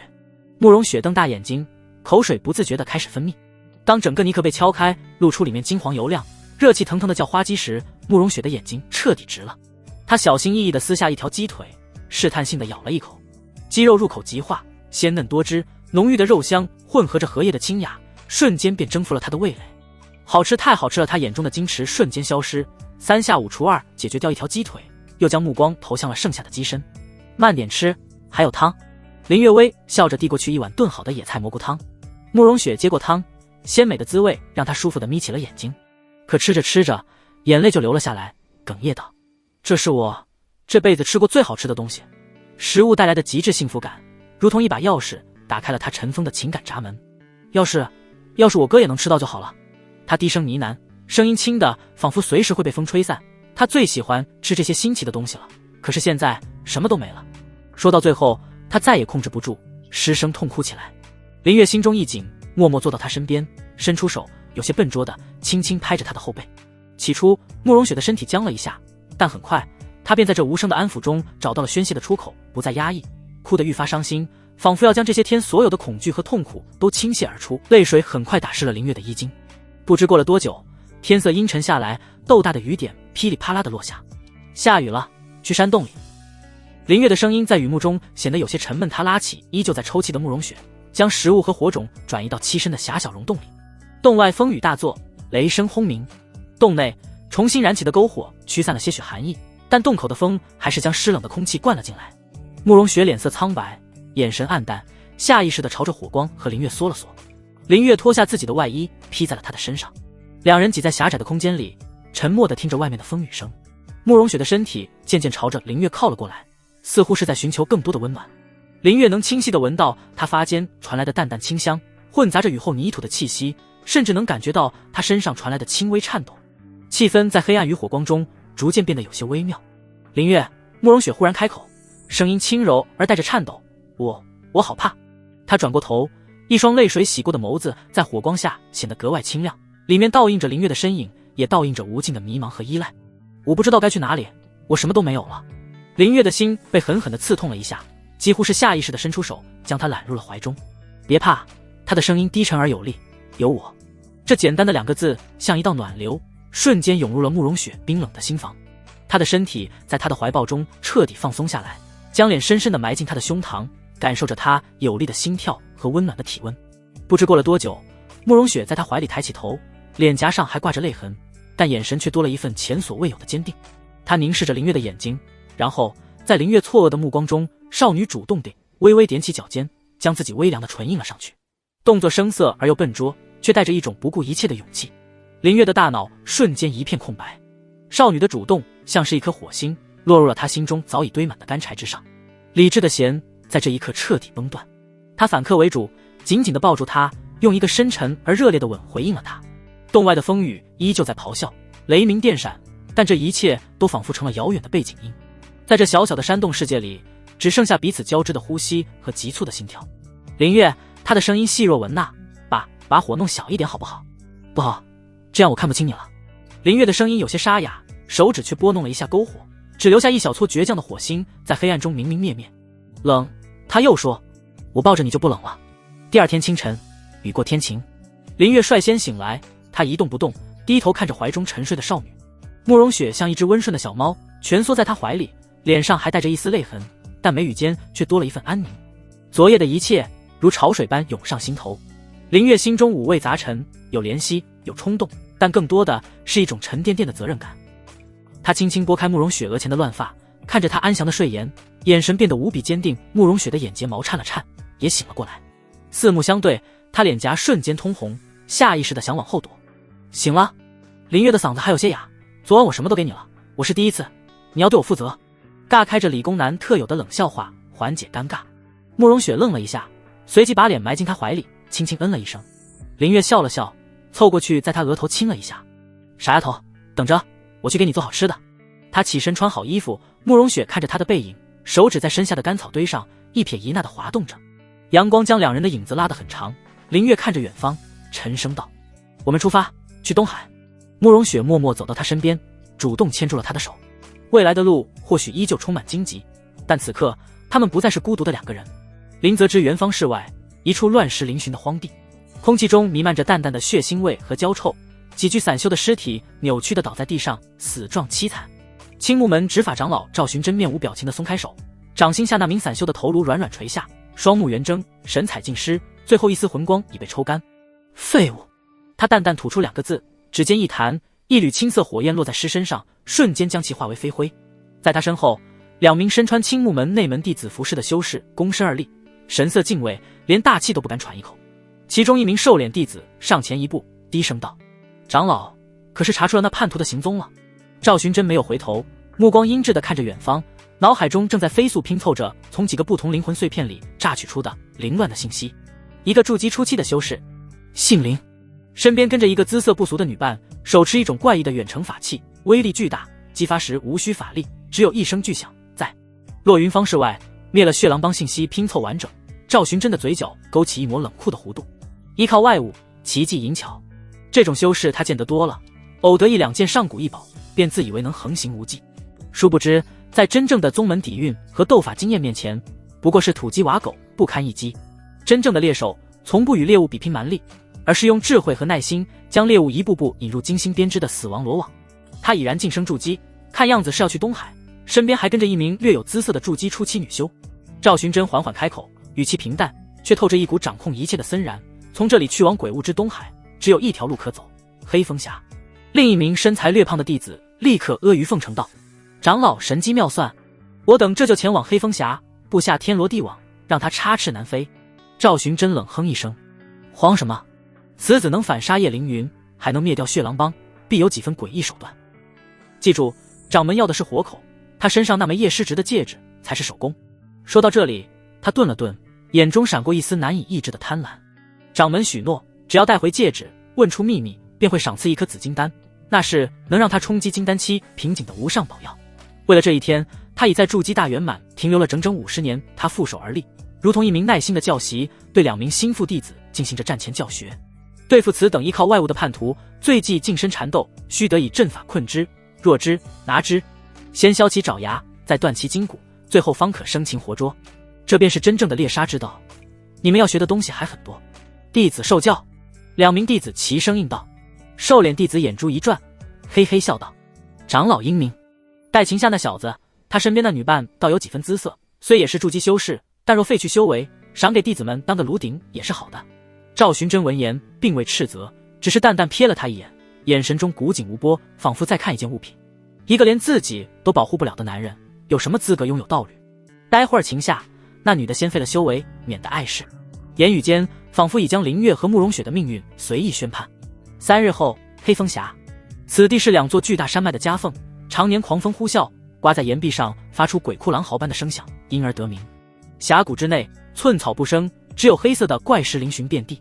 峡谷最窄处，赵寻真盘膝于一块突出的巨石之上，双目微闭，气息悠长，与周围的山石草木几乎融为一体。若有旁人经过，只会以为这是一块普通的岩石，绝不会察觉到这块岩石体内正蕴藏着筑基大圆满修士的恐怖灵力。他已经在这里静坐了2天2夜，心如止水，没有丝毫焦躁。身为猎手，耐心是第一要素。在他下方，那2名弟子正在最后一次检查着阵法的每一个节点，每一处灵石的摆放都仔仔细细地检查了一遍又一遍。一层无形的乱神迷雾阵是他的得意之作，一旦发动，不仅能生成伸手不见五指的浓雾，更能释放出一种特殊的灵力波动，扰乱修士的精神，将使其神志迷乱。届时入阵者与木偶无异，只能任人宰割。一层沉重的千斤重力阵则是杀手锏，此阵与大地脉动相连，一旦发动，万军重压加深，能让最灵巧的修士也步履维艰，身法迟滞，沦为火把。2座阵法环环相扣，一者获敌，一者复敌，堪称完美陷阱。赵寻真对自己的布置非常满意，他甚至已经想好擒住林月之后该用何种搜魂手段才能在不损伤其神魂的情况下榨干他所有的秘密。他就像一只蛰伏了漫长岁月的蜘蛛，早已在自己的领地布下了最完美的蛛网，调整着自己的气息，收敛起所有的杀意，将自己伪装成环境的一部分，静静等待着那只不知死活的猎物一头撞进来风，在峡谷中呜咽。赵寻真缓缓睁开双眼，一道金光一闪而逝，他的嘴角再次勾起了那抹冷酷而自信的弧度。他坚信自己的猎杀之道万无一失。风在峡谷中呜咽，赵寻真缓缓睁开双眼，一道金光一闪而逝，嘴角再次勾起了那抹冷酷而自信的弧度。他侧耳细听，风中传来了2个不疾不徐的脚步声。来了。离开山谷后，林月和慕容雪一路向东，风尘仆仆。夜幕降临，2人寻了一处背风的山洞，升起一堆篝火，火焰跳动，映照着慕容雪白皙绝美的侧脸。那一夜的灵力交融与心意相通，仿佛一道无形的催化剂，让2人之间的关系发生了奇妙而深刻的质变。她不再是那个总跟在身后需要被动保护的少女，此刻她正盘膝而坐，膝上横放着林月那冰冷的 AK 突击步枪，手中拿着一块柔软的兽皮，正一丝不苟地擦拭着枪身。她的动作很轻很柔，仿佛在对待一件稀世珍宝，目光专注而虔诚，带着一种让林月心头微颤的温柔。擦完枪管，又小心翼翼地擦拭着每一个机械结构，那认真的模样像是在学习一种全新的属于他的语言。林月靠在山壁上，静静地看着他，篝火的光晕勾勒出他柔和的曲线，长长的睫毛在脸颊上投下淡淡的剪影。空气中除了木柴燃烧的噼啪声，便只剩下2人之间安静而温馨的呼吸。你看什么？慕容雪感受到了他的目光，脸颊微微一红，有些不好意思地低下头，声音细若文瑞。林月没有说话，只是伸出手，轻轻将他鬓角一缕被夜风吹乱的秀发拢到他的耳后，指尖无意间触碰到他温润的耳垂，2人身子都是微微一僵，那触感柔软而微凉，却像一道电流，瞬间窜遍全身。慕容雪的脸颊唰的一下红透了，连耳根都泛着可爱的粉色。她下意识地想躲，却又舍不得那份短暂的亲密，只能咬着下唇，心如鹿撞，连呼吸都忘了。林月收回手，看着他娇羞又依赖的模样，心中最柔软的地方被触动了。他轻声道：谢谢。啊。慕容雪抬起头，清澈的眼眸里带着一丝迷茫。谢谢你，愿意陪我走这条路。林月的眼神深邃而认真，慕容雪的心瞬间被一股巨大的甜蜜与暖流填满。她用力地摇了摇头，将枪抱在怀里，仿佛抱着整个世界，声音坚定而清晰。别这么说，如果没有你，我……他没有说下去，但林月都懂。2人相视一笑，一切尽在不言中。3日后，当2人走到黑风峡入口时，林月的脚步却猛然一顿。他一把抓住慕容雪的手臂，将她拉到自己身后，眼神瞬间变得锐利如鹰隼，低声道：不对劲。慕容雪一愣，怎么了？林月没有立刻回答，她的目光如雷达般扫视着前方的峡谷。太安静了，风声依旧在鬼哭狼嚎，但峡谷内却听不到一丝虫鸣鸟叫，连生物存在的迹象都没有。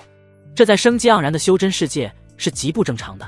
空气中似乎还漂浮着一种若有若无的被刻意压制过的灵力波动，就像暴风雨来临前那令人窒息的宁静。最重要的是，这段时间高强度战斗中慢慢培养出的战斗直觉正疯狂地在他脑海中拉响警报。危险，很危险，这里有埋伏。林月脑子里飞快地运转着。青木门，他们怎能如此精准地找到自己？别慌，跟紧我，无论发生什么都按我说的做。林月的声音沉稳有力，仿佛带着一种奇异的魔力，瞬间安抚了慕容雪紧张的心绪。他看着林月冷静坚毅的侧脸，用力点了点头，心中的慌乱进去。虽然他看不出哪里不对，但他信，他无条件的相信他会按他说的做，就算让他去死也毫不犹豫。2人缓步踏入峡谷，林月看似放松，实则全身肌肉都已绷紧，精神高度集中，随时准备应对任何突发状况。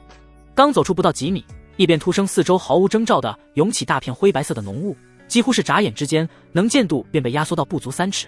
更可怕的是，一股奇异的灵力波动随之弥漫，无声无息地侵入脑海，试图搅乱人的心神，头昏脑胀。一时间，精神也因此仿佛陷入了粘稠的泥潭，仿佛被死死地压制在身体周围。脑海有股声音让你思维混乱，再也无法正常思考，是迷雾阵。慕容雪也觉得头脑一阵昏沉，眼前景物开始扭曲，心神瞬间失守，俏脸一片煞白。这阵法会扰乱心智。暗处，巨石之上的赵寻真嘴角露出一丝冰冷的狞笑，这便是他得意之作，一层无形的乱神迷雾阵。一旦发动，不仅能生成伸手不见五指的浓雾，更能释放出一种特殊的灵力波动，扰乱修士的精神，将使其神志迷乱。届时，入阵者与木偶无异，只能任人宰割。他清晰地看到，那名女修果然已经神志迷乱，只是凭借本能挥舞着飞剑，姿态僵硬，破绽百出。这更坚定了他的判断，不过是2个侥幸得了些奇遇的普通筑基散修，不足为惧。他对着藏在另一侧的2名手下打出了一个准备收网的手势。动手！一声令下，峡谷内的空气骤然一沉，千斤重力阵全面发动。慕容雪只觉得肩上仿佛凭空压了2座大山，护体灵光一阵摇晃，身形猛地一矮，连呼吸都变得无比困难起来。然而就在阵法全力发动，灵力波动达到顶点的瞬间，一直沉默不语，仿佛被吓傻了的灵月动了。他等的就是这一刻，阵法发动必有灵力流转的轨迹，无视头上快要混乱到爆炸的思维，以强大2式意志力，心无外物的体会感受周围一切。突然有股瞬间的灵力波动，对，这就是最清晰的指路明灯。他没有去攻击任何可疑的藏身之处，因为在浓雾中那纯属浪费弹药。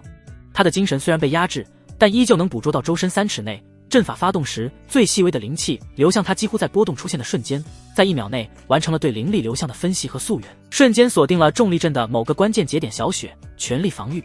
林月低喝一声，没有丝毫犹豫，从储物袋中取出一枚早已准备好的弹头铭刻着复杂破阵符文的特种弹药，行云流水般塞入阵法突击步枪的枪膛。抬手瞄准，扣动扳机，整套动作一气呵成，快到极致。砰！一声沉闷的枪响在呼啸的风声中显得格外突兀。一颗闪烁着符文光芒的破阵弹呼啸而出，没有飞向任何人，而是以一个刁钻无比的角度精准地命中了一块毫不起眼的布满青苔的岩石。下一刻，轰隆隆，震耳欲聋的巨响传来，那块岩石轰然炸裂，重力阵的节点被这股蛮不讲理的纯粹物理力量暴力引爆，狂乱的灵气如同失控的巨龙，瞬间倒卷逆冲，如同一只无形的大手，硬生生地将整个迷雾阵也撕开了一个巨大的缺口。噗！阵法反噬之下，赵寻真和2名手下齐齐闷哼一声，一口鲜血喷出，身形狼狈地从藏身处跌了出来，满脸惊骇地暴露在林月那黑洞洞的枪口之下。猎人与猎物的身份瞬间攻守异形，不可能。赵寻真脑中一片空白，他此刻感受到的不是内伤的痛楚，而是源于信仰崩塌、认知被颠覆的强烈冲击。他浸淫数十年的阵法学识告诉他，要破此连环阵，需先找到迷雾阵的阵眼，再以水磨功夫破解重力阵的3个节点。整个过程至少需要数个时辰，绝无可能被如此狂暴的一击摧毁。这是什么东西？不是法器，不是符宝，是他那件怪异法器。他的眼神在短短1秒内，从猫系老鼠的轻蔑转为极致的惊骇，再到一丝无法抑制的恐惧。然而林月没有给他任何思考和缓冲的时间。在赵寻真等人还处于认知混乱的瞬间，林月冷静地再次扣动了扳机。砰！枪响人倒。那名兽脸弟子前一刻还在畅想着如何处置慕容雪，下一刻双眼以上的部分已然消失，整个头盖骨被高速旋转的弹头掀飞，红的白的溅了一地。他脸上那猥琐的狞笑彻底凝固，直挺挺地倒了下去，当场毙命。快到极致，狠到极致，这完全不讲道理的血腥秒杀，像一盆冰水兜头浇下，彻底惊醒了赵寻真数字干耳。赵寻真又惊又怒，狂吼一声。他到底是身经百战的执法长老，瞬间压下了心中的骇然与不解。在身形出现的同时，第一时间将3道颜色各异的护身宝光瞬间笼罩全身，将他护得严严实实。他没有后退，丰富的斗法经验告诉他，面对这种诡异的远程攻击手段，拉开距离就是等死，必须强攻近身。只见他猛地一拍储物袋，一柄青光蒙蒙、剑气森然的中品飞剑冲天而起，在头顶盘旋不定，随时准备雷霆一击。同时他双手掐诀，口中念念有词，筑基大圆满的浑厚法力毫无保留地喷涌而出，突刺数。大片的土笋如同一条条苏醒的巨蟒，从地面疯长而出，带着破风之声，从4面8方铺天盖地的朝着林月绞杀而去。与此同时，他脚下一点，身形如电，借助着突刺的掩护，急速拉近距离小雪。林月冷静的指挥，用你最快的速度去骚扰那个修士，别让他施法，保持距离，拖住他。好。慕容雪虽心中紧张，但对林月无条件的信任让他立刻行动。他娇喝一声，身形灵巧地从战场边缘游走过去，手中飞剑化做道道流光，精准地刺向那名胖弟子施法的间隙，同时催动木系法术，无数青藤破土而出，成功将另一名已经吓得脸色发白，开启层层土黄色乌龟盾，躲在掩体后的青木门弟子死死缠住。战场被瞬间分割，而赵寻真则正面迎上了林月那黑洞洞的散发着死亡气息的枪口。他没再分心去管慕容雪那边，他此刻全部的精神都高度集中在远方那个冷静的可怕的年轻人身上。林月不退反进，利用射程优势和灵活的走位不断游走点射，他每一枪都并非瞄准赵寻真的本体，而是打在他飞剑飞行的轨迹上，打在他法术成型的节点上，逼得他手忙脚乱，疲于应对。大定定当，金铁交鸣之声不绝于耳。赵寻真那柄无往不利的中阶下品飞剑，竟被那小小的不起眼的弹丸撞得灵光乱颤，轨迹偏移，根本无法锁定目标。赵寻真憋屈得机遇吐血他一身丰富战斗经验和修为，此刻却像一个被戏耍的孩童。他想近身，却永远被压制在20丈开外；他想施展更强力的法术，却需要至少一息的准备时间。而对方那诡异的铁管子喷吐暗器的速度，根本不给他这一息的机会。轰！又是一声与之前不同的枪响，这次飞出的却不是普通的弹丸，一颗闪光震撼弹在赵寻真面前轰然炸开，刺目到极点的强光和撕裂耳膜的尖锐巨响，让赵寻真视野与神识瞬间陷入一片空白和混沌，连护身宝光的运转都出现了一刹那的凝滞。对于修士而言，在这神识干扰的灵泽之源，短暂失聪远比双目失明更可怕。高手过招，一瞬便是生死。砰！几乎在同一时间，一颗专门用来对付防御法器的破甲弹接踵而至，精准地命中了他最外层那道已经出现凝滞的青色护身宝光。咔嚓一声脆响，清晰地传入赵寻真刚刚恢复些许的耳中。那层坚固的宝光如同被重锤敲击的琉璃，布满了蛛网般的裂痕，光芒瞬间暗淡下去。一种前所未有的被彻底玩弄于股掌之上的巨大屈辱与恐惧瞬间攫住了他的心脏。他眼睁睁地看着林月毫不犹豫地再次扣动了扳机。砰！死亡的阴影当头照下，赵寻真目眦欲裂，生死关头，他猛地一咬舌尖，一口精血喷在了身前摇摇欲坠的护身宝光之上。嗡！那原本已布满裂痕的宝光竟瞬间血光大盛，凝实了数分，硬生生扛住了这一枪。与此同时，他以精血催动的青蒙飞剑化作一道亡命的流光，带着同归于尽的决绝，笔直地刺向林月的心脏。然而林月的脸上没有丝毫意外，他似乎早就料到了这种困兽犹斗的局面。在那颗子弹出膛的瞬间，他的手指就没有离开过扳机。那一声声枪响不是结束，而是开始。砰！连绵不绝的枪声如同一阵来自九幽深渊的催命鼓点，在狭窄幽深的黑风匣中疯狂回荡，撞击着岩壁，化作令人心胆剧烈的混响。这不是修士斗法中灵光四射声势浩大的法术对轰，而是一种更为纯粹更为冰冷也更为高效的杀戮。哒哒哒哒哒哒，阵法突击步枪的枪口此刻正喷吐着长达1尺的淡蓝色火舌，一枚枚经过阵法精心转化的灵石晶片在枪管内风系阵法的2次加速下突破了阴障，形成了一道肉眼几乎无法捕捉，唯有神识才能勉强感应到的死亡金属洪流，狠狠地倾泻在赵寻真身前那面血光大盛的护体宝光上。嗡嗡嗡，那面由他本命精血催动，足以硬抗3名同阶修士围攻而不破的中品防御法器血光盾，此刻就像是狂风暴雨中一片脆弱的枯叶，剧烈地颤抖着，发出不堪重负的哀鸣。盾面上原本流转不休的血色符文，在弹丸的冲击下忽明忽暗，摇摇欲坠。每一颗弹丸的撞击都像是一柄无形的重锤，精准而无情地砸在同一点上。血光盾的灵光以肉眼可见的速度暗淡下去，裂痕如蛛网般迅速蔓延。而他那柄引以为傲灌注了同归于尽决心的中品飞剑，在冲向林月的途中更是遭遇了前所未有的羞辱。他没有机会施展精妙的剑诀，没有机会爆发出毁天灭地的威能，只是被那道不讲道理的弹幕不断的撞击削弱，在撞击剑身上的灵光被一颗颗弹丸粗暴的磨灭。强大的动能让飞剑的轨迹被强行带偏，发出一阵阵不甘的哀鸣。他就像一只试图冲破瀑布的飞鸟，一次次被无情的拍下。赵寻真彻底懵了，他身经百战，斩杀过的散修妖兽不计其数，自诩斗法经验丰富，可眼前发生的一切却彻底颠覆了他近100年来建立的认知体系。他脑子里一片混乱，只剩下2个字在疯狂盘旋：怎么会这样？在他固有的认知里，战斗应该是飞剑与法术的博弈，是灵力与神识的交锋，是阵法与符宝的对决，一切都有迹可循，一切都在规则之内。可眼前这年轻人用的到底是什么妖法？没有法力波动，没有道运流转，只有纯粹到极致的速度与力量。这种攻击方式粗鄙野蛮不讲道理，更让他感到一阵阵心底发寒的是林月的眼神。那双眼睛里没有丝毫的情绪波动，没有面对筑基后期强敌时的紧张，也没有即将获胜时的狂喜，只有一种近乎冷酷的平静，像一个经验丰富的猎人在观察一头落入陷阱的猎物，又像一个冷漠的工匠在拆解一件结构复杂的器物，每一个步骤都精准而高效。他的一切反应，他所有的后手似乎都在对方的计算之中。小雪用青藤缠绕术限制他身形，别让他过来。林月的吼声冷静而清晰，仿佛一个运筹帷幄的将军。好。慕容雪虽心中紧张的快要窒息，但对林月近乎盲目的信任让他立刻执行。他身形灵巧地在战场边缘游走，剑光与青藤不断飞出，成功将另一名企图施法支援的胖脸弟子死死缠住，让他疲于应付，根本无法对主战场构成威胁。林月就像一个幽灵，利用射程优势不断地在峡谷中游走，拉扯着距离，但又始终没超过30米。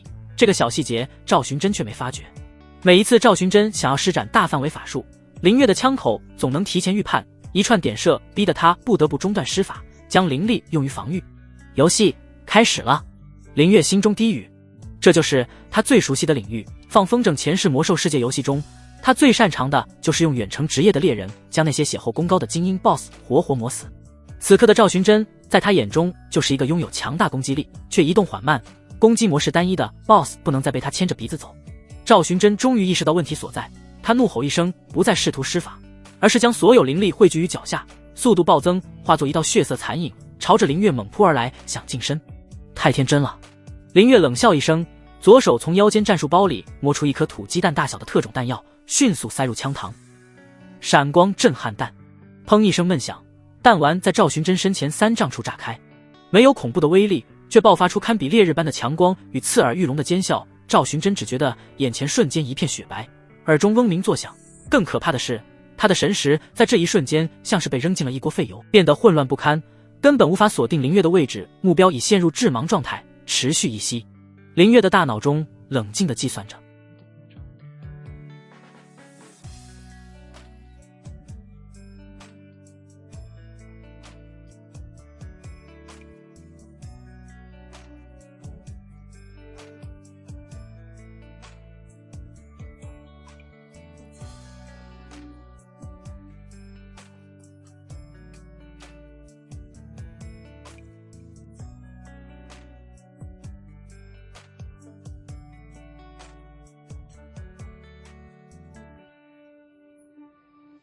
就是现在，他迅速更换特种子弹，是早已准备好的破甲弹。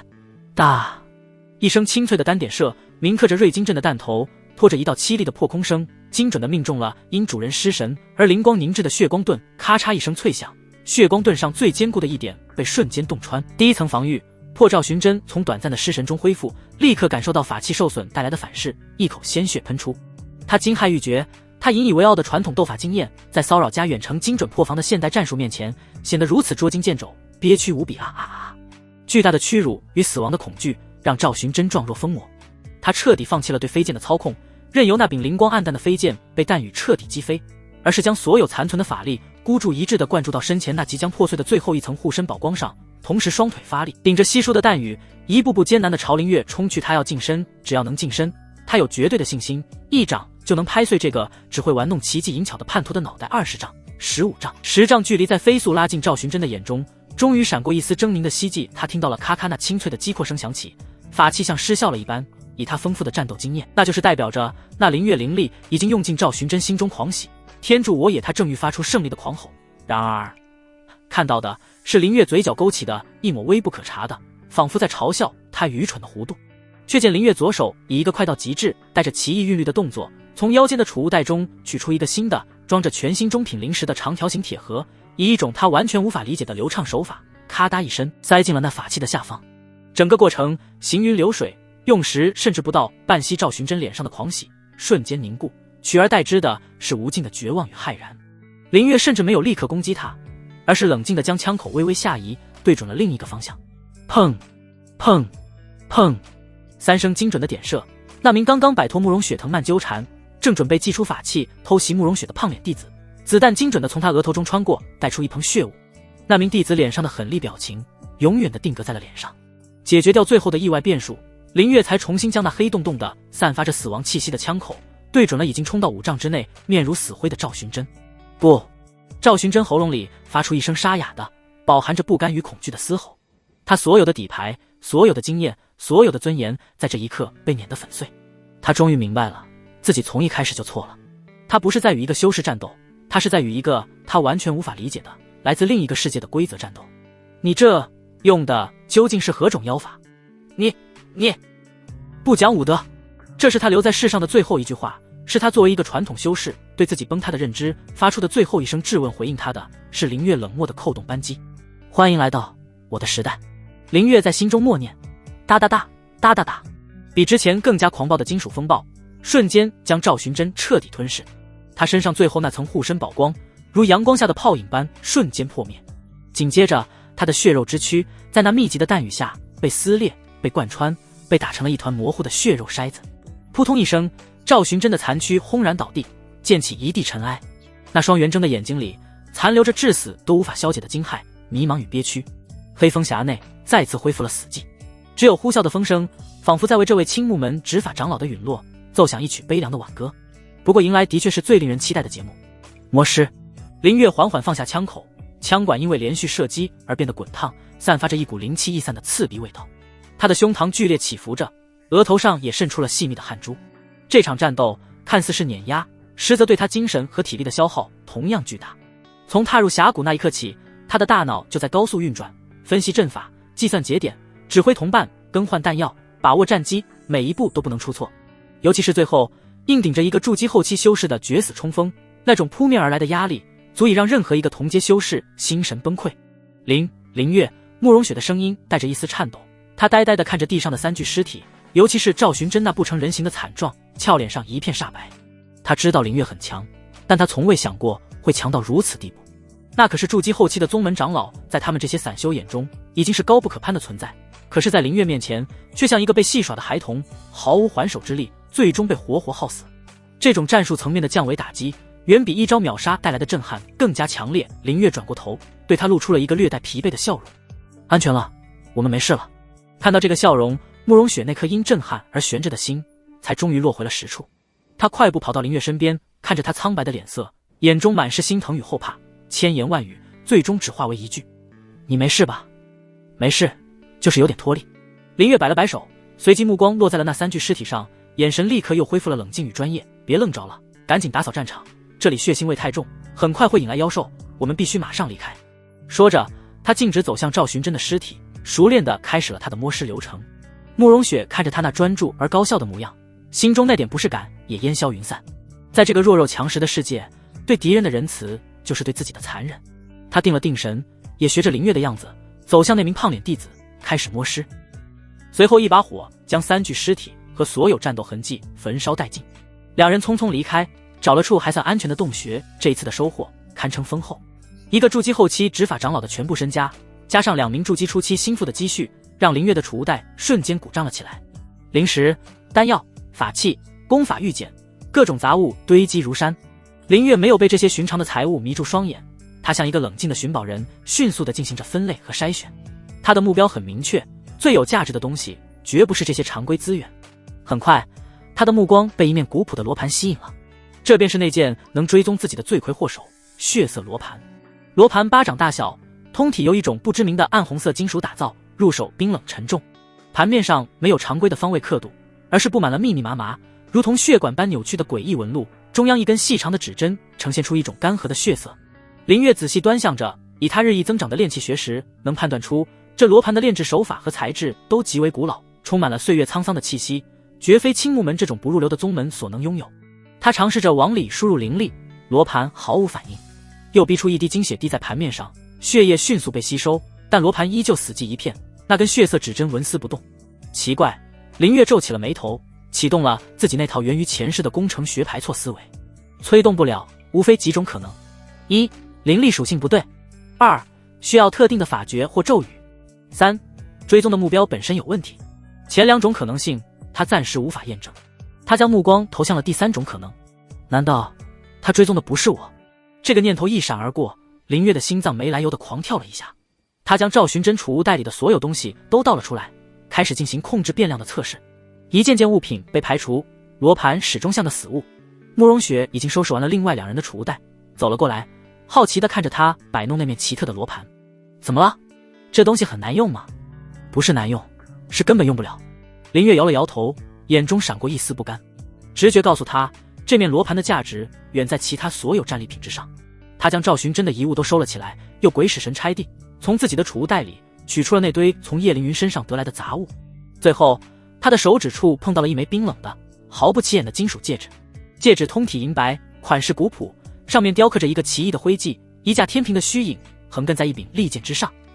当他下意识地将这枚戒指拿到罗盘上方的瞬间，一边突生嗡，一直死寂无声的血色罗盘仿佛一头被从沉睡中唤醒的远古凶兽，猛地发出一声剧烈的嗡鸣，盘面上那些如同血管般的纹路瞬间亮起了妖异的红光。那根原本死寂的血色指针像是打了摆子一样疯狂地剧烈颤抖起来，最终在当的一声轻响中，指针猛地绷直，死死地毫不动摇地指向了一个遥远的方向。林月顺着指针的方向望去，心中猛地一沉，那个方向不是东方，不是西方，而是大陆的最中央，那个只存在于传说中的修仙圣地天阳神州。一股寒意毫无征兆地从脚底板直冲天灵盖，林月的身体瞬间僵住，如坠冰窟，连呼吸都停滞了。一个可怕的让他遍体生寒的念头如同最狂暴的雷霆在他脑海中轰然炸响。这罗盘追踪的根本不是他林月，而是这枚他一直视若无物的刻有天平与利剑的戒指。无数的线索在这一刻疯狂地串联起来。叶凌云区区一个宗门的少主，为何能拥有那么多连执法长老都眼红的资源？青木门掌门为何在儿子死后不惜一切代价也要追杀自己？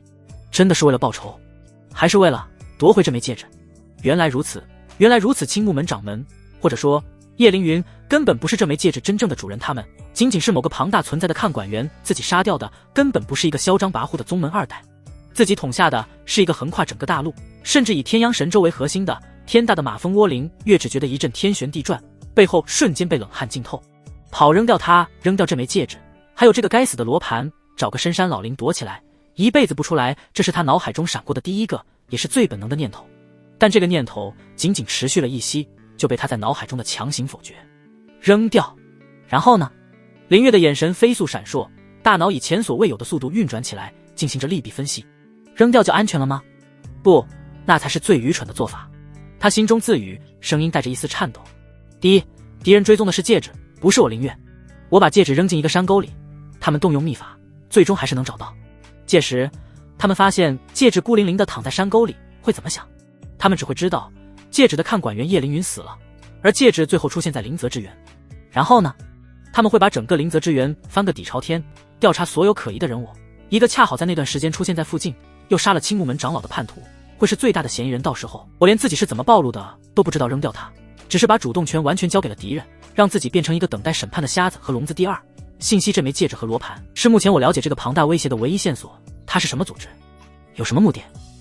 实力如何一无所知才是最可怕的，只有把危险握在手里，我才能研究它，分析它，甚至利用它。第三，也是最关键的一点，林月的目光落在那面血色罗盘上，眼神变得锐利起来。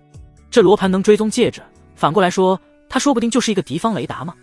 只要我带着它，也可以提前发现追踪，这是预警，是我的眼睛。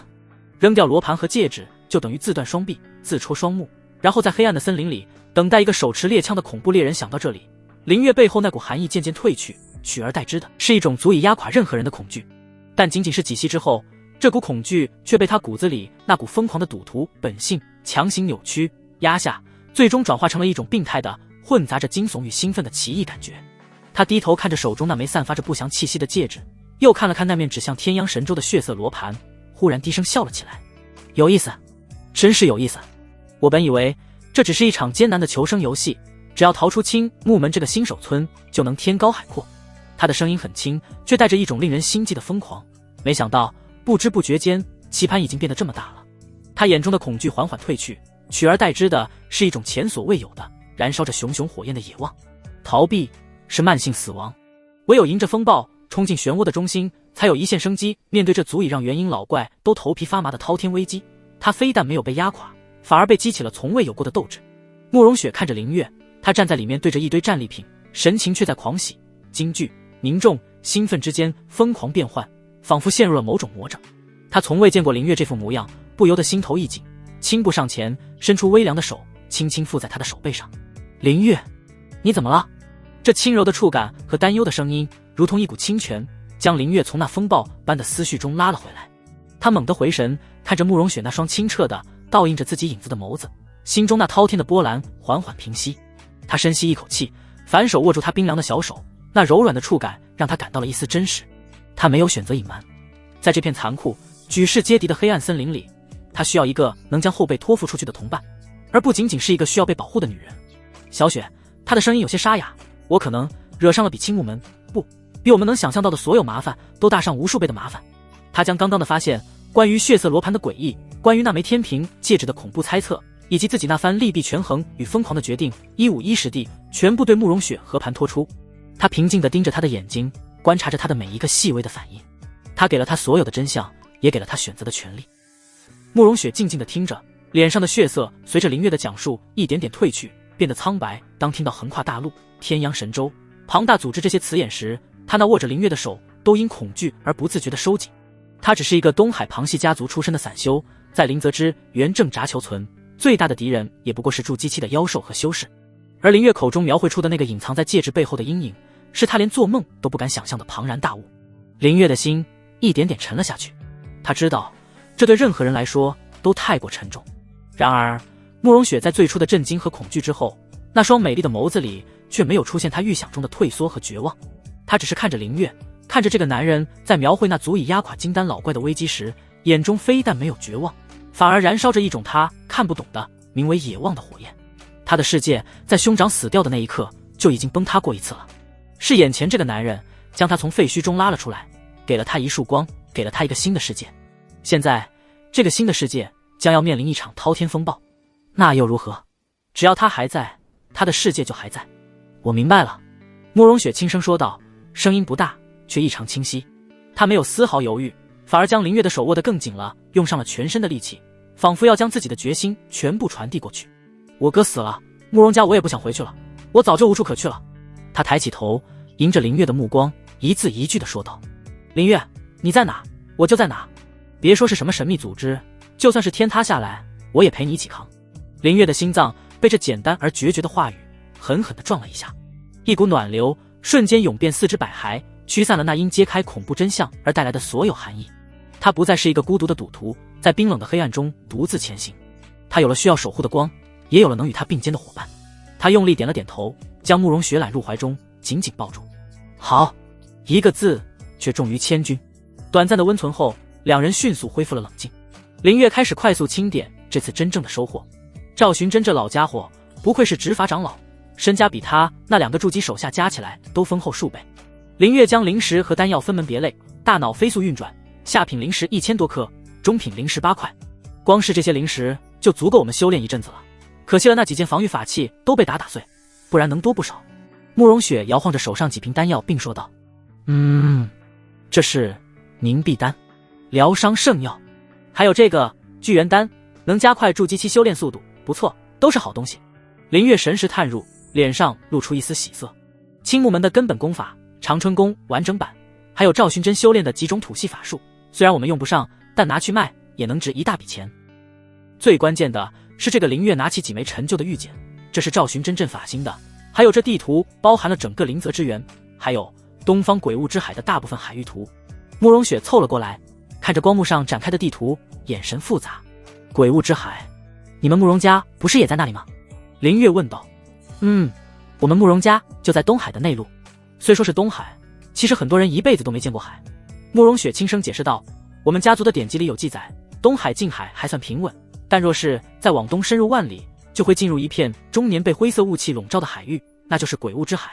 他指着地图上那片广袤的灰色区域，心有余悸地说，那里的终年雾气弥漫，是天然的迷宫，就算拥有飞行法器的金丹真人太过深入的话，也有可能陨落。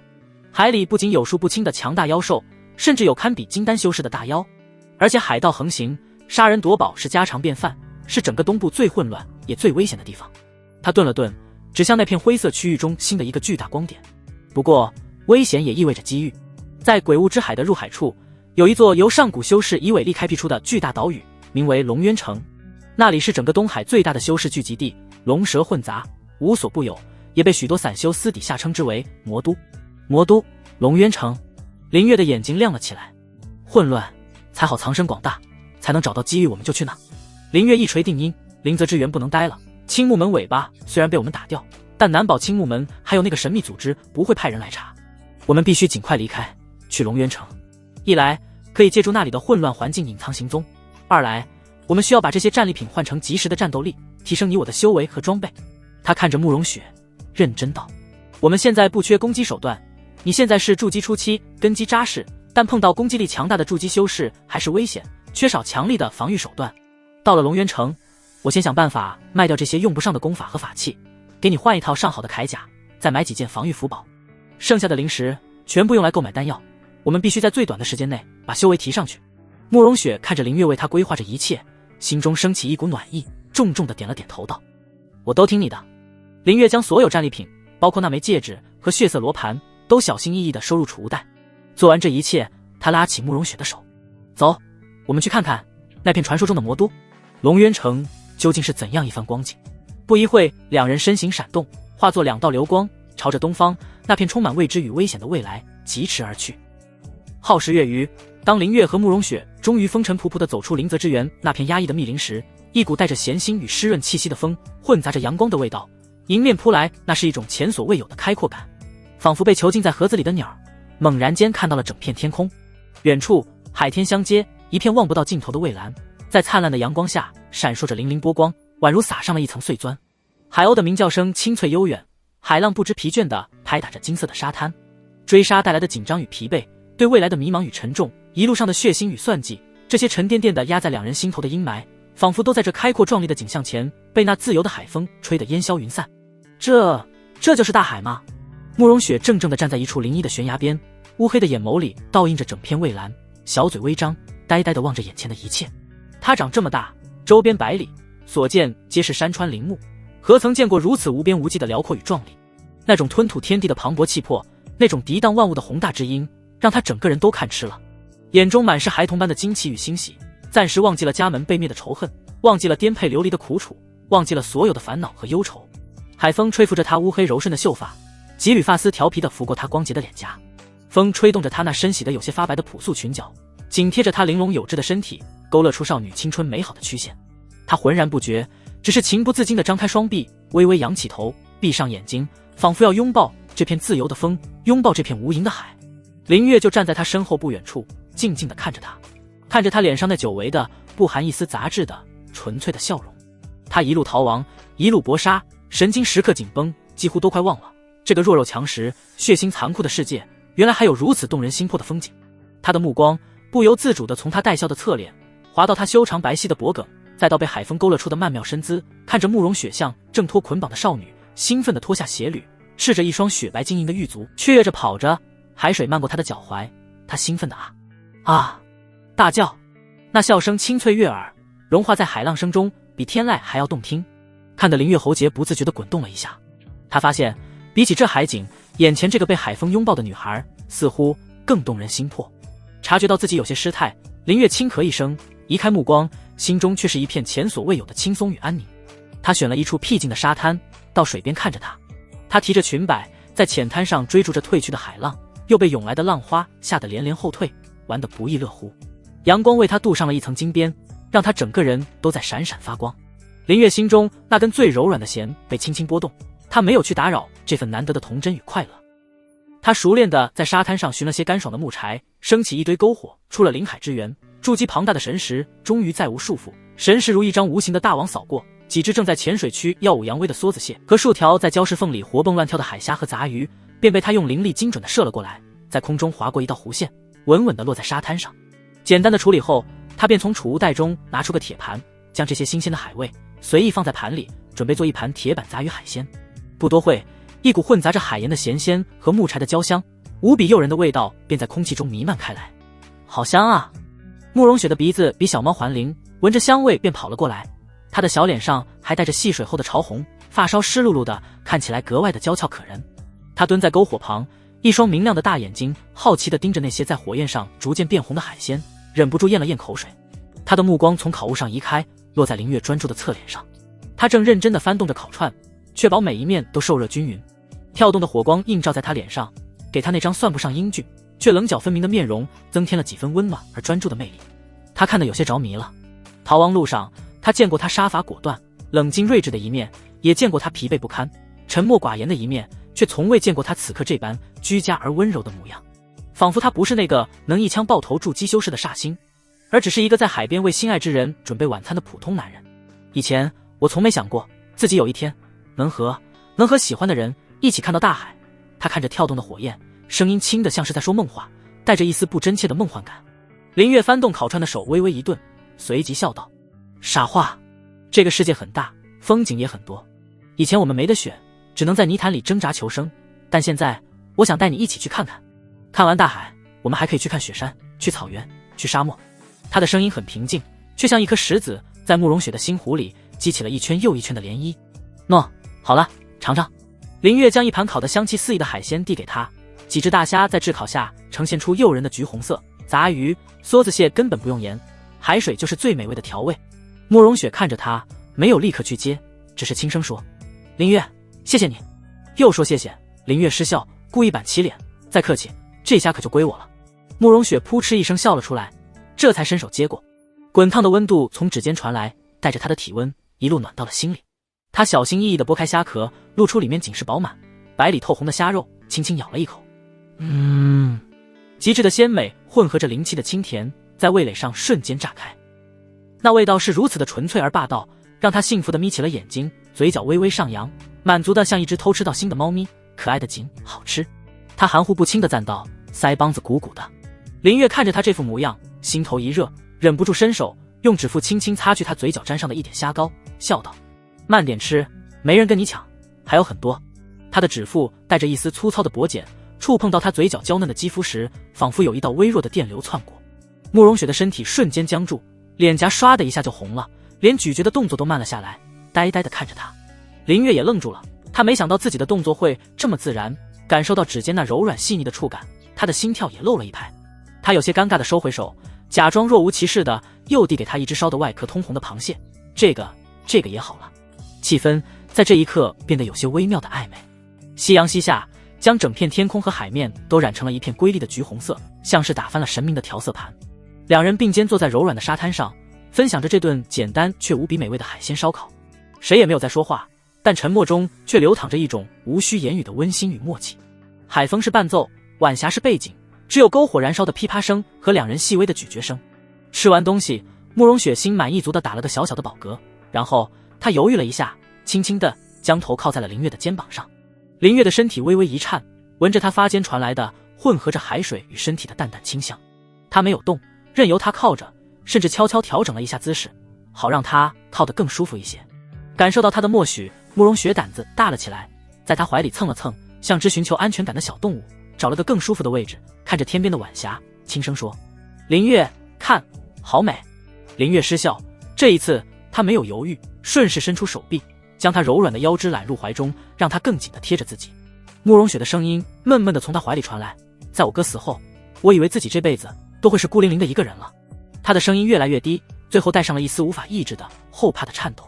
那种全世界只剩下自己一个人的绝望与孤寂，是比死亡更可怕的酷刑。林月沉默了片刻，怀抱着微微颤抖的他指着那无边无际，在暮色中渐渐变得深沉的大海。你看，他的声音很平静，却带着一种奇异的说服力。和这片海比起来，小小的青木门算什么？那个藏头露尾的神秘组织又能算什么？他们再大，也大不过这片天地。他收回手，轻轻拍着他的后背，安抚着他。我承认，未来的路肯定还会有很多危险，甚至会遇到比追杀我们的长老更强的敌人。但是，他顿了顿，语气变得温柔而坚定，像今天这样，能一起看海、吃烧烤的时候，也一定会有，只要我们还在一起，就没有走不下去的路。慕容雪没有说话，只是将头埋得更深，肩膀开始微微耸动。林月感觉到一丝湿热，缓缓浸透了自己胸前的衣衫。他没有再劝慰，只是静静地抱着他，将他拥得更紧，任由他发泄着积攒了许久许久的委屈、恐惧与不安。许久，当晚霞燃尽最后一丝余晖，星辰开始在天幕上闪烁时，慕容雪才慢慢抬起头。她的眼眶红红的，睫毛上还挂着晶莹的泪珠，嘴角却带着一抹如雨后初阳般灿烂的笑容。他重重地点了点头，鼻音浓重却无比用力。林月看着他这副梨花带雨却又笑靥如花的娇憨模样，心中最柔软的地方仿佛被一只小手轻轻攥住，酸酸的，胀胀的。他情不自禁地低下头，温柔地、珍重地吻去了他眼角的那滴泪珠。那咸咸的味道混着他独有的气息，让他心中猛地一荡。慕容雪的身体瞬间僵直，脸颊轰的一下变得滚烫，红得像是天边最艳丽的晚霞。他能清晰地感觉到林月温热的呼吸喷洒在自己的脸上，那双在火光下显得格外深邃的眼睛，此刻正专注地凝视着自己，里面仿佛有星辰在闪烁，又仿佛有漩涡要将他的灵魂都吸进去。林月看着他羞涩的不知所措的模样，看着他那因为紧张而微微颤动的长长睫毛和那被火光映得晶莹剔透、娇艳欲滴的唇瓣，喉结不自觉地上下滚动了一下。小雪，他低声唤道，声音有些沙哑。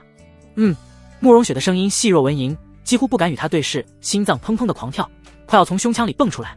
以前我活着只是为了活下去，像一头在黑暗里挣扎的野兽。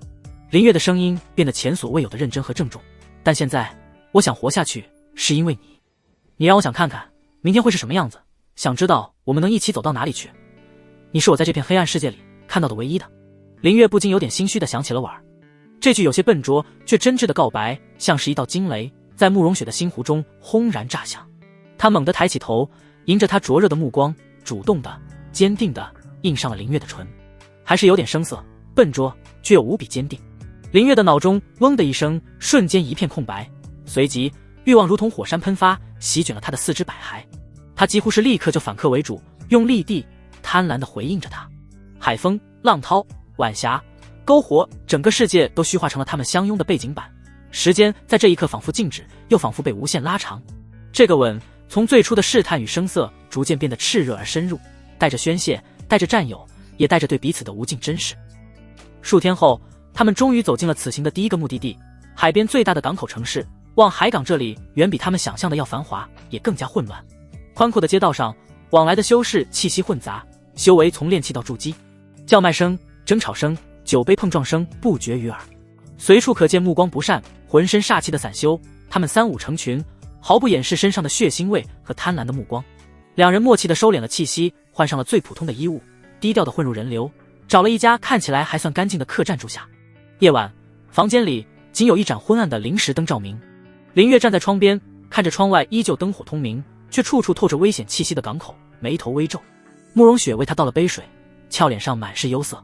听说想去龙渊城，必须乘坐一种名为破风舟的巨型法宝船，但望海港所有的破风舟船票都被黑玉盟垄断，价格奇高，而且他们只收中品灵石，而且房间也只剩这一间了。慕容雪的声音低了下去，脸颊微红。客栈老板说，因为临近出海日，所有客栈都人满为患，能找到一间空房已是万幸。房间不大，除了一桌一椅，便只有一张床。林月回头看到他略带窘迫的神情，心中一暖，走过去揉了揉他的头发，笑道：没事，我睡地上就行。那怎么行？慕容雪立刻反对，看到林月眼中的戏谑，才明白他是在逗自己，不由得又羞又气地捶了他一下。我是说，床挺大的，我们一人一半。林月看着他羞红的脸，心中大乐，却故作沉吟道：这不好吧？我这个人睡觉不太老实。你……慕容雪的脸更红了，看着他快要恼羞成怒的样子，林月哈哈一笑，不再逗他。好了好了，说正事，船票我们必须弄到，明天去想想办法。他沉吟片刻，眼中闪过一丝金光。明天我得先去这里的方室一趟，看看能不能找到几样关键的材料，把它彻底完善起来。他储物袋中有着被他视若珍宝的布满了繁复阵纹的枪管和零件，这些是他接下来构思的霰弹枪和狙击枪的雏形。面对波诡云谲的鬼物之海，面对那传说中混乱无比的魔都龙渊城，他需要更强更隐蔽的底牌。他走到他身边，从身后轻轻抱住他的腰，将脸贴在他的后背上。他转过身，将他拥入怀中，低头在他额上印下一吻，轻笑道：放心，我一定能买到船票。他的目光落在方室的方向，闪烁着危险而兴奋的光芒。毕竟这座混乱的港口里多的是行走的船票，不是吗？夜色下的望海港像一头蛰伏的巨兽，白日的喧嚣沉淀为更加危险的暗流，每一扇窗户后面都可能藏着一双贪婪的眼睛。林月的话语很轻，但那句多的是行走的船票却让房间里的空气骤然降温，带上了一股冰冷的铁锈味。慕容雪抱着他腰的手臂紧了紧，他什么都没说，只是将脸颊更深地贴在他的后背上。他明白，短暂的温存之后，那个冷静、果决，甚至有些冷酷的林月又回来了。这才是他们能在这吃人的世界里活活到现在的倚仗。床够大。他过了许久，才闷闷地吐出3个字，声音细若蚊蝇。林月笑了，转身将他打横抱起，走向那张唯一的床铺。我的错，他低声道，今晚不睡地上。次日清晨，天色刚蒙蒙亮，望海港已经从沉睡中苏醒，码头上人声鼎沸，充满了鱼腥味和汗水的味道。林月和慕容雪换上了最不起眼的灰色布衣，走在混杂的人流中，如同2滴水汇入大江，毫不起眼。去工坊采购打造几样关键零件后，他们没有急着去黑玉盟的售票点，那地方龙蛇混杂，直接过去。2个面生的年轻修士怀揣着足以购买船票的中品零食，无异于黑夜里点灯的萤火虫，会引来无数不必要的麻烦。林月的目标很明确，他需要一个向导，一个对望海港的阴暗面了如指掌的地头蛇。而这种人最多的地方永远是方市。望海港的方市与其说是市场，不如说是一个巨大的露天的销赃与交易集市。街道2旁随处可见修士铺开一张破布，上面摆着几样来路不明的法器，沾着干涸血迹的储物袋，或是气息古怪的矿石草药。这里的每个人眼神都带着3分警惕7分审视。林月的目光在人群中缓缓扫过，他的神识没有外放，只是凭借着前世积累的观察力分析着每一个从他身边经过的人。很快，他的视线锁定在了一个小小的摊位前。摊位的主人是个瘦小精干的青年，一身轻便的布衣，面容俊俏，嘴角挂着一抹玩世不恭的笑，正唾沫横飞的向一个过路的修士兜售着一块号称上古蛟龙鳞片的玩意儿。这位道友，你再看看，你仔细看看这纹路，这气息，这可是我冒着九死一生的危险从鬼物之海深处一头上古异种身上扒下来的。也就是今天我急着用钱，不然一块中品灵石你打着灯笼都找不到。那修士将信将疑，而瘦小青年则眼珠一转，压低声音道，不瞒你说，这鳞片最大的作用不是炼器，是辟邪。龙渊城外的鬼物之海，每年有多少船队进去就再也出不来，带着它，寻常海中妖受闻到这气息，绕着你走。林月的脑中这个青年的形象迅速被勾勒出来，炼气中期的修为，气息虚浮，显然不是苦修之士，口若悬河，精于吹嘘，是个老江湖，眼神灵动，时刻观察着四周，警惕性很高。最关键的是，他刚刚提到了鬼物之海和船队，就在这时，3个满身煞气的壮汉挤开人群，径直走到了瘦小青年的摊位前。为首的是个光头，脸上有一道狰狞的刀疤，炼气后期的修为毫不掩饰地散发出来，周围的散修纷纷避让。方笑，可以啊，还有闲心在这里摆摊。光头壮汉狞笑着，一脚踩在那块所谓的蛟龙鳞片上，只听咔嚓一声，鳞片应声而碎。被称作方笑的青年脸上的笑容瞬间僵住，但很快又换上了一副谄媚的表情。原来是黑玉盟的几位大哥，什么风把您几位给吹来了？我这小本生意可没什么油水孝敬几位哥哥，少他妈废话。另一个壮汉一把揪住方笑的衣领，将他提了起来。上个月欠我们的3块中品灵石加上利息，今天该还了吧？拿不出来就把你那如花似玉的姐姐给我们老大抵债。方笑的脸色唰的一下变得惨白，眼神里闪过一丝惊慌和狠厉，但还是强笑道，大哥，宽限几天，一定还上。我姐姐她只是个凡人，不懂事。凡人，老子昨天还见她在码头给人画符呢，我看是越来越水灵了吧。光头壮汉嘿嘿一笑，目光淫邪，今天要么拿钱，要么拿人，你自己选。周围的修士都远远地看着，脸上带着麻木或幸灾乐祸的表情。再望海港，这种事每天都在上演。慕容雪秀眉微蹙，下意识地拉了拉林月的衣袖，眼中闪过一丝不忍。林月却微微摇头，示意他稍安勿躁。他的大脑在飞速运转，黑玉盟本地恶霸，实力不强，正好是行走的船票。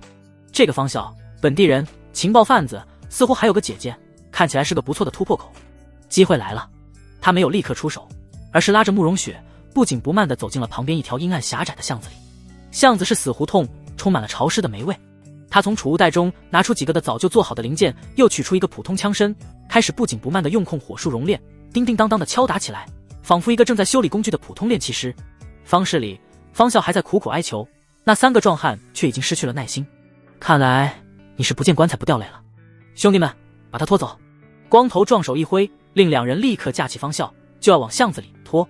方笑剧烈地挣扎着，嘴里大喊着，别动我，有话好说，再给我1天就1天，等到了地方你再慢慢说吧。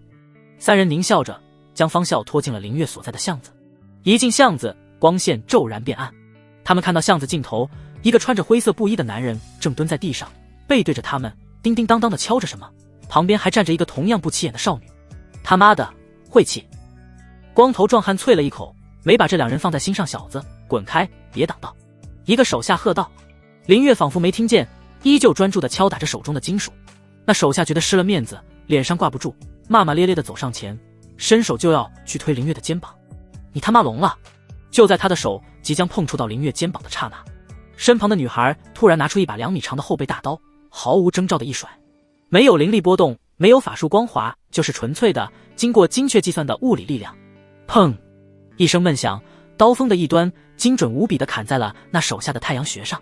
那手下的身体如同被抽去了骨头，软软的瘫倒下去，连哼都没哼一声。这突如其来的一幕让所有人都愣住了。光头壮汉和剩下的那个手下脸上的狞笑瞬间凝固，被架着的方笑也惊得忘了挣扎，眼珠子都快瞪出来了。你他妈找死！光头壮汉最先反应过来，勃然大怒，一把抽出腰间的鬼头大刀，浓郁的血腥气瞬间弥漫开来。他一步踏出，炼气后期的威压轰然爆发，手中大刀带起一道血色刀芒，朝着慕容雪的后颈狠狠劈下。然而慕容雪仿佛早就预料似的，身体以一个极其诡异的角度向左侧一扭，显之又显得避开了刀芒。刀芒擦着他的衣角劈在地上，激起一片碎石。林月此刻猛地转身，手拿一根如同烧火棍般的东西，他的脸上没有任何表情，眼神冷得像一块万年玄冰。他面对着惊愕的光头壮汉，将那个简陋的烧火棍般的枪管对准了他。什么玩意儿？光头壮汉一愣，下一刻林月将一块中品灵石碎片猛地按进了枪管尾部的卡槽。嗡！枪管上原本暗淡的聚灵阵和加速阵纹路瞬间被点亮，一股让光头壮汉心悸的恐怖气息从那黑洞洞的管口中散发出来。不好！光头壮汉到底是身经百战的修士，瞬间感觉到了致命的危险，想也不想就要催动护身法器，但太晚了。林月扣动了简陋的扳机，噗！没有惊天动地的巨响，只有一声轻微的仿佛布帛撕裂的声音。一道肉眼几乎无法捕捉的淡蓝色流光从管口一闪而逝。光头壮汉的动作戛然而止，他的额头上出现了一个小小的前后通透的血洞，血洞周围的皮肉已经完全被高温烧焦。他脸上的惊骇表情彻底凝固，眼神中的光芒迅速暗淡下去，身体直挺挺地向后倒去。砰！巷子里陷入了死一般的寂静，仅剩的那个手下和被他抓着的方笑都如同被施了定身术一般，呆呆地看着地上2具迅速变冷的尸体，大脑一片空白。一刀一枪，一个炼气中期修士，一个炼气后期修士，就这么没了，连法器都来不及开，连像样的反抗都没有。尤其是光头壮汉死得更是莫名其妙，那是什么？暗器，还是某种威力巨大的符宝？恐惧如同冰冷的海水，瞬间淹没了最后一个幸存的手下。他怪叫一声，扔下方笑，转身就想往巷子外跑。林月面无表情地抬起枪管，又填入了一块灵石碎片。前辈饶命！那手下感受到了背后的死亡气息，吓得魂飞魄散，扑通一声跪倒在地，疯狂磕头：小的有眼不识泰山，饶我一命！我……噗！又是一道流光，他的求饶声戛然而止，后脑勺上多了一个焦黑的血洞。3具尸体整整齐齐，林月这才缓缓放下手中的烧火棍，走到方笑面前。方笑浑身一个机灵，双腿一软，也差点跪了下去。他看着眼前这个面容普通，眼神却冷得吓人的男人，嘴唇哆嗦着，一个字也说不出来。起来！林月的声音很平静。方笑这才如梦初醒，手脚并用地爬了起来，脸上挤出一个比哭还难看的笑容。多谢前辈救命之恩，我不是在救你。林月淡淡的说道。他熟练地在那3具尸体上摸索起来，几块中品灵石以及一些乱七八糟的丹药符箓便被他收入囊中。做完这一切，他才看向方笑。我需要去龙渊城的船票，最快的一班，以及关于鬼物之海和龙渊城的所有情报，越详细越好。林月的语气不容置疑，这些算是你的报酬。他晃了晃手中的一个储物袋。方笑愣住了，他看着林月，又看了看地上的尸体，脑子飞快地转动着。眼前这人杀伐果断，实力深不可测，尤其是那件诡异的无声法器，更是骇人听闻。他杀了黑玉盟的人，却没有立刻离开，反而来找自己。他是个聪明人，瞬间就想通了其中的关窍。前辈，不，大哥。方笑的脸上瞬间堆满了真诚无比的笑容，态度180度大转弯。您就是我的再生父母，这点小事包在我身上。望海港，不，整个东海沿岸就没我方笑不知道的事。他拍着胸脯，信誓旦旦。我还有个姐姐叫方芷，她精通符箓和阵法，心思缜密，我们兄妹俩正准备去龙渊城闯荡，大哥若是不嫌弃，带上我们兄妹，路上鞍前马后，绝无二话。林月的目光落在他那张写满了机灵和市侩的脸上，心中毫无波澜。他需要一个向导，一个能处理琐事的本地人，这个方向看起来很合适。至于忠诚，他不相信这东西，他只相信绝对的实力和共同的利益。带上你姐姐去客栈找我。林月留下客栈的名字，便带着慕容雪转身离开了这条血腥的巷子。没过多久，方笑敲响了林月的房门，后面跟着一个容貌清丽脱俗、气质沉静优雅的少女。她就是方芷，方笑的双胞胎姐姐。她的目光在林月和慕容雪身上一扫而过，最后落在了林月那双古井无波的眼睛上，微微欠身，声音清冷：“方芷见过前辈，我弟弟行事跳脱，若有得罪之处，还望海涵。”她的眼神里没有方笑的谄媚，只有冷静的审视与评估。林月眼光冷淡，心里却知道这个清丽的少女比她弟弟聪慧很多。事情进行得异常顺利，方笑不愧是望海港万事通，他利用黑玉盟内部的矛盾，将三人的死巧妙地嫁祸给了另一伙人，然后用林月给的零食，不仅买到了4张前往龙渊城的船票，还置办了许多出海必备的物资。数日后，望海港码头，一艘无比巨大的法宝巨船正静静地停泊在港口。它通体由某种不知名的黑色巨木打造，船身高达数十丈，长逾100丈，宛如一座漂浮在海上的移动城堡。船体上无数玄奥的阵法纹路若隐若现，散发着强大的灵力波动。这便是黑玉盟赖以垄断航路的破风舟。林月4人混在熙熙攘攘的人群中，低调地登上了这艘巨船。船上的空间远比想象中要大，甲板宽阔的足以让数百人同时活动。往来的修士气息混杂，大多是筑基期，一个个神情倨傲，或3、5成群，或独来独往。林月能感觉到至少有数道筑基期的神识，如灯塔般笼罩着整艘船，维持着这里的秩序。乖乖，这船可真是个大家伙。方笑咋舌道：“据说这破风舟本身就是一件上品法器，全力催动，甚至能接下金丹真人一击呢。”方芷则显得沉静许多，他提醒道：“船上鱼龙混杂，尽量不要惹事。”起航不久，当破风舟驶离港口，进入一片蔚蓝的无垠之海后，甲板上忽然一阵骚动，人群如同被无形的手拨开，不自觉地向两边退去，空出一条通道。林月的目光一凝，只见2个光头大汉一前一后从船舱内走了出来，一个身材瘦长如竹竿，面无表情，眼神却如鹰隼般锐利；另一个则横阔似水缸，浑身肌肉虬结，充满了爆炸性的力量。2人气息渊深似海，每一步踏在甲板上，都仿佛与整艘巨船的脉动合二为一。金丹期强者，而且是2个林月的心脏猛地一缩，神识本能地发出了极度危险的警报。这种感觉比当初面对青木门那位长老时还要强烈数倍。甲板上所有人都屏住了呼吸，敬畏地看着这2名金丹强者。而在他们的护卫下，一位身着素雅海蓝色长裙的少女缓步而出。她未施粉黛，容貌清丽以及，行走间步步生莲，流光水袖裙在海风中轻轻飘荡，仿佛不沾染一丝人间烟火。其形也翩若惊鸿，宛若游龙。她一出现，仿佛连这海天之间的景色都黯然失色。最令人印象深刻的是她那双眼睛，静若古井，深不见底，仿佛能洞悉人心，又仿佛将世间万物都摒弃在外。她对周围那些敬畏、惊艳、贪婪的目光视若无睹，只是缓步走向船舷。然而就在他与林月一行人擦身而过的瞬间，那莲步微不可察的一顿。他没有侧目，依旧目视前方，走到了船舷边，凭栏远眺，气质空灵，与这艘船上的嘈杂氛围格格不入。甲板上的众人这才松了一口气。林月下意识地不动声色地将慕容雪拉到了自己的身后。他能感觉到对方并非敌人，但那种生命层次上的巨大差距所带来的无形压迫感，却让他生平第一次感到了自身的渺小。就在这时，那凭栏远眺的少女忽然动了。她并非转身，只是将那绝美的脸庞微微向后侧过一个极小的角度，仿佛在欣赏另一侧的海景。她那如秋水般的眸子看似随意地掠过身后的人群，却像一把无形的天刀，精准地剖开了每一个人的伪装。最后那目光落在了林月的身上，停住了。那不再是俯瞰蝼蚁的漠然，而是一种带着审视与玩味的专注。那双眼睛里仿佛映出了浩瀚星辰，倒映出林月隐藏最深的秘密。林月浑身的汗毛瞬间倒数，他感觉自己仿佛被剥光了衣服，扔进了万载寒冰洞窟之中，从神魂到肉体都被那一眼彻底冻结，看透储物袋里那些超越此世认知的灵剑，甚至是他来自另一个世界的灵魂。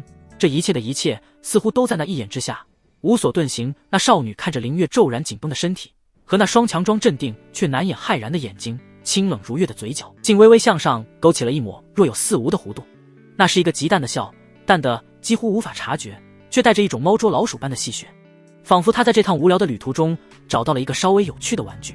他收回了目光，缓缓转回头去，重新眺望无尽的碧波，仿佛刚才的一切都只是林月的错觉。可林月知道，不是，他的后背已经完全被冷汗浸透，身边的慕容雪、方笑和方芷也都脸色苍白，显然也感受到了那一眼带来的恐怖压力。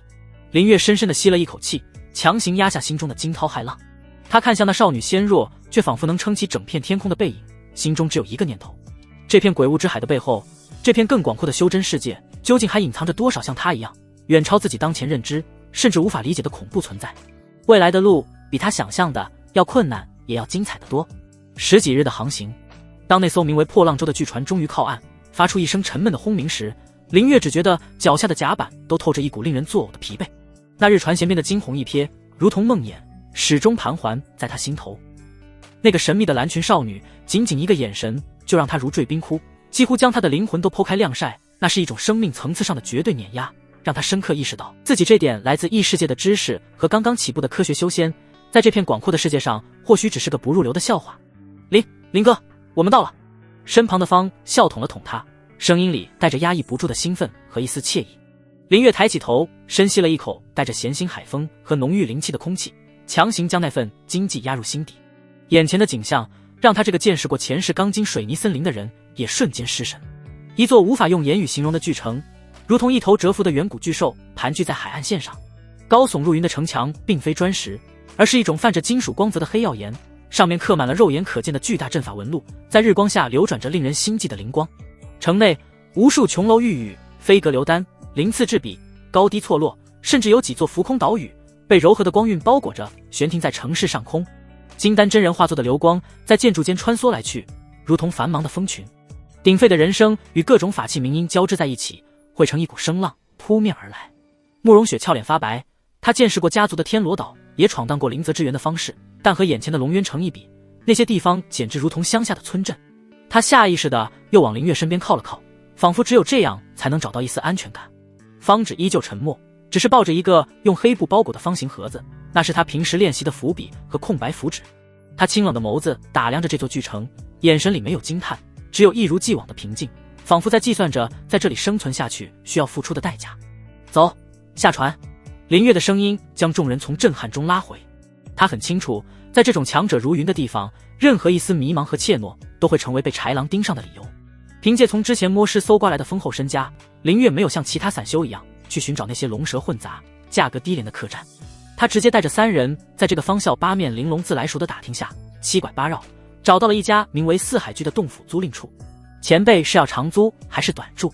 我们这有天地玄黄4等洞府，天地2等自带高阶聚灵阵，灵气浓郁，非大宗门核心弟子不可租赁。玄字号洞府清静雅致，自带防御阵法，最适合您这样携家眷出行的前辈。一个管事模样的中年人满脸堆笑，点头哈腰地介绍着。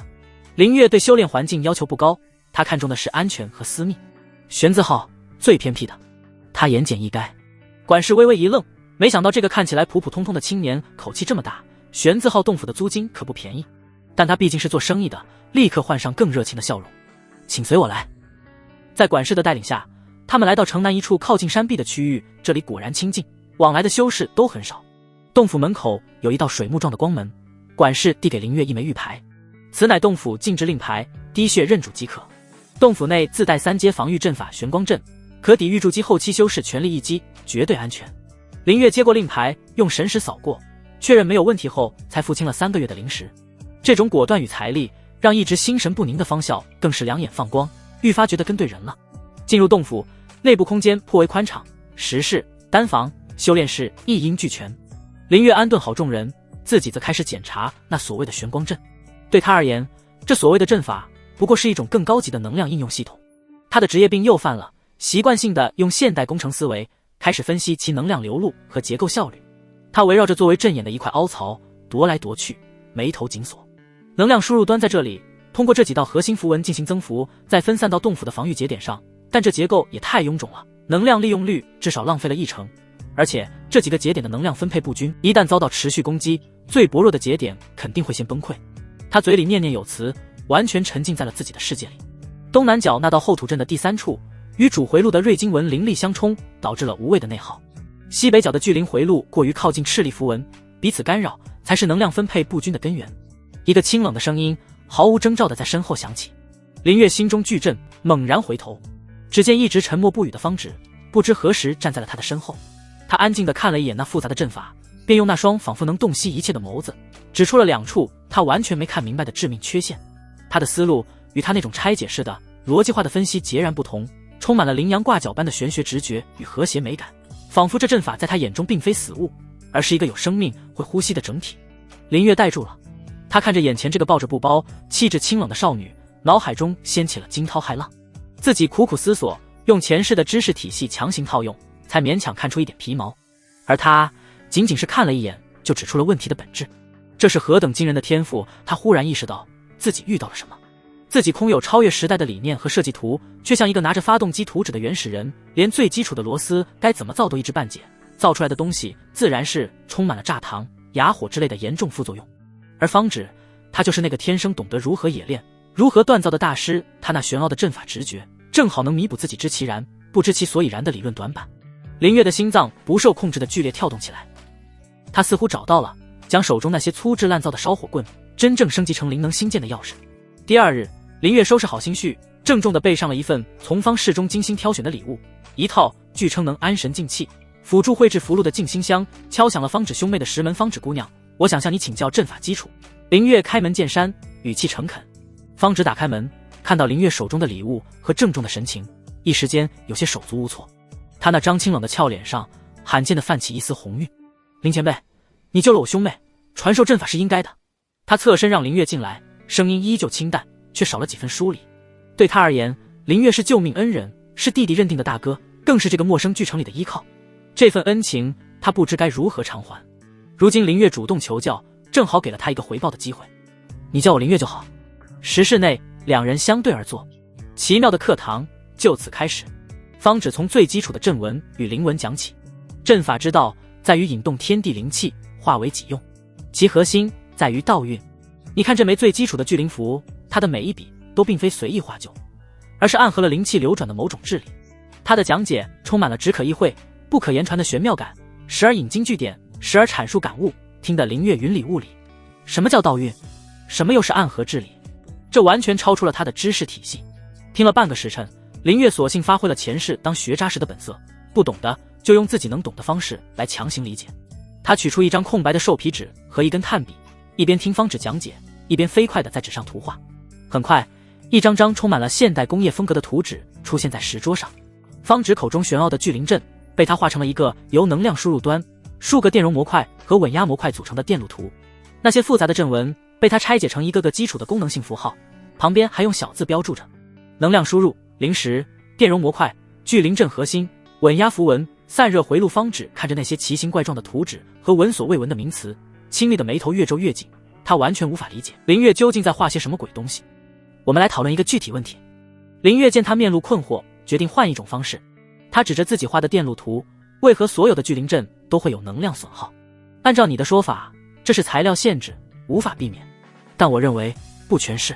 方芷有些不解，阵法催动，灵气流转，有所损耗，不是天经地义吗？不。林月摇了摇头，他指着图纸上2个被他圈出来的模块，用一种全新的独属于他的逻辑开始阐述。你看这个符文组合，我称之为 A 模块，它的作用是高频抽取灵石能量，而旁边这个是 B 模块，作用是将高频能量进行转化和稳定。它们本身都没问题，但组合在一起问题就大了。你的意思是？方芷的思路第一次被他带偏。我将其理解为阻抗与谐振频率。林月说出了2个让方芷完全陌生的词汇。 A 模块的灵力频率太高，而 B 模块的处理频率跟不上，它们不匹配，这就导致大量的灵气还没来得及转化，就在2个模块的冲突中以热能的形式白白逸散掉了。这就是你感觉到的损耗。这不仅仅是材料问题，这是设计缺陷。这个新奇的说法如同一道惊雷在方芷的脑海中炸响。阻抗、谐振频率、设计缺陷，这些词汇他一个都听不懂，但林月描述的那个现象却让他茅塞顿开，仿佛瞬间触及到了一个他从未思考过的领域。一直以来，他和所有阵法师一样，都认为阵法的威力和效率取决于材料的品阶和布阵者的修为感悟。阵法本身是完美的治理，是模仿天道的结果，怎么可能会有设计缺陷？可林月的这番歪理，却用一种粗暴而直接的方式，为他打开了新世界的大门。如果按照你的说法，将 B 模块的核心符文换成一种能承受更高频率的符文，或者在 A、B 模块之间增加一个起缓冲作用的降频模块，是不是就能减少损耗？方芷试探着问道。他灰暗的眼眸中第一次闪过了一丝名为探究的光亮。完全正确。林月一拍大腿，两人一拍即合，石室内的气氛变得前所未有的和谐。一个负责讲解玄奥的阵法知识，将其拆解成最基础的符文单元，另一个则负责将这些单元进行逻辑化的分析建模，用一套严谨的可量化的框架去评估其效率、稳定性和兼容性。方芷的阵法理论为林月的科学修仙之路打下了最坚实的地基，而林月的现代工程思维则像一把锋利的手术刀，剖开了阵法那层玄之又玄的神秘外衣，让方芷第一次有机会从一个全新的角度去审视自己所学的知识。几日下来，方芷发现自己那早已停滞不前的阵法瓶颈，竟因此隐隐有了松动的迹象。知识的共鸣在两人之间产生了一种奇妙的化学反应。林月更是收获巨大，他脑海中无数关于武器升级的狂想终于有了实现的可能。只是当他将自己构思的多功能狙击系统的初代设计图画出来，兴奋地拿给方芷看时，却被当头泼了一盆冷水。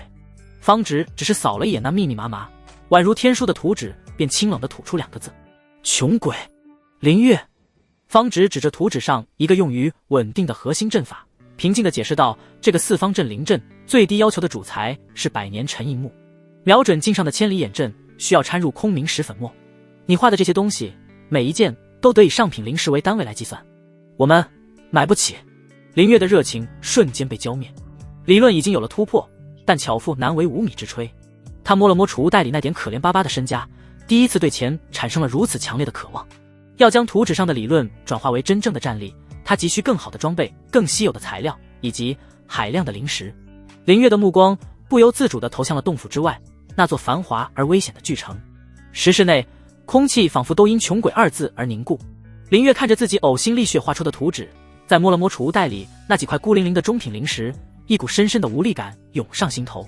理论的巨人，现实的矮子，说的就是现在的他。我知道了。他收起图纸，神色恢复了平静。方芷看着他，清冷的眸子里掠过一丝不忍，但对于情商不高的他终究没说什么。他只是陈述了一个事实。倒是一旁的方笑眼珠子一转，凑了过来，压低声音道：林大哥，别灰心啊，龙渊城这地方什么都缺，就是不缺机会。正经方式买不起，咱们可以去个不正经的地方吗？林月心中一动。什么地方？鬼市。方笑一拍大腿，神神秘秘地说道：城西3里，入夜开市。那地方龙蛇混杂，有杀人越货的赃物，有来历不明的古堡，当然更多的还是坑蒙拐骗的垃圾。但只要眼力够好，胆子够大，一夜暴富不是梦。咱们去碰碰运气，去鬼市淘宝。林月的脑海中立刻浮现出前世逛潘家园的场景，这活儿他熟啊。去。他言简意赅，他正好需要把手中不用的货出点掉。他的目光转向一旁正在擦拭常见的慕容雪。少女的穿净装利落，但终究是凡品，面对修士的法术，脆弱的如同一张纸。他这小团队，他是唯一的近战前排，他的生存直接关系到整个队伍的存亡。慕容雪抬起头，清澈的眸子有些诧异。去鬼市？鬼市那种地方能有什么好东西？他对地摊货显然不抱任何希望。世家出身的他见过的法宝皆是光华内敛，道运天成，跟鬼市的破烂扯不上关系。不试试怎么知道？林月没有过多解释。当晚夜色如墨，在方笑的带领下，三人穿过几条阴暗的巷道，来到一处被浓雾笼罩的巨大方室。这里没有寻常店铺的灯火辉煌，只有一盏盏悬浮在摊位前的惨绿色鬼火符，将每个摊主和顾客的脸都映照得阴森诡异。空气中弥漫着血腥、药草和尘土混合的复杂气味。嘈杂的叫卖声、压低声音的讨价还价，以及修士间若有若无的神识碰撞，构成了一幅混乱而充满活力的地下画卷。跟紧了，方笑小声提醒，这里看货先看人，有些摊主比他卖的东西还凶。林月点了点头，目光却早已被四周的摊位所吸引。他的视线自动过滤了那些宝光四射、看起来就颇为不凡的法器。在他看来，真正的好东西往往不会有这么扎眼的外表，他要找的是那些被人忽略、蒙尘的工业废品。慕容雪跟在后面，柳眉微蹙。他看到一把断剑，上面还沾着未干的血迹；看到一个颅骨法器，眼眶里还闪着幽光，甚至看到有摊主在兜售活生生被禁制封印的貌美如鼎。这一切都让他感到极度的不适。林月却看得津津有味，他的目光扫过一个个摊位，脑子里飞快地进行着分析。这面盾牌灵光倒是挺足，但阵法结构简单，就是一个基础的金刚阵，能量回路粗糙，一碰就碎，样子货。这柄飞剑剑身刻了锋锐阵，但材料只是普通金铁，强行催动只会让剑身先一步崩解，中看不中用。这个，他的脚步猛地一顿，视线被角落一个最破败的摊位上的一堆废铁给牢牢吸住了。那是一个身材干瘦的修士，修为在筑基后期，满脸不耐烦，身前胡乱堆着些残破的法器碎片。而在那堆碎片最顶上，赫然是一件锈迹斑斑、布满腐蚀痕迹的重甲。甲胄的样式极为古老，造型狰狞，看材质像是某种龟类的甲壳拼接而成，但大部分甲片都已裂开，连接处的鳞丝也断了大半，看上去下一秒就要散架。这玩意儿怎么说？方笑顺着他的目光看去，撇了撇嘴：“林大哥，这都烂成渣了，买回去当废铁都嫌占地方。”慕容雪也投来不解的目光。然而在林月眼中，这件破甲却散发着致命的吸引力。他没有催动灵力，仅凭着这些天从方芷那里学来的阵法基础中刚领悟的道运和骨子里的工程学直觉，就看出了端倪。不对劲，他心中暗道，这些腐蚀痕迹不是自然形成的，更像是阵法过载、灵气反噬造成的内部烧灼。而且甲片虽然破损，但材质本身坚硬的超乎想象。他装作不经意地走上前，蹲下身子，伸手在那堆废铁里扒拉，最后才拿起那件破烂重甲，掂了掂。老板，这堆破烂怎么卖？那干瘦的摊主掀了掀眼皮，语气不善：“什么破烂？这可是我从一处古修洞府的死人堆里扒出来的，要不是阵法核心毁了没法修，能轮到你来看？”林月心中一凛，古修洞府，死人堆。他强压住心头的异样，脸上却是一副嫌弃的表情，手指敲了敲甲片，发出梆梆的闷响。你看，都裂成这样了，核心都毁了，买回去干嘛拆了当材料，都凑不出一件完整的法器。就在他手指触碰甲片的瞬间，他悄然将一丝微弱的神识探了进去。瞬间，一股极其微弱但坚韧无比的波动，如同深埋地底的磐石反馈了回来。是金刚阵，而且是一个结构远比他见过的任何防御阵法都要复杂。高级的金刚阵更深处，他还感觉到了一股几乎完全死寂的更为精妙的阵法痕迹，那似乎是幻形阵。宝贝，绝对是宝贝！林月的心脏猛地一跳，但他脸上依旧不动声色，甚至露出一丝原来真是垃圾的失望表情。行吧，看在这甲片材料还算结实的份上，我买回去研究研究，看看能不能敲几片下来给我家的傀儡熊当补丁。他随口胡诌，将重甲往地上一扔，10块下品灵石，不能再多了。10块下品灵石，你打发叫花子呢？摊主眼睛一瞪，这可是货真价实的中阶法宝残骸，没10块中品灵石，你想都别想。林月转身就走，毫不拖泥带水。哎，等等！摊主急了，这破烂在他手里放了好几个月了，问的人不少，但一听价格都跑了。一场影帝级的砍价就此展开。林月将这件重甲贬得一文不值，从开裂的甲片说到断裂的灵丝，从失效的阵法说到狰狞的外形，声称买回去都嫌晦气。摊主则唾沫横飞地吹嘘这甲胄的来历，坚称其材料玄龟甲如何珍贵，哪怕是残骸也价值连城。方笑在一旁帮腔，慕容雪则满脸困惑地看着林月，为了这么一堆破烂费尽口舌。最终在林月磨破了嘴皮子，并且许诺将摊位上另一件看起来还算完整的法器残骸也一并买下后，价格定格在了3块中品灵石。付完灵石，林月将那堆废铁收入储物袋，仿佛吃了大亏一般，摇着头带着众人迅速离开。直到走出鬼市，重新回到正常的街道上，方笑才忍不住问道：“林大哥，你花3块中品灵石就买了那么一堆破烂，那钱都够买一件不错的初阶上品法器了。”林月没有回答，只是嘴角勾起一抹神秘的弧度。他能感觉到储物袋里那件名为流云玄甲的宝贝，其核心处最强大的能力玄龟壁垒，正像一头沉睡的巨兽，静静等待着被唤醒。眼前画面浮现，慕容穿上无敌防御铠甲，在前排当坦克替，在后面输出的他将再无后顾之忧。这件带有金刚阵的极品防御法宝，即将让他们的团队的战斗力发生翻天覆地的变化。只是修复它恐怕有些难度。眼前画面浮现，慕容穿上无敌防御铠甲，在前排当坦克替，在后方输出的他将再无后顾之忧。这件带有金刚阵的极品防御法宝，即将让他们的团队的战斗力发生翻天覆地的变化。只是修复它恐怕有些难度。回到石室，林月没有片刻耽搁，立刻将那件破烂重甲从储物袋中取出，小心翼翼地平铺在石桌上灯火下。龟甲般的甲片泛着幽暗的光泽，裂纹如同蛛网，触目惊心。就这东西真的能修好？慕容雪凑过来看了一眼，漂亮的眉头拧成了疙瘩，语气里满是怀疑。林月没说话，只是用手指轻轻拂过甲片上的纹路。他的动作很轻，像是在触摸一件稀世珍宝，而不是一堆废铁。他的脑子里那复杂无比的阵法结构图已经自行展开、旋转、拆解。方芷，他头也不抬地开口，过来帮我看看。这个位置能量回路应该是闭环结构，但现在断了。按照阵法原理，这里是不是一个灵气节点？方芷走了过来，清冷的目光落在林月指着的地方。他只看了一眼，便缓缓道：不是节点，是枢纽。此处的阵纹负责将金刚阵吸收的冲击力均匀分散到每一片甲胄上。它断了，所以这件法宝才会碎裂。林月的眼睛亮了。枢纽，我明白了，就像是机械传动里的主轴承。他喃喃自语，一种豁然开朗的感觉涌上心头。一个提供玄学理论，一个进行工程学实践。在接下来的几天里，一幅奇异的画面在石室内上演。林月时而拿着一根磨尖的妖兽骨刺，小心翼翼地剔除甲片裂缝中的杂质，时而又取出一块火属性的矿石，催动微弱的灵力，将其当作焊枪，试图将那些比发丝还要纤细的阵法灵丝重新熔接。他的方法在任何一个炼器师看来都显得粗暴而可笑，完全是门外汉的胡闹。可方芷却越看越心惊，他发现林月对这件法宝的理解已经超出了阵法的范畴。他似乎完全无视了那些玄奥的道运和灵气流转的规则，而是将整个甲胄看成了一个由无数精密零件构成的机器。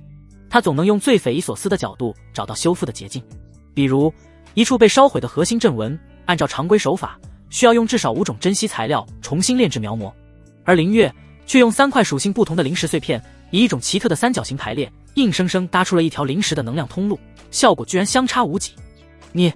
你到底是怎么想到的？方芷终于忍不住问。3点确定一个平面，三角形最稳定，这是常识。林月随口答道，头也没抬，全部心神都沉浸在这件艺术品中。方芷沉默了。常识？这是哪个世界的常识？5天后，当林月将最后一处裂缝用特制的妖兽胶质粘合，并灌入灵力后，整件重甲发出一声沉闷的嗡鸣。甲片上那些狰狞的裂纹虽然依旧存在，但一股厚重如山的气息却从中弥漫开来。核心的金刚阵被成功激活了。至于那破损更严重的幻形阵，林月用取巧的方式部分修复了，虽然不稳定，但至少能用了慕容过来试试。林月擦了擦额头的汗，嘴角露出一抹疲惫的笑容。慕容雪将信将疑地走上前，拿起重甲。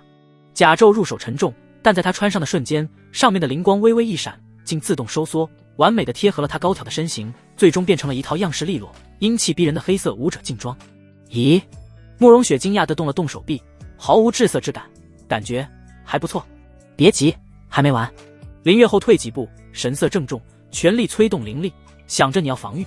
慕容雪深吸一口气，照他说的做。只听他一声低喝，一股强大的灵力波动从他体内爆发，嗡，一道凝实的足有半丈厚的玄龟虚影瞬间在他身前成型，将他牢牢护在其中，成了。林月心中大喜，毫不犹豫地取出了那把淘汰下来的灵书铳，装填了一块下品灵石。烹灵石弹丸呼啸而出，精准地打在玄龟护盾上。然而那足以洞穿岩石的弹丸此刻却如同泥牛入海，只在护盾上激起一丝微不足道的涟漪，便湮灭于无形。再来。林月来了兴致，换上了那把杀伤力惊人的阵法突击步枪，扣动扳机。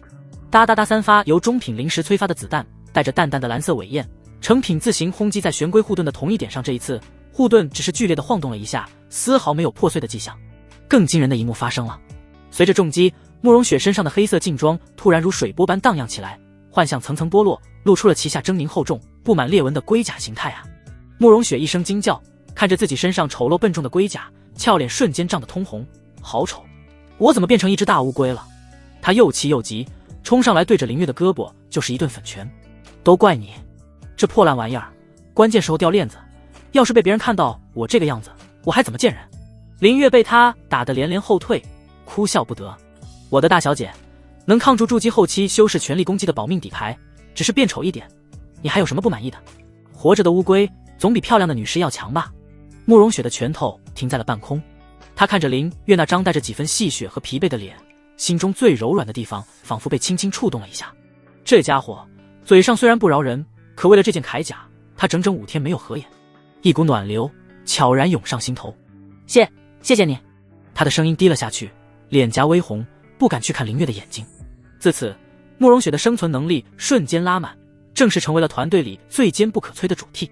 为了表达感谢，他笨拙地学着照顾林月的起居，结果不是在打扫院子时用清洁术把林月刚整理好的图纸冲得一干二净，就是信誓旦旦地跑去烤肉，最后端回来一盘黑乎乎散发着诡异气味的黑炭。看着他那窘迫又委屈的模样，与平日里英姿飒爽的样子形成了可爱的反差，连一向清冷的方芷嘴角都忍不住勾起了一抹若有若无的笑意。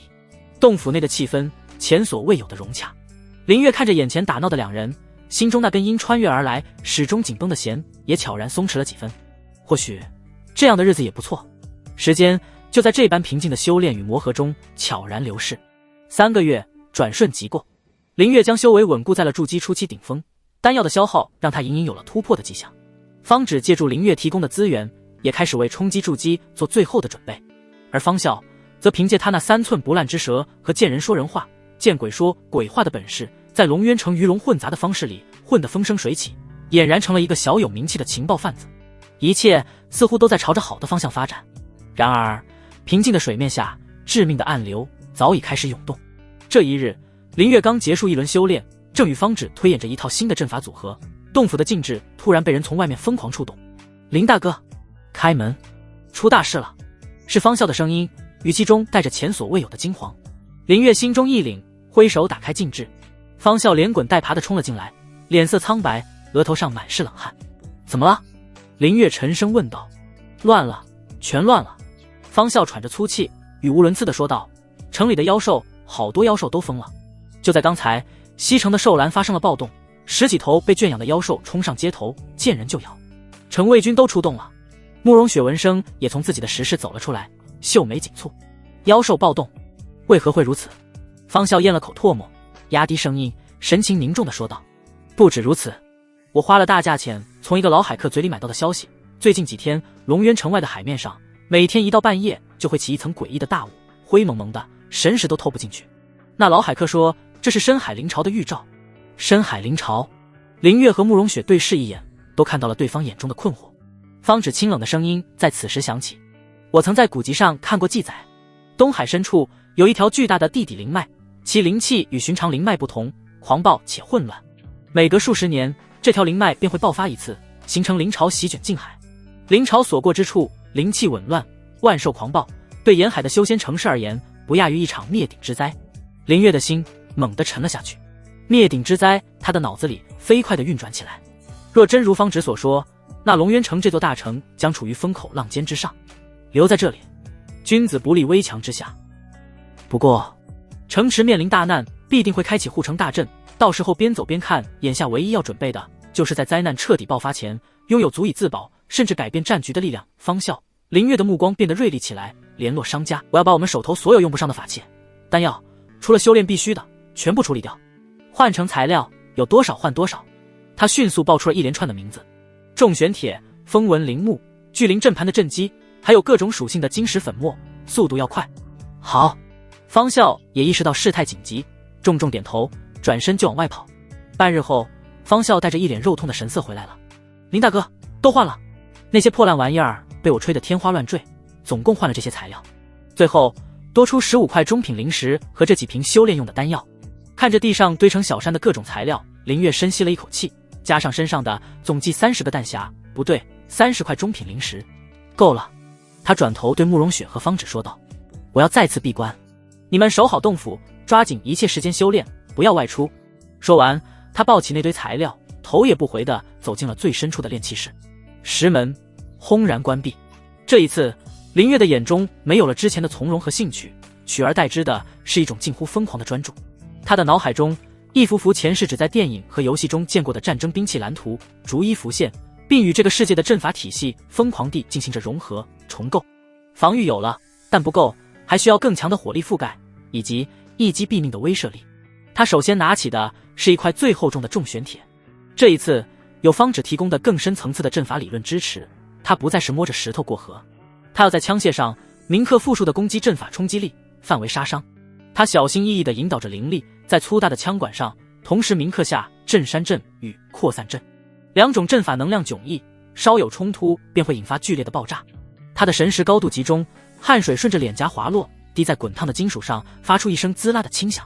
数次失败后，当两种阵法终于被一道精妙的能量回路完美串联在一起时，一把造型粗犷、充满了暴力美学的重型枪械雏形已现。林月将其命名为龙息霰弹枪。紧接着，他拿出了几块刻了特殊爆裂阵法特制的定灵粘土，他要制造更大威力的武器——灵能炸药。这是一个更加疯狂的举动，他要将数块中品灵石的能量强行压缩灌注进这块粘土之中，整个过程就像是在火药桶上跳舞。他能清晰地感觉到，随着灵气的灌入，那块粘土内部的能量正变得越来越不稳定，仿佛下一秒就要彻底失控。方只留在外面的神识都能感觉到炼气室内那股令人心悸的狂暴气息。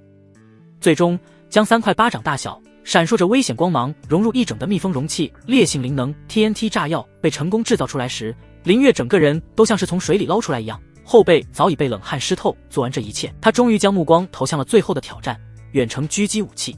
他遇到了瓶颈，装上灵能步枪的瞄准镜搭载的简易千里眼阵法就像一个贪婪的恶魔，疯狂地吞噬着他的神识。他试着通过瞄准镜将神识延伸出去，锁定洞府外100丈处的一块岩石。仅仅是维持瞄准状态，他的神识便如开闸的洪水般汹涌而出。1吸2吸3吸，当数到第5吸时，一股强烈的眩晕感猛地冲上大脑，眼前的景象天旋地转，脑袋里像是有无数根钢针在狠狠地扎刺。扑通一声，他一屁股坐倒在地，大口大口地喘着粗气。失败了，以他筑基初期的神识强度，根本无法支撑这种等级的消耗，这使得狙击枪的实战价值大打折扣。一击不中，或者只是瞄准时间稍长，自己就会因神识枯竭而变成一个待宰的羔羊。还是太勉强了吗？他苦笑着，最终只能造出了一把有着致命缺陷的视作型鹰眼狙击枪，威力巨大，限制也同样致命。当他拖着疲惫的身躯，拿着新出炉的3件战争兵器走出炼气室时，外面已经过去了整整7天。就在他出关的同一时刻，呜呜呜，凄厉尖锐，仿佛能刺穿耳膜的警报声猛地从龙渊城的4面8方同时响起，整个洞府乃至脚下的大地都开始微微震颤起来。慕容雪和方芷脸色骤变，齐齐望向外面。灵潮爆发了！龙渊城这座屹立于东海之滨的雄城，此刻正被无尽的深海妖兽团团包围。灰色的雾气如同沸腾的浓汤，从海平面上翻涌而来，遮天蔽日。雾气之中，无数双猩红的眼睛时隐时现，伴随着令人牙酸的嘶吼与咆哮。城池上空，一道巨大的天青色光幕拔地而起，如同一只倒扣的巨碗，将整座城市笼罩其中。妖兽们疯狂地撞击着光幕，激起一圈圈涟漪。光幕剧烈地闪烁着，仿佛随时都会破碎。所有筑基期以上修士立刻到南城墙集合，所有炼气师、阵法师前往城主府待命，开启战时动员令，所有修士必须参与守城，违令者杀无赦。一道道蕴含着灵力的雄浑声音从城中心传遍每一个角落。城内的修士们先是惊慌，继而热血上冲。对他们这些刀口舔血的散修而言，危机同样也意味着机遇。就在此时，城中心广场上，一道巨大的光幕冲天而起，光幕之上，一行行金色的文字缓缓浮现，瞬间吸引了所有人的目光。龙渊城战时积分制开启，击杀炼气初期妖兽得1积分，击杀炼气中期妖兽得5积分，击杀炼气后期妖兽得10积分，击杀筑基初期妖兽得100积分。下面则是一张琳琅满目的兑换列表。功法：玄水诀中阶下品，兑换所需积分500。法器：飞云剑中阶下品，兑换所需积分700。天才地宝300年份寒水草，兑换所需积分800。一件件平日里难得一见的宝物，此刻就这么赤裸裸地陈列在所有人面前，瞬间点燃了所有修士的贪婪与狂热。我的天，是玄水诀！我卡在瓶颈好几年了，若有此功法，快看那个破障丹，竟然连破障丹都有！人群彻底沸腾了。林月一行人也被这巨大的手笔所震撼，他没有被那些功法法宝所吸引，而是目光如电，飞快地在列表上扫视着。很快，他的目光定格在材料区的几个不起眼的名字上。星辰砂强化神识传导，兑换所需积分200。沉海玄铁极佳的灵力导体，可承受高强度灵能爆发，兑换所需积分400。血纹晶用于铭刻破甲类阵法，兑换所需积分300。林月的心脏猛地一跳，这几种矿石正是他那张狙击枪终极版图纸上用以解决枪身崩解和弹道稳定问题的完美材料。他默默地将这几样东西记在心里，这便是他在这次受潮中的核心目标。就在这时，人群中爆发出一阵惊呼。林月顺着众人的目光看向列表的排在前3的，在那里，一枚散发着隐隐宝光的丹药图像缓缓旋转着。上古丹方极品筑基丹，兑换所需积分5000，5000一个天文数字般的积分。林月身旁的方芷呼吸瞬间变得急促起来，他那张一向清冷的俏脸上第一次出现了剧烈的情绪波动。他被卡在炼气后期大圆满已经太久了，这枚丹药是他踏入筑基大道的唯一希望，也是他为兄长复仇的唯一可能。一旁的方笑死死地盯着姐姐那渴望又压抑的眼神，他暗暗握紧了拳头，指甲深深地陷入了掌心。不能再等了，没人比他更知道姐姐的有多天才，他不能再看着姐姐因为资源所限被困在这炼气期蹉跎岁月，一丝决绝的疯狂在他眼底一闪而过。林月将这一切尽收眼底，心中却是一沉。他太清楚这种重赏之下必有勇夫的戏码了。城主府用一枚筑基丹就将所有修士的贪婪和疯狂都调动了起来，接下来的战斗恐怕不仅仅是人与兽的厮杀，为了积分，为了那一步登天的机会，修士之间的明争暗斗，甚至背后捅刀都将变得理所当然。这里将变成一个最血腥、最残酷的猎场。所有修士凭身份令牌前往各城门报到，领取防守任务。城主府的命令再次下达，走，我们去南门。林月当机立断，南门直面大海，是妖兽冲击最猛烈的地方，也必然是积分最密集的地方。当他们赶到南门时，这里已经人山人海。一位身披重甲的城卫军统领面无表情地站在城墙之上，开始分配任务。张启、李阳，你们小队负责左翼1号箭塔，清理攀附城墙的低阶妖兽。王武，你带人守住3号补给点，确保丹药符箓供应。一个个名字被念到，一支支小队被派往不同的战区。林月注意到，那些被分配到安全区域的大多是与城卫军相熟的本地势力，而他们这些外来散修则被毫不客气地推向了最危险的前线。林月、慕容雪、方笑、方芷，统领那不带丝毫感情的声音终于念到了他们的名字。你们4人负责南墙3段5号突击部。此言一出，周围响起一片道吸冷气的声音，看向林月4人的目光都带上了一丝怜悯。5号突出部，那是整个南城墙最突出、防御最薄弱的一段，三面受敌，是公认的绞肉机和死亡地带。方笑的脸色瞬间白了，慕容雪则是握紧了手中的剑柄，俏脸上满是煞气。林月拍了拍他的肩膀，示意他稍安勿躁。他抬起头，迎上那统领俯视的目光，平静地开口：统领，5号突击部积分如何计算？那统领愣了一下，似乎没料到这个看起来平平无奇的年轻人在这种时候关心的居然是这个。他嘴角浮现一抹讥讽的冷笑：怎么怕了？现在后悔晚了。至于积分，哼，算你们运气好，在5号突击部所有积分翻倍计算。林月的眼睛一亮，战争开始了。轰！伴随着一声沉闷悠长的号角，整座龙渊城仿佛都颤抖了一下。城外那片翻涌的灰色雾气骤然加速，如同决堤的洪水，狠狠撞在天青色的守护光幕之上。光幕剧烈摇晃，涟漪四散，城墙上的修士们无不感到脚下一阵剧烈的震动，气血翻涌。战争开始了。林月站在5号突出部的最前端，冰冷的海风夹杂着浓郁的血腥与腥臭扑面而来，令人作呕。这里是整个南城墙最危险的地段，像一根探入兽巢的尖刺，三面受敌，视野开阔，却也意味着没有任何死角可以躲藏。吼！第一波妖兽已经冲上了城墙，那是一种形似蜥蜴却长着锋利骨刺的低阶妖兽，数量铺天盖地，悍不畏死地顺着墙壁攀爬而上。杀！周遭的修士们早已红了眼，纷纷祭出自己的法器。一时间，剑光纵横，火球呼啸，冰锥急射，五颜六色的灵光在狭窄的城头炸开，将一头头攀上来的妖兽轰得血肉模糊，残肢断臂如下雨般坠落。可妖兽的数量实在太多，杀之不绝。方芷面色沉静，双手不断掐诀，一道盗土黄色的光芒自他脚下蔓延开来。他并未直接攻击，而是在他们防守的区域地面上刻画下了一个个不起眼的符文。时不时有冲过火线的妖兽脚下一滑，或如陷泥沼，行动为之一致，立刻就被身旁方笑的飞剑斩下头颅。这是最有效率的辅助，但这样的效率在无穷无尽的兽巢面前依旧是杯水车薪。慕容雪站在林月身旁，看着周围修士虽然打得热闹，但效率极低，秀眉微蹙。林月，我上了。林月没有回头，只是冷静地说道：按计划行事，注意节省灵力，把它当成一个点杀伤的法术，而不是面杀伤的武器。知道了。慕容雪深吸一口气，向前踏出一步，直接站在了墙垛的最前方，将身后的3人完全护住。他高挑的身影在纷乱的战场上显得格外引人注目。他抬起了手中那根粗大、丑陋、毫无美感的玄铁管子。那女人疯了，想用暗器不成？那是什么法器？真是粗鄙不堪，毫无道韵可言。旁边的修士投来或疑惑或鄙夷的目光。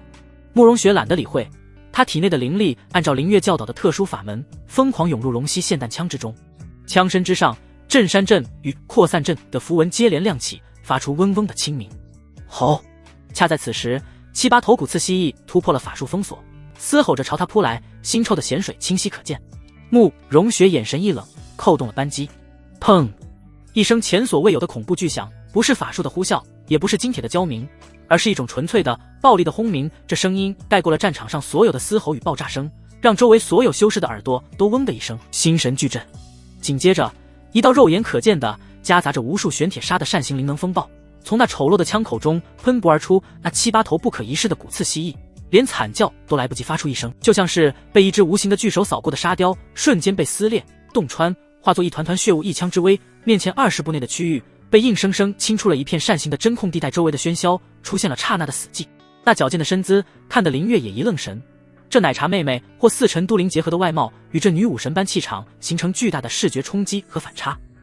所有人都目瞪口呆地看着慕容雪以及她手中那根还在冒着青烟的铁疙瘩，这是什么妖法？不远处的另一段防区，城卫军队长铁山正指挥着手下艰难地抵挡着兽潮的冲击。他一刀将一头妖兽劈成2半，恰好瞥见了这边的景象，那双虎目瞬间瞪得滚圆。好霸道的威力，好恐怖的效率！砰！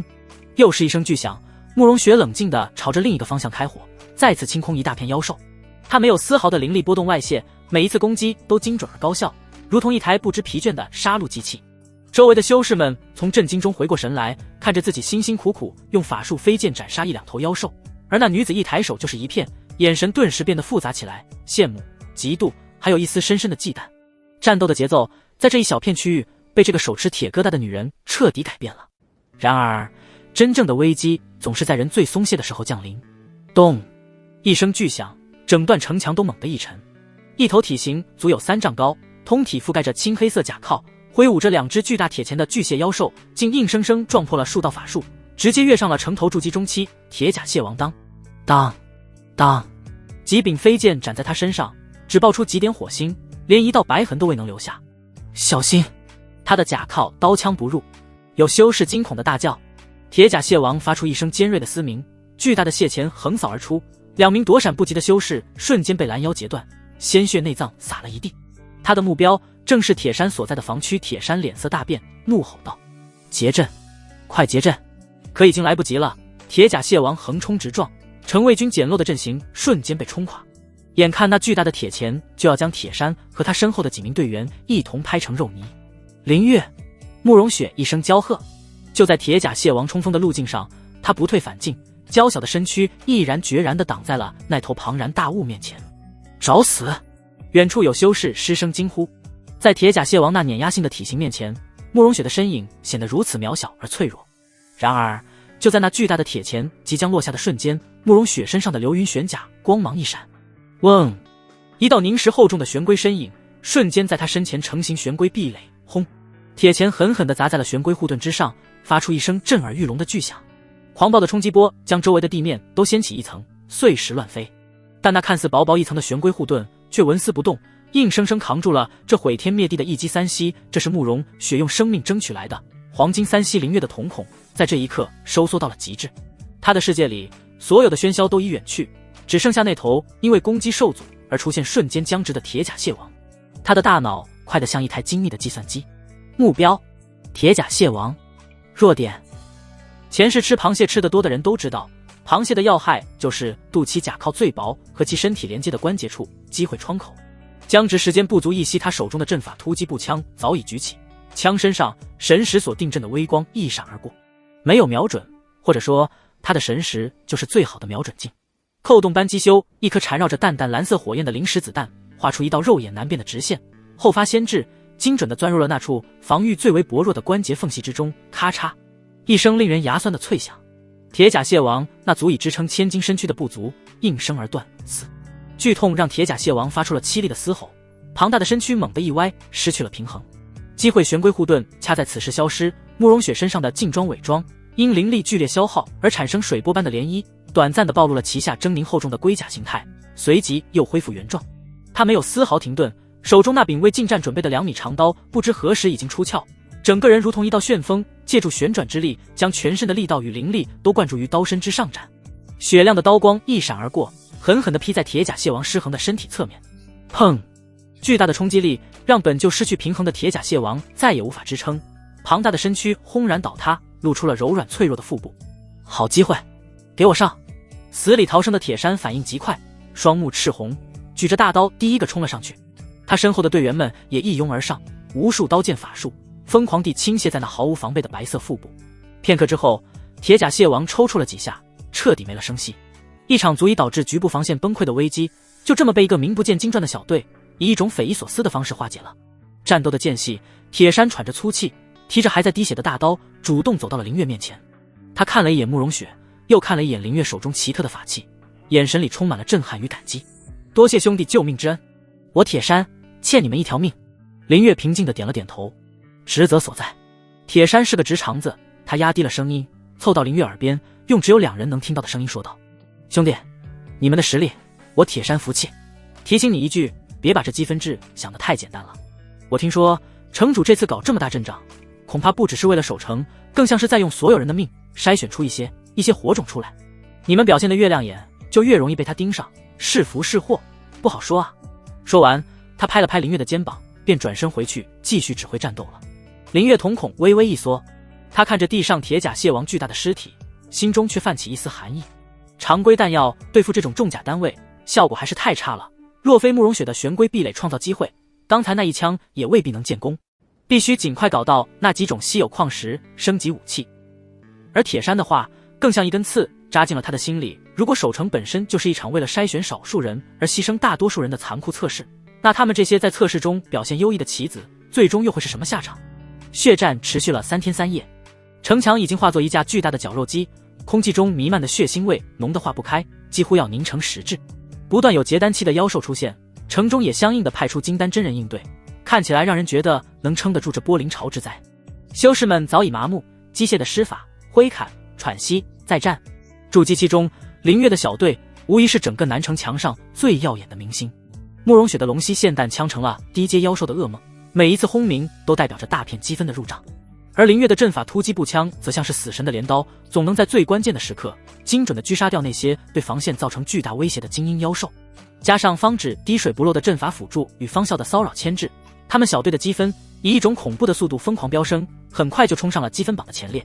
这自然也引来了无数觊觎和嫉妒的目光，但见识过那铁疙瘩妖法的恐怖威力后，暂时还没人敢上来找不自在。终于，兽潮迎来了短暂的退却，给了守城修士们一丝宝贵的喘息之机。兑换处人满为患，每一个活下来的修士都双眼通红地挤在那里，想要将用命换来的积分变成实实在在的力量。让开，都让开！铁山带着2名城卫军大步流星地挤开人群，为林月开辟出一条道路。林兄弟，快去吧，我在这里帮你们盯着。铁山憨厚地笑道。多谢铁山大哥。林月也不客气，带着疲惫的众人来到兑换台前。负责兑换的执事看到林月令牌上那惊人的数字，眼皮也是一跳，但还是公事公办地问道：要兑换什么？星辰砂、沉海玄铁、血纹金。林月语速极快地报出了那几种矿石的名字。执事迅速操作，扣除积分后，将3份闪烁着不同光泽的稀有矿石递给了林月。入手微沉，林月的心脏也跟着沉稳下来。有了这些，狙击枪的升级就有了保障。他将剩下的积分几乎全部兑换成了中品灵石和丹药，团队的续航能力得到了极大的补充。做完这一切，他一转身，却看到方笑正直勾勾地盯着广场中央那巨大的光幕，眼神复杂，呼吸急促。光幕之上，排在顶端的上品筑基丹依旧散发着致命的诱惑。他们的积分虽然多，但距离那5000的天文数字还差着一大截。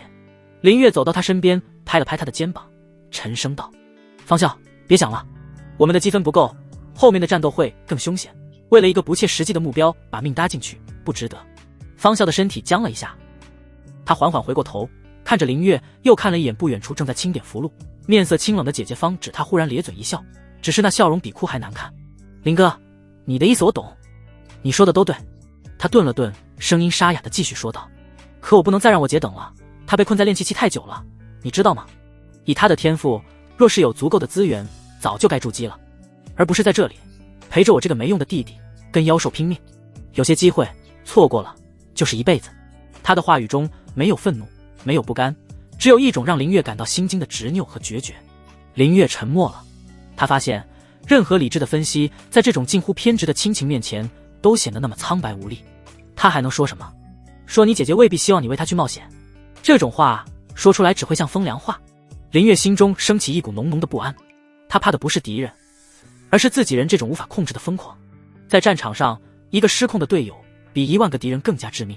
他转过头，恰好对上了方芷看过来的目光，那双一向沉静如水的眸子里也充满了深深的担忧与无力。他显然也察觉到了弟弟的变化。就在这时，一阵低沉的仿佛来自地底深处的嗡鸣声突兀地响起，整座龙渊城都随之震动了一下。林月和方芷脸色同时一变，猛地抬头望向天空。在他们的视野中，那道笼罩着全城的天青色守护光幕表面上依旧光滑流转，但在光幕的内里，一道道肉眼几乎无法察觉的细微裂痕，如同蛛网般正在不可逆转的缓缓蔓延。这城恐怕受不住了。林月的心猛地沉了下去。来不及了，下几波兽潮恐怕就是最后的决战。一个摇摇欲坠的守护大阵，再加上一个藏在幕后不知意欲何为的城主府前所未有的危机感，如同冰冷的海水，瞬间将他整个人淹没。城墙在摇晃，不是比喻，是物理意义上的摇晃。林月扶着冰冷的墙砖，感觉脚下的巨石都在发出痛苦的呻吟。头顶那片覆盖了整座龙渊城的天青色光幕，此刻就像一块被重锤砸过的玻璃，裂纹从一个点向四周疯狂蔓延，凄厉而绝望。吼！一声不似凡间能有的咆哮穿透了灵气护罩，震得人神魂欲裂。所有人的目光都不由自主地投向了城外那片漆黑的深海。一头庞然大物正从深海中缓缓升起，那是一头无法用言语形容的巨型鱿鱼，身躯堪比一座小山，数十根粗壮无比的触手在空中狂乱舞动，每一根触手的末端都闪烁着幽蓝色的电光。它的头颅上没有眼睛，只有一张一吸的巨大肉膜，每一次吸动都引得天地间的灵气为之紊乱。金丹级妖兽深海巨游他在攻击那个位置。一名城卫军修士指着光幕，声音因恐惧而变了调。只见那巨游的一根触手如同一柄来自九幽的攻城锤，裹挟着滔天的水系灵能，一次又一次不偏不倚地轰击在守护大阵的同一个节点上，轰轰轰，每一次撞击，整座城池都随之颤抖，光幕上的裂纹就扩大一分。林月的脸色瞬间变得无比难看，久久不见城主府派出支援。他不懂城主在想些什么，但他懂结构力学，持续对一个点进行破坏性攻击，哪怕是最坚固的堡垒也终将迎来崩溃。方芷，他低喝一声。方芷的俏脸已是一片煞白，他死死盯着那个被攻击的节点，语速极快。那是训位的阵眼之一，是整个东南城墙的能量中枢。城防军的主力全被另外几头兽王牵制在北门，这边根本没人能挡住他。他的话像一盆冰水，浇灭了周围所有人心中最后一点侥幸。阵眼一旦被破，他们所在的这整段数百丈的城墙将瞬间失去所有防护，彻底暴露在兽潮的冰封之下。到那时，城破人亡不过是眨眼之间的事。绝望如同瘟疫般在人群中蔓延，已经有修士开始面露死灰之色，手中的法器都握不稳了。林月的脑子里飞快地运转着，跑！这是他脑海中蹦出的第一个念头。留在这里就是等死。尹志高那个老狐狸把他们这些散修顶在最危险的突出部，摆明了就是当炮灰。现在主力被牵制，更是没人会来管他们的死活。必须立刻找到生路，在城墙崩溃前逃出城，寻找方芷推演出的那个空间薄弱点。可是来不及了，他看了一眼那头深海巨游，又看了一眼光幕上那密如蛛网的裂纹。最多再有10次攻击，这片阵法就会彻底崩溃。10次攻击的时间，连从城墙上跑下去都不够林月的心脏狂跳，冷汗顺着额角滑落。不能等了，等下去就是十死无生。他猛地转头看向慕容雪和方芷，眼中闪过一抹疯狂。掩护我？什么？慕容雪一愣，你们两个用最强的火力攻击那头巨游的头部，别管有没有用，给我把他的注意力吸引过去。林月的声音压得很低，却透着一股不容置喙的决断。林哥，你要干什么？方笑也察觉到了不对劲，紧张地问道。林月没有回答，而是从储物袋中摸出了一块被他用油布层层包裹的东西。那是一块经过他特殊处理，将数块中品灵石的灵能强行压缩灌注而成的粘土块。烈性灵能炸药块，灵能 TNT， 这是他压箱底的保命手段，是他所有造物中最不稳定也是威力最恐怖的东西。林月，你疯了！方芷瞬间明白了他的意图，失声惊呼：我没疯。林月舔了舔干裂的嘴唇，眼神里闪烁着赌徒般的光芒。那大家伙再用蛮力破阵，我就用蛮力给他顶回去。他的计划简单粗暴，甚至可以说是疯狂。他要在这段城墙的内壁，也就是阵眼的正后方，引爆这颗灵能 TNT， 利用爆炸产生的反向冲击力与巨油的攻击进行对冲，用一场可控的内部爆破来抵消外部的攻击，强行给大阵续命。这是一个教科书般的赌徒行为。计算稍有差池，爆炸的威力没能完全对冲，那他就会成为亲手炸毁城墙的千古罪人，第一个被狂暴的能量撕成碎片。慕容雪定定地看了他2秒，这个平日里有些跳脱的少女，此刻却异常的冷静。她没有多问，只是重重地点了点头，将龙息霰弹枪的枪口对准了城外那头庞然大物。方芷，听他的！他对还在发愣的方芷喝道。方芷娇躯一颤，看着林月那张在火光下忽明忽暗的脸，最终还是咬紧了银牙，双手飞快地掐诀，数十张符箓悬浮在他身前。动手！林月低吼。下一刻，震耳欲聋的枪声和尖锐的破空声同时响起，一道由上百颗玄铁砂组成的金属风暴和数十道闪烁着各色光芒的符箓攻击，如同一道逆流而上的洪流，狠狠地轰向深海巨油那巨大的头颅。轰！猛烈的爆炸在巨油的头部炸开，虽然没能对它造成实质性的伤害，但那突如其来的攻击成功地激怒了它。巨油发出愤怒的咆哮，几根触手转向，朝着慕容雪和方芷的方向横扫而来。就是现在，林月的身形如同一只狸猫，贴着城墙内壁，朝着那个光芒最暗淡的阵眼节点飞速冲去。他的每一个动作都落在了周围所有修士的眼中。那小子要干什么？他疯了吗？靠近阵眼会被能量撕碎的。他手里拿的是什么？好惊人的灵力波动！在一片惊骇的议论声中，林月已经抵达了预定位置。他能清晰地感觉到墙壁的另一侧，一股毁天灭地的力量正在凝聚。他深吸一口气，将那颗灵能 TNT 死死地按在墙壁上，从怀里掏出了一根特制的引信。他的手在微微颤抖，这不是害怕，是兴奋，是面对一场生死豪赌时肾上腺素飙升带来的战力。成功，他们就能多争取到一线生机；失败，则万事皆休，连同这座城墙一起化为齑粉。在全城无数修士惊骇欲绝的目光中，在身后队友拼死掩护的爆炸声中，林月的眼中闪过一抹决绝。他用法术点燃了那根连接着毁灭与希望的引信，赤火花在黑暗中亮起，成了一股无形的冲击波，以林月为中心轰然扩散。几乎就在他引爆灵能 TNT 的同一瞬间，深海具有那毁天灭地的一击也重重地落在了阵眼之上。内外两股同样狂暴的力量，隔着一层薄薄的阵法光幕，进行了一场最原始、最野蛮的对撞。嗡！一声仿佛来自亘古的哀鸣响彻天地。所有人骇然看到，那原本即将破碎的阵眼节点，在经历了一阵剧烈到扭曲的闪烁后，竟然奇迹般的稳定了下来。而城外那头深海巨油似乎也因这股奇特的反震之力而吃痛，庞大的身躯竟被逼退了数十丈，发出了不甘的怒吼。成功了！林月的惊天豪赌竟然真的成功了！他用现代物理学中最基础的反作用力原理，对抗了一头金丹级的玄幻巨兽，并为摇摇欲坠的龙渊城争取到了宝贵的喘息之机。林大哥！林月！慕容雪和方芷第一时间冲了过来，一左一右将他扶住。林月只觉得浑身脱力，五脏六腑都像是移了位，喉头一甜，一口鲜血喷了出来。灵能 TNT 的威力比他预想的还要大，哪怕大部分冲击力都被对冲，溢散出的余波也让他受了不轻的内伤。妈的，亏大了！他抹去嘴角的血迹，在心中暗骂，差点把自己搭进去，得赶紧跑路。周围的修士们此刻看向他的眼神已经从惊骇变成了敬畏，甚至带着一丝狂热。他守住了，好小子，是条汉子。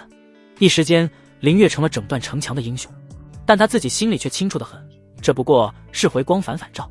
他看了一眼被自己炸得满是裂痕的墙体，那结构强度已经彻底被破坏，别说守住，恐怕再来几次相同的撞击都会直接垮他。好，仿佛是为了印证他的想法，城外兽潮的咆哮声变得比之前更加狂暴，更加密集。天空中乌云汇聚，血色的闪电在云层中穿梭。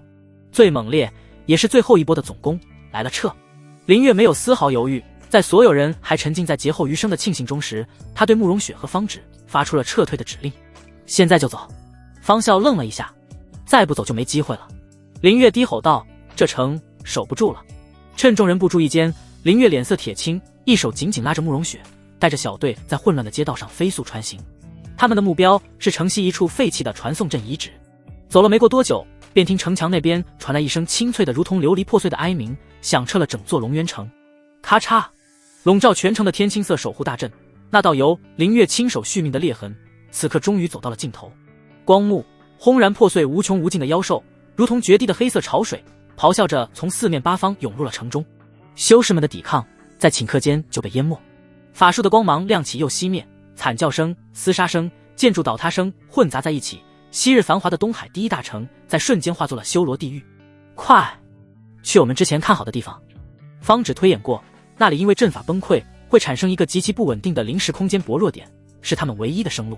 大量的妖兽从四面八方涌来，混乱的街道上到处都是厮杀。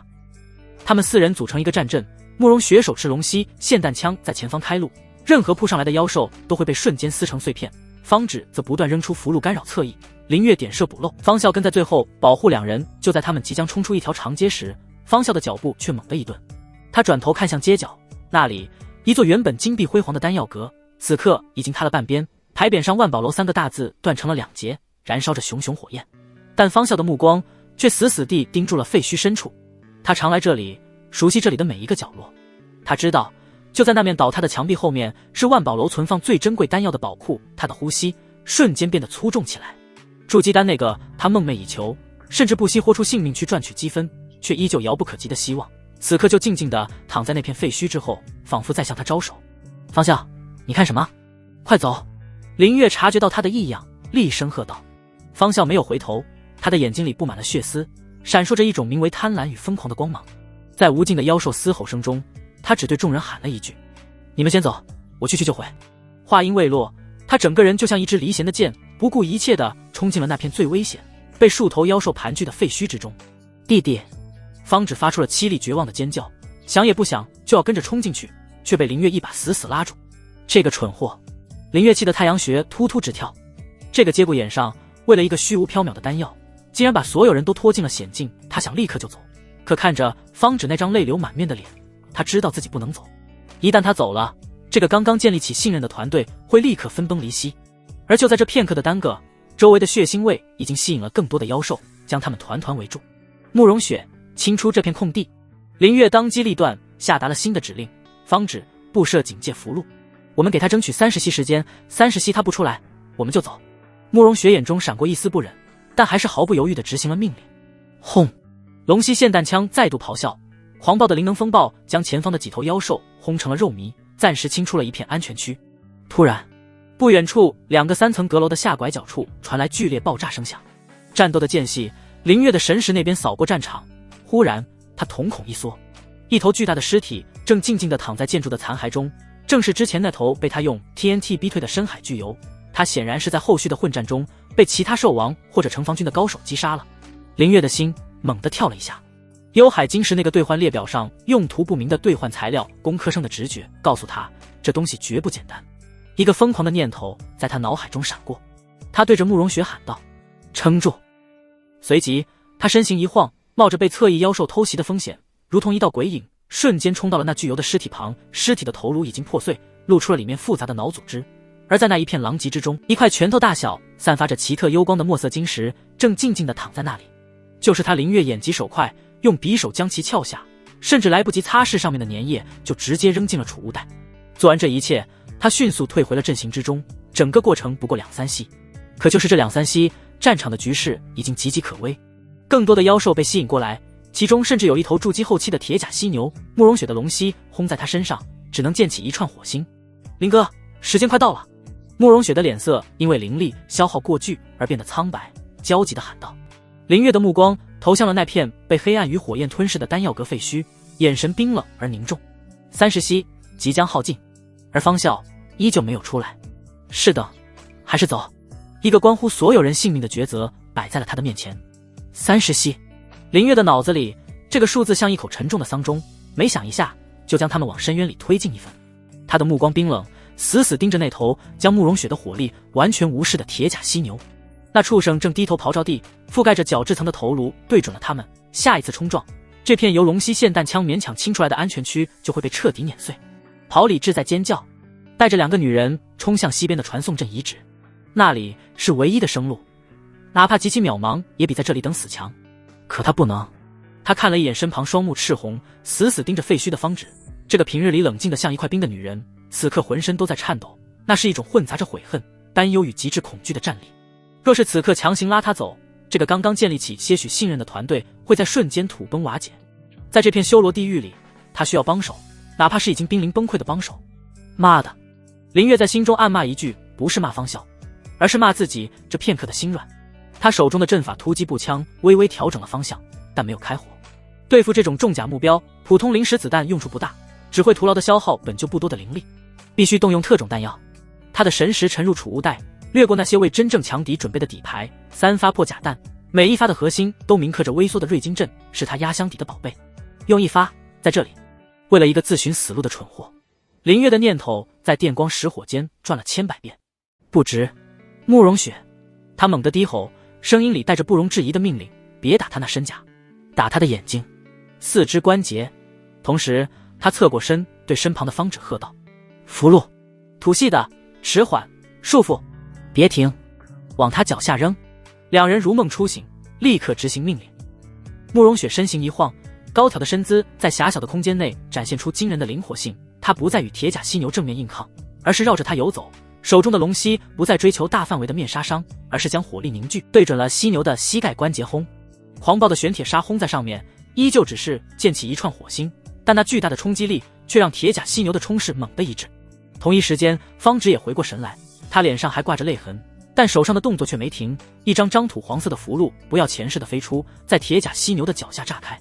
土缚术，泥沼术。地面变得泥泞不堪，坚硬的石板化作流沙，死死缠住了铁甲犀牛的四蹄，极大的限制了他的行动。机会林月的瞳孔骤然收缩，手中的步枪发出了咆哮。他没有瞄准皮糙肉厚的犀牛，而是对准了侧翼另一头试图扑向方芷的猎狗状妖兽。砰砰砰，3发连射，淡蓝色的灵能子弹精准地钻进了那头妖兽的眼睛，将其当场击毙。战术在瞬间成型。慕容雪主攻骚扰，方芷控场限制，而他则是坐镇中枢，负责清除一切试图破坏这个脆弱平衡的威胁。3个人在妖兽的狂潮中硬生生定在原地，像一块顽固的礁石。但林月的心却在不断下沉，灵力在飞速消耗，慕容雪的脸色已经肉眼可见地苍白下去，方芷扔出的符箓也开始变得稀疏。时间快到了。那片被火焰与黑烟笼罩的废墟依旧死寂一片。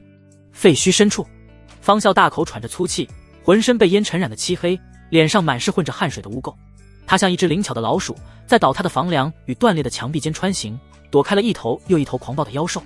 他熟悉这里，他曾无数次来万宝楼，隔着晶莹的柜台，痴迷地看着那些自己一辈子也买不起的丹药，听着伙计天花乱坠的吹嘘，将每一种丹药的位置都记得清清楚楚。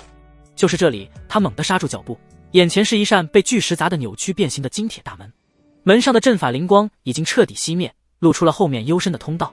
宝库方笑的心脏疯狂地跳动起来，他毫不犹豫地钻了进去。宝库内一片狼藉，无数珍贵的玉盒摔得粉碎，灵药的香气与血腥味混杂在一起，令人作呕。他没有理会那些，目光如同猎犬，在废墟中疯狂搜索。终于，在一个角落，他看到了一个半埋在碎石下的乌木盒子。那盒子完好无损，上面贴着一张金色的符纸，隔着符纸，他都能感觉到其中蕴含的澎湃灵力。筑基丹他扑了过去，双手颤抖地拂去上面的灰尘，一把将那乌木盒死死抱在怀里。终于拿到了一股巨大的狂喜，冲昏了他的头脑。他仿佛已经看到姐姐在服下这枚丹药后成功筑基，两人从此在这残酷的修仙界有了真正的立足之本。他甚至能想象到林月和慕容雪看到这枚丹药时会是何等震惊的表情。他方笑不再是那个只会耍嘴皮子的拖油瓶了，他转身准备循着原路返回。然而就在他转身的瞬间，一股腥臭的狂风扑面而来，一道黑色的残影无声无息地从他侧后方的阴影中扑出，快得让他根本来不及做出任何反应。那是一头幻影海马妖兽，它的下半身被巨石砸断，脊椎也诡异地扭曲着，显然早已身受重伤。噗嗤，方笑只觉得胸口一凉，随即是撕心裂肺的剧痛。他低下头，骇然看到一只覆盖着黏膜又滑腻的尖牙已经从他的胸口透体而过，尖牙上还挂着破碎的血肉与内脏。海马在发动这致命一击后，眼中最后的光芒也迅速暗淡下去，庞大的身躯轰然倒地，彻底没了生机。呵呵，方笑的喉咙里发出漏风般的声响，他难以置信地看着胸口那个巨大的血洞，生命力正以惊人的速度从中流逝。他想呼喊，却发不出任何声音。他倒了下去，怀里依旧死死地抱着那个乌木盒子。姐姐她能听到外面传来的厮杀声，能隐约听到姐姐那带着哭腔的呼喊。退路已经被倒塌的巨石彻底封死，她被困在了这片死亡的废墟中，被困在了她用生命换来的希望里。眼前渐渐黑了下去。28、29，林月在心中默数，每一个数字都像一把重锤砸在她的神经上。林月撑不住了。慕容雪的声音带着一丝绝望，那畜生要过来了。铁甲犀牛已经彻底摆脱了你找数的束缚，他猩红的眼睛锁定了他们，庞大的身躯开始加速，每一步都让地面剧烈震动。方芷的符箓已经耗尽，他只能握着一柄短剑，苍白的脸上满是泪水与决然。30息，时间已到。林月的眼神彻底冷了下来，再无半分犹豫。走！他一把抓住方芷的手臂，不顾他的挣扎，转身就要冲向西街的方向。然而就在这一刻，轰隆！一声震耳欲聋的巨响猛地从丹药阁的废墟深处传来，那不是妖兽的咆哮，也不是建筑的垮塌，而是一股爆炸符的灵力混杂着烈焰与冲击波，硬生生将堵住宝库出口的巨石炸得粉碎，尘埃弥漫中，一道浑身是血的身影踉踉跄跄地冲了出来。是方笑，他整个人仿佛刚从血池里捞出来，胸口一个触目惊心的血洞正不断地向外涌着鲜血。他的步伐虚浮，每一步都在地上留下一个深红的脚印，生命的气息已如风中残烛，随时都会熄灭。阿笑！方芷发出了撕心裂肺的尖叫，挣脱林月的手，疯了一样的冲了过去。别过去！林月瞳孔一缩，厉声喝道。那浓郁的血腥味已经让周围的妖兽彻底陷入了疯狂，尤其是那头铁甲犀牛已经近在咫尺，但方芷什么都听不见了。方笑也没有看任何人，他那双因为失血而变得灰败的眼睛里只有他姐姐的身影。他迎着方芷冲了过去，用尽最后的力气将那个被鲜血浸透，甚至还带着他体温的乌木盒子死死地塞进了方芷的怀里。他什么话都没说，只是在生命的最后一刻，他看着自己的姐姐，看着他怀里的那个盒子，脸上竟然露出了一丝满足的微笑。随即他头一歪，眼中的光芒彻底消散，整个人直挺挺地向后倒去。不！方芷抱着弟弟逐渐冰冷的身体，发出了不似人声的悲鸣，那声音凄厉而绝望，让听者心颤。吼！铁甲犀牛的冲撞到了，他巨大的阴影将相拥的姐弟俩完全笼罩。林月眼中闪过一丝复杂的情绪，有悲痛，有惋惜，但更多的是一种被逼到绝境的狠厉。他没有再去看方芷，而是猛地将阵法突击步枪的瞄准镜调转，对准了城西的方向。那里一处废弃的传送阵遗址上空，空间正在剧烈的扭曲，形成一个不规则的散发着幽光的漩涡。空间薄弱点即将关闭慕容雪。林月的吼声因为极致的用力而变得沙哑。开路！慕容雪眼中闪过一丝不忍，但她咬紧牙关，将最后一丝灵力全部灌注到了龙息之中。轰！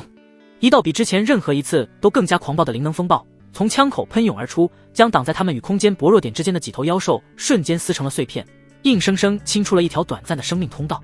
林月不再迟疑，他身形如电，一个箭步冲到方芷身边。他看也不看地上已经失去声息的方笑，探出铁钳般的大手，一把抓住方芷的后颈，强行将他从弟弟的尸体上拎了起来。走！他一手拎着状若疯魔的方芷，一手紧握着步枪，疯狂地冲向那个即将关闭的空间漩涡。慕容雪紧随其后。就在他们身后，铁甲犀牛的巨蹄重重落下，将方笑的尸体连同那片地面踩成了一滩模糊的血肉。三人一前一后，在千钧一发之际冲入了那个扭曲的漩涡之中。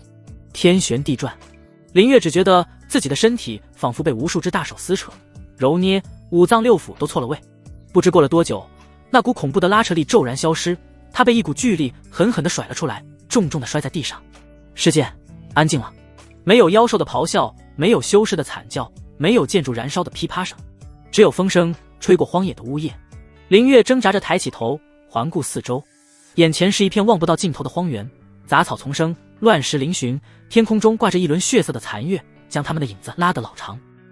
他回头看去，身后空无一物，那个将他们带离地狱的空间薄弱点已经彻底消失，他成功了，他们逃了出来。他看了一眼身旁，慕容雪瘫坐在地上，脸色苍白如纸，大口地喘着气，显然已经脱力。而在他的臂弯里，方芷已经彻底昏了过去，泪水打湿了他满是污垢的脸颊，双手却依旧死死地抱着那个沾满了他弟弟鲜血的乌木盒子，仿佛那是他在这个世界上唯一剩下的东西。他们活下来了，可接下来呢？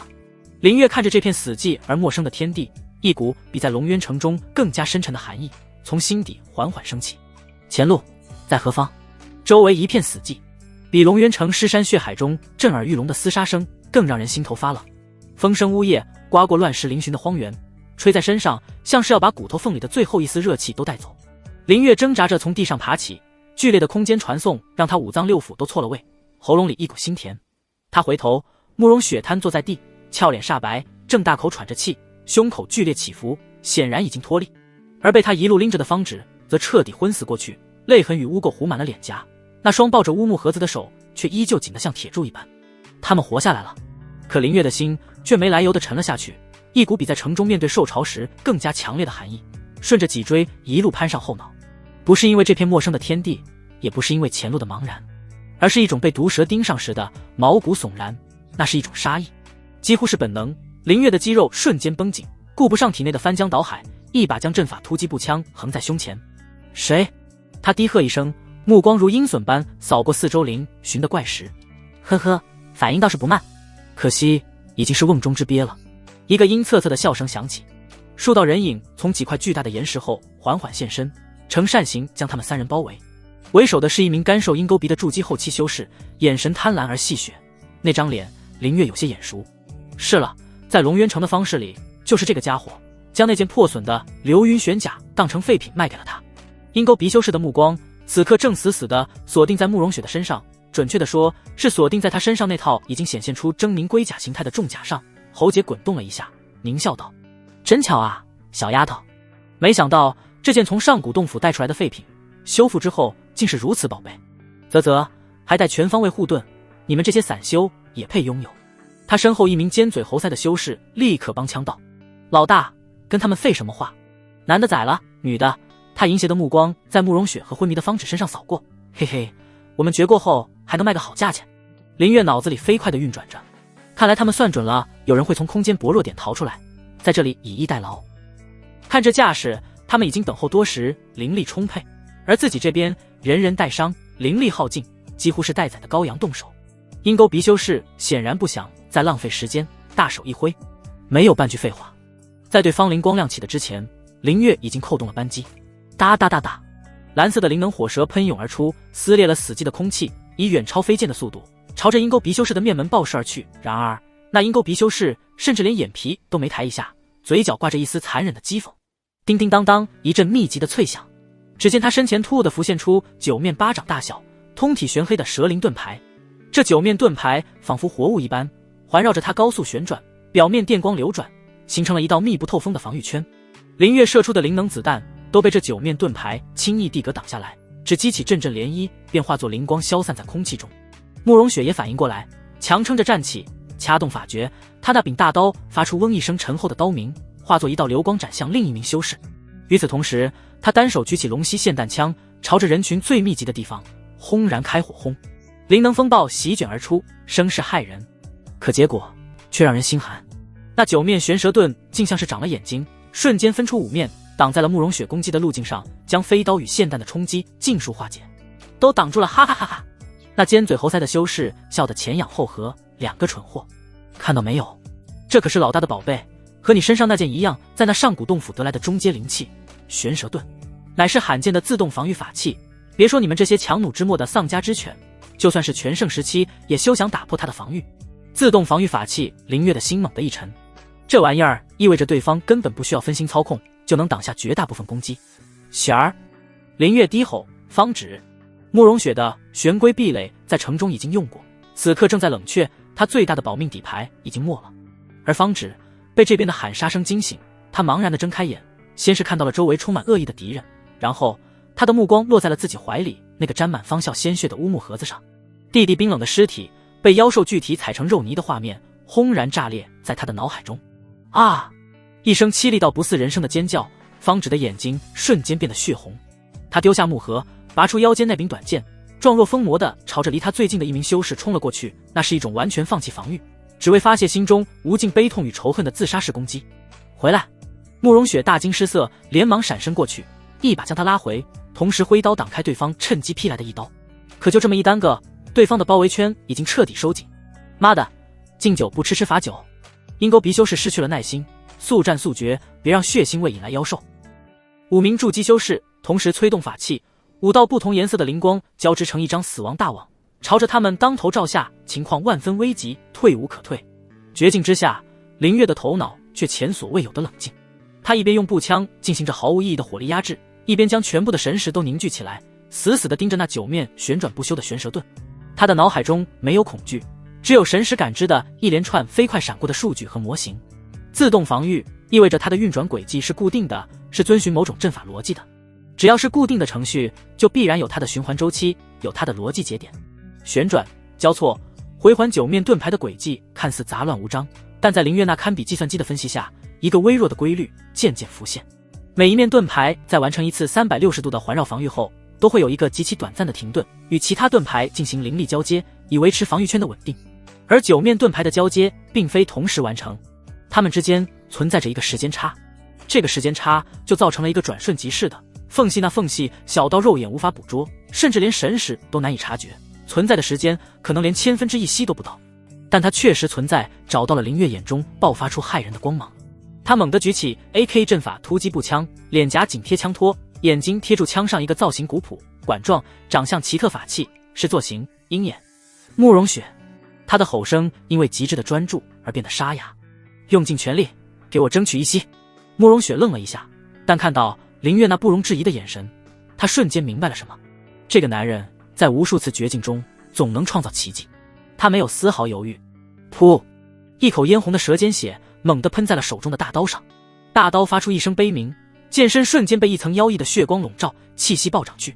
慕容雪俏脸惨白，将这燃烧了自己部分精血的一击狠狠地斩向了那5道灵光和那首领这一剑，汇聚了他所有的灵力与精血，其威势已经无限接近筑基后期的全力一击。不自量力！鹰钩鼻首领冷笑一声，果然，他被这突如其来的一击吸引了全部的注意。他甚至好整以暇地抱起双臂，准备欣赏这女人在悬蛇盾前绝望的表情。就是现在，在慕容雪的飞剑吸引了所有人注意力的那一刻，林月的世界里一切都慢了下来。风声、喊杀声、凌厉的呼啸声全都消失了，他的眼中只剩下那9面高速旋转的盾牌。他的神识前所未有的集中，强行催动简易千里眼阵法，瞄准镜中的世界瞬间拉近。1，他看到了盾牌旋转的轨迹。2，他捕捉到了灵力流转的节点。3，缝隙出现了，就在9面盾牌交错防御，其中2面盾牌切换位置的那1/1000秒的瞬间，林月的食指重重扣下，砰！一声与众不同的闷响，一颗经过粗糙塑形的灵能子弹缠绕着淡淡的蓝色灵光脱膛而出。它没有飞向任何一面盾牌，而是以一个匪夷所思的角度精准地射向了盾牌与盾牌之间那道几乎不存在的空隙。时间仿佛在这一刻凝固。鹰钩鼻首领脸上的讥讽还未散去，瞳孔中已经倒映出了一点急速放大的蓝光。他想动，却发现自己的身体根本来不及反应。他想不通，那道攻击是如何穿过悬蛇盾的完美防御的。下一瞬，噗！子弹精准地从他的左眼射入，巨大的动能裹挟着狂暴的灵能，在眼眶形成碗口大小的塌缩后，从他的后脑贯穿而出。一盆红白相间的滚烫液体在血色的残月下炸开了一朵绚烂而死亡的烟花。鹰钩鼻首领脸上的表情永远地定格在了那一瞬间的错愕与不解。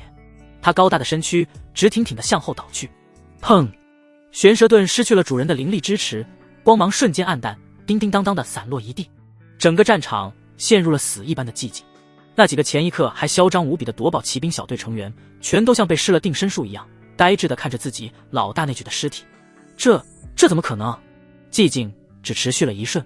杀！林月和慕容雪几乎同时动了，他们像2头出闸的猛虎，朝着那群被惊天逆转震慑住的敌人扑了过去。血腥味在荒原上弥漫开来。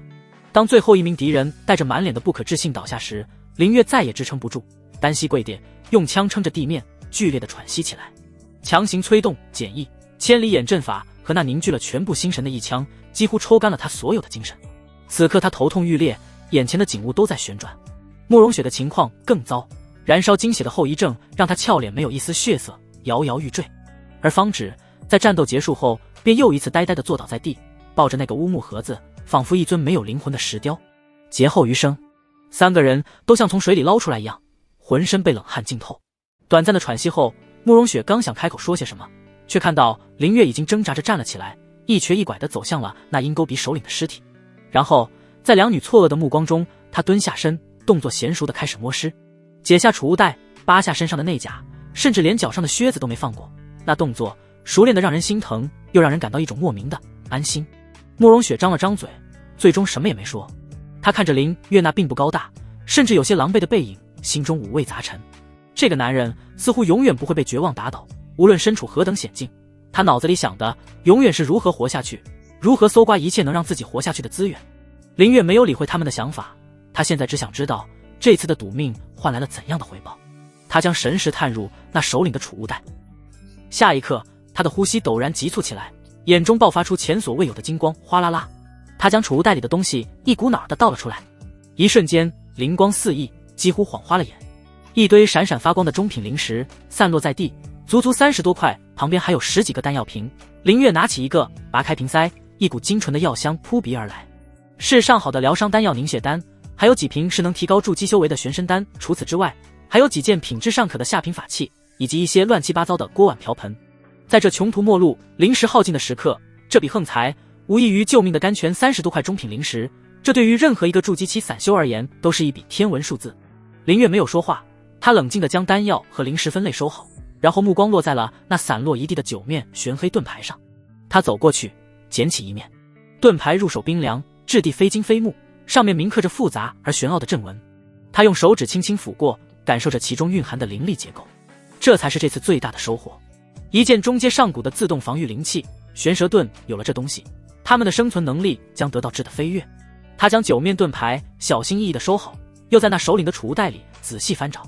很快，他的动作一顿，摸出了一卷用兽皮制成的卷轴，不是功法，也不是秘术。他缓缓展开兽皮卷轴，竟是一幅地图。慕容雪也凑了过来，当他看清地图上的内容时，轻呼一声：“这是东海内陆的地图。”这幅地图绘制得极为详尽，山川河流、险地秘境都标记得清清楚楚，比他们从方士里买来的任何一份地图都要珍贵。